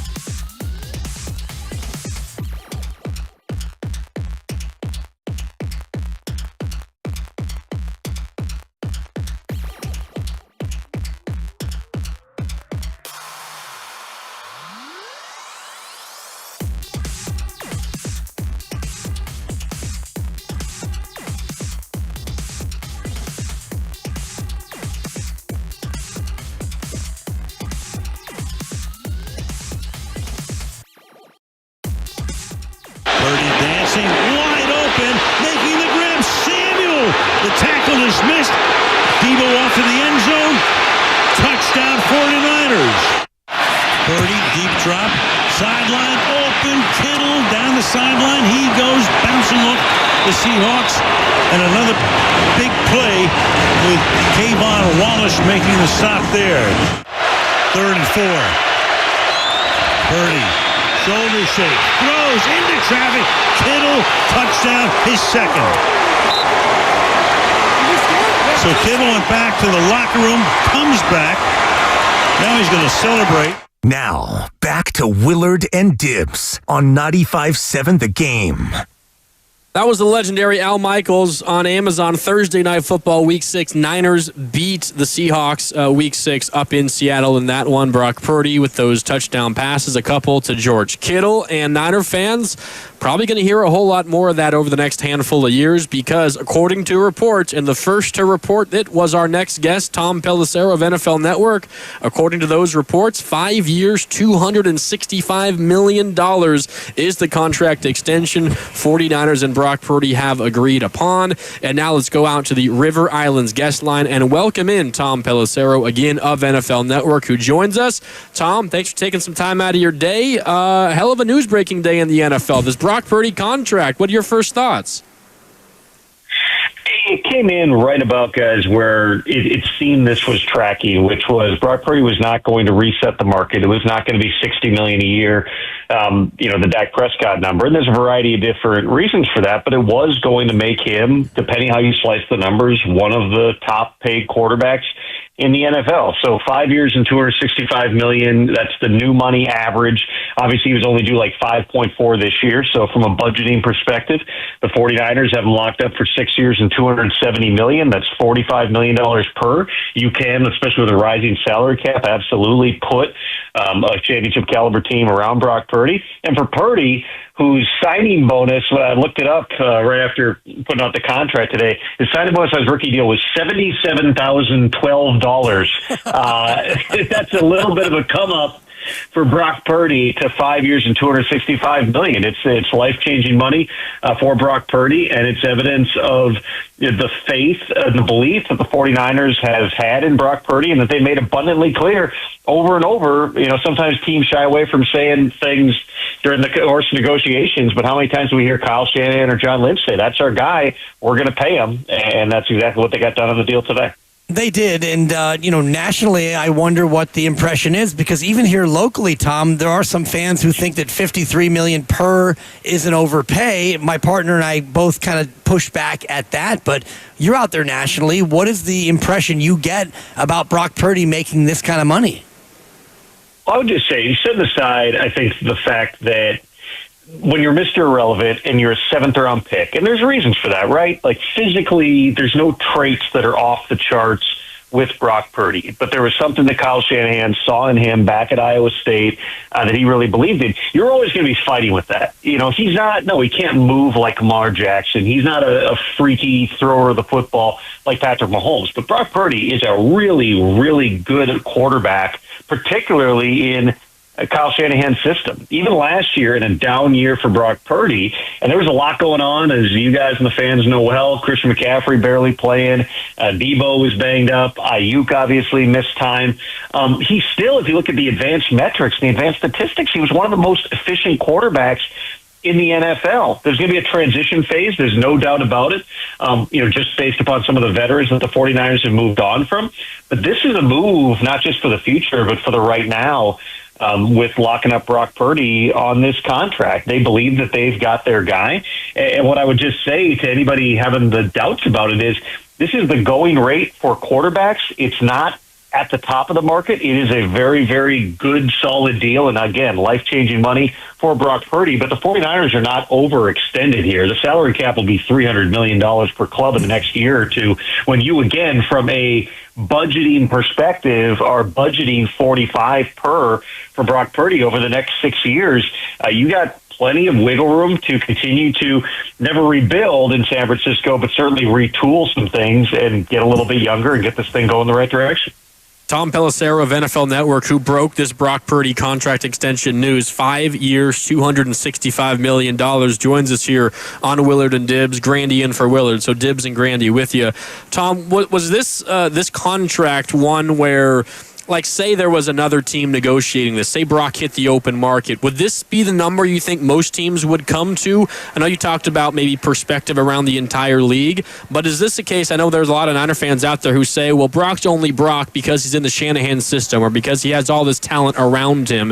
If there was another team that had the opportunity to negotiate with Brock, do you think most other teams would come to a similar number the Niners ultimately did? Well, first of all, almost half the league runs some variation of Kyle's system. And so there's plenty of places Brock could go, and it would be turnkey, plug and play, and he'd be able to function. Obviously, Kyle's brilliant, and his main, his number one skill, if you had to peg it, would be he gets guys open. But Brock has a lot of things that he's shown on tape that other teams have noticed.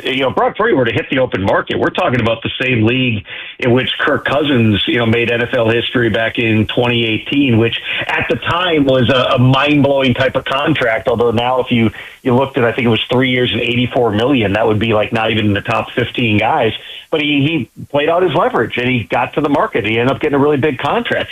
What Kirk Cousins had to do, and of course Kyle has history with Kirk, but he had to not only play out his rookie deal, he had to get tagged. He had to get tagged again, and then finally got his opportunity to hit the open market. Brock was several years away from being able to have that level of leverage. But let's say there's a world in which Brock could have played out this year and not gotten franchise tag.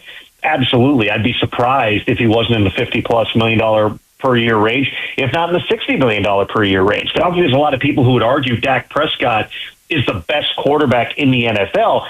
But Dak Prescott had the best leverage at the right time, which is why he got the prior deal in Dallas that he did. He got this new deal that was agreed to week 1 of last season. Brock, his main leverage was the 49ers aren't going to be as good without me. He was only due $5 million this season. That's a hard task for any agent to be able to negotiate off a number that's that low. But this is a very fair deal, I would say, from all sides. And his agent, Kyle Strongen, from Range Sports and the 49ers, they were on the same page, really, I think, over the last several weeks. Once Brock came in for the offseason program, it was just drilling down some of the details, and clearly they got there. So you don't think that the market is flattening out so much as, in this case, the leverage point for Brock Purdy was not as strong, and the Niners and Brock Purdy both kind of realized that? Well, think about what's Brock Purdy's leverage at this point. The 49ers can sit there and go, okay, if you don't do the deal, if we can't work this out, you're going to play for 5.4 this year. Or you can hold out, you can do that. I mean, that's every player's greatest leverage, is withholding your services. But it's 5.4 this year. We can tag you next year. We can tag you again. Like, you're 3 years away from being able to get to the market. I mean, any player in that position, any agent in that position is looking at this. You drive it to the best possible deal that you can get, which is ended up being 5 years and $265 million.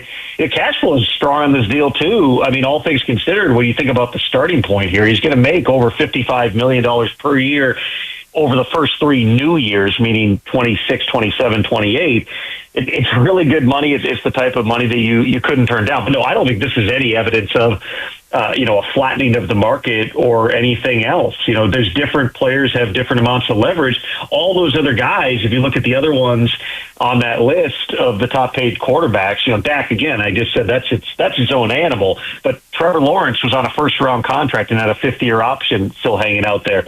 You had Tua Tagovailoa, who still had a 5th-year option. Those guys are in a different position. Brock was in a position where he was a 7th-round pick. He hadn't gotten his windfall of money just yet. This is, again, I would just say it's a fair deal for all sides, especially when you consider what the cash flow is going to look like here and how the 49ers are going to be able to build around this contract. Tom Pelissero of NFL Network, he broke the news of this 5-year, $265 million contract extension for Brock Purdy with us here on Willard and Dibs.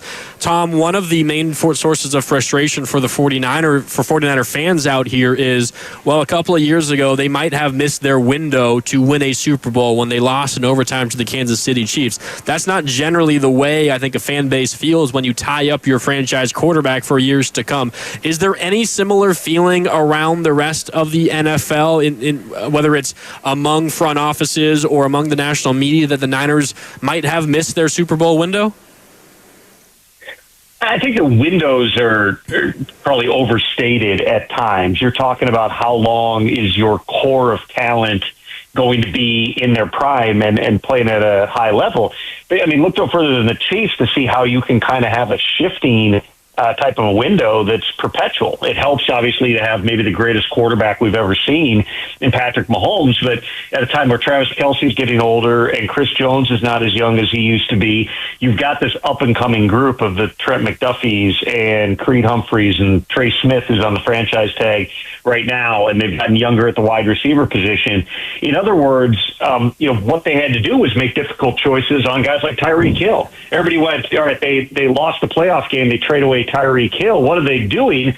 Well, what they were thinking was, this guy wants $25 million a year. We can get a first-round pick, and I think it was a third-round pick, and clear all that money to rebuild our defense and our offensive line. Okay, let's do that. And I think that that's sort of a similar approach to what you're seeing with the 49ers. They're still paying their older tight end in George Kittle. They're still counting on Christian McCaffrey, not that they really have a choice based on the contract they gave him last year. Now it's, can a Ricky Pearsall step up and become the type of receiver they need him to be, particularly because Brandon Ayuk's probably not going to be ready to go come September. It's, is Michael Williams going to be an impact player right away that can balance some things out in an offseason where, you lost the likes of Javon Hargrave? I mean, those are, the harder decisions that have to be made here, but there's no reason you can't extend that window. The part where it becomes complicated once you pay the quarterback is for the past 3 years, particularly the past 2 years, because they had Trey Lance on a first-round contract, obviously, but they had a lot of flexibility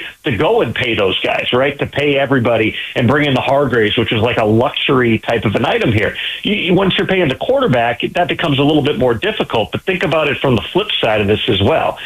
Brock's on the books for 5.4 this year. Let's say he plays that out. Next year, if you tag him, that tag's going to be somewhere in the $42 million a year range. Now that's $40 to $42 million that's just sitting like a rock on your salary cap in 2026, as long as you would have to keep him on the tag, and you're not able to use that. By doing this deal now, and I don't know the entire, the entire cash flow or the entire, the cap, but in these deals, the year one, year two cap numbers are generally low. So you're actually going to have more flexibility in 2026 than if you had gone down the road of, hey, if we have to, we're going to tag you, which is precisely why, despite the fact that Brock is on that low rookie contract still, the 49ers also had motivation to get this done now, because it's cost certainty at a time that the cap is rising. You know exactly what your costs are going to be at the most expensive position. Now that allows us to plan and try to rebuild, again, I wouldn't say rebuild, but retool this thing in the best possible way to, get right back to where the 49ers expect to be as long as those guys are there, which is competing for championships year after year. Yeah, great point, Tom, about the cost certainty. One more before we part company. Does this give you an idea that not only is the ownership, but also the head coach and the GM, that they're going to be here for a long time? Because, John Lynch and Kyle Shanahan have both said that they want to be along with Brock Purdy as long as he's here. Does this give you a sense that the stability of the Niners will continue long in the future? I think that I don't think we've ever seen Jed York say anything but that these guys are going to be here for a really long time. Kyle wants to be there. He's one of the highest paid coaches in the NFL. John, we'll see how long John wants to do it. It seems like that's completely up to him, but he's, a well-compensated executive in the NFL, and the rest of the leadership team there, Parag. I mean, they've sustained this. They've had a couple of just completely injury-ravaged seasons along the way, but they've sustained this pretty good now going into, I believe it's year 10, year 9 for Kyle in San Francisco. So I wouldn't think anything but. I mean, this is not a team going, okay, we got to strip this thing down to the studs and start over. They're just thinking, all right, how do we, build this in the best way possible? Let's analyze some of the mistakes that we've made in the past. There is no sense that I have gotten whatsoever that, Jed York is thinking anything other than let's compete for championships with Kyle and John here. And that's absolutely what they're going to try to do in 2025. Tom, great stuff. We appreciate you taking some time out of your busy day. Great catching up. Thanks so much. You got it, guys. All right, that's Tom Pelissero of NFL Network with us here on Willard and Dibs. Really good conversation there. First of all, said this is, quote, a very fair deal for all sides.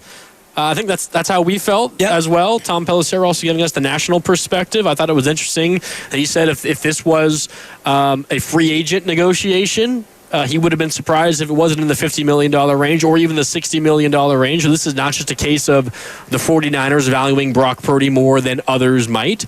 It really feels like, Dibs, the 49ers got themselves a pretty fair deal, all things considered. Right, especially when you look at it from a 6-year window, which is what he so eloquently laid out, where this upcoming year it's going to be $5 million plus whatever portion of the signing bonus is assigned to this upcoming year. But then you've got $265 beyond that. So even if he plays 6 years and it's 6 years and $270, now you're talking about $45 million average annual. You're not looking at 53 because this contract really won't kick in until next year. Yeah. So when you look at the actual sticker shock number of it, you're dealing with more likely $45 million a year. And then he laid it out there at the end about if you wanted to franchise him. So he plays out this year for $5 million, and then you franchise him for $45. Well, you don't have that same cost certainty. And he actually said that contract would be sitting there like a rock. And I like that because, you franchise him, and then at the end of next year,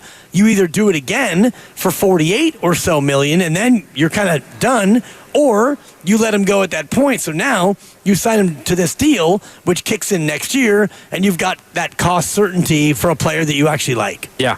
And Tom Pelissero also said, and he said this very quickly when we were asked about what this means for the Niners championship window and how you build a roster around Brock with this gigantic contract. It does feel like a relatively fair contract, but no denying it is still a gigantic contract. Yeah. 5 years, $265 million. That's $53 million per year if you divide it up evenly, which it will not be, but the AAV is $53 million per year over the course of this 5-year extension.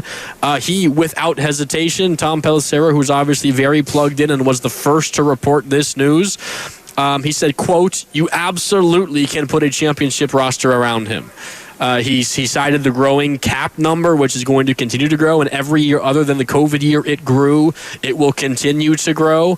He seems pretty confident this is not going to be prohibitive to the 49ers and their ability to field a talented roster.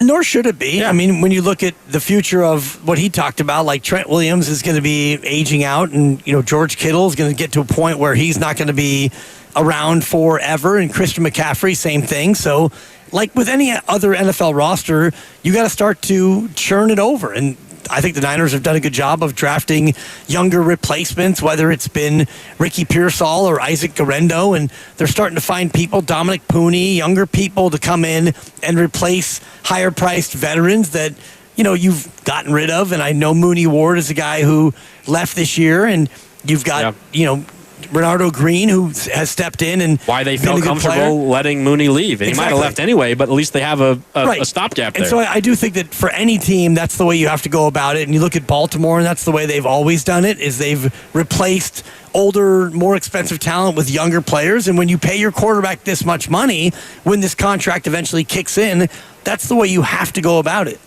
Yeah, and so now it puts even more of an emphasis on the draft, and really it began last year. Last year's draft seems to be pretty darn good so far. We will see what this season has in store for that group.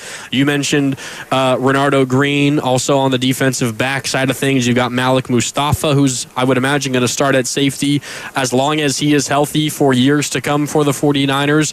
And you hope what Ricky Pearsall showed down the stretch of last season is who he continues to be and who he builds off. And then you hope that your draft class this year, and they officially signed Mykel Williams, the 11th overall pick out of Georgia, edge rusher. They officially signed him after drafting him last month. They got that deal done this week.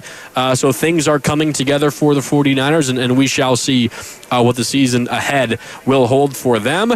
We are also going to get a picture of maybe what that season might look like later on today, Dibs. Because at 5:15, we're going to chat with Brian Baldinger here on Willard and Dibs. Baldy's going to weigh in on this Brock Purdy contract. And if you're just joining us, 5 years, $265 million extension for Brock Purdy. If you break it up, That's $53 million a year, which ranked among the other quarterback contracts in the NFL. That's the 7th highest AAV, average annual value, and the total guarantee, $181 million. That is the 8th highest total guarantee. So everyone who was fearful of Brock maybe breaking the bank entirely and resetting the quarterback market entirely and being the highest paid quarterback of all time, doesn't seem like that's going to come true. No, it's not going to come true, and that's why I wanted to ask Greg Pelissero about the market and whether or not we've seen a flattening, and he gave a great answer about relative leverage because Brock Purdy had some leverage, but not really. So if Brock Purdy wanted to hold out for a real market reset contract, well, he could do that, and he could come in and play on this 1-year deal for $5 million, and then the team could franchise him, and he could make $45, and you could do that dance, and it's a lose-lose for everybody. And so, Brock Purdy coming in for OTAs about 3 or 4 weeks ago, I do think that was a sign of him and his agent saying, look, we're not going to do that. We're not at least on good terms. Right, yeah. Good faith. Yeah. We're not going to go full Ayuk. We're not going to go full Bosa. We understand how important I am, the quarterback, to this team.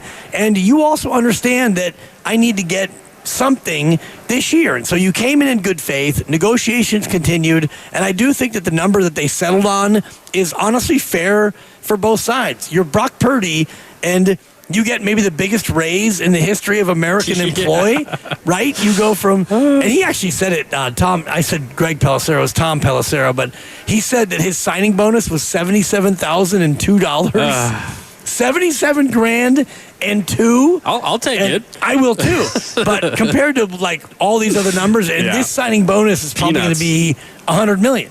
So you go from that to this, and so you're Brock Purdy. You'll take it. You'll take it, no doubt. And I would imagine from the Niners' perspective, like nothing against the way that Nick Bosa handled it or the way Ayuk handled it. You do what you can to get the money you feel like you deserve and to get as much money as possible. And more power to you. You have earned the right to make every dollar possible, and these are not fully guaranteed contracts unless you're Deshaun Watson. Like you could get hurt tomorrow and you won't see the majority of this contract. That is certainly possible, as I'm always going to err on the side of the player when it comes to these negotiations. But I will say, when this played out as smoothly as it did, you give a lot of credit to Brock Purdy for showing up in the first place and being there and negotiating face to face. No doubt. And you also give the Niners credit, I think, for actually getting it done, because all we've talked about the last few postseasons is how they, Parag Maratha, he wants to win the deal. And if you look at this deal, if you want to say who won the deal, I do think it's a little bit of a tough call. Like, who won the deal? Did Brock Purdy get the max amount that his skill set would warrant on the market? Maybe. Did the team get him for a little bit less than he could have otherwise commanded? Maybe. Yeah. I do look at this deal and think it might be a split decision, and that's what you really want a contract to be. Yeah. The team probably is thinking, geez, we're giving this guy $53 million. That's a lot. And Brock is thinking, I might have been able to get 57. So if both sides feel like they could have done better, it's a win for both. Yeah, and I asked Tom Pelissero, if this was another team negotiating, what do you think the number would be? And he essentially said, well, I wouldn't be surprised if it was up in the 60s. Yeah. Now, an open market negotiation is different because then you could get a bidding war going for a single guy. Right. But, I'm with you. This does feel on the surface, at least based on what we know now, a pretty fair deal for both sides. Are you in agreement? 888-957-9570. The contract for Brock Purdy, 5 years, $265 million. That is $53 million per year on average, the seventh most among quarterbacks in the NFL. $181 million total guaranteed, eighth most among quarterbacks in the NFL. Is that a fair deal for Brock? Is it a fair deal for the Niners? Who won the deal? Who lost the deal? Plus, this 5-year extension means that Brock Purdy will be the Niners quarterback, assuming health, for the next 6 years. You comfortable locking that in? Brock Purdy, QB the Niners for the next 6 years? You can let us know what you think on Willard and Dibs at 888-957-9570. No Willard today. It's Dibs and Grandy with you. We are live from Chase Center because the Golden State Valkyries, they tip off their first ever regular season game at 7 o'clock tonight right here at Chase. If you can't make it to Chase, you can listen to the game here on 95.7 The Game with Kevin Dana and Sophia Jones. And we are live from Chase until 6. Get getting you ready for opening night, but we're taking your calls next about this Brock Purdy contract. That's Dibs. I'm Grandy. We're back with more next on 95.7 The Game.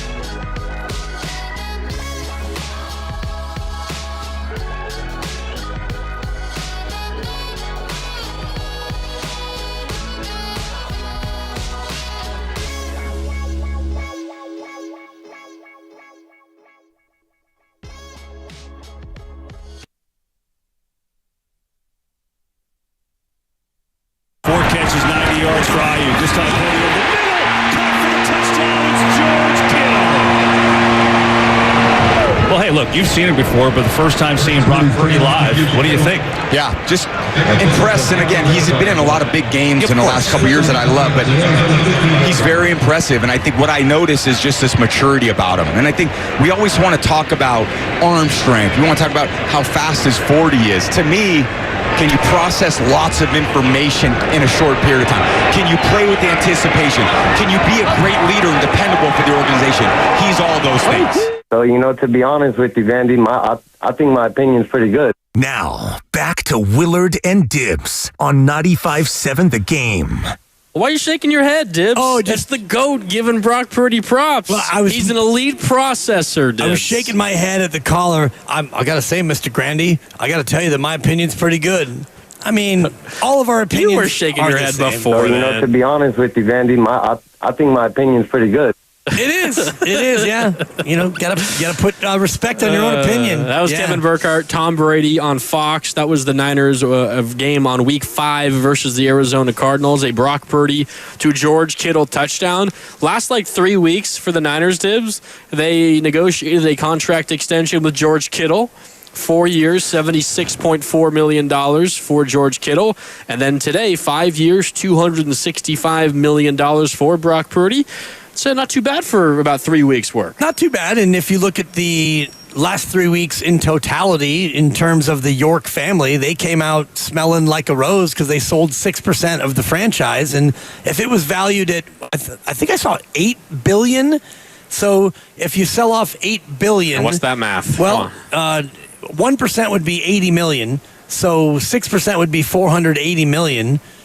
Take out taxes, you probably netted $240 million, and so you took that profit and you just shoveled it over to Brock Purdy, and it's even. It's a wash the last few days. There you go. Yeah. Where'd it go? Pretty cool, though. They sold 6% of the franchise to 3 different families. One family got 3, one got 2, one got 1, and I guess the Yorks came in owning 96% of the franchise, which is a lot. And as we sit here in Chase Center, and we always talk about Joe Lacob, Joey Lightyears, this and that. I don't think that Joe Lacob owns 96%. In fact, I know he doesn't. I don't know what his exact number is. He's the majority owner.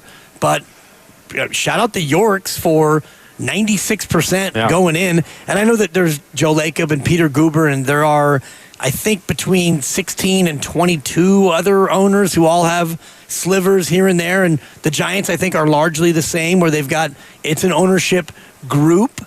But to hear that the Yorks had 96% of that bad boy, go ahead and break off 6% to some interested parties. And I was looking at one of the families because I was interested, and so I Googled it.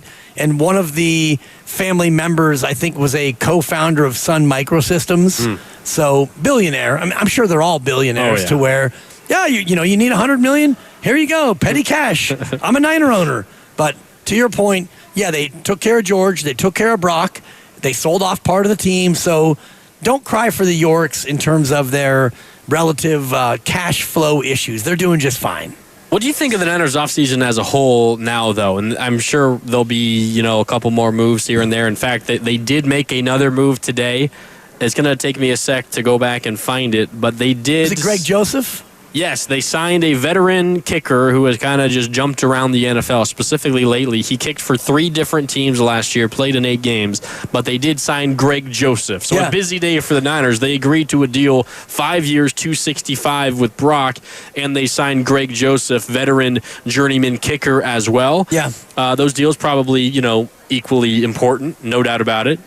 you need a kicker. You do, and I like it because there was a song in the 80s by Queen featuring David Bowie. Okay. It was called Under Pressure. Mm-hmm. And for Jake Moody, you're under pressure, my friend. And you were 3rd-round capital, and he has been up and down, and you cannot have your kicker be up and down. So you bring in Greg Joseph, and now he is under pressure. A lot of fire under him. Absolutely. Yeah, and there's no harm in that. So, and I don't know what Greg Joseph's contract was. Probably a veteran camp deal, $1 million, whatever, and not fully guaranteed. But Jake, you better come in and kick better. And the game where Deebo Samuel went at him and then Tabor Pepper had to step in between. These are things that winning teams don't have happen. You don't have a long snapper and a star wide receiver get into it over the defense of a kicker who cannot make a field goal. But the Niners' offseason as a whole now, which for the most part has frustrated Niner fans to no end, because you trade away Deebo, and we could agree and disagree whether you think that's a good move, a bad move. It seemed like Deebo, in terms of his usefulness with the 49ers, was waning, and that's a lot of money, and they got something in return for him. Seemed like relatively smart business to me. But they cut a lot of players elsewhere, players that were productive for them last year. Not necessarily great, but were available and were productive. Like...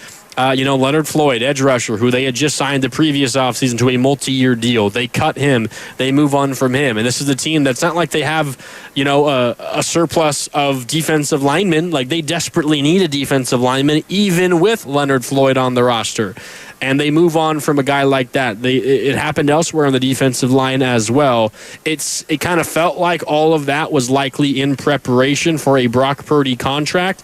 Does it getting done today, 5 years, $265 million, does that make it easier to understand what the rest of the offseason had been up to this point? A little bit, but I just look at the moves that they've made, and you signed a tight end, Luke Farrell, and he gets 3 years and $20 million, so there's your second tight end. I get that. Patrick Taylor Jr., a depth piece at running back, Richie Grant to replace Hufanga, Luke Gifford, a linebacker on a one-year deal. Feels to me like a lot of backfill. They didn't do a lot on the top line, the front end in free agency. And then the draft, we don't know. If Michael Williams comes in and is a real nasty counterpoint to Nick Bosa, okay, then we've got action. Now we can look at that and say, that's exciting, but we don't yet know about any of these draft picks. And I look at all the things they did in free agency, and they were mostly like day 2, day 3 kind of guys. Demarcus Robinson is a receiver to come in and, be a guy. He's not a 1. He might be He'll play 2. while Ayuk is still recovering. Right, and hopefully he plays beyond that, because you really don't know about Ricky Pearsall. He hasn't been that consistent. You got Jawan Jennings, who has shown to be a very good receiver, but he's never been a 1. He's never faced double teams. You don't have Ayuk likely until October. You don't have Deebo anymore.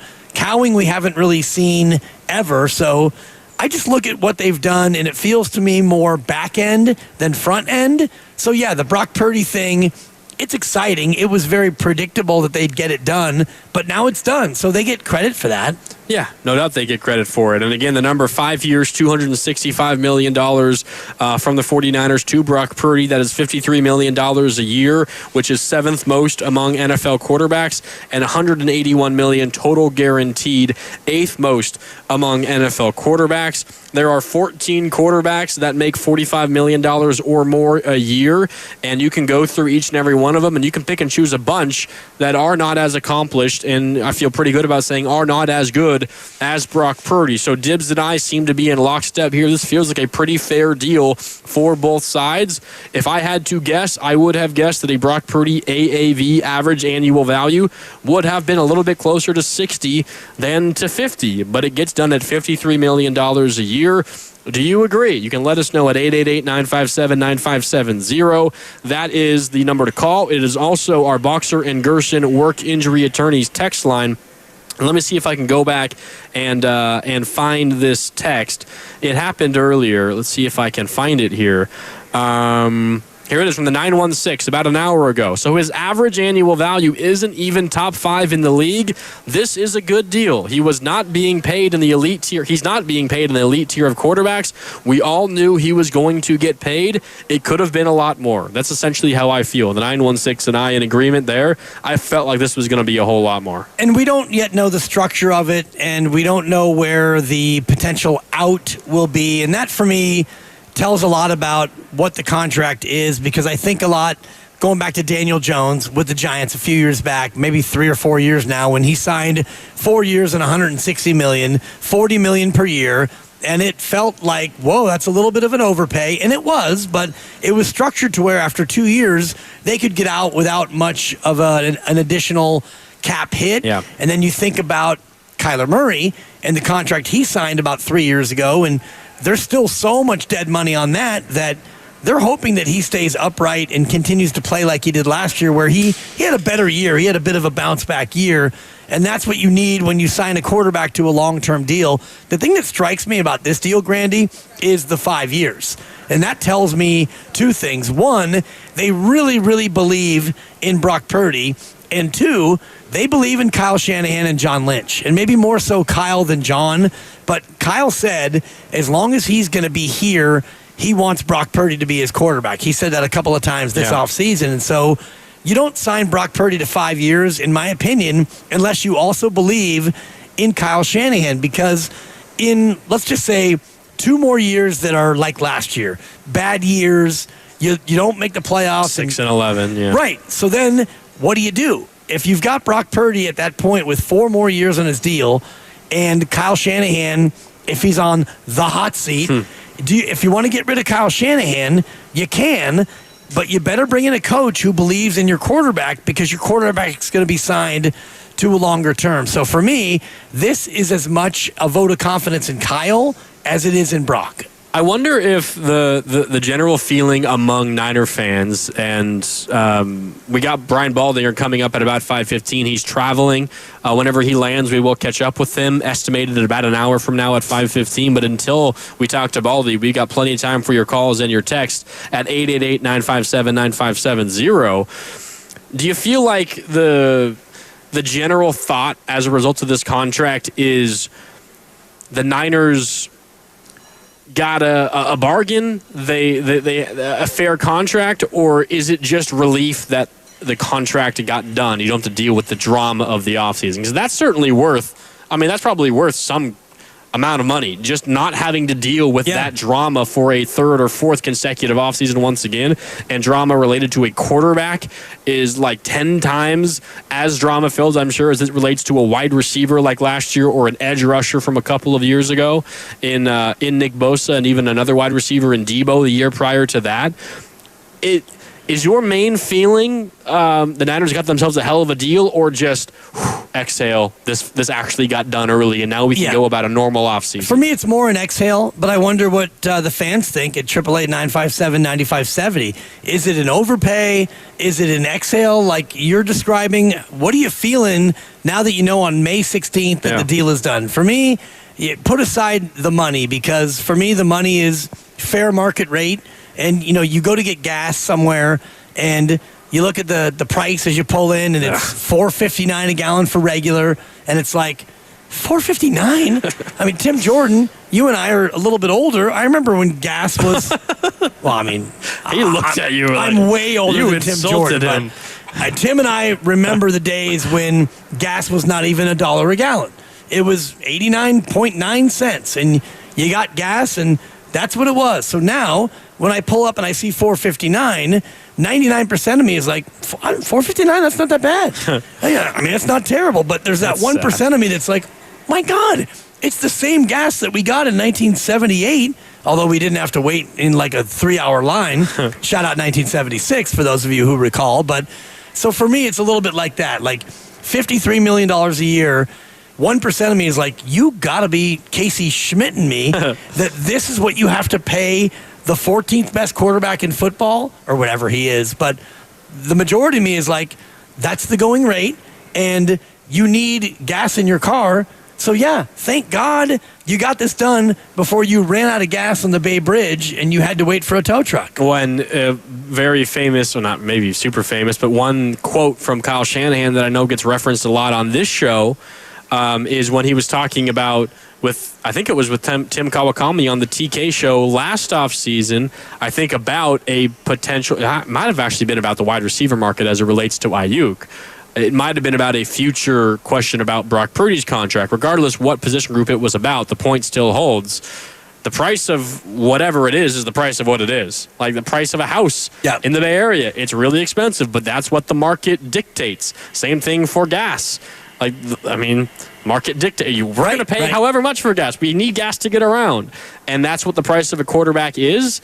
And as you look at it through that lens, I think it becomes easier to understand and come to terms with the fact that a quarterback is going to make $53 million a year for the 49ers. Yep. But that's just the price of having, frankly, not even a great quarterback. Like just an above-average quarterback, you will push $50 million a year because there's so few of them out there. And if you get your hands on one that is just above average, I think Brock is better than above average. But if you get your hands on one that is above average and above replacement level, you do all you can to not let him go. Unless you want to just roll the dice and you want to, go back in the draft. Like an earlier caller talked about a 5th-round quarterback who... Yeah, I'll be McCord honest. From Syracuse. I'll be honest with you. I'd never heard the name before in my life, and so maybe I need to be more of a draftnik. But you're going to go get a 5th-round McCord and throw him in the mix. You got Mac Jones and 5th-round McCord, and that's what you're going to go with in a year where you've got the easiest schedule in the NFL based on the win-loss total projection by Las Vegas this year and records last year. But I like to look at the Vegas win total and use that as the barometer. And then I'm looking at Warren Sharp today, and he came out with his schedule rest disparity. Oh, I love this chart. They're number 4 this year in rest disparity with a +9. Last year, they were -21. I think the last 2 years, they were like bottom 3. Last year, they had one of the worst rest disparities in history. This year, they have a 30-day differential. They only have 2 games where they have less rest than their opponent. Yeah. They've got 4 games where they have more rest, which many people are glazing over because they don't know what that means. But the more rest you have versus your opponents, the better off you're going to be in general. So they have a schedule full of more weak teams than anyone, and they have additional rest. And so you're going to throw in a 5th-round rookie QB or Mac Jones? It makes no sense. Yeah. This, honestly, last year I said was Super Bowl or bust, and I turned out to be right. Mark Willard's not around, so he can't refute it. Yeah, but stick it to him. And you know what happened? They busted this team up. Yeah, they did. Greenlaw, gone. Bunch of guys, gone. Hufanga, gone. Exactly. Offensive line, retooled. And so turned out it was Super Bowl or bust. But this year actually might be the Super Bowl or try again year. But I think that this year is set up better than last year for them to really make noise. Yeah. With Brock Purdy, he's paid. You got Kittle, a healthy and hungry McCaffrey, and you've got, I think, a team that's more ready-made to be good this year as opposed to last year. Yeah, the schedule isn't going to make or break your season. If you're going to be a good football team, you're going to beat even good football teams. Yep. And if you're a bad football team, it doesn't matter how bad your schedule is, you're going to lose a lot of football games. But the schedule and where the Niners are benefiting this year as opposed to past years, it is doing them a lot of favors. First of all, in their opponents, and they got that by virtue by finishing last in the NFC West last year. You have a last place schedule. But then also you get the benefit of having a rest advantage, which, again, you have to dive into each and every matchup. And when you're coming off your bye and when opponents are coming off of their bye, you play on Thursday, you get the mini bye ahead of a game the next week when that team only had the normal amount of time off, and all that factors in. But last year they faced 4 teams coming off their bye. And one of them was while the Niners were off of a bye as well. So your bye just gets completely neutralized. Totally negated. And one of those games was, I believe, at Buffalo when they were coming off a game at Green Bay. Yeah. And so their schedule last year was brutal. This year you look at New Orleans, and they've got 3 games that are -7, which tells you that that's 3 games against teams that are coming off a bye. When the Saints aren't coming off of a bye themselves. Correct. And Washington has 3 games as well. 2 that are -7, 1 that's -6, which tells you that that's a team coming off of a Monday game, and you're coming off a bye. Yeah, so that's rough. Yeah, these are teams, when you look at schedules, you realize that those are going to be tough games for these individual teams. Yeah, no doubt. 888-957-9570 if you want to weigh in on this Brock Purdy contract. 5 years, $265 million. That is $53 million per year. 7th most among quarterbacks in the NFL. $181 million is the total guarantee. 8th most among NFL quarterbacks. What do you think? And how do you feel about Brock Purdy being the quarterback, locked in as the quarterback of the 49ers for not just the next year, but the next 6 years? Last year of his rookie deal and this 5-year extension. How does that make you feel? 888-957-9570. Zach is in Santa Rosa, and Zach's up next. What's up, Zach? You're on Willard and Dibs. It's Grandy in for Willard. How you doing? Right on, guys. Thanks for having me on, taking my call. I'm seeing a lot of people, especially on Twitter, talking about how this Brock Purdy contract is terrible move for the Niners. And, I mean, all I got to say, I think that's absolutely crazy. I know it's a lot of money, $53 million a year wrapped up into a quarterback, but the 49ers finally landed a competent QB who's able to get the job done. I know he's not Mahomes, he's not Josh Allen, but we all know Brock Purdy is good enough to win you a Super Bowl. And, I mean, I'd rather overpay for a guy like Brock than sit around waiting for another quarterback to come around, because we know this team is not good at finding those quarterbacks. It's taken them so long. And, you know, I don't want to go back into the quarterback hell of Jimmy Garoppolo and C.J. Beathard and Nick Mullins and all those guys.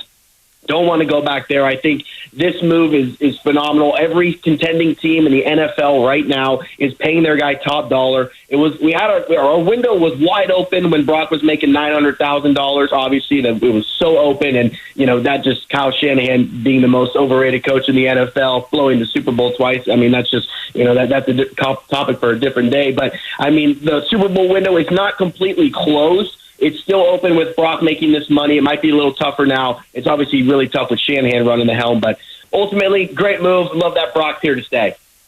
Appreciate the call, Zach. Yeah, a couple of drive-bys there on Shanahan. Yeah, I was mostly in agreement. I did not agree with Shanahan being the most overrated coach in the NFL. Well, and blowing the Super Bowl twice, I don't know exactly what that means. So the overtime situation where he took the ball and they were thrilled. Missteps, there's no doubt. For sure. But ultimately, players make plays, coaches coach, and players make plays that make the coaches look good or make the coaches look bad. So I get that narrative out there. I wouldn't say that Kyle is the most overrated coach. And, it's a little bit like the Steve Kerr conversation where, for all the fans who want Steve Kerr run and out and he mismanaged Kuminga and all the rest of it, well, you can think that and want that, but he's here to stay, and I believe that Kyle Shanahan is as well. And today's Brock Purdy signing, for me, is a strong signal, not only for Brock, but also for Kyle Shanahan.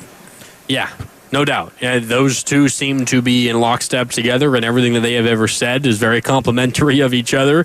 Shanahan is Brock's or Brock is Shanahan's hand-picked guy, and it goes all the way back to Brock's first training camp in the NFL. He was a rookie, Mr. Irrelevant, and Shanahan confided in his, the controlling owner, Jed York, and essentially said, Jed, I think our best quarterback is Mr. Irrelevant. And this was a year after drafting Trey Lance, trading multiple first-round picks to draft Trey Lance. And, oh, by the way, Jimmy Garoppolo was also on the roster at that point as well. But he thought all the way back then that Brock Purdy was his best quarterback. And knowing what we know now about Trey Lance and Jimmy Garoppolo, maybe that doesn't make that statement that absurd, knowing what we know now. But still, having the ability to, one, know, realize, and two, admit to your owner that the best quarterback on your roster is a rookie Mr. Irrelevant as opposed to a guy you poured a bunch of resources in, that goes to show that there's a lot of belief there between those two. So I'm with you. I do think that this contract, not that I was really ever concerned about Shanahan's future and his standing in the organization, I think it is a sign that things are pretty darn healthy between Shanahan and the 49ers as well. All right. Time for a break. We got Brian Baldinger coming up at about 45 minutes at 5:15. He's traveling. When he lands and arrives at his destination, we will give him a call, and he will join us to talk about this Brock Purdy contract extension. 5 years, $265 million is the deal. $53 million per year and $181 million total guaranteed. We can talk about that. Take your calls until we get Baldy. It's 888-957-9570 as we continue live from Chase Center ahead of the Golden State Valkyries' first ever regular season game. It tips off at 7, and you can hear it right here on 95.7 The Game. Dibs and I live from Chase Center until 6, getting you ready for opening night of the Golden State Valkyries. All right, we're back with more right after this on 95.7 The Game.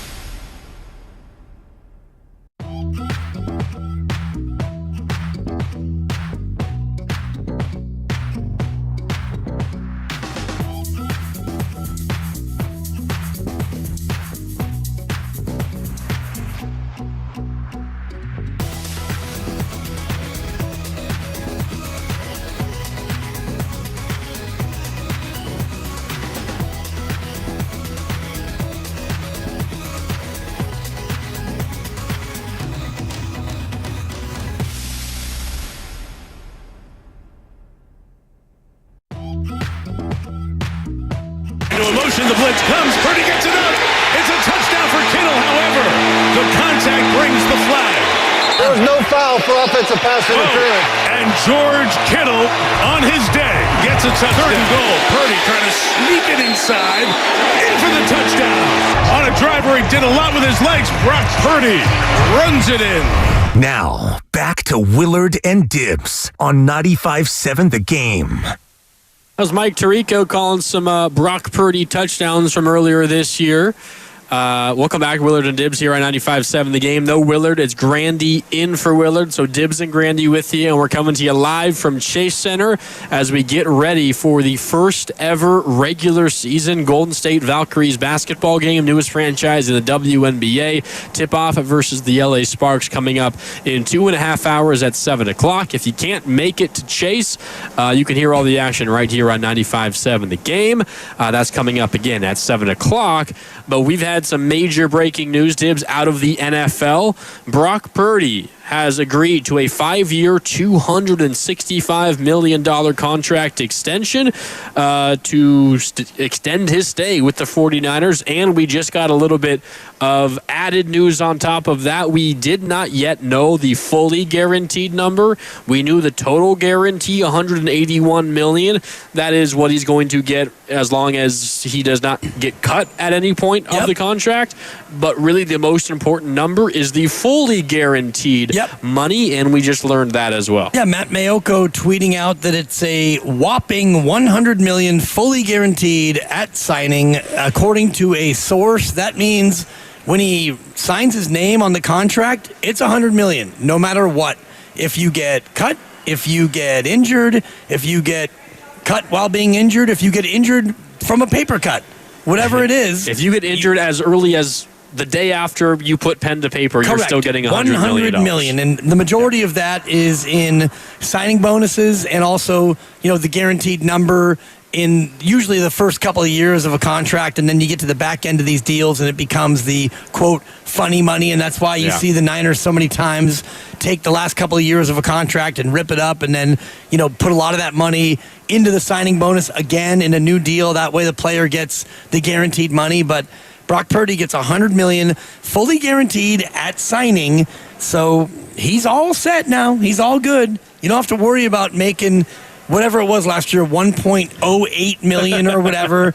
Now you got 100 large that you can just go ahead and put right in your bank. Guaranteed. Yep.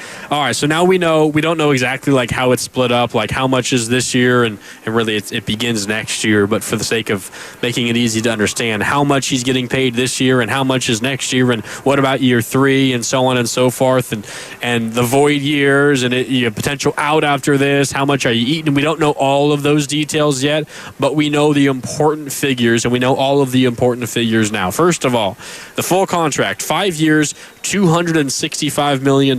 If that fully gets paid out, those full $265, that is an average of $53 million per year over the course of this extension. That is among NFL quarterbacks. This is essentially a current list because every new quarterback that signs an extension is making more money than ever before. So this is not just current, it's like in NFL history, but again, for the sake of making it easy to understand, these are all active quarterbacks. Among all of those quarterbacks, that $53 million per year average annual value for Brock, 7th most among quarterbacks.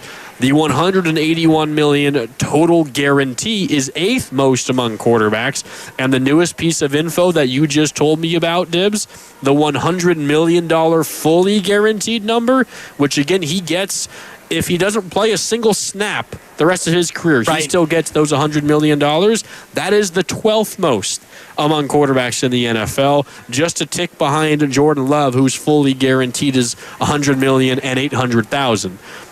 So maybe it's not exactly $100 million, but if it is exactly $100 million, that would be the 12th highest fully guaranteed number among NFL quarterbacks. That, again, feels like it confirms what we've been talking about here for the last couple of hours. Feels like a relative bargain for Brock Purdy. It does, especially when you look at the percentage of total money that is fully guaranteed. And you were talking about Jordan Love, and I'm looking at, 220 as the big ticket number, and you got 100 out of the 220 fully guaranteed, and Brock Purdy's getting 265, and he's got 100 of that 265 fully guaranteed. So normally you would look at it a percentage of the number. I know Deshaun Watson kind of ruined it where he had 100% of his contract fully guaranteed, and same thing with Kirk Cousins, right? In his latest deal, that was another one that was fully guaranteed. So it never equates totally from player to player, team to team. Every situation's different. But if you're Brock Purdy and you're sitting on a deal where you're going to make $5 million this year, and then you sign a deal worth $100 million guaranteed at signing, and we'll wait for the next piece of news to come out, which will be the signing bonus. So he signs for $265, and I would imagine that in that it probably will be, I would guess, $75 million signing bonus, which you can prorate over the life of the deal. So that would be 6-year proration. That would mean his $5 million this year goes up to about $17 million because that $75 million hypothetically would get spread out over 6 years. Now that's money that he absolutely gets guaranteed, but the way you do it as a team is you spread it out over the life of the deal. Yeah, because that all impacts your cap for a certain specific year. And obviously the 49ers, having paid out a lot of gigantic contracts of late, they have to be very precise in terms of not only the contracts that they sign, but how and when they pay it out. They've got to be really precise about it, and that's the job of Prog Marate and everybody else figuring out the way to make it all work. But all in all, $265 total over 5 years, $53 million per year, 7th most, $181 million total guaranteed, 8th most, $100 million fully guaranteed, 12th most. For a quarterback who was on the doorstep of winning an MVP a couple of seasons ago, that feels like pretty darn good value for the 49ers. Now, I will say, an 888-957-9570. We'll go to the phones in a second. You can weigh in on this as well. Does not mean this is not a big contract and a $265 million deal, Dibs.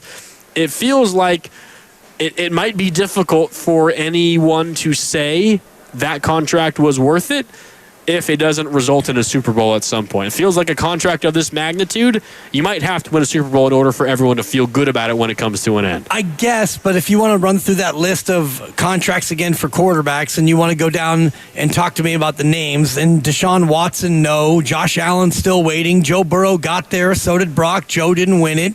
Trevor Lawrence, you got to be bleeping me. Lamar Jackson, boy, he's the MVP every year, but he can't get it done.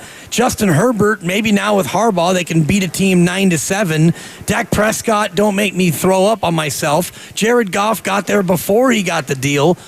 You're getting the bit. I mean, Jalen Hurts, yes, he got there and he got it done. Calamari, not even close. Patrick Mahomes is way down the list, and he's gotten, 3 or 4 Super Bowls? I've lost count. Yeah. The point is, just because you give him this money does not necessarily portend to winning the Super Bowl. And if you go back in time from Jalen Hurts to multiple Mahomes and Matthew Stafford and Tom Brady, all the rest of these quarterbacks, a lot of time, they're not guys who are making this massive money. So, yes, it's fair to look at it and say, all right, Brock, you got 6 years to get it done, but it doesn't mean that if he doesn't get it done that it's necessarily a failure, because only one quarterback per year gets to win the Super Bowl. Yeah, and while the quarterback is going to be the driving force behind a team's success or failure, we also know, no single quarterback by himself is going to be able to win a Super Bowl. I mean, football is the ultimate team game, and you're going to need support everywhere else. I will say the Niners will now be more challenged than perhaps ever before in the Kyle Shanahan era, specifically in the Brock Purdy era, to put together a quality team around him. And we had Tom Pelissero on earlier today, and you can use the rewind feature on the free Odyssey app to go back and listen to it. It'll also be up in podcast form wherever you get your podcast, and you can hear it there as well. But he broke the news, Tom Pelissero of NFL Network, about this contract, and he told us, quote, absolutely you can put a championship roster around him. And you can, doesn't mean that you can't. It just means it becomes more challenging when you have this much money tied up to a single player, no matter the position. But his point, and I want to make sure that we highlight this without getting too deep in the weeds about the money, but every subsequent year that Brock Purdy is making what he's going to make, the salary cap is going to balloon. Yeah. So in 6 years, at the end of this deal, assuming that Brock plays out the deal and he's making, I don't know how it's going to break down year over year, but let's just say it's 53 per year, starting not this year, but next year. In 2030, hell, if I even make it to 2030, and he's making $53 million, that's going to be a salary cap of about $300 million. So the percentage chunk that Brock Purdy will take up is going to continue to dip with each passing year. Exactly. Assuming that the contract is a flat deal, and I don't know what the year-by-year breakdown will be, but that's kind of what Tom was saying, where this year you could put a championship team around him, and the team is mostly built now, right? You had free agency, you had the draft, you brought in your undrafted free agents, and this is what you're going to have unless you make trades for the most part. But even going into next year, you know, his contract at $53 million, and you made this point earlier, if he's ranking 8th right now in average annual value, I don't know who the upcoming free agents are, but I would bet that a couple, 2 or 3 who are going to pop open, they're going to jump over him. Doubt. So that number goes down, and the cap will grow every single year. No doubt. 888-957-9570. Brock Purdy and the 49ers have agreed to a 5-year, $265 million contract extension. That's $53 million per year on average, $181 million total guaranteed, and $100 million fully guaranteed. Those are no doubt gigantic numbers, but to give you perspective, in terms of how gigantic the numbers are for other quarterbacks, that fully guaranteed number, $100 million, doesn't even crack the top 10. So the Niners are paying Brock Purdy more like a top 10-ish quarterback as opposed to a top 5-ish quarterback. And considering what was staring them in the face this offseason, it does feel like a relative bargain. And I want to be careful using that word because $100 million fully guaranteed is still a ton of money. I can't even wrap my head around how much money that is. But considering what the market is in the NFL world for quarterbacks, it is not an absurd amount for a quarterback of Brock Purdy's stature. Back out to the phones we go at 888-957-9570. Mike is on the freeway and wants to weigh in. Mike, how you doing? I'm doing okay right now. You know, I'm still in traffic.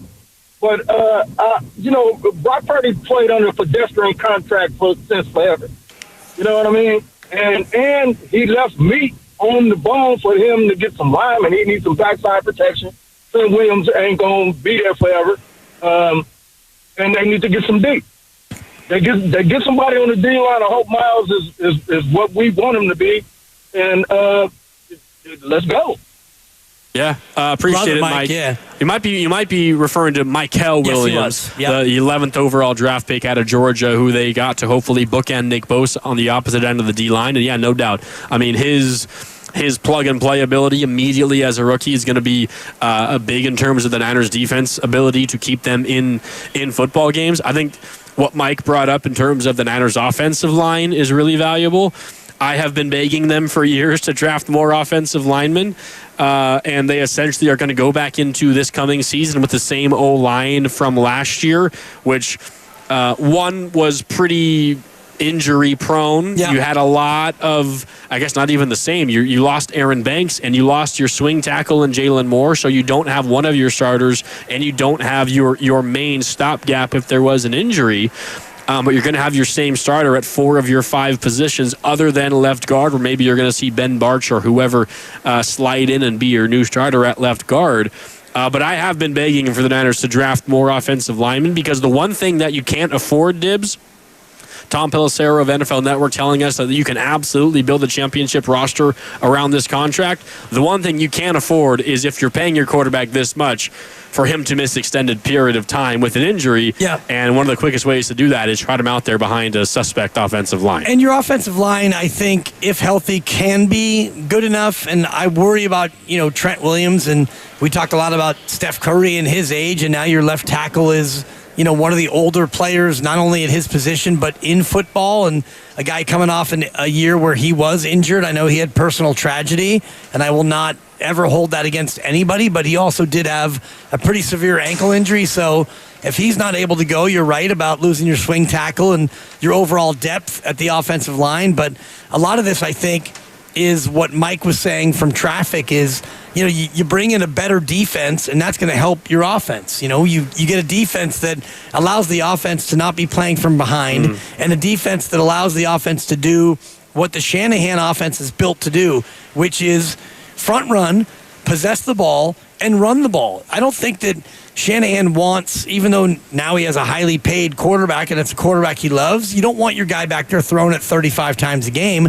I believe the Shanahan offense is predicated on running the ball, controlling the clock, setting up the play action, and that's what Brock does so well. Yeah, no doubt. 888-957-9570. Really quickly here on the Boxer and Gerson work injury attorneys text line, the 510 asking if we're broadcasting the Valkyries game tonight. And yes, indeed we are. Dibbs and I, we're live at Chase Center right now getting you ready for opening night, the first ever regular season game for the Golden State Valkyries, the WNBA's newest expansion team. That game tips off at 7, and we'll have it for you right here on 95.7 The Game. Kevin Dana and Sophia Jones, coming up here at 7 o'clock. You'll hear from them as we get ready for that first ever season. But until then, Valkyries getting 5.5 at home, in case you like a home dog. And let's be fair and balanced. We talk gambling in all facets on this station, on this show. So over under 162.5. Do with that as you will, but the Valkyries catching 5.5. It opened at 7.5, so the money's come in on the home team. Hey, this is going to be a home court advantage for the Valkyries, no doubt. It's going to be a sellout crowd. It's going to be live in here, no doubt. They got 17,000, which is darn near a sellout for a preseason game while a Warriors playoff game was going on. Yeah. So when you don't have a Warrior playoff game going on, and this is a regular season game, I can only imagine you're going to get more than 17,000, and you're looking outside right now. The fans are beginning to file into to Thrive City. Yeah, the plaza is getting full, and you've got Pop a Shot and some other light video game activity out there, and people are pouring into the team store. So if you're planning on coming on out here to Chase Center, well, leave now, get here soon. There's also a baseball game, I'm being told. Giants A's. About a stone's throw away, so there are going to be a lot of people down here in the China Basin area. No doubt. But you want to talk Brock Purdy in this contract extension, we're here with you until 6 o'clock. Let's do that now by going out to the phone lines at 888-957-9570. Aaron in Walnut Creek wants to weigh in on this Brock Purdy contract. Aaron, what do you think about the deal? I'm ecstatic about the deal. I was thinking of two things when I heard about it when you started talking about it this afternoon is, one, when was the last time a quarterback with this success in the NFL reached a Super Bowl who didn't reset the market? And number two, where he's slotted in right now, this deal's even going to look better in 2 or 3 years. He's going to be in the middle of the pack to below the middle. And if they put a good team around him, I think he's already shown that he can be a successful quarterback in the league, and you're going to be in the bottom half of the NFL pay grade. Yeah, Aaron, I think it's good points. And yeah, I mean, I was generally expecting a reset the market contract. And I know we had this conversation briefly earlier. Resetting the market doesn't necessarily have to mean like breaking all of the records, most total money and highest AAV and most guaranteed, both total and fully. But if you get up there in a couple of categories, you could consider it, breaking the market or resetting the market. I was expecting you to be able to categorize the Brock Purdy extension as resetting the market, but this didn't come particularly close to resetting the market. No, not at all. And I do think when you look at the deal and you look at $53 million a year average annual value, and that's not the actual deal, and even $100 million fully guaranteed at signing, these are numbers that are smaller than what people would have expected. But when you look at it from a 20,000 foot above perspective and you look at the motivation that each side had, Brock Purdy didn't have the leverage that other people have had in these situations. And I think about Lamar Jackson when he signed his deal, and he had the ability, he'd made enough money to where he wasn't going to play, and he could have sat out the year, and then Baltimore would have been screwed. Yeah. So they played a little game of chicken, and it got to the 11th hour, and the team and Lamar agreed on a deal that worked for both sides, and he got a huge contract, and he came out and he balled out, and it worked from there.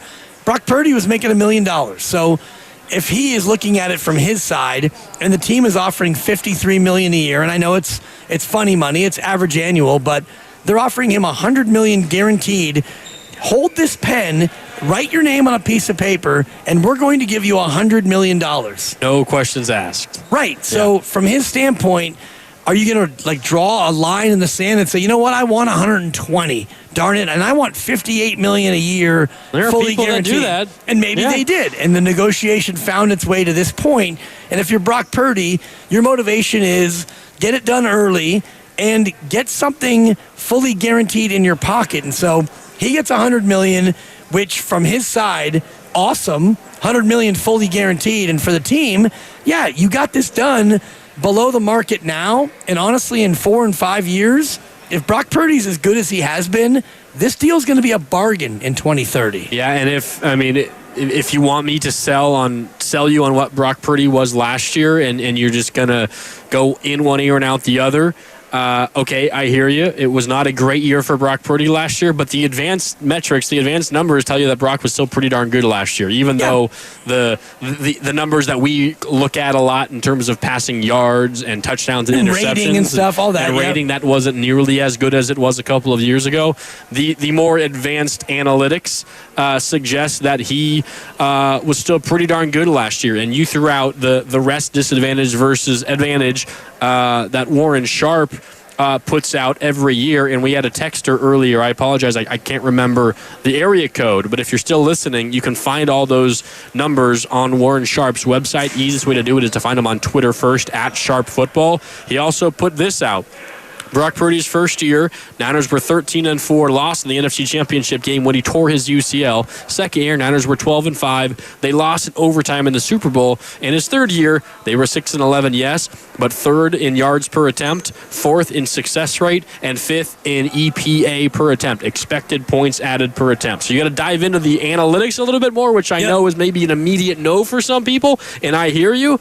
But the numbers, the analytics do suggest that despite the win-loss record, Brock was still pretty good last year. And if you look at why they lost those games, and we've talked about the Ram game and the Arizona game and the Seattle game, for me, those are games that he didn't necessarily lose on his own. You had the game against the Rams where they had 5 or 6 consecutive plays. You had the Jordan Mason fumble. You had a 50-yard pass play. You had a pass interference. You had a muff punt. Yeah. Seattle, the defense, allowed Geno Smith to drive right down the field and beat you. So even in the losses, those were games that I wouldn't necessarily put on Brock Purdy's plate. Not some of them for sure, no. There are ones where he deserved some blame for the Niners' losses, but definitely not all of them. There's no doubt about it. The 510 asking really quick on the Boxer and Gerson work injury attorneys text line, is the $100 million full guaranteed up front or over the 6 years? It will be at some point over the 6 years. Don't know the exact split. A big chunk of it will be on the signing bonus, which is coming the second that he signs the contract. But at some point over the course of the deal, he will get $100 million no matter what. It's up to both sides to negotiate exactly how it plays out. We do not, at this moment, have all those details. Okay, time for a break. When we come back, we got more time for your calls and your texts. If you want to weigh in at 888-957-9570, we're reacting to this Brock Purdy contract extension, 5 years, $265 million.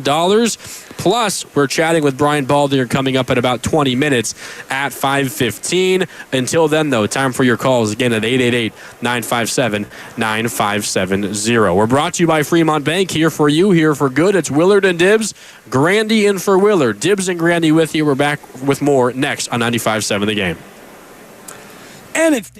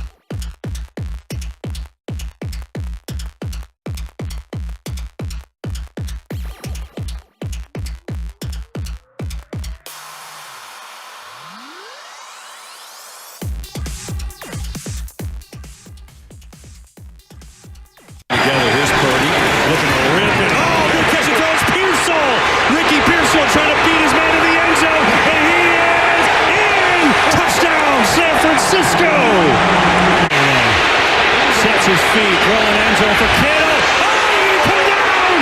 He did! Touchdown! Now, back to Will and Dibby on 95.7 The Game. Pretty highlights. That was Week 10, a win versus the Tampa Bay Buccaneers. Brock threw for over 350 yards, and those 2 touchdowns you heard, one to Ricky Pearsall, one to George Kittle. Niners certainly hoping they see a whole lot more of that coming up next year. The news, of course, Brock Purdy, a 5-year, $265 million contract extension. Dibbs, you and I were getting ready here at Chase Center, the home of not only the Warriors, but the Golden State Valkyries, who are getting set to host their first ever WNBA regular season game, and not just host, but play in their first ever WNBA regular season game. The LA Sparks are in town, and that game tips off in about 2 hours from right now. If you're not able to get to Chase for the game, and it's a pretty tough ticket to get, considering that they got $17,000 for a preseason game while there was a Warrior playoff game going on at the same time. I would imagine we're going to get a sellout tonight, and the fans are already filing in. Pouring into the Thrive City, The doors don't open for another half an hour or so, but we're going to see a ton of purple in the seats. That game coming up here in about 2 hours, and you can hear it again right here on 95.7 The Game. But we were getting ready, getting set up with our Valkyries balloons behind us, and we're on the concourse here at Chase, and everything is lit up in purple. Valkyries purple, getting ready to talk Warriors and to get ready for this Valkyries game, which we're so excited for. And again, you can hear it here on 95.7 The Game. And then right at 2 o'clock, we got news. Brock Purdy, 5 years, $265 million.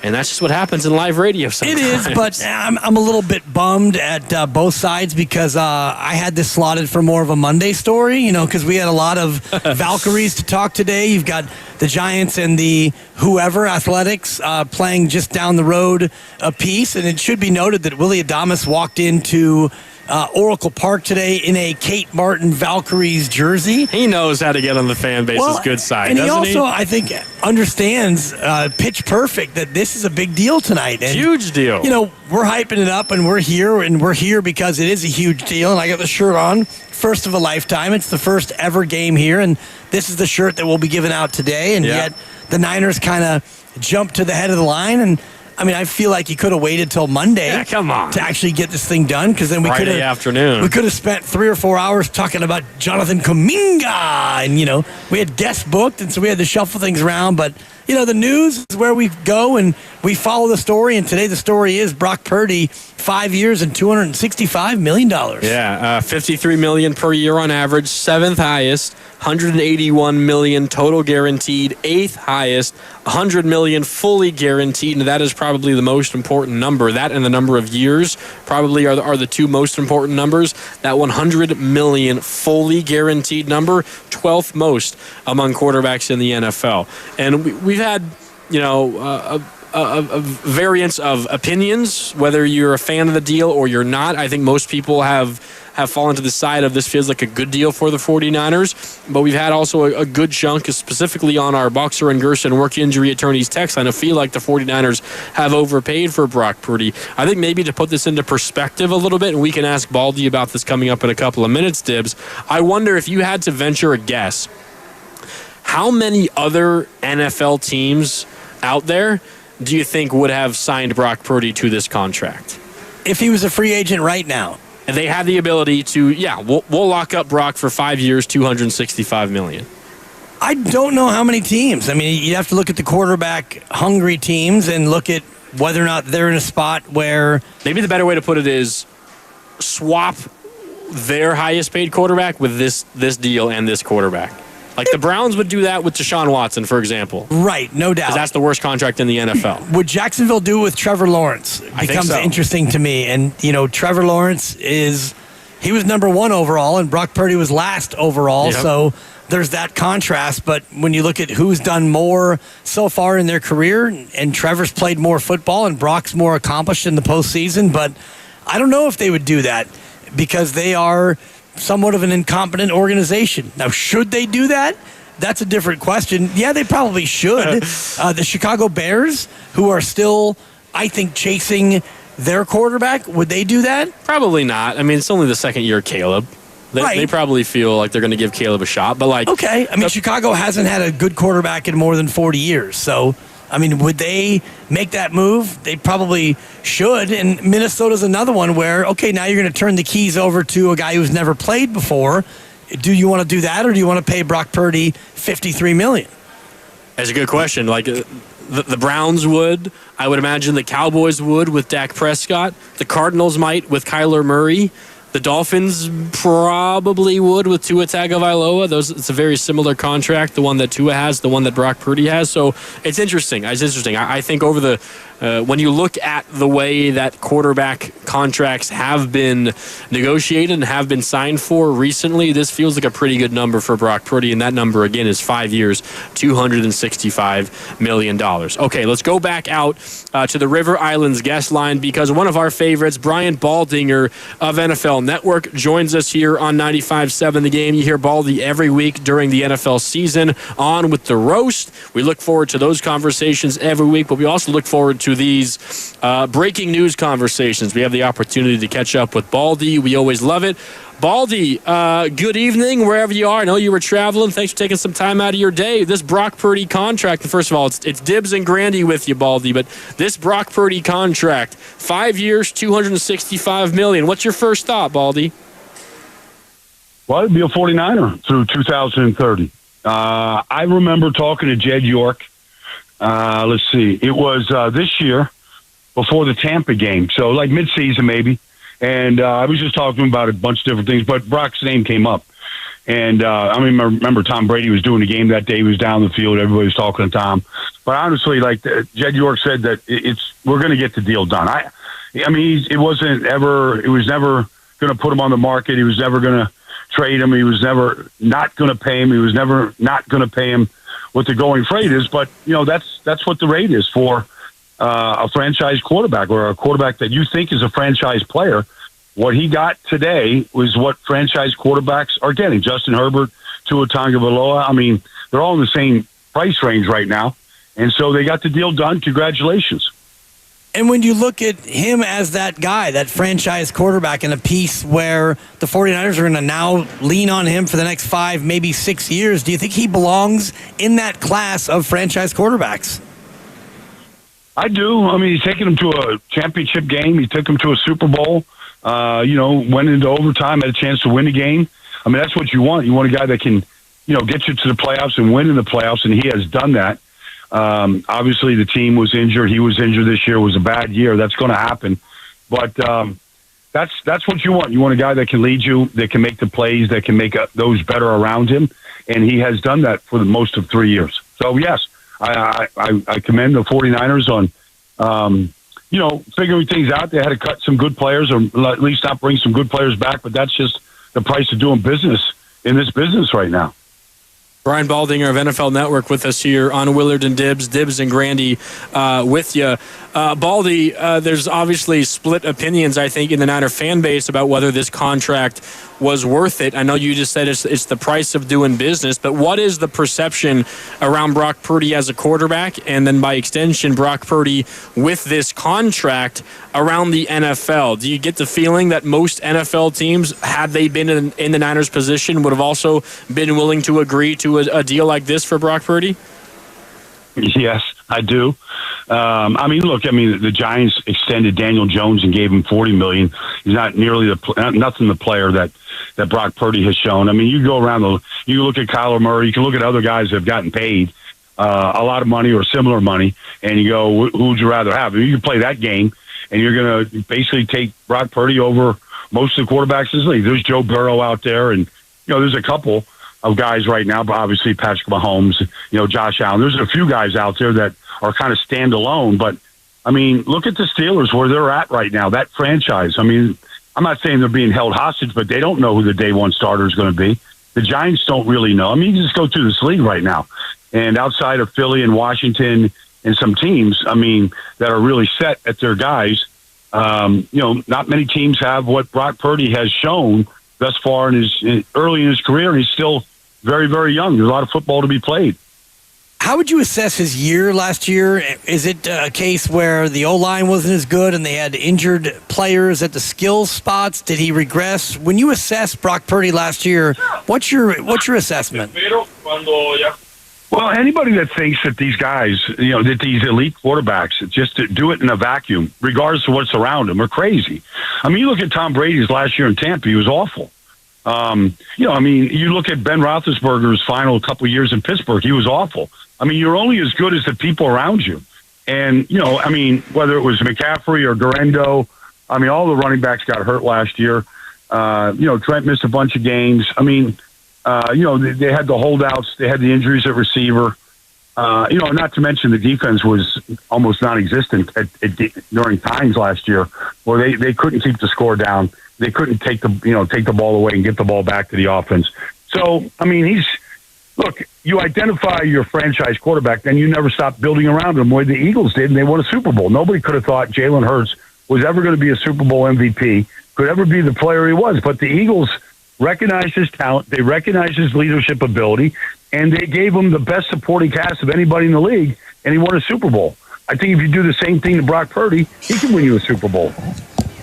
Baldy, with a contract like this, 5 years, $265 million, that obviously brings with it crazy expectations, and that's one thing that maybe Brock hasn't had to deal with in his career, because as Mr. Irrelevant, you come into the league just happy to make a roster, and then if you get an opportunity to play, you're just happy you don't throw an interception, often, and he's obviously surpassed all those expectations. But what comes with a gigantic contract like this for a quarterback? Does that expectation, does that added weight, can a quarterback feel that when going through it for the first time?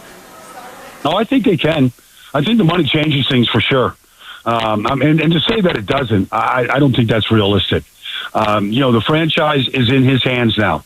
They are depending upon him. Now, he can go out there and put the same, placid face on and smile and answer the questions and, do the things that he has done. But, you get into those games like that, that championship game with Detroit a couple of years ago, and you're down 17, you're expected to come bring that team back and win that game. That's just one example. But, yes, you're expected to win these games, the close games, the games in the fourth quarter. You start keeping that stat of fourth quarter comebacks, all those kind of things. Like, you're going to be measured by a lot of those things. And, if you come up short or you can't finish those drives, then, the sky will fall, the pressure amount, the phone calls to the Morning Rose, to this station, whatever, they're going to be amplified for sure. Is he equipped to step up with a team that right now looks to be a little bit more depleted from a skill position? Debo gone, Ayuk out for probably the first month or so. Does he have the skill set, Baldy, to be a guy who can come out and carry a lesser group, especially early in the year? Well, I think he can. The running game is going to be huge now. They just never got going last year. And so, McCaffrey was basically the MVP of the league the year before, and he gave him very little last year. And so, this offense is still built around the run game. And then all the play action passes that come off basically every kind of run really open up the downfield passing game, which wasn't very good last year.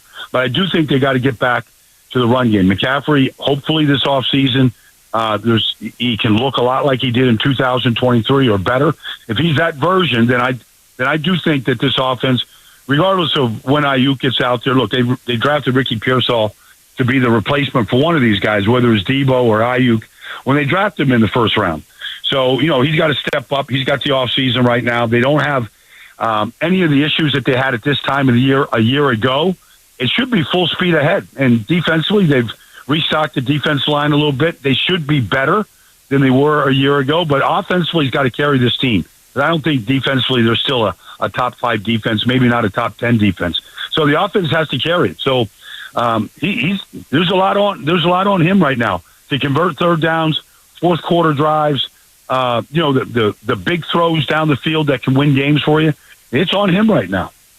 Brian Baldinger of NFL Network with us here on the River Islands guest line, reacting to this Brock Purdy contract extension, 5 years, $265 million. Baldy, I know we asked you a little bit about what went wrong last year. Do you feel like specifically for the Niners offense, was that more a result of potentially Brock Purdy not having as good of a year or not doing things as well as he did a couple of years ago? Or is it more of a result of everything that went on around him, right? No Trent Williams, and you lose Brandon Ayuk relatively early in the year, and then your number one target is Kittle and Juwan Jennings, and Debo doesn't have as good of a season, and McCaffrey isn't healthy. If you had to guess, in your educated opinion, was the Niners' struggles offensively, at least compared to the year prior, was it more a result of Brock or everything else that happened offensively? Well, I don't want to take any responsibility from Brock and just say it wasn't, that he can be just absolved from the performance last year. There was 17-point offense for much of the year. I don't care who's hurt. I mean, some of that is the quarterback, for sure. Now, you want to elevate those guys around him. Pearsall missed all the training camp. You can make all kinds of excuses. But, they just weren't a very good offense, period. And so that's part on Brock. He's got to play better. And he's got to make those guys around him a lot better up front. But and those guys around him. Kittle can still be magic. They gave him the extension this year. So they've got enough pieces here to be a good offense. And the division is still open. The Rams went far in the playoffs, but they won 10 games last year. Seattle won 10 games. They're not that much different than the 49ers. You still have to start from scratch. You still have to you still have to build your continuity and your team right now during these OTAs, the offseason. You got to start building it now. What you're going to become, what you're going to be good at, what your identity is going to be.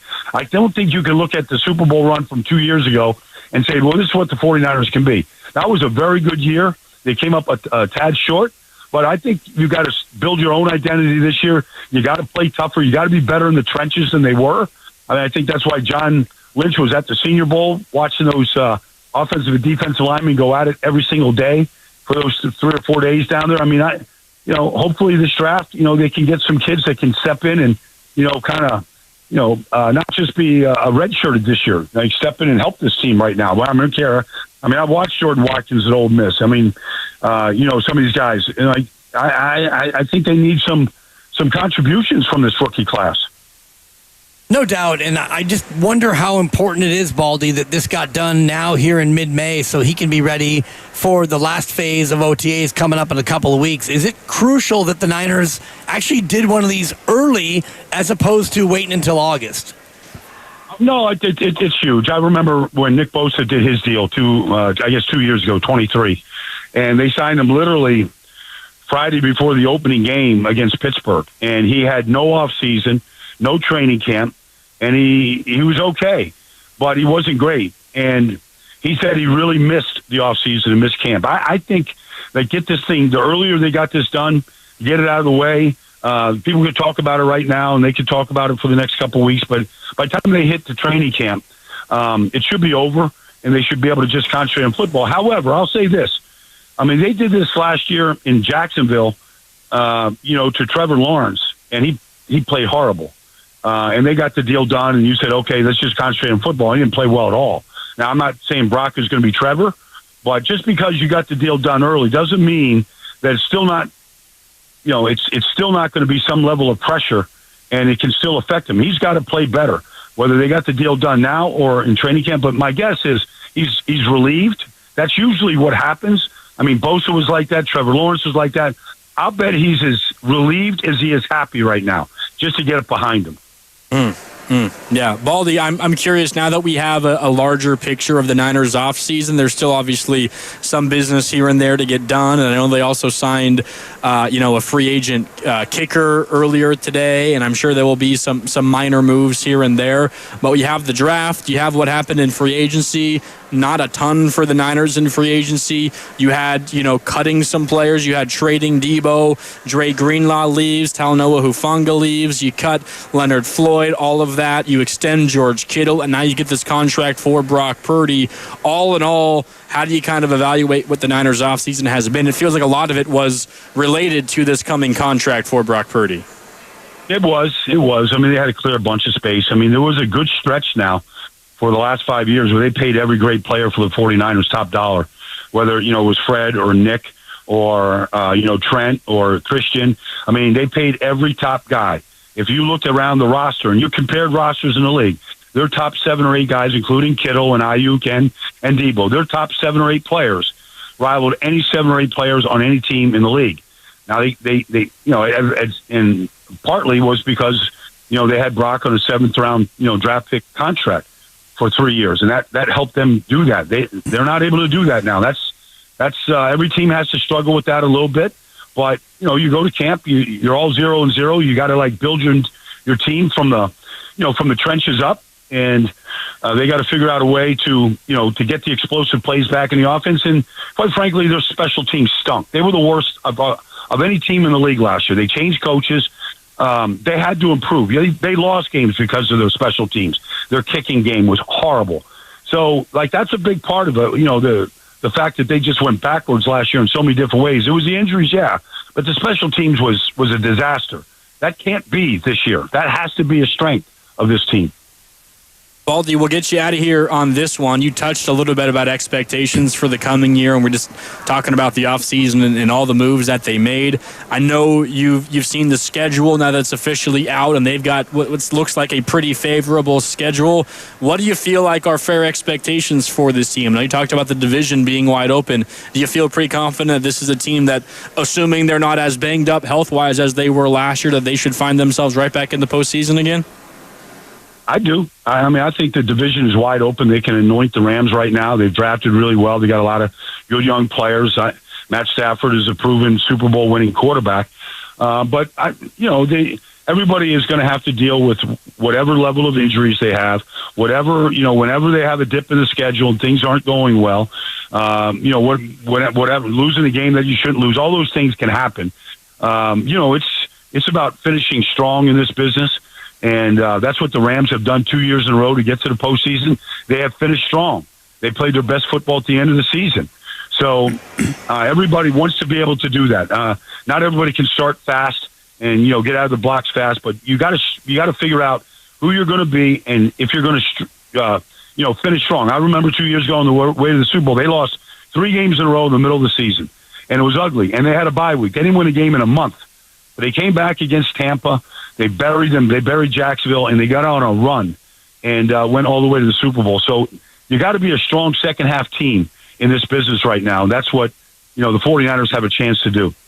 Hey, Baldy, real quick on the way out, how much better do you think Brock Purdy can get? I mean, he's still a young quarterback, all things considered, and still should have room to grow. How much better do you think he can get?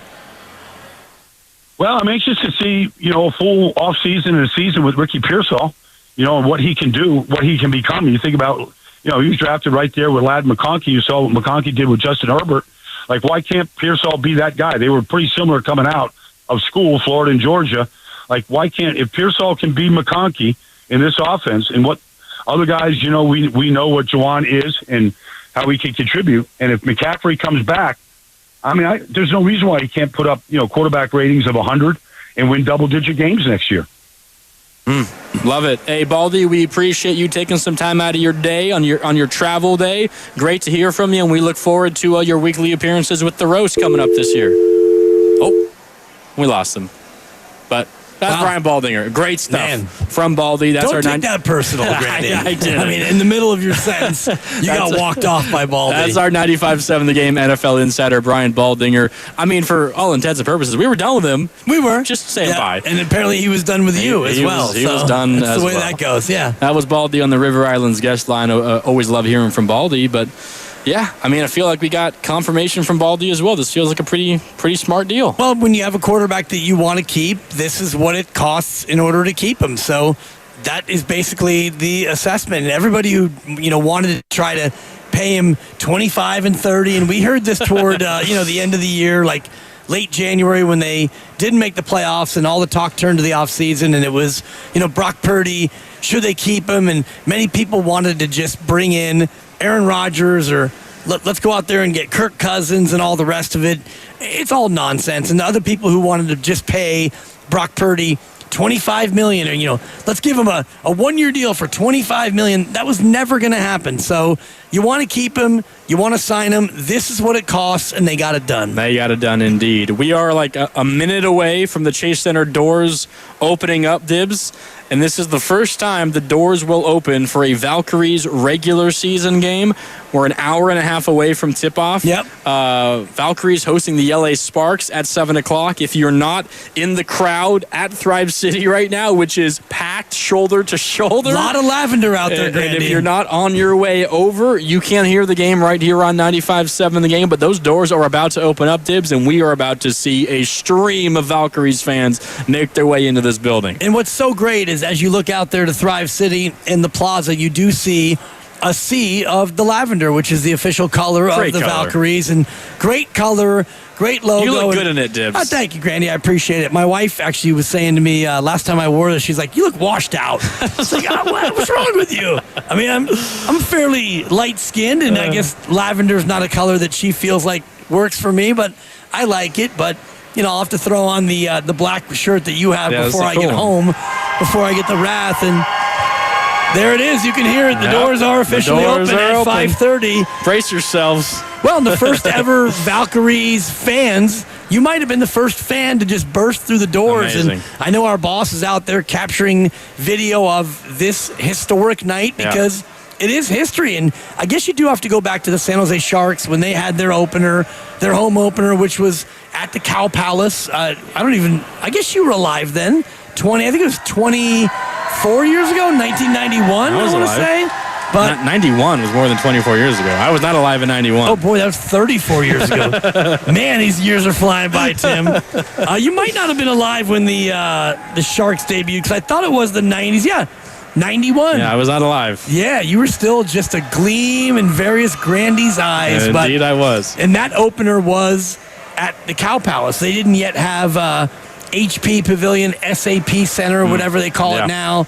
A couple years at the Cow Palace before they actually moved down to San Jose, but that would be the last time that there was a real big, and I know the Bay FC, I don't want to disrespect, or Oakland Roots, or, the Town FC, a team that I support. Yeah. Those are, I think, a little bit lower on the impact level. We're here at Chase Center, a global icon of an arena, and we've got a WNBA team here for the first time. It's pretty awesome, yeah. It is amazing. And the doors are open. Fans are on their way in. We got tip-off in about an hour and a half. And again, if you are not able to attend, first of all, it is difficult. This is a hard ticket to get, so there's no shame if you weren't able to get here. You can listen to all the action on 95.7 The Game. Kevin Dana on the call along with Sophia Jones. Yeah, you're going to hear a lot of that here on 95.7 The Game this year. We'll continue to talk about that. We got another half hour with you. There you go. And you will hear rain dances as well. You'll probably also hear some Cash Me Out one time. Cash Me Out one there time. It is.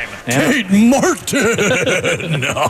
You're going to hear Kevin Dana at his best. There is no doubt about it. We'll continue talking about that, but we also got time for your calls on Brock Purdy and this contract extension. 5 years, $265 million is the deal. Let's go back out to the phone lines because Fabian in Maryland is on the line. What's up? How you doing, man? Hey, I'm good. How y'all doing? Hey, the ladies, the Valkyries, they're not playing the Mystics tonight, are they? No, they're playing the Sparks. All right. Okay, well, good luck. Good luck to them. But to this Brock contract, I like it. I think this is team friendly. This is kind of something I was hoping for, somewhere between 50 and 55. Like 56 would have been a little too much for me, and obviously 49 and anything like that I thought was kind of disrespectful, but right between 50 and 55.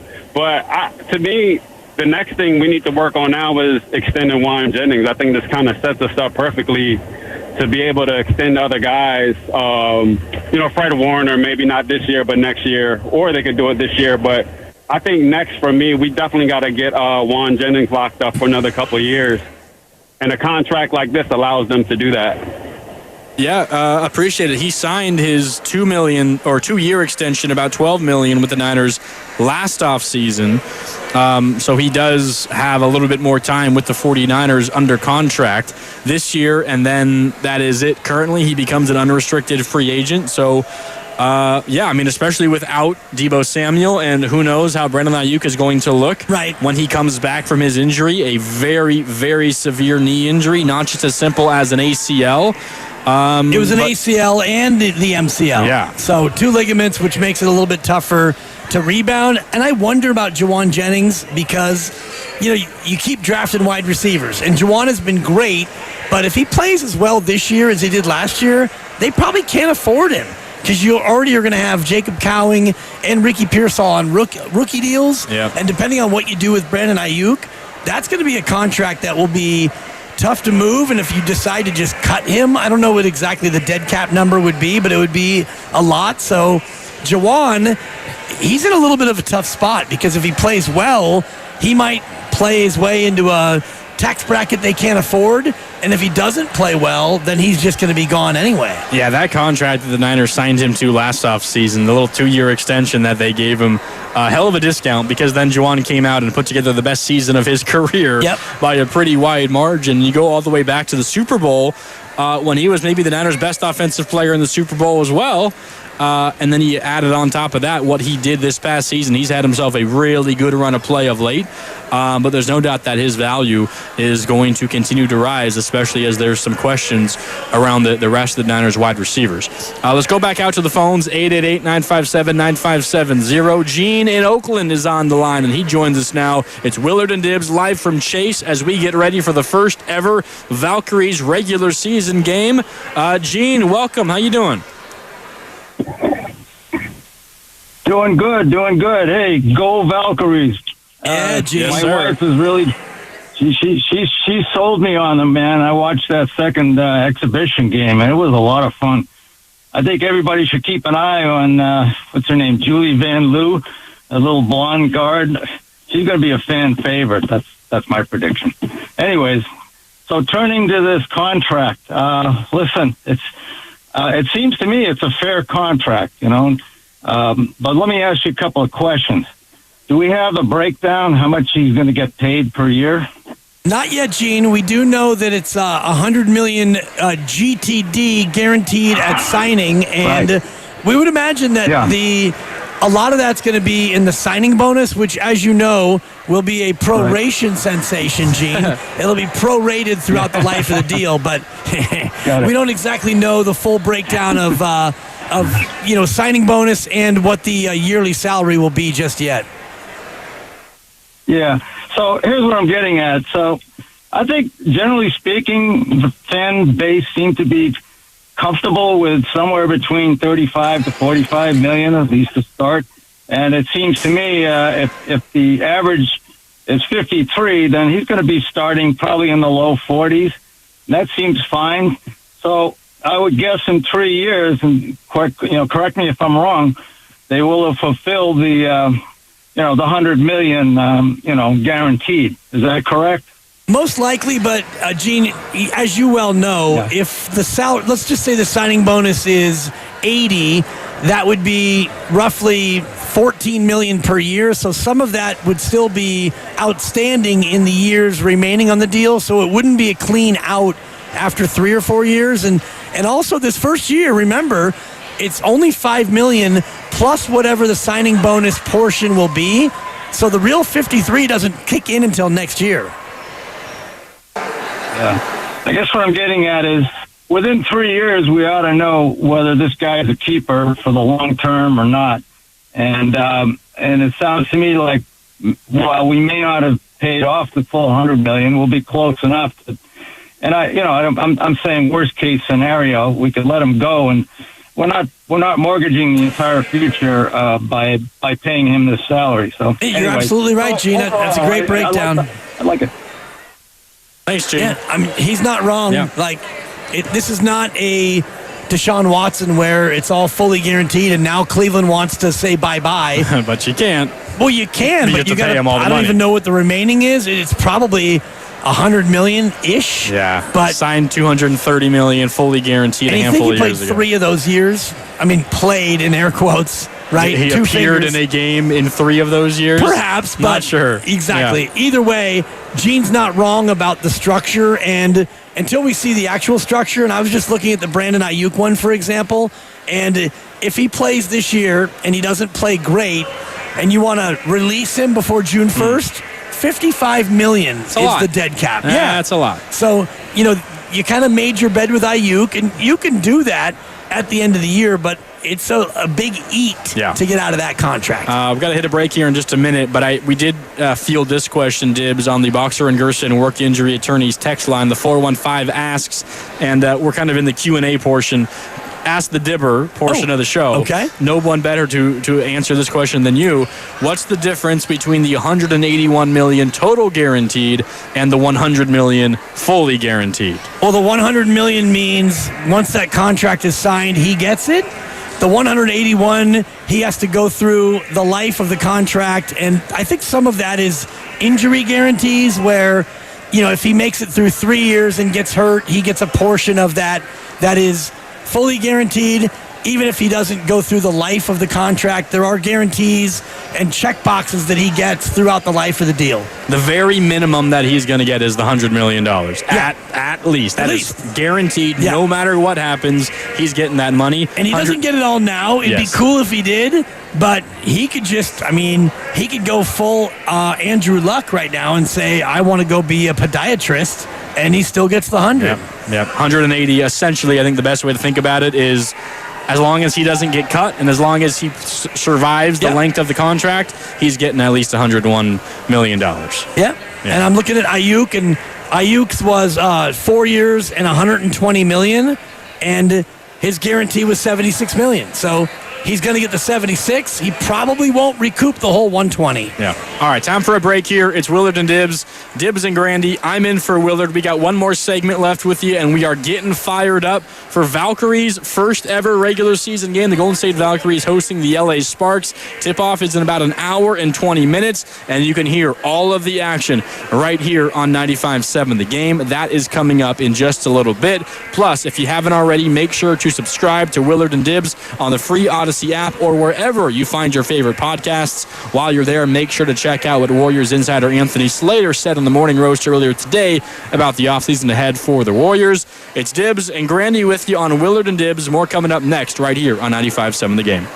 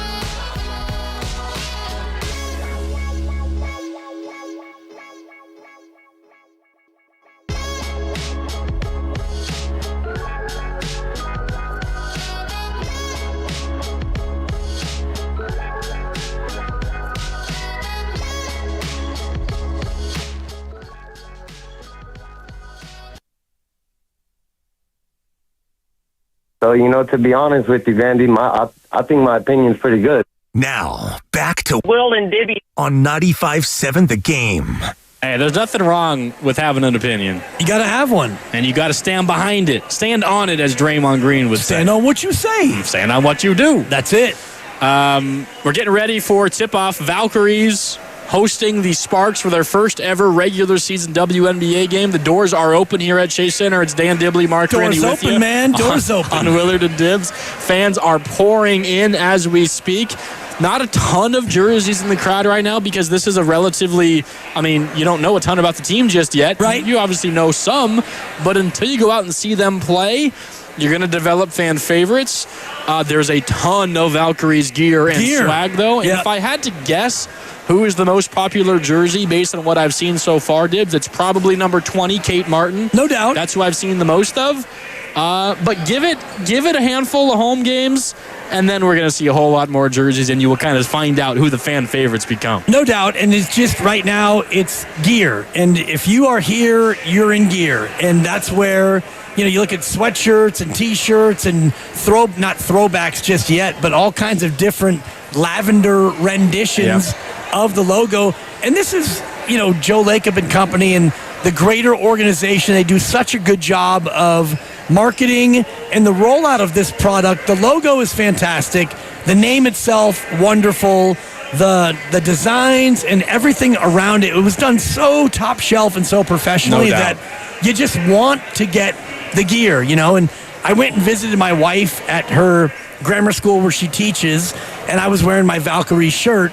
And I walk in, and there was a young fifth grader young lady wearing her Valkyries gear. That's cool. And so we had like a Valkyries convo real quick. She's like, I like your shirt. I said, I like your shirt. And so we got into a little, WNBA chatter. People in the community are excited. Oh, yeah. I've seen like 7 different people in like lavender suits, lavender pants, and lavender jackets. So, you lock in on the color, and anytime you see the color now, it's associated with the Valkyries. Oh, no doubt. And this place, Chase Center, is decked out. I was making the joke earlier. I walked onto the court pregame just to take it all in.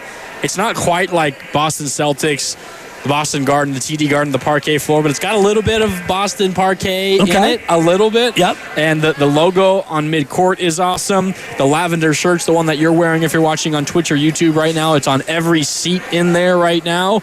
And I know it's the same building, and that you'll see all the Warriors banners hanging up, and you'll see all of the same features that a Warrior game has at Chase Center.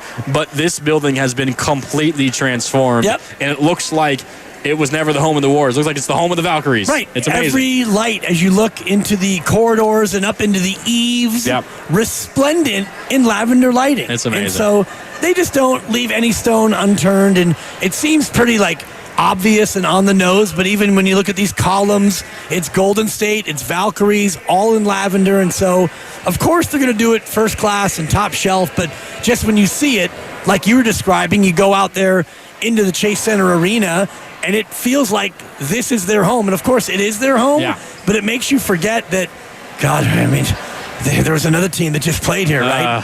I don't even know what their colors were, and I'm trying to block it out, to be honest. Thank God the Valkyries are here, am I right? Thank God for the Valkyries. We were looking at the schedule during the commercial break. This is obviously like the hottest ticket. It's the first ever regular season game for the Golden State Valkyries. This is a historic moment.